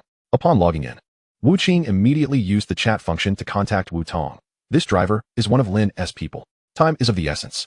Without waiting for Wu Tong to inquire further, he elaborated. He bears a pattern of 2 golden trees on his sleeve. This is the insignia of individuals trained by Lin for illicit activities. Such people use false identities in Huaxia, and even if they die, they leave no trace. He presumed I was unaware of such clandestine information, hence did not take care to conceal it. We have been located 2 days earlier than I anticipated. We must exit the vehicle, pretend to be unwell, and I will request him to pull over or take us to a hospital, at least in a public setting. They will not dare to act against us. Having conveyed all this in one breath, Wu Tong recognized the urgency of the situation, refraining from further inquiries and indicating her understanding. After exchanging these words, they both logged off simultaneously. The moment they exited the game, Wu Tong exclaimed, "Brother, I feel dizzy and nauseous, I want to vomit, and my stomach is cramping." Wu Qing rushed to check on her, but Wu Tong continued to moan, insisting her heart was in unbearable pain. Wu Qing called out to the driver, "Master, pull over." Quickly, as he shouted, he grasped Wu Tong's hand. His voice tinged with urgency, which momentarily startled the driver. His eyes flickered, yet he replied, "Feeling carsick? Close your eyes and rest for a while. We'll arrive shortly." However, Wu Qing remained insistent. "Pull over." Adopting an appearance of frantic concern, when the driver refused to comply, he erupted in a torrent of curses. "Damn it. Didn't you hear me? Pull over now?" he shouted while violently shaking the driver's seat. Anger flashed in the driver's eyes, yet he suppressed it. Distracted by Wu Qing's shaking, he nearly collided with the nearby greenery. "Hey, stop shaking. We're going to have an accident." Under normal circumstances, a driver faced with such a disruptive passenger would have unleashed a barrage of curses and abandoned them by the roadside. Yet, in this small town, it was easy to find a place to pull over, but he needed to take these two away, so he could only endure and even offer gentle advice. While his attention was diverted by the unsteady driving and pondering how to quell Wu Qing's ruckus, he failed to notice that a fruit knife had silently appeared in Wu Qing's hand. The vehicle's interior lacked any partitions, allowing Wu Qing to easily press the blade against the driver's neck. "Pull over." The driver suddenly felt the chilling touch of the blade and realized he had been unmasked. Yet, he feigned panic, exclaiming, "What do you intend to do? How much do you want? I'll pay, please don't kill me." But Wu Qing had no intention of wasting words. As the sharp edge gently sliced into his neck, causing blood to flow, he calmly reiterated, "Pull over."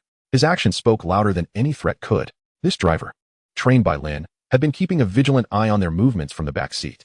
Given his current frail condition, even armed with a knife, he found it difficult to launch a surprise attack. Thus, he resorted to this distraction method for an ambush. Cold sweat beaded on the driver's forehead.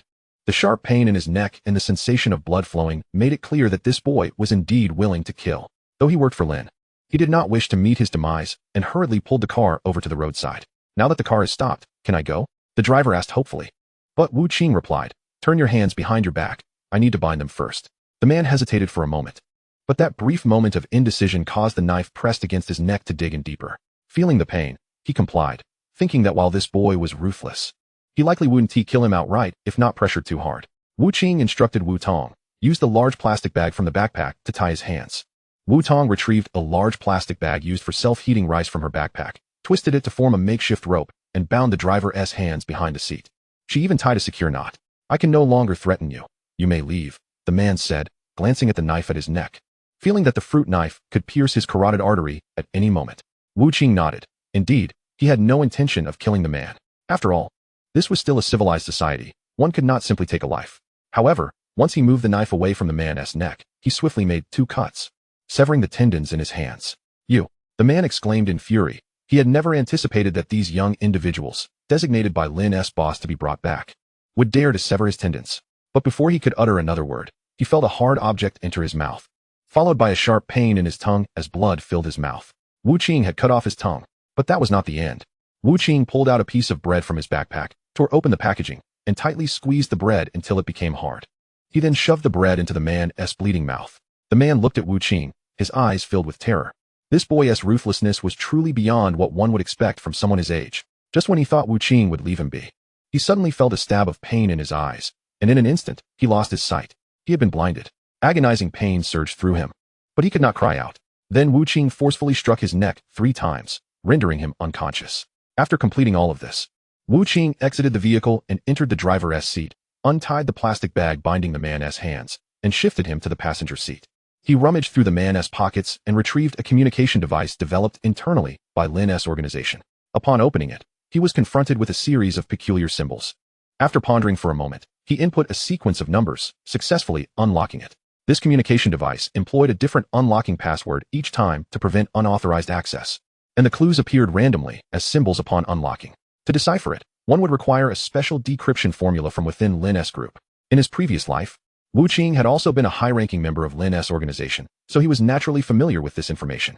After unlocking, no information or numbers are stored within. All data is automatically deleted upon retrieval, leaving no trace. However, this is inconsequential, as no electronic device is flawless. The individual who developed this apparatus shares a close bond with his previous incarnation and once confided a secret to himself.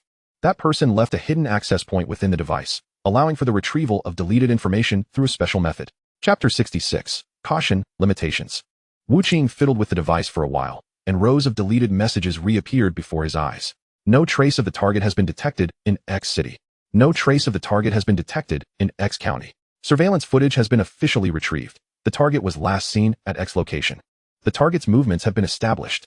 The target's route and behavioral logic have been confirmed. Black Dog, you are closest. Disguise yourself as a taxi driver and follow the X route at X time. There is an 80 probability you will naturally pick up the target. Upon securing the target, send one to me. Escort them to an isolated location at X, where Black Cat will be waiting for you. If you cannot secure the target, track the vehicle they are in and report their location at all times. A vehicle has been hijacked. Target sighted. 1. Excellent. Rendezvous with Black Cat at X location and ensure both targets are under control without harm. That is crucial material. The headquarters will dispatch a helicopter to retrieve the material within the hour. He perused the messages. Realizing why the Lin family had found him 2 days ahead of his expectations, they had utilized their official connections sooner than he had calculated. This also indicated another issue. Lin Jihao's heightened concern regarding reincarnation exceeded that of his past life at this juncture. What unforeseen changes had occurred? Was it due to the 5 announcements he made in one day? He suspected this was likely connected. The Lin family's operations must remain clandestine. Thus they would only resort to official channels as a last resort. Lin Yu, exceptionally gifted, was designated by Lin Jihao to manage the Lin Family Gaming Guild. However, Lin Yu suffered from a grave illness requiring a heart transplant, and although alternatives existed apart from Wu Tong, the Lin Group's evaluation deemed Wu Tong's heart to be the most compatible for Lin Yu. Typically, he would have searched for Wu Qing and his companion by first employing his own resources before resorting to higher connections. However, Wu Qing's 5 announcements in a single day had escalated tensions among all guilds. Lin Jihao, having personally experienced reincarnation, asserted it would become a significant source of wealth in the future. Hence, he was more eager than ever to facilitate Lin Yu's surgery, ensuring she could manage the Lin Family Gaming Guild wholeheartedly. Consequently, he directly entered an all-out search phase for Wu Tong. After contemplating these matters, Wu Qing composed a message to send. The target appears to be logging into the game from the vehicle, unaware of my altered route, and is en route to X location. He then drove forward, arriving at a square where he parked the vehicle, leaving with Wu Tong while the unconscious driver remained inside. He rendered the driver unconscious to prevent him from alerting the Lin family of the target's escape. This would afford him an opportunity to flee. After exiting the vehicle with Wu Tong, he discreetly took the communication device. It was early morning, with few pedestrians on the street, but several vehicles still passed. He hailed a taxi, and the two entered, instructing the driver to head to a shopping center. Upon disembarking, they concealed the communication device in the vehicle's storage compartment. After replenishing their supplies of food and water at the mall, they hailed another cab. To X City? The driver was astonished. If you were going to the neighboring town, that would be manageable, but do you realize how far X City is? Just for fuel and tolls, it'll cost several hundred. Wu Qing replied, we are pressed for time. There's no train service here, and taking a bus would require us to wait 2 hours, which is far too slow. I'll pay 3,000. Can you manage that? Money speaks volumes. With sufficient funds, the driver would comply with any request. Whether it be to X City or even Tibet. Let us go, but I need half the fare up front. Without hesitation, Wu Qing handed over the prepared 1,005 in cash. Upon seeing the money, the driver's demeanor brightened. Hop in, this journey won't be short. After settling into the back seat, the driver started the engine. Wu Qing then retrieved a rectangular, flat black box from his backpack, placing it to his ear. Hello, Dad. The bus is too slow. I've called a taxi. It's a bit pricier, but it will get me home sooner. Oh, don't worry. The driver is quite nice. The taxi number? It's XXXX. Oh, let me take a look. The driver's name is Lu Jun. You're worrying too much. There are plenty of good people around, not so many bad ones. Plus, you can track my phone's location, and I'll send you messages regularly. He spoke loudly, deliberately allowing the driver to overhear. He had just revealed his wealth, albeit merely a few thousand, all in cash. He wouldn't gamble on the driver's character. If ill intent did exist, this method might serve as a deterrent. Unless he was truly desperate, then it would simply be his misfortune. He whispered to Wu Tong, keep this knife for emergencies. You log into the game first, eat spirit herbs until you're full, then log off. I will log in afterward, so one of us is always awake. After a few hours, I'll log off. And then you can log back in to consume more spirit herbs. The vehicle was not entirely secure, so they could not both immerse themselves in the game. Fortunately, Wu Tong didn't need to level up in the past few days. Her sole task was to consume spirit herbs until she could eat no more. Wu Tong nodded, resting her head on his shoulder as she closed her eyes and logged into the cycle. Moments later, Wu Tong exited the game, her face alight with surprise. Brother Qing. My talent has reached its limit. Typically, the concept of a talent cap would be disheartening, yet Wu Tong was elated. This signified she would not need to endure the bitter spirit herbs any longer. Reach the limit? How much? Wu Qing sighed. Indeed, there was a cap. Wu Tong logged off so swiftly. The limit must be around 100. Nevertheless, this figure was already quite astonishing. Gaining an additional 100 physique and 100 enhancement skills before even reaching level 10 is akin to a bug level ability. Indeed, Wu Tong confirmed, 100. An increase of 100 in physique and 100 in enhancement skill intensity. This aligned closely with his calculations. He remarked, you should save the remaining spirit herbs. When you leave the novice village for the county, find a pharmacy to sell them. However, you must stay alert today. I need to meet someone. And our escape from the Lin family's pursuit hinges on this person. All right, you go ahead. I will keep you safe. Wu Tong smiled, pulling Wu Qing closer to rest his head on her shoulder, one hand gripping the knife as handle nestled within her backpack. Wu Qing leaned against her shoulder, closing his eyes, awakening once more in the spring fragrance courtyard. Upon opening the door, he immediately caught the attention of a maid. The girl hurried over. Young master. Breakfast is ready. I will bring it to you right away. He did not refuse. The character's hunger in the game does not correspond with reality, and using the breakfast provided by Li Xiaoro would save him considerable time. Chapter 67. The female mountain bandit who steals men. During breakfast, he inquired about Li Xiaoro's whereabouts, and the maid informed him that the young lady had left early after eating breakfast. After the meal, he departed from Shanyan County, embarking once again towards Matushan. Unfolding the map provided by the authorities, he resumed his mission to eradicate the bandits. However, this time, he advanced in a fixed direction. As he ventured deeper into Matushan, the bandits grew increasingly formidable. Yet, his own strength had also seen notable enhancement.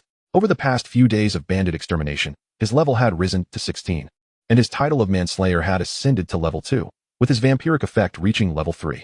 Along his path, he had obliterated 2 bandit strongholds. But the leader of the third was nimble and, finding herself outmatched, made her escape, resulting in a failed extermination.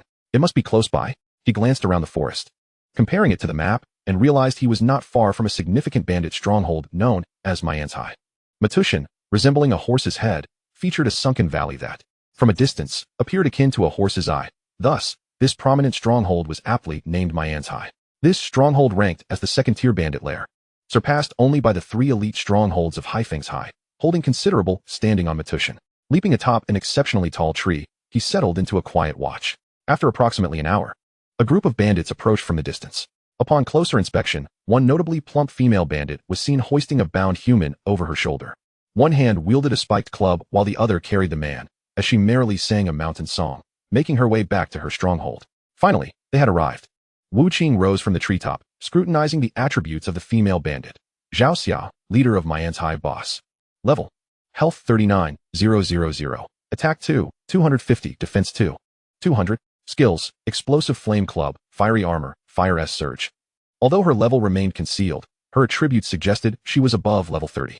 Despite his own level being merely 16, Wu Qing remained unfazed in the face of this level 30+ boss. Drawing forth his azure-quality longbow, Guanri, he selected an azure-patterned penetrating arrow from his quiver. He knocked the arrow, aiming at the bandit leader Zhao Xia in the distance. The usage limit for Guanri was a strength of 90, with a maximum power threshold of 150.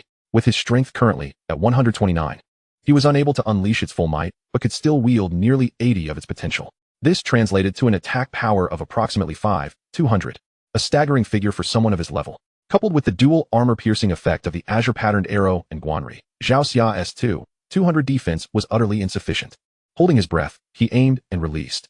The azure-patterned penetrating arrow whistled through the air, targeting the head of the female bandit. The bandit, leisurely singing, appeared in high spirits. Occasionally teasing the man slung over her shoulder. You are quite the handsome one. You shall be my 72nd captive husband. Here in Matushan, I am a person of some renown. Follow me, and you shall live a life of luxury. As she laughed, a sudden sharp pain pierced her forehead, and she instinctively discarded the man she was carrying, grasping her spiked club to retaliate. The azure-patterned arrow expanded in her sight, and realizing she had no time to evade or block, she shouted, and her plump form was enveloped by a fiery armor. Boom. 18,310. The azure-patterned arrow struck her head directly. As the flames dissipated, a crater formed upon her skull. Yet she remained alive, for the fiery armor had temporarily doubled her defensive capabilities. However, as the head is the vital point of the body, the damage inflicted was tripled. Who dares? The female bandit, severely wounded by the first blow, was consumed by rage. Yet, as she lifted her head, she heard the whistling wind once more, as another azure-patterned arrow hurtled towards her head. Boom. 18,529. In just 2 arrows, the female bandit was reduced to critical health. Enraged, she sprang up, and just as the third arrow was about to strike her, she swung her spiked club in defense. Clang. The club, radiating a heat akin to magma, crashed heavily against the azure-patterned arrow. However, despite deflecting the projectile, the force behind it nearly caused her to lose grip of her weapon. Unsteady, she staggered back several steps. And at that moment, another arrow was loosed. This time, the arrow pierced through her chest. 6,238. The robust torso of the female bandit was ruptured, collapsing to the ground, unable to move again. Boss, leader, Zhao Jia is dead. Her subordinates, in a panic, were unaware of the enemy's location and, disregarding Zhao Xia's lifeless body, fled towards the stronghold. From atop the treetop, Wu Qing calmly stowed his longbow. Not bad. His trajectory calculation skills were still intact. Based on the first 2 arrows, he had deduced the enhancement values of Zhao Xia's defensive skill and anticipated that the third arrow would be blocked. Nevertheless, the force exerted by his Guanri bow would surely leave Zhao Xia's arm numbed and force her to retreat. Thus, he had predicted her position as she fell back. Ultimately, while he had aimed for her head with the final arrow, it had veered slightly, striking her chest instead. Thankfully, the outcome aligned with his expectations, rendering these minor details inconsequential. He cast a glance at the scattering minions, choosing not to pursue. My anti was not to be trifled with, aside from Zhao Xia. 2 other formidable leaders resided there, and their minions were far from the weaklings he had previously vanquished. He had no time to engage in a drawn-out confrontation. Without the element of surprise, he would not be able to contend with the other 2 leaders of my anti. Descending from the towering tree, he hastened towards Zhao Xia's corpse. Before him lay the female bandit, who had dropped a commendable piece of equipment, specifically the spiked club she wielded. Feng Yin Pa, Azure Quality Weapon. Attack 500, Armor Breaking 800. Effect 1, Smoke of War. When used to release fire-based skills, power is increased by 50. Usage restriction, Strength 100, Constitution 70. This blunt weapon is designed to break armor. Its base attributes inferior to the short blade, Arclight, yet it possesses a unique effect.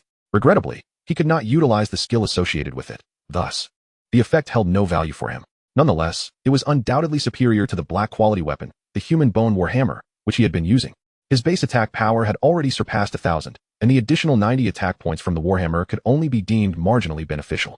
When he had sought to exchange weapons with Jiang Miaowei, he had initially desired a melee weapon, but instead had received a longbow. Nevertheless, it proved fortuitous. Without this longbow, he would not have been able to slay the female bandit today. To encounter the person he sought, he still needed to level up and wait a few days.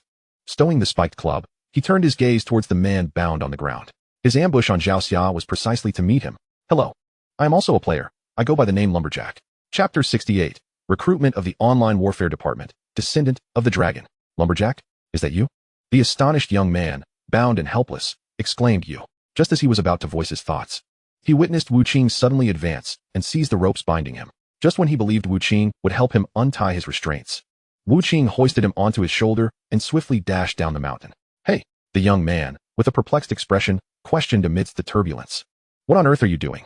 At that moment, myriad thoughts raced through his mind. Either release me or end my life. But to carry me away like this, what is the meaning of it? Hiss, could it be that I have encountered the same fate? An involuntary tension gripped him.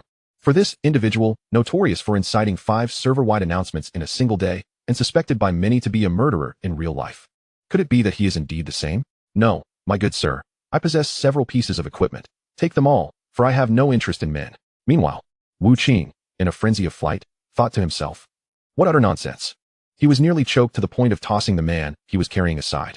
The female mountain bandit was the leader of the Ma Yin stronghold, and they were not far from it. If they did not flee swiftly, vengeance would soon be upon them.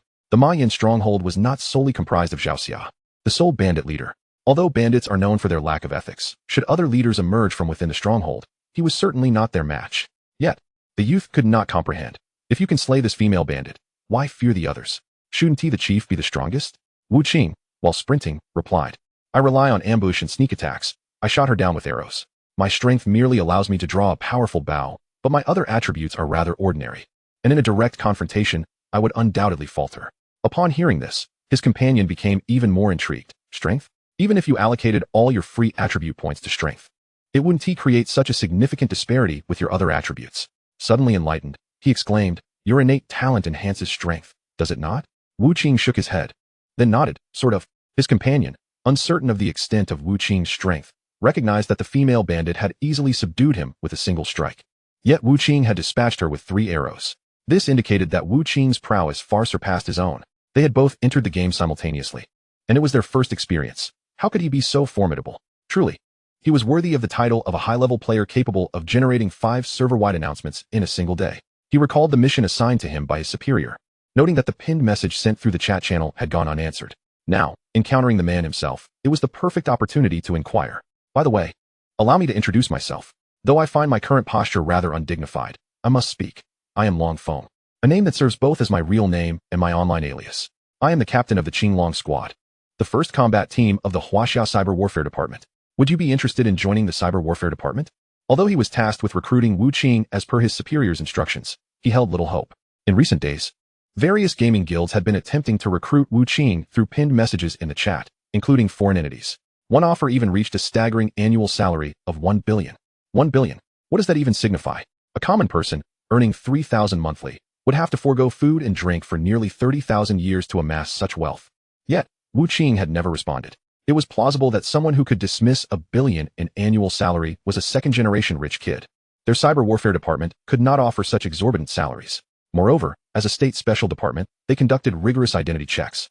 Even exceptionally talented second-generation capitalists would not pass the political vetting. Thus, his recruitment was merely an opportunity for Wu Qing to apply. Whether he could truly join would depend on Wu Qing submitting his personal information for a background check. Only after confirming his clean identity would he be hired.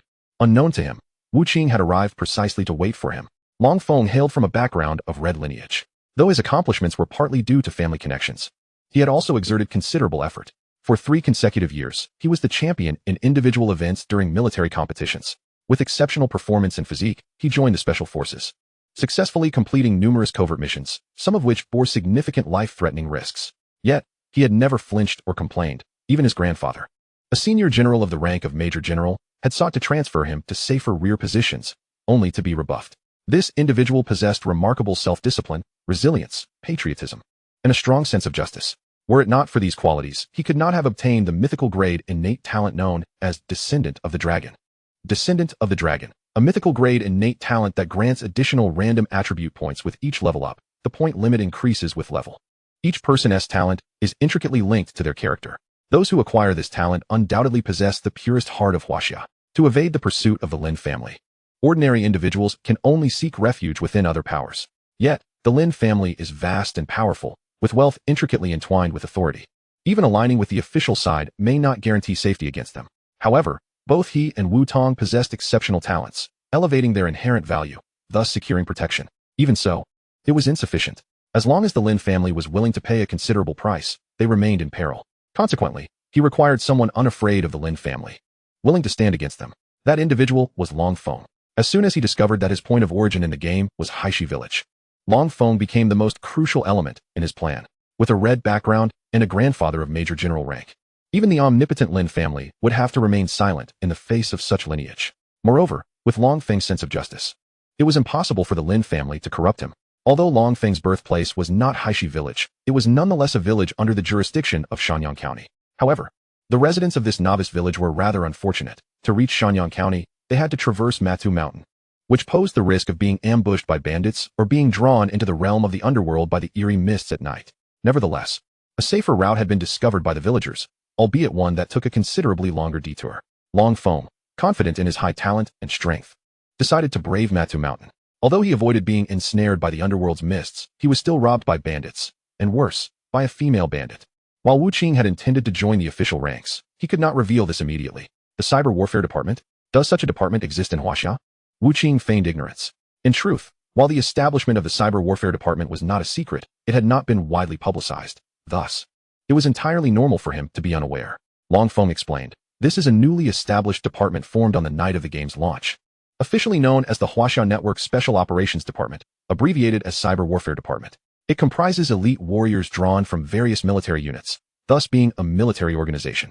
If you are willing to join the Cyber Warfare Department, while we cannot offer you such a high salary, you would be directly granted the rank of lieutenant upon joining, along with top-tier benefits. He did not discuss salary, believing that someone who could turn down $1 billion in annual income would not be swayed by mere compensation. So, what was the most significant advantage of the Cyber Warfare Department? Naturally, it was its military structure, though the rank of lieutenant was not particularly high. The promotion system in Huaxia was notoriously arduous. Starting directly as a commissioned officer was quite commendable. After all, even Long Feng, as a squad leader, was merely a major.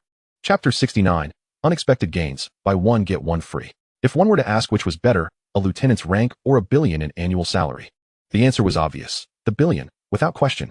To hesitate for even a second would be a disrespect to the $1 billion. However, Wu Qing found himself with no other choice. Only the official entity stood as the towering tree that the Lin family dared not disturb. As for the salary, it is worth noting that the remuneration from the official side is not insignificant.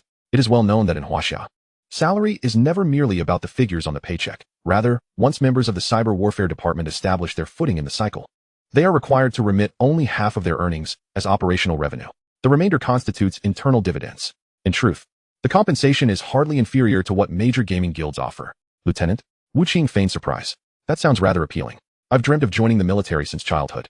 But my health is not the best. Will that be an issue? Health issues? Long Feng queried, perplexed. Observing Wu Qing, who appeared youthful and robust, he could not fathom how someone capable of disregarding $1 billion salary could have any health concerns. If he were indeed afflicted by an ailment, wouldn't $1 billion salary suffice for treatment? Wu Qing replied, I suffer from a severe congenital heart condition. Isn't there a physical examination required for military service? I doubt I would pass. A congenital heart condition? Long Feng scrutinized Wu Qing's agile demeanor and muscular physique. He hardly resembled someone beset by illness. They had long since recognized that the types of talents awakened in the cycle are intrinsically linked to one's physicality in reality. Those with poor physical attributes in reality could not possibly gain physical talents in the cycle. Given that Wu Qing claimed to possess great strength, it was highly likely that he was a physically capable individual in reality as well. Moreover, his ability to announce 5 times in a single day hinted that his prowess far surpassed that of others, leading Long Feng to conclude that Wu Qing must possess mythical-level talent. In the cycle, a strength-based mythical talent likely indicated that, in reality, he could be akin to a professional weightlifter, exceptionally talented and rigorously dedicated. Such individuals could hardly be afflicted by congenital heart conditions. However, Wu Qing's situation was unique. The interplay between the heavens and curses allowed for 2 forms of soul transfer, soul to body and body to soul. Should he choose body to soul, he would possess a frail physical form, yet an unparalleled soul strength. This corresponded with his reality, albeit in a more extreme fashion. Reborn into this life, it is only natural for his advantages to be amplified, yet he opted for the opposite extreme, forsaking soul strength in favor of ultimate physical power. My talent is rather unique, Wu Qing said, his tone somewhat bashful. But you must promise not to tell anyone. Long Feng's character had been validated over numerous lifetimes, rendering him trustworthy. Moreover, when Wu Qing applied to join the Cyber Warfare Department, he would have to disclose his talent and its specific effects on the application form. Seeing Wu Qing's serious demeanor, Long Feng solemnly assured him, rest assured, I, Long Feng, am not that kind of person. Alright. Wu Qing, seemingly devoid of ulterior motives, recounted his talent to him. Heavens and curses? Sacrificing soul strength for ultimate physical power. No wonder you leveled up so quickly in the early stages. Although it's only a rare level talent, if someone can provide you with skills that enhance mental resistance, your talent surpasses many mythical level talents. Long Feng murmured, realization dawning upon him. I understand your situation now. While we must train during non-gaming hours to maintain our physical condition, your circumstances are exceptional, allowing you to be exempt. Furthermore, the combat environment of the cyber warfare department is within the game, negating the need for a physical examination. Given your talent, it is highly likely that our department will arrange for a specialized physician to provide you with treatment free of charge. Are you certain you wish to join the cyber warfare department? Wu Qing hesitated momentarily, prompting Long Feng to sigh inwardly, believing Wu Qing would ultimately choose the more lucrative gaming guild.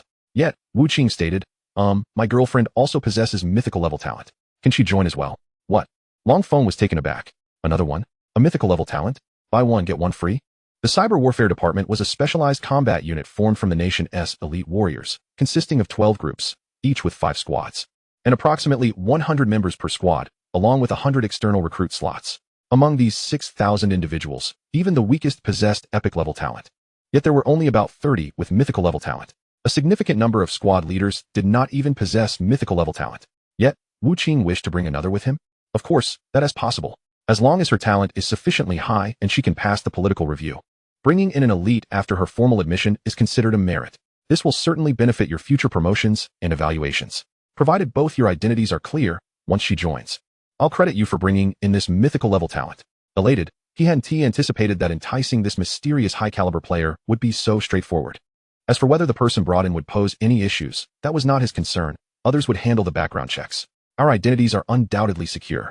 We both grew up in the tomato orphanage, devoid of parents. How could there be any issues? Where is the cyber warfare department? Are we heading directly to the capital? Long Feng replied, wait a moment, I will send you a website link. Just fill out your information there and await the notification.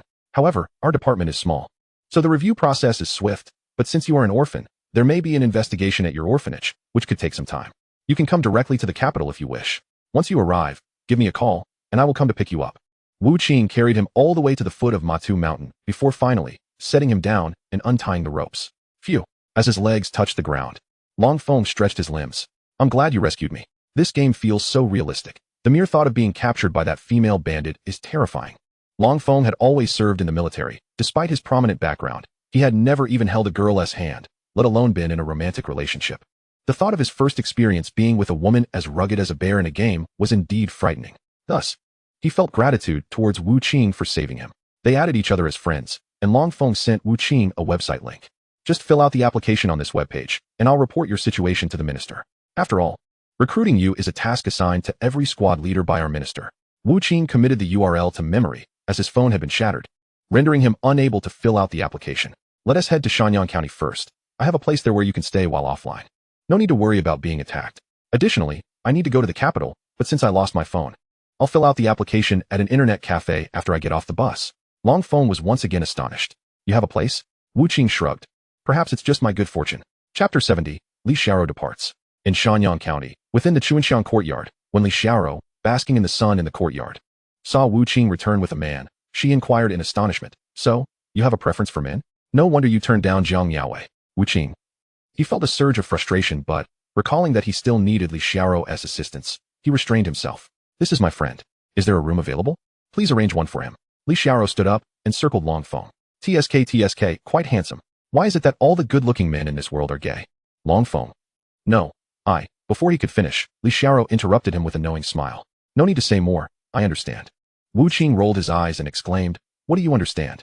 If you fancy him, feel free to take him to your room. Long Feng felt as though he had stumbled into a brothel. However, the female NPC before him was extraordinarily beautiful. Though he was devoted to serving his country, he was still a man, and the allure of a stunning woman like Li Xiaoro was hard to resist. Moreover, she had not only inherited Jiang Yaoling's enchanting physique, but also possessed an innate charm that was captivating. Long Feng suddenly felt his breath quicken, and his face flushed. He hastily turned away, unable to bear the sight of her exquisite visage. Li Xiaoro noticed his blushing countenance and let out a soft chuckle. Ah, the little brother is quite adorable. A glimmer akin to jade sparkled in her eyes as she remarked, yet another exceptional talent. Wu Qing, seeing the jade-like glint in her gaze, felt a pang of alarm. This woman's enchanting physique combined with her innate ability to draw others' talents was potentially perilous. He was uncertain whether the talents she could siphon were the innate abilities of players.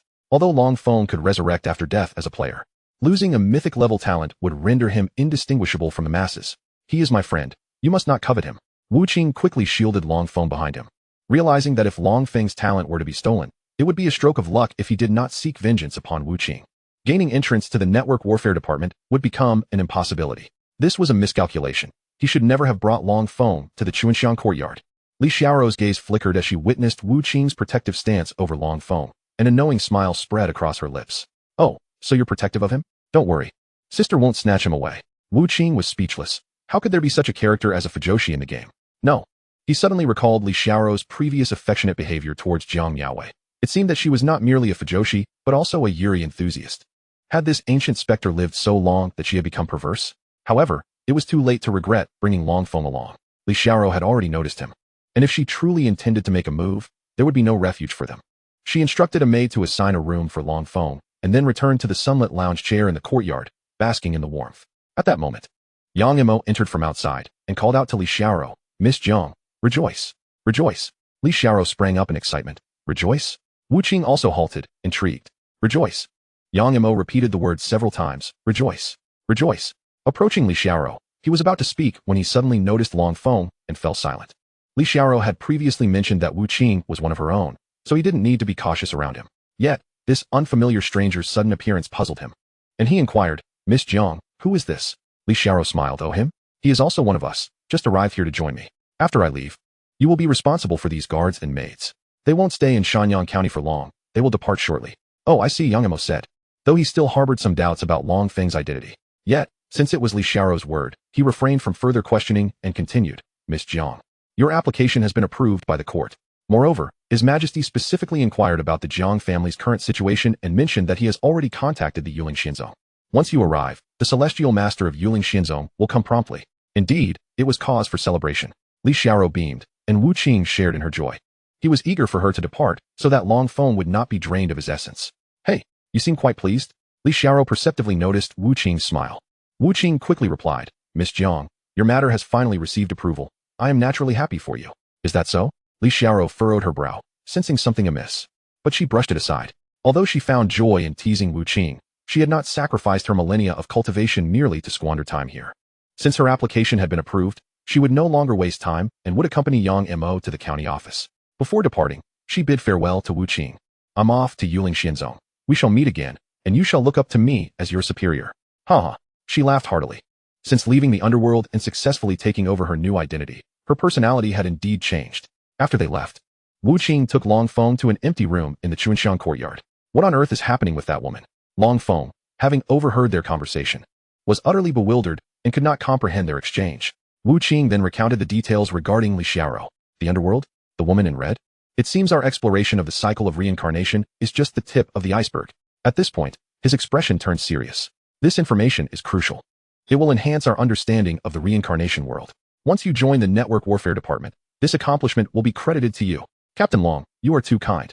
Long Feng responded, a slight smile gracing his lips as he realized Wu Qing was deliberately saying this for his benefit.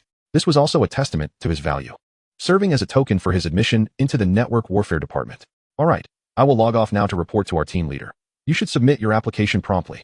Long Feng reclined on the bed, closed his eyes, and logged off. In the capital city, within a government office building, a young man awoke in an office that bore a peculiar resemblance to a bedroom rather than a workspace. This was the building of the network warfare department, housing 6,000 soldiers, each with their own room. Long Feng exited his room and made his way to the team leader's office. After knocking a few times, a melodious female voice called from within, "Come in." Long Feng entered to find yet another office resembling a bedroom. A dashing female officer donned her jacket as she sat at the desk, glancing at Long Feng as he entered. Please provide a detailed account regarding that individual. Chapter 71. Submitting the application in a taxi cruising along the highway, Wu Qing opened his eyes, inhaling the sweet fragrance of the girl's hair while the scenery blurred past outside. His ambush of Zhao Xia and rescue of Long Feng in the reincarnation world, followed by their return to Shanyang County, had consumed several hours. Calculating the time, they were nearing their destination. Seeing him awake, Wu Tong relaxed somewhat, loosening her grip on the knife's handle.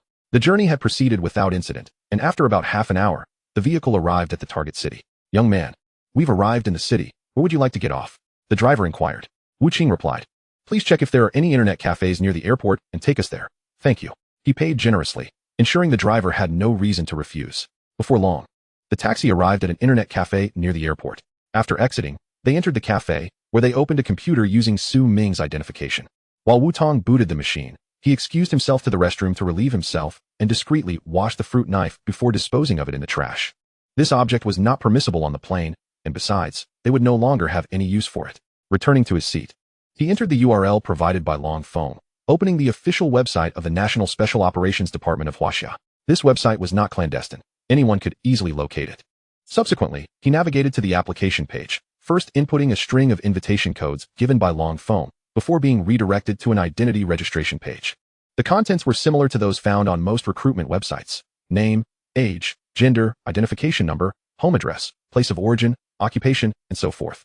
However, compared to conventional recruitment sites, there was an additional peculiar section: Reincarnation Game ID, innate talents and details within Reincarnation Game, and current level in Reincarnation. After completing these fields, he selected Submit, then reopened the application page to fill out and submit a form for Wu Tong as well. They then disembarked and headed to the airport together. Upon arriving at the airport, they first inquired about the earliest direct flight to the capital. Afterward, they enjoyed a meal and timed their purchase of tickets perfectly to board the plane. Unlike boarding a plane or staying at an inn or internet cafe, this time they were required to use their own identification cards. There was no alternative. A ticket cost just over 1,000, and he had sufficient funds. Once seated on the plane, he immediately logged into the game, though Long Feng had yet to come online. After a short wait, approximately half an hour later, Long Feng opened his eyes within the game. I have seen your application. It is now in the approval process. However, our approval procedures are not complicated, and since there are few applicants, it will be resolved swiftly. Upon seeing Wu Qing, Long Feng promptly began discussing the application matter. Yet, Wu Qing felt uneasy under Long Feng's gaze. What is with that look? I'm not interested in men. Wu Qing took a couple of steps back, eyeing Long Feng warily. Long Feng exclaimed, what the heck? This brat is doing it on purpose. He was taken aback. What are you talking about? Regarding you. After I reported your basic information to the team leader, I discussed it with him, and we briefed the minister together. As I had suspected, while your talent is classified as rare, it is merely due to its marked weaknesses, which cannot overshadow the extraordinary advantages inherent in your talent. As for your identity issue, our minister stated that as long as your claims are truthful, the review process should pose no problems and will undoubtedly pass. However, what astonished us most was your girlfriend. How does she possess 112 points of constitution at just level 8?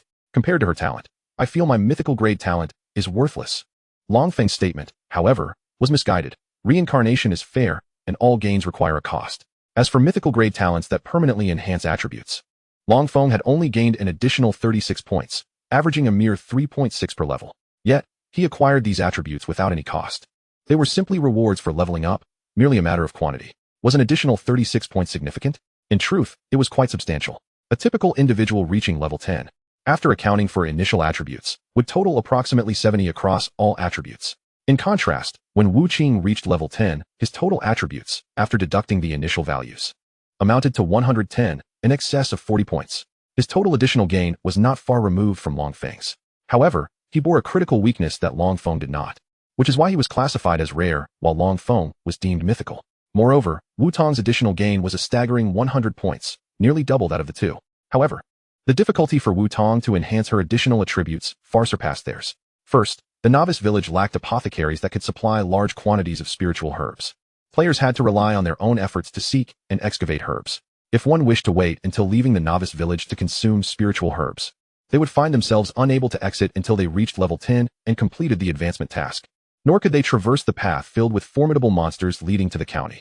If they surpassed level 10, they could no longer consume the lowest grade 9-tier spiritual herbs to enhance attributes, even if someone were to gift them or if they managed to purchase spiritual herbs.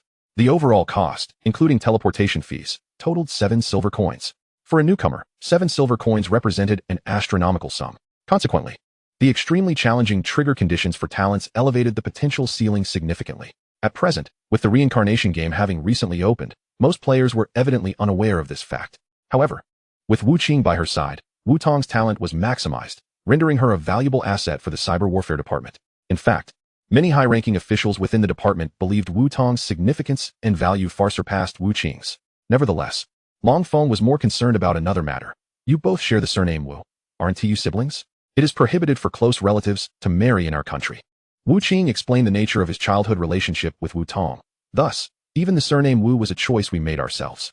In our youth, we did not understand. We simply felt a strong bond and desired to share the same surname, nothing more. By the way, we are already on the flight to the capital, a direct route. Expected to arrive at 10:20 p.m. tonight. Long Feng nodded, understood. I will meet you upon your arrival. Wu Qing required Long Feng to pick them up. They had used their own identification cards for the flight, and this news would reach the Lin family within 2 hours. Should Long Feng not come to retrieve them? Even upon reaching the capital, they would still be at the mercy of the Lin family and utterly defenseless. Meanwhile, in the city they had just departed, several men in black finally located the black dog, who had been incapacitated and rendered mute, his tendons severed, tongue cut out, and eyes gouged, lying unconscious in a square. Chapter 72, Young Master and Young Miss, please return home. How ruthless. Upon witnessing the black dog's plight, even with their hearts as dark as they were, they could not help but marvel at the brutality displayed. The black dog was incapacitated. He could neither grasp, see, nor speak, rendering him incapable of providing any valuable intelligence. Dispose of him immediately. A woman clad in a black bodysuit, possessing a slender figure, revealed a cruel smile at the corner of her lips. The black dog is truly useless, merely 2 kids under 20, and he ended up in such a dire state. However, a burly man interjected, with the game Reincarnation now available, even if he cannot speak or write, once he awakens, he can still enter the game to relay everything he has endured. As they debated, a usually taciturn man as pocket vibrated. He retrieved a communication device from the Lin family and addressed the others. The target has arrived in City X and boarded a direct flight to the capital. We must head to the capital immediately to assist those on the ground. Black Cat, take the black dog back. The boss still needs to inquire about some matters. Why bring this useless thing back instead of disposing of him on the spot? Black Cat scoffed, reluctantly accepting the task. Yet the man replied sternly, the orders from above must be followed precisely. The capital is not like other places. We cannot act recklessly. Furthermore, this is not an assassination mission. We must ensure the target is returned safely.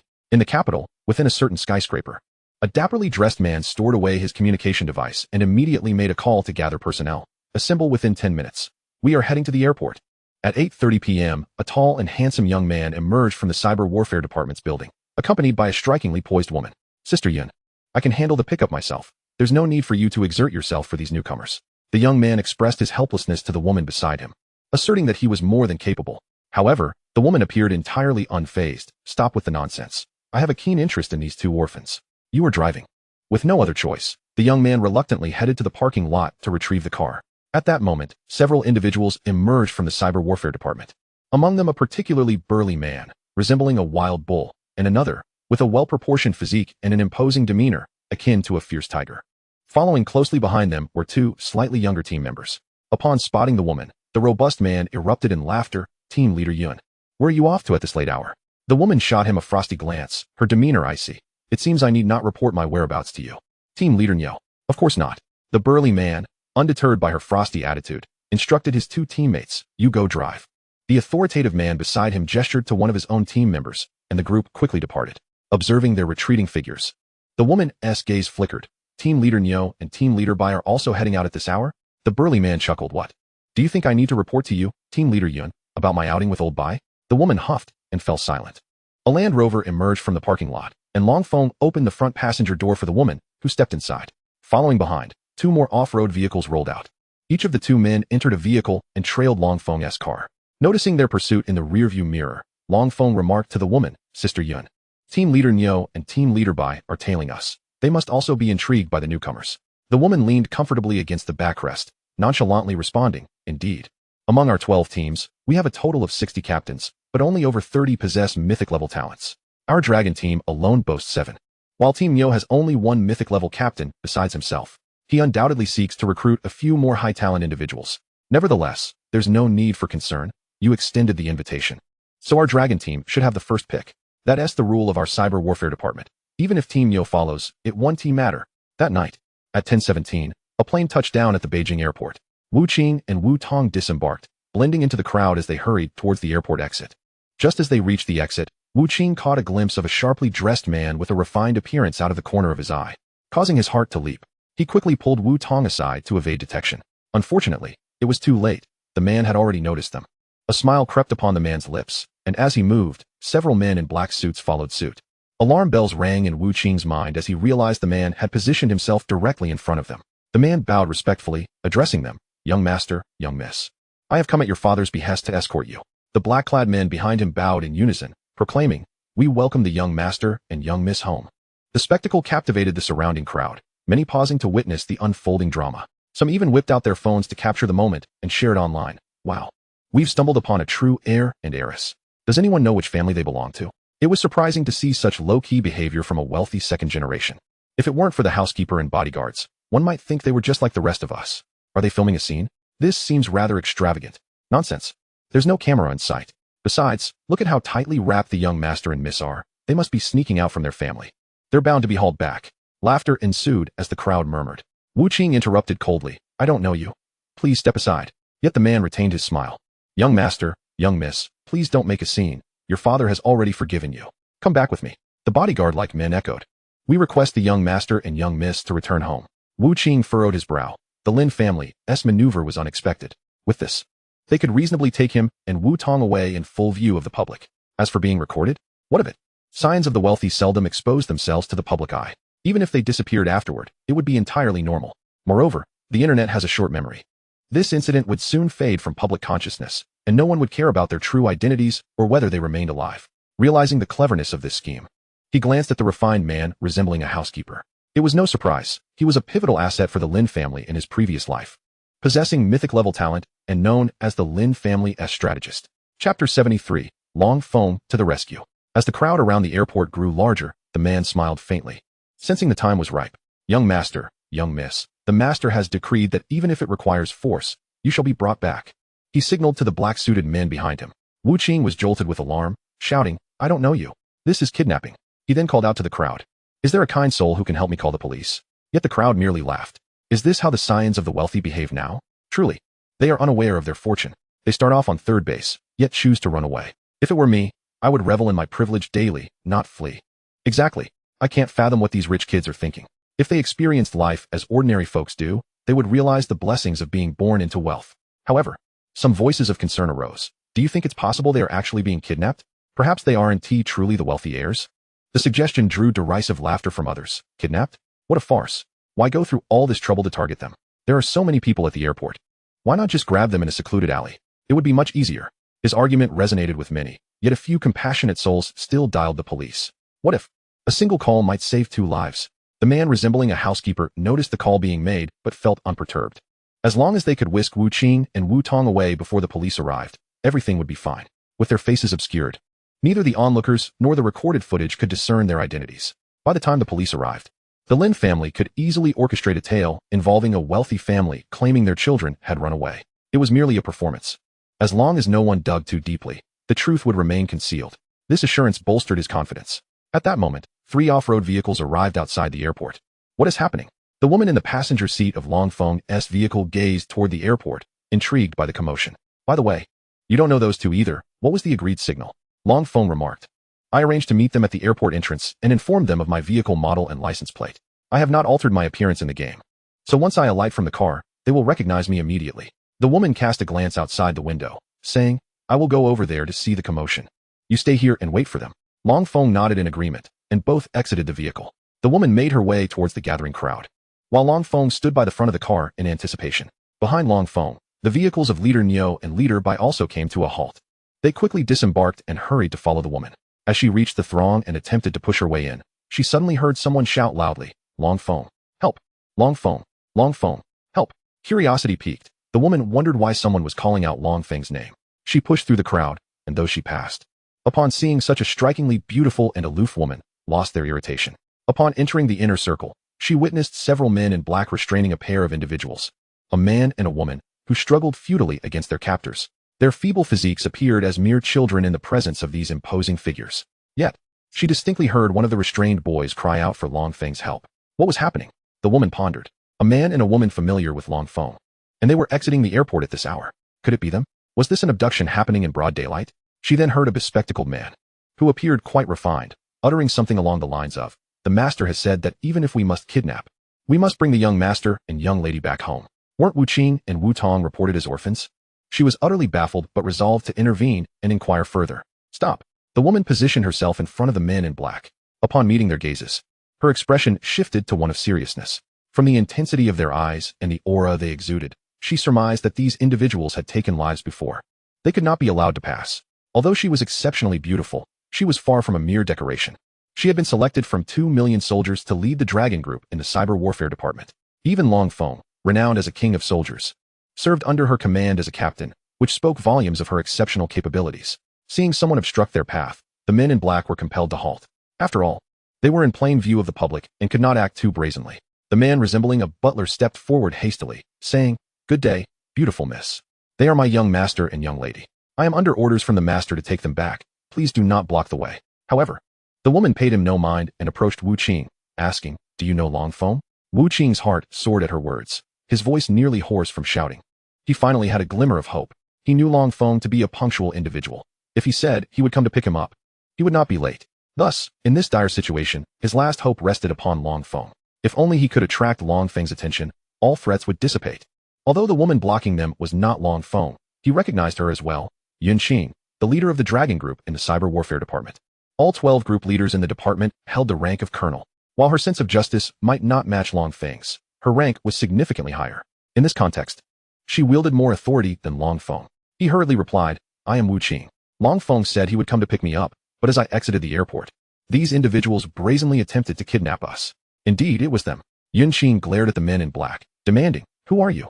Why are you attempting to abduct others in broad daylight?" The butler's tone turned icy. "Our family matters are not for an outsider like you to meddle in. Step aside." He could not afford any delays. With the possibility of someone having called the police, he needed to whisk Wu Qing and the others away before the authorities arrived. Yet, how could they expect to take the individuals in front of Yun Qing? Were kidnappers now this audacious? She remained steadfastly positioned in the middle of the road, showing no intention of yielding. The butler's eyes glinted with malice. "Miss, if you do not move aside, I will have no choice but to be impolite." Yun Qing's temper flared in response. "Oh, you dare to threaten me? Let us see who can take them away." Initially, she considered presenting her officer's badge. But upon observing the murderous intent radiating from the men in black, her repressed violent instincts began to awaken. If she could subdue these ruffians, perhaps she could even earn some merit. Chapter 74, The Powerful Yun Qing. Yun Qing's commanding presence turned the situation into an enthralling spectacle, drawing an ever-growing crowd of onlookers. "What a stunning woman!" exclaimed some in the audience, their eyes lighting up at the sight of Yun Qing. Their imagination ignited. They speculated on the possibility of a melodramatic love story unfolding before them. Could this woman be the beloved mistress of the young master, attempting to thwart his family's efforts to take him away? To be fair, she was truly impressive. Just the kind of fierce personality I admire. Envying the lives of the affluent, they entertained the notion that perhaps she was a noble herself, opposing the young master's family. Perhaps they were in love, but their families disapproved, prompting the young master to escape, only for this woman to prevent his abduction. One must acknowledge that in this age, where people consume countless soap operas and novels, their imaginations run wild. Yun Qing, overhearing such discussions, felt her expression darken, yet she could not act against the crowd. All she wished was for the men in black to make a move so she could apprehend them and investigate further. The butler's eyes narrowed as the unfolding situation exceeded his expectations. However, as a valued member of the Lin family, he was resolute. After warning Yun Qing, he commanded the men in black to forcibly break through. One of the men in black advanced, attempting to push Yun Qing aside, but she swiftly seized his wrist and executed a takedown. The crowd erupted in cheers.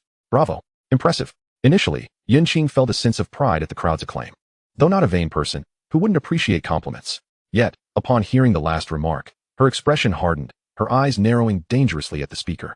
Unfazed, the man mistook her glare for approval of his comment and tossed his head back with a confident smile. Yun Qing seethed with the desire to strike out. Her anger had ignited. Unable to unleash her fury on the crowd, she redirected it towards the men in black. The bespectacled butler sensed an ominous turn of events. How fortuitous to encounter such a formidable opponent blocking their path. He glanced at Wu Qing, who had fallen silent after his earlier cries. Who was Long Feng? Was this woman truly Wu Qing's savior? Yet he was well aware of Wu Qing's background. A member of the Tomato Orphanage, exceptionally intelligent with outstanding academic performance, but burdened by a severe congenital heart condition. Even now, after running, being captured, and shouting, he began to breathe heavily. How could someone like him have connections to such a powerful woman? However, at this moment, he could not afford to indulge in further contemplation. Time was of the essence, as the police would soon arrive. Although he was unafraid, complications could arise, introducing unforeseen variables. Thus, he exchanged a discreet glance with the men in black, who immediately grasped his intent. Apart from leaving 2 individuals to restrain Wu Qing and Wu Tong, the others swiftly advanced towards Yun Qing. Excellent. Rather than being intimidated, Yun Qing felt a surge of exhilaration. She straightened the arm of the assailant she had subdued and delivered a forceful kick, accompanied by a piercing scream as his arm was instantaneously shattered. Though brimming with confidence, She was still human, not a deity. If she could not incapacitate her adversaries, she would ultimately find herself outmatched in this relentless assault. How brutally vicious. It was only at this moment that the onlookers began to sense something was amiss. The sound of breaking bones was unmistakable. These individuals were not merely play-acting. Good heavens. Call the police. Hurry. It had already been reported. Officers were present at the airport and would arrive shortly. Having rendered the underground henchmen incapacitated, Qing stood ready to confront the remaining assailants. She was a formidable warrior, possessing top-tier combat skills. Moreover, the military operates under different principles than the police. While law enforcement aims to subdue criminals, soldiers are trained to eliminate enemies. Thus, her combat techniques were lethal. As she sidestepped a punch, she executed a precise hand strike to the center line of one of the black-clad assailants, delivering a powerful blow to the side of his neck that connected with his jawbone. In that instant, she transformed her palm into a hook, seizing his throat. Just as she was about to apply pressure, she hesitated at the last moment. At this juncture, a simple upward push of her thumb along his throat would seal his fate. However, her intent was not to kill. She sought to subdue him. The moment her hand struck his neck, he had already lost his fighting capability. There was no need to resort to further violence. With a swift motion, she neutralized one adversary and gracefully leaped aside to evade another punch. The crowd barely noticed her rapid movements. She merely swayed slightly before slipping into the embrace of another foe. With one foot wedged behind his heel, she executed a fierce suplex. The impact echoed against the hard concrete, a testament to her strength. This maneuver left the burly assailant dazed and unable to rise. Yet, at that moment, a heavy fist struck her back from one of the black-clad men. Though she was strong, she was still human, facing a dozen equally trained men. It was impossible to remain unscathed. The blow knocked the wind out of her, nearly causing her to gasp for breath. Nevertheless, she had executed perilous missions and confronted criminals intent on murder. After absorbing the punch, she immediately leaped forward, employing a unique breathing technique to recalibrate her state. The spectators, witnessing her prowess, erupted into cheers. Good heavens, a true master. This is the essence of genuine skill. No wonder this woman dares to confront so many formidable foes. Her techniques were exquisite. She had taken down 2 men with just a few strikes. Sister, I want to learn from you. Is that what you desire? You are clearly just captivated by her physique. How base of you. I have no intention of exposing you. After a few moments of regulated breathing, Qing extended one hand forward and pressed the other against her abdomen, adopting a peculiar stance. This was a common foundational stance in traditional Chinese martial arts, known as the Santi Shi, which some styles utilize as an offensive initiation or defensive posture. Trained by a renowned master in internal martial arts, she practiced Xing Yi Quan and Xian Ba.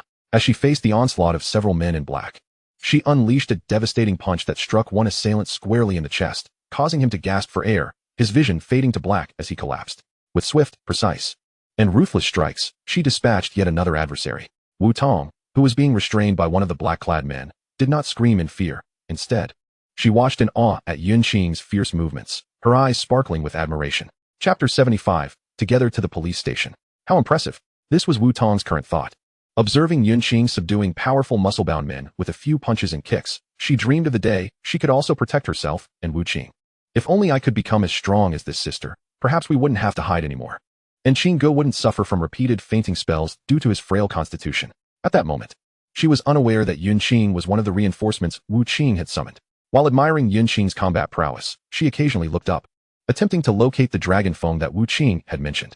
The man resembling a steward was astonished by Qing's combat capabilities. He understood that they could not delay any longer. Allowing a few black-clad men to obstruct Qing, 2 of them forcefully escorted Wu Qing and Wu Tong away.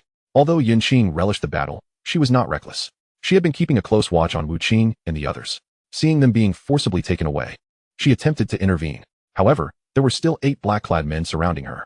Although she quickly incapacitated 3 of them, these opponents were far from inept, and she suffered several blows in the process. At this point, her body bore bruises and swelling, making it impossible to rescue Wu Qing and the others. As a trained soldier, she could prevent a dozen men from approaching, yet against these professionally trained henchmen, taking down 3 was already an impressive feat. Just as she felt a sense of urgency, 2 familiar figures suddenly squeezed into the fray. Team Leader Neo and Team Leader Bai, upon witnessing Qing under siege, couldn't stand idly by while their comrade was attacked. They immediately joined the fray. Team Leader Yun, what is happening? Each of them dispatched an opponent with a single punch before reaching Qing's side, fighting alongside her while inquiring about the situation. However, Qing did not respond directly. Instead, she declared, "These individuals are problematic. Apprehend them all and take them back for interrogation." Having spoken, she delivered a powerful punch to one black-clad man's chest, sending him staggering back as she swiftly dashed towards Wu Qing and the others. "Hey, Team Leader Yun, Team leader Neo had yet to clarify the situation when he saw Yunqing charge out, leaving the two of them encircled. However, they were also skilled fighters and faced the black-clad men without a hint of fear.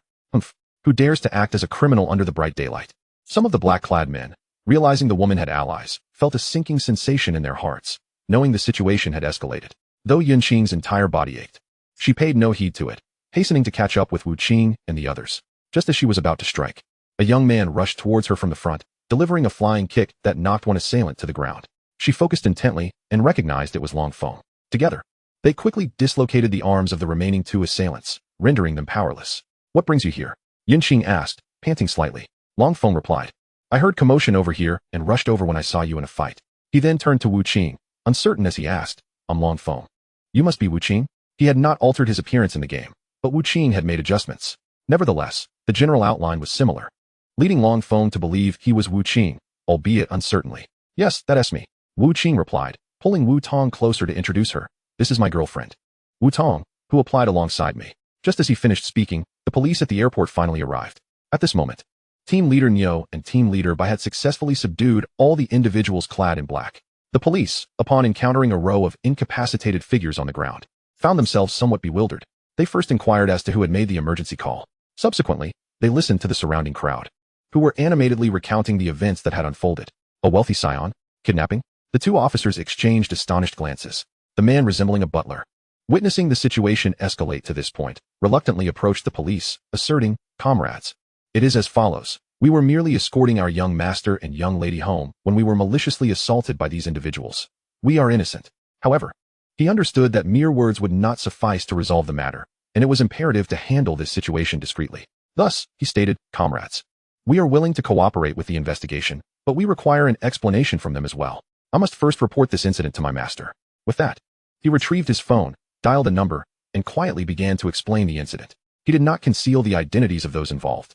His words appeared to merely recount what had transpired moments ago. The two officers exchanged glances and addressed Yunqing and her companions. "You are suspected of intentional assault. Please accompany us." Long Feng stepped forward to speak, but was halted by Yunqing, who glanced at team leaders Neo and Bai before replying to the officers. "That is acceptable. But we insist that all these individuals in black be taken along, as they are implicated in the kidnapping and must also be investigated." The officers replied, "Naturally.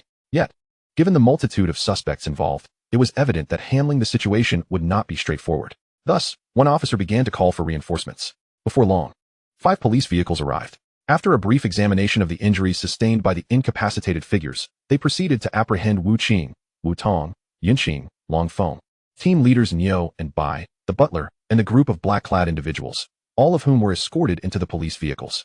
This incident also caught the attention of their captain. Inside the lead vehicle, the captain, seated in the front passenger seat, marveled after viewing videos recorded by the bystanders, exclaiming, "What remarkable skills these individuals possess." Those bodyguards, while physically imposing, appear to be professionally trained, yet they were easily overwhelmed. These individuals are likely exceptional.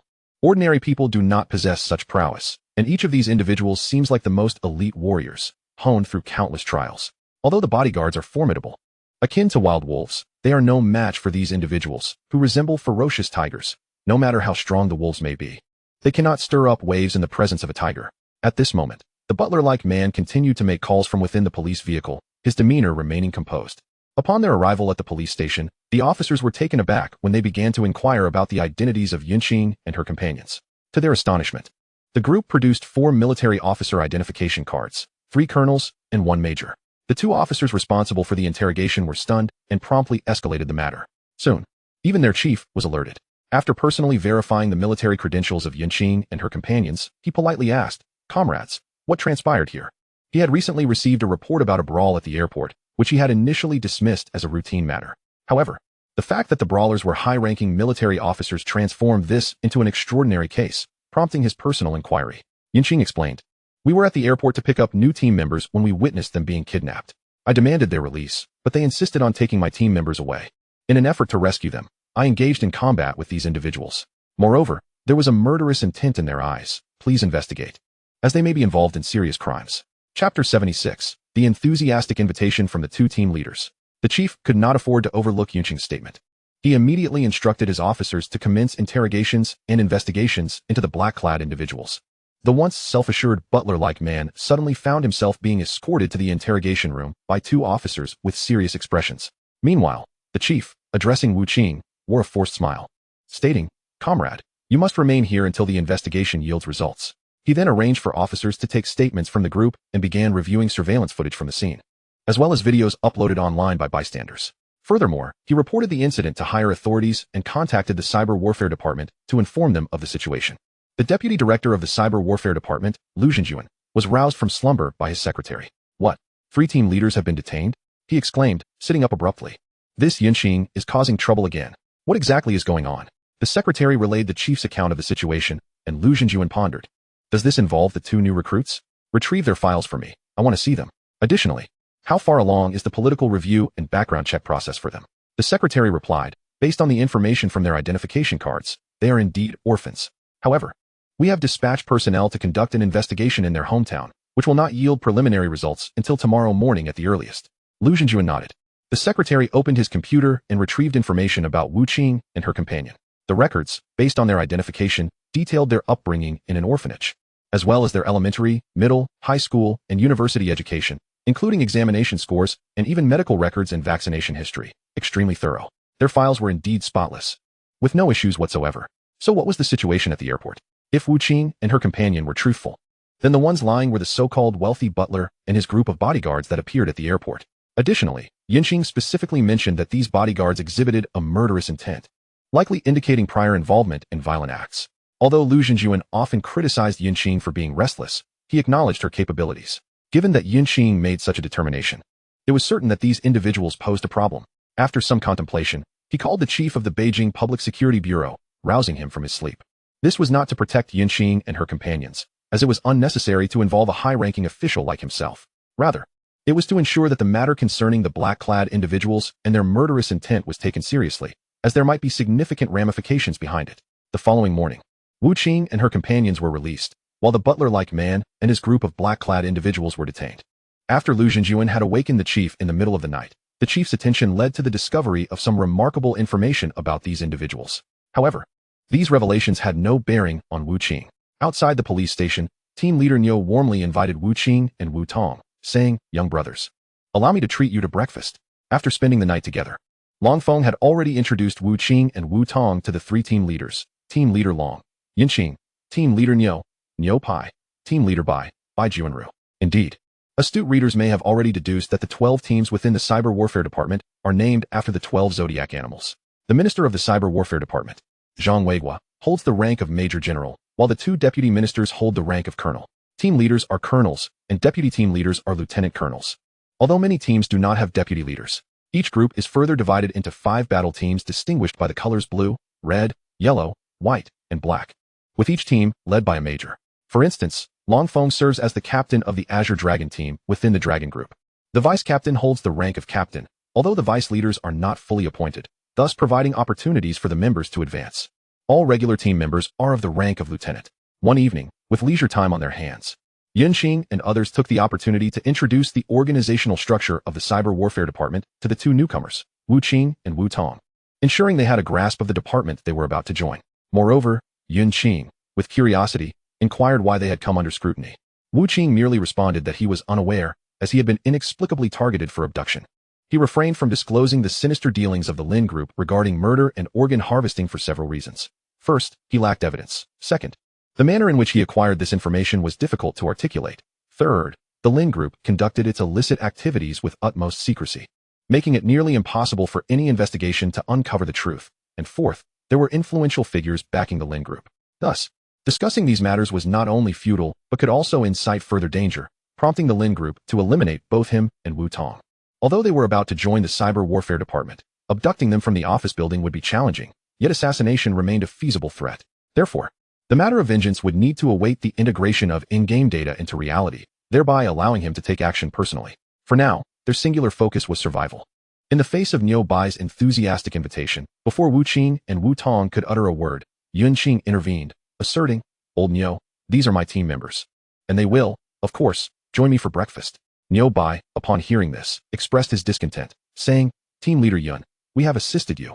Yet these 2 have not officially joined the Cyber Warfare Department. How can they be considered your team members?" He chuckled as he playfully patted Wu Qing on the shoulder, exclaiming, "I feel an instant camaraderie with this young chap. He clearly shares a connection with our Neo group." Although it was a casual gesture, Wu Qing felt as though he had been struck by a colossal force. The man was built like a bull, and that seemingly light tap nearly crushed Wu Qing's heart. Wu Qing coughed a couple of times, massaging his shoulder, while Wu Tong, irate, pushed Niu Bai's hand away, exclaiming, "Team leader Niu, Brother Qing has a heart condition. Your pat was too heavy." "Oh, haha." Niu Bai retracted his hand, offering an awkward smile. "My apologies, I forgot about your heart condition. But rest assured, once you start your job, the department will assign the best doctors to treat you." At that moment, Long Feng had arrived by car, and the team members who had accompanied Niu Bai and Bai Juanru had waited outside all night and were now bringing their vehicles forward. Yun Qing wrapped her arm around Wu Tong's shoulder, saying, "Come on, let's go have breakfast with your sister." Wu Tong glanced at Wu Qing, who shrugged, feeling that he had no place to interject. However, as he had joined through Long Feng, he naturally felt a closer affinity to the Dragon Group. If given a choice, he would undoubtedly prefer to ride with Long Feng. Yet, Niu Bai also draped his arm around Wu Qing's shoulders, warmly inviting him to join his vehicle. Just then, Bai Juanru, who had remained mostly silent, interjected, "Let us not quarrel over this, regardless of which group they are assigned to. They are all members of our cyber warfare department. Let us enjoy this breakfast together." Chapter 77, The Dispute Over Group Assignments. At the headquarters of the Lin Group, Lin Jihao remained relatively composed upon learning that his operative in the capital had been detained by the police and that several bodyguards had been implicated in a homicide case. However, his demeanor darkened upon discovering that Wu Qing and Wu Tong had been taken by the leaders of the cyber warfare department. The sudden disappearance of their operative, who had managed to elude capture for a week while escorting a girl, without revealing any information, and even maiming a black dog, suggested that this young man undoubtedly knew something significant. The fact that he had been taken by members of the cyber warfare department indicated the value he had demonstrated within their ranks. The mobilization of 3 colonel-level leaders, given the rumors circulating since the inception of the cyber warfare department, suggested that only someone capable of triggering 5 server-wide announcements in a single day could warrant such attention. A lumberjack? This was clearly a direct affront to the Lin Group. What secrets did this young man uncover? How did he come to learn them? Lin Jihao was unconcerned about the capture of the men in black. He had plenty of means to address that. However, Wu Qing's actions filled him with unease. After a moment of contemplation, he instructed his secretary, deploy personnel to conduct a thorough investigation into this individual named Wu Qing, including his whereabouts, close associates, any peculiar encounters, and his phone contacts, internet browsing history, and everything else. Furthermore, activate the backup organs for the 3rd Mississippi. That girl is being protected within the cyber warfare department, and we cannot extract her in the short term. Additionally, URS surgery cannot be delayed any longer. We must expedite her recovery and prepare her to take over all guild affairs. Naturally, the Lin Group could not place all its eggs in one basket, nor did it rely solely on Wu Tong as a viable organ source. However, within their internal assessments, Wu Tong's attributes were deemed the most suitable for Lin Yu, making her heart the most perfect match. Alternatives existed, though they would not ensure the same level of success. Yet, at this juncture, they had no choice but to resort to the backup heart. In the capital, after Wu Qing and Wu Tong had breakfast with Yun Qing and the others, they reported to the cyber warfare department building. Although the premises resembled a government building, due to its affiliation with the military, it was governed by strict military protocols. Armed sentinels stood guard at the entrance, and within the edifice, 6,000 elite soldiers were equipped with sidearms. However, without specific orders, they were prohibited from taking their firearms out of the office. Should any malefactor attempt an assault here, the consequences would be dire. In the minister's office, Wu Qing and Wu Tong encountered a stern-looking middle-aged man. He was Zhang Weigua, the minister of the cyber warfare department, holding the rank of major general. This department was unique, as it was part of the military yet operated primarily in the digital realm. The minister did not hold a formal ministerial rank since it was not an administrative department, so it was difficult to classify him accordingly. If one were to force a comparison, he would likely fall under the equivalent of a department head. Ah, fine young man. Zhang Weigua's initial impression of Wu Qing was quite favorable. Although his frail appearance seemed incongruous among the battle-hardened veterans of the cyber warfare department, this was of little consequence. I have reviewed your dossier. Once your political review is approved, I can arrange for a medical examination and treatment. While you may not participate in our training, you can practice your stances with Yun Qing, which will benefit your health. He then turned his attention to Wu Tong. As a seasoned veteran, he immediately recognized that Wu Tong's physique was exceptional among her peers, indicating she must engage in regular exercise. Indeed, the usually vivacious and spirited Wu Tong suddenly felt a twinge of shyness. Despite Zhang Weigua's approachable demeanor, there was an inherent authority about him that commanded respect. In contrast, Wu Qing remained remarkably composed. Having endured numerous experiences in his past life, he was largely indifferent to the airs of authority that others emanated. This, in turn, contributed to Zhang Weigua's growing appreciation for him. Observing Wu Tong's bashfulness, Zhang Weigua couldn't help but smile. The youthful girl reminded him of his own daughter, equally vibrant and endearing. Upon your induction, you shall undergo training alongside our team members, Zhang Weigua stated. Although our battleground is virtual, the physical condition in reality is equally paramount. Each day consists of 12 hours of work, which essentially translates to gaming. Besides this, you will have 8 hours allocated for sleep and 2 hours dedicated to physical training, leaving you with merely 2 hours for personal leisure. In truth, the time for leisure is quite limited. Aside from meals and personal hygiene, there is scant time remaining. Hence, your integration into the Cyber Warfare Division will not be a leisurely affair. As the commander, he personally elucidated the rules to the newcomers, partly because Wu Qing and his companion possess talents that stand out even among the 30-plus mythical talents within the division. Furthermore, they are the first non-military members invited since the establishment of the Cyber Warfare Division. All right, Xiaoyan, please arrange accommodations for them, Zhang Weigua declared. Upon hearing this, Yinxing felt a surge of joy, indicating that Zhang Weigua had tacitly consented to assign Wu Qing and his companion to their dragon team. However, Niubai was less than pleased. Wait, Chief, I have been listening for quite some time, and now you intend to allocate these two newcomers to the dragon team? That seems quite unfair. Upon hearing this, Yinxing immediately objected, her brows furrowing in indignation. These individuals were recruited by our team, thus they rightfully belong with us. If you, Team Leader Niu, have the capability, you may recruit your own members. I will not encroach upon those you have brought in. Moreover, this young man is named Qing. Just as I am named Qing, does this not signify destiny? It indicates that they are meant to join our dragon team. Your reasoning is flawed, Niubai retorted. This is nothing but favoritism. In our Cyber Warfare Division, we ought to equitably distribute the strength of each team without bias. Currently, aside from myself, there is only one mythical talent in my team, and even the position of vice captain remains vacant. These newcomers should be allocated to us. Yet, Yinxing countered. Our dragon team's abundance of mythical talents is a testament to my prowess. We were all selected by lottery. You cannot blame anyone for the outcome of your draw. Now that I have brought in these talented individuals, why should I relinquish them to you? At this point, Niubai found it difficult to contain his frustration. He recalled that initially, it was intended that the 30-plus mythical talents be distributed evenly among each team. However, Yinxing proposed a lottery system, allowing each team leader to draw for their members, which was deemed the fairest method. To everyone's astonishment, Zhang Weigua agreed to this suggestion. Initially, no one thought it was problematic, but who would have anticipated that Yinxing would have an exceptional stroke of luck and draw 6 mythical talents? Chapter 78, Residence in the Cyber Warfare Division Building. Including Yinxing herself, the dragon team now boasted 7 mythical talents. With 6,000 personnel in the Cyber Warfare Division, there were only 36 mythical talents. Excluding the chief and 2 deputy chiefs, there were merely 33. Among them, 12 team leaders were mythical talents, leaving 21 individuals.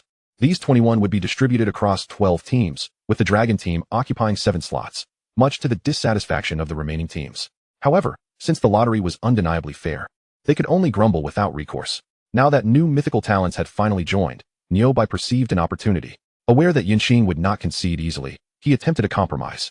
Though Wu Qing is merely of rare talent, his effectiveness rivals that of mythical ones. One of them could join our team. Yet Yinxing replied with a smile. How could this young couple possibly be separated?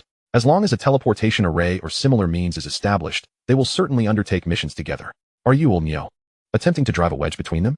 As she spoke, she cast a sidelong glance at Wu Qing and Wu Tong. Wu Qing, unperturbed, remained unaffected. But Wu Tong's cheeks flushed crimson at her gaze, prompting her to clutch Wu Qing's sleeve and shyly retreat behind him. Seeing their demeanor, Niubai recognized the validity of Yinxing's argument. He then turned to Zhang Weigua to voice his grievances about the perceived inequity and the hardships faced by his team. However, Zhang Weigua merely chuckled. Let the newcomers decide for themselves. As long as you can persuade them to join your team, I shall transfer them accordingly. With that, he waved his hand dismissively. Now, all of you may leave. I, too, must venture into the cycle to level up. He ushered the group out of his office and logged into the cycle himself. As the head of the Cyber Warfare Division, his duties extended beyond leisure. He needed to personally explore this wondrous world. Outside, Niubai scoffed at the office door and was about to approach Wu Qing and his companion when Bai Junru, who had remained mostly silent, addressed Wu Qing. Young brother, come join our tiger team. In 2 years, I will make you a team leader and your girlfriend a vice leader. Upon hearing this, Niubai's eyes widened in disbelief. Old Bai, are you attempting to poach my recruits? Yet Bai Junru maintained his composure, stating, they have not been formally assigned yet. How can you claim them as yours? The chief has stated that as long as they agree, they can join any team. I am merely adhering to the protocols of our Cyber Warfare Division. How dare you? Niubai lamented, feeling dejected. However, he could not take issue with Bai Junru, and hastily sought to entice Wu Qing and his companion. Come to my side. I can also promote you to team leader. Although the captains under his command were not all mythical talents, they had been selected from among elite warriors. Since Wu Qing and his companion were not part of the institutional framework, it was improbable for them to be appointed as team leaders right away. The promotion system in Huaxia is quite convoluted. The promise of a promotion within 2 years was the best incentive they could offer, and it was already a substantial offer. The rank of team leader is equivalent to that of a major, akin to a company commander in the military. At 19, Wu Qing would be 21 in 2 years, making him a remarkably young company commander, a significant advancement. However, the conditions they could offer were equally matched by Yunqing. Ultimately, they allowed Wu Qing to make his own choice. Wu Qing declared, "Since I was recruited by the Dragon Team's captain, I shall join the Dragon Team." Yunqing smiled. "That is indeed the wisest choice. Come, let me show you to your rooms." Given the unique nature of the cyber warfare division, each of the 6,000 soldiers enjoyed a rather luxurious single room. As they were to explore the cycle world, the beds served as their workspaces. Yunqing led Wu Qing and his companion to the building designated for the Dragon Team, guiding them to an unoccupied floor. Each of our teams consists of 5 squads, each with 100 members. You were recruited by Longfeng. Once your applications are approved, you will join the Qinglong squad. In 2 years, as we recruit more high-talent individuals from the civilian sector, I will establish additional teams and assign you leadership roles. For now, you will remain within Longfeng's squad. Additionally, I am aware of your romantic relationship, but as the cyber warfare division has only recently been established, our exploration of the wondrous cycle world is just beginning. For at least these next few years, please refrain from pregnancy. Although the cycle is a game, and it may appear that one can still log in and explore while pregnant, physical condition will inevitably be impacted. Upon hearing the mention of pregnancy, Wu Tong's complexion reddened even more, reaching the tips of her ears. She shyly murmured in response. Yunqing chuckled. "However, you are still young and unmarried. If you were to become pregnant now, it would be deemed illegal. You would be summarily dismissed by our cyber warfare department." After escorting them to their respective quarters, Yunqing prepared to take her leave. In the evening, let Longfeng guide you to the cafeteria once your assignments are approved. You may meet with the members of the Qinglong battle team. It is getting late, and I must return online. You should log in as well. We cannot afford to idle while we are granted permission to play. Once Yunqing departed, the two entered a room that had recently been tidied up, furnished with new bedding and stocked with fresh living essentials. The room boasted a private bathroom and toilet, air conditioning, heating, a computer, Wi-Fi, and a desk. Though the space was not overly large, it was certainly commendable for a single apartment. However, there were no kitchen facilities since a cafeteria was available, obviating the need for cooking. After a cursory inspection, they logged back into the cycle, awakening from the room at Chuanxiang Courtyard. Wu Qing stepped outside to find Longfeng enjoying breakfast. The butler, noticing his emergence, promptly instructed the servants to bring him a meal as well. "Are there any commendable tasks available?" Longfeng inquired while eating. Wu Qing replied, "I have been engaged in a mission to eradicate the bandits at Maotu Mountain. Over the past few days, I have dismantled several of their hideouts and earned a fair number of silver coins. A decent haul, wouldn't you say?" At this point, he noticed a flicker of interest in Longfeng's eyes, and he promptly doused it with cold water. "However, do not entertain any thoughts of joining in. With your current strength, you are no match for those bandits." Longfeng, however, appeared unconvinced. While he acknowledged Wu Qing's prowess, he believed that as long as he targeted only the lesser bandits and avoided the more formidable ones deeper within the mountain, he would be fine. Wu Qing discerned his thoughts, but chose not to dissuade him further. People often refuse to heed warnings until they face the consequences firsthand. Once Longfeng encounters the might of those bandits, he will understand the wisdom of Wu Qing's caution. After finishing breakfast, Wu Qing set out alone toward Maotu Mountain, preparing to hunt bandits for a few more days, while Longfeng followed his lead to the county office to obtain a task for eradicating bandits. Chapter 79. The elite cadres of Heifeng Stronghold. With the crisis averted, Wu Qing felt a significant alleviation of urgency within him, which also brightened his mood. Under the protection of the Cyber Warfare Department, he no longer had to worry about threats from the Lin family. His next objective was to enhance his strength before the inevitable merging of reality and the game. The day when his prowess in the game converged with his real-world self would mark the beginning of his formal retribution against the Lin family. As Wu Qing navigated his way toward a bandit camp indicated on the map, he was suddenly ambushed by a group of bandits emerging from both sides of the road. A highway robbery? Wu Qing halted, drawing the wolf-tooth club, Fengyan Pe, that he had obtained from the female bandit Zhao Xia. The weapon required a strength of over 100 and a constitution of over 70, both of which Wu Qing had long surpassed. Thus, he replaced the black-quality bone warhammer with the wolf-tooth club. "Ah, do you dare to rob me?" He assessed the attributes of the bandits before him, spotting the strongest among them, a burly man wielding a large axe. Wei Yi Elite. Level, 28. Health, 23,980. Attack, 1547. Defense, 1352. Movement speed, 122. Mana, 18,505. Magic power, 260. Mental resistance, 260. Skills, Mountain Splitting LV3, Earthquake LV4, Rock Armor LV2, Geomancy Recovery LV3, Heavy Rock Axe LV2. Merely an elite creature, albeit one with an array of skills. Wu Qing surveyed the bandits with his wolf-toothed club in hand. None possessed soul attack capabilities, alleviating any concerns of imminent demise. This road is mine, this tree is mine. If you wish to pass, leave your toll. An age-old declaration of highwaymen, devoid of any innovation. The bandits did not immediately attack. Instead, they encircled Wu Qing. Strictly speaking, they were NPCs within the cycle world, distinct from monsters. Bandits too sought sustainable development. They typically robbed for wealth, not for bloodshed. Thus, they surrounded Wu Qing to demand a toll for his life. However, Wu Qing's intent was to eradicate the bandits, and he would not be intimidated by their bravado. Brandishing the wolf-toothed club, he charged directly at Wei Yi, the leader of the bandits. He had yet to utilize this blue-quality weapon since it came into his possession. Following the usual protocol, he activated Dragoness Might, Potential Unleashed, and Swift Movement simultaneously. Although the enemy did not require him to unleash his full combat prowess, he needed to practice his skill proficiency. In fact, as long as he was in the game, regardless of combat, traveling, or dining, he would utilize his skills as soon as their cooldowns expired. The greatest advantage of white-quality items was the absence of mana cost, freeing him from concerns about depleting his mana reserves while leveling up. He had no mana to begin with. After acquiring the skills of Zen and Rejuvenation, he would ensure to employ them as well once their cooldowns finished. The same applied to Crushing Fist and Tai Chi Stance. Utilizing Crushing Fist would increase proficiency even if he missed, while Tai Chi Stance did not necessarily need to withstand enemy attacks to gain proficiency. Merely using it sufficed. With the wolf-tooth club aimed at Wei Yi's forehead, Wu Qing had no qualms about destroying him, as this bandit was not on the bounty list, and there was no need to spare his life. Enraged by Wu Qing's refusal to pay and his audacity in launching an attack, Wei Yi raised his battle axe. Ready to strike. The axe came crashing down with the might of a mountain, colliding with Wu Qing's wolf-tooth club. The resounding impact echoed through the forest, sending shockwaves that deterred the surrounding henchmen from approaching. Wu Qing's strength surpassed Wei Yi's significantly, yet his attack speed was inferior, resulting in their attacks being roughly equal. While Wei Yi benefited from skill enhancements, Wu Qing's own advantages lay in Dragoness Might and Potential Unleashed, leading to a fierce clash that was evenly matched.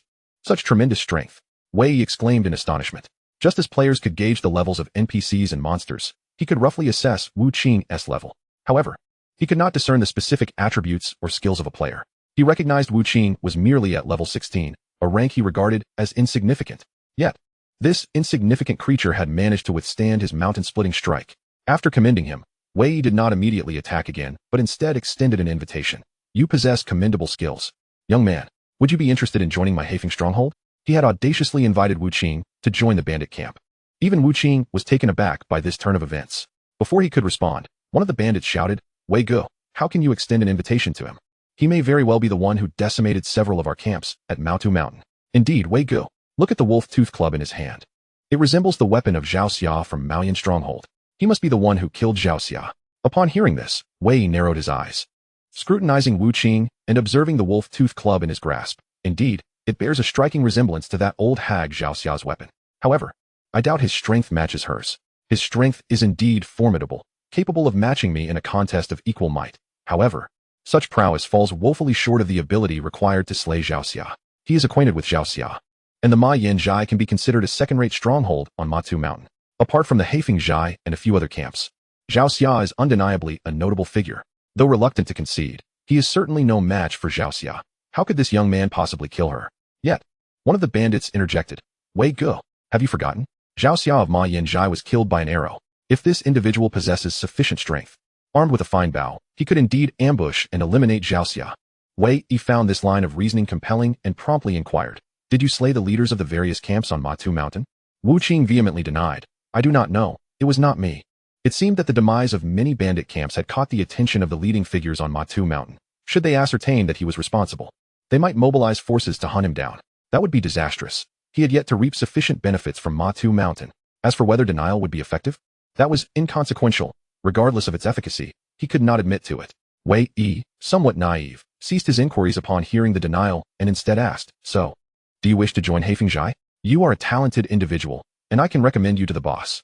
Wu Qing was momentarily taken aback, not expecting Wei Yi to so readily believe his words. In that case, it would be wise to play along. He hoisted the wolf-toothed club onto his shoulder once more. Very well, I have long heard of the might of Heifeng. If you are willing to recommend me, it would be splendid. Wei Yi smiled in response. Then let us proceed. From now on, we shall be brothers. As he spoke, he too shouldered his battle axe and approached Wu Qing. The surrounding ruffians were left astounded, utterly unprepared for the turn of events. Wei Go. This individual is undoubtedly the murderer of our leaders on Ma Tu Mountain. We must capture him.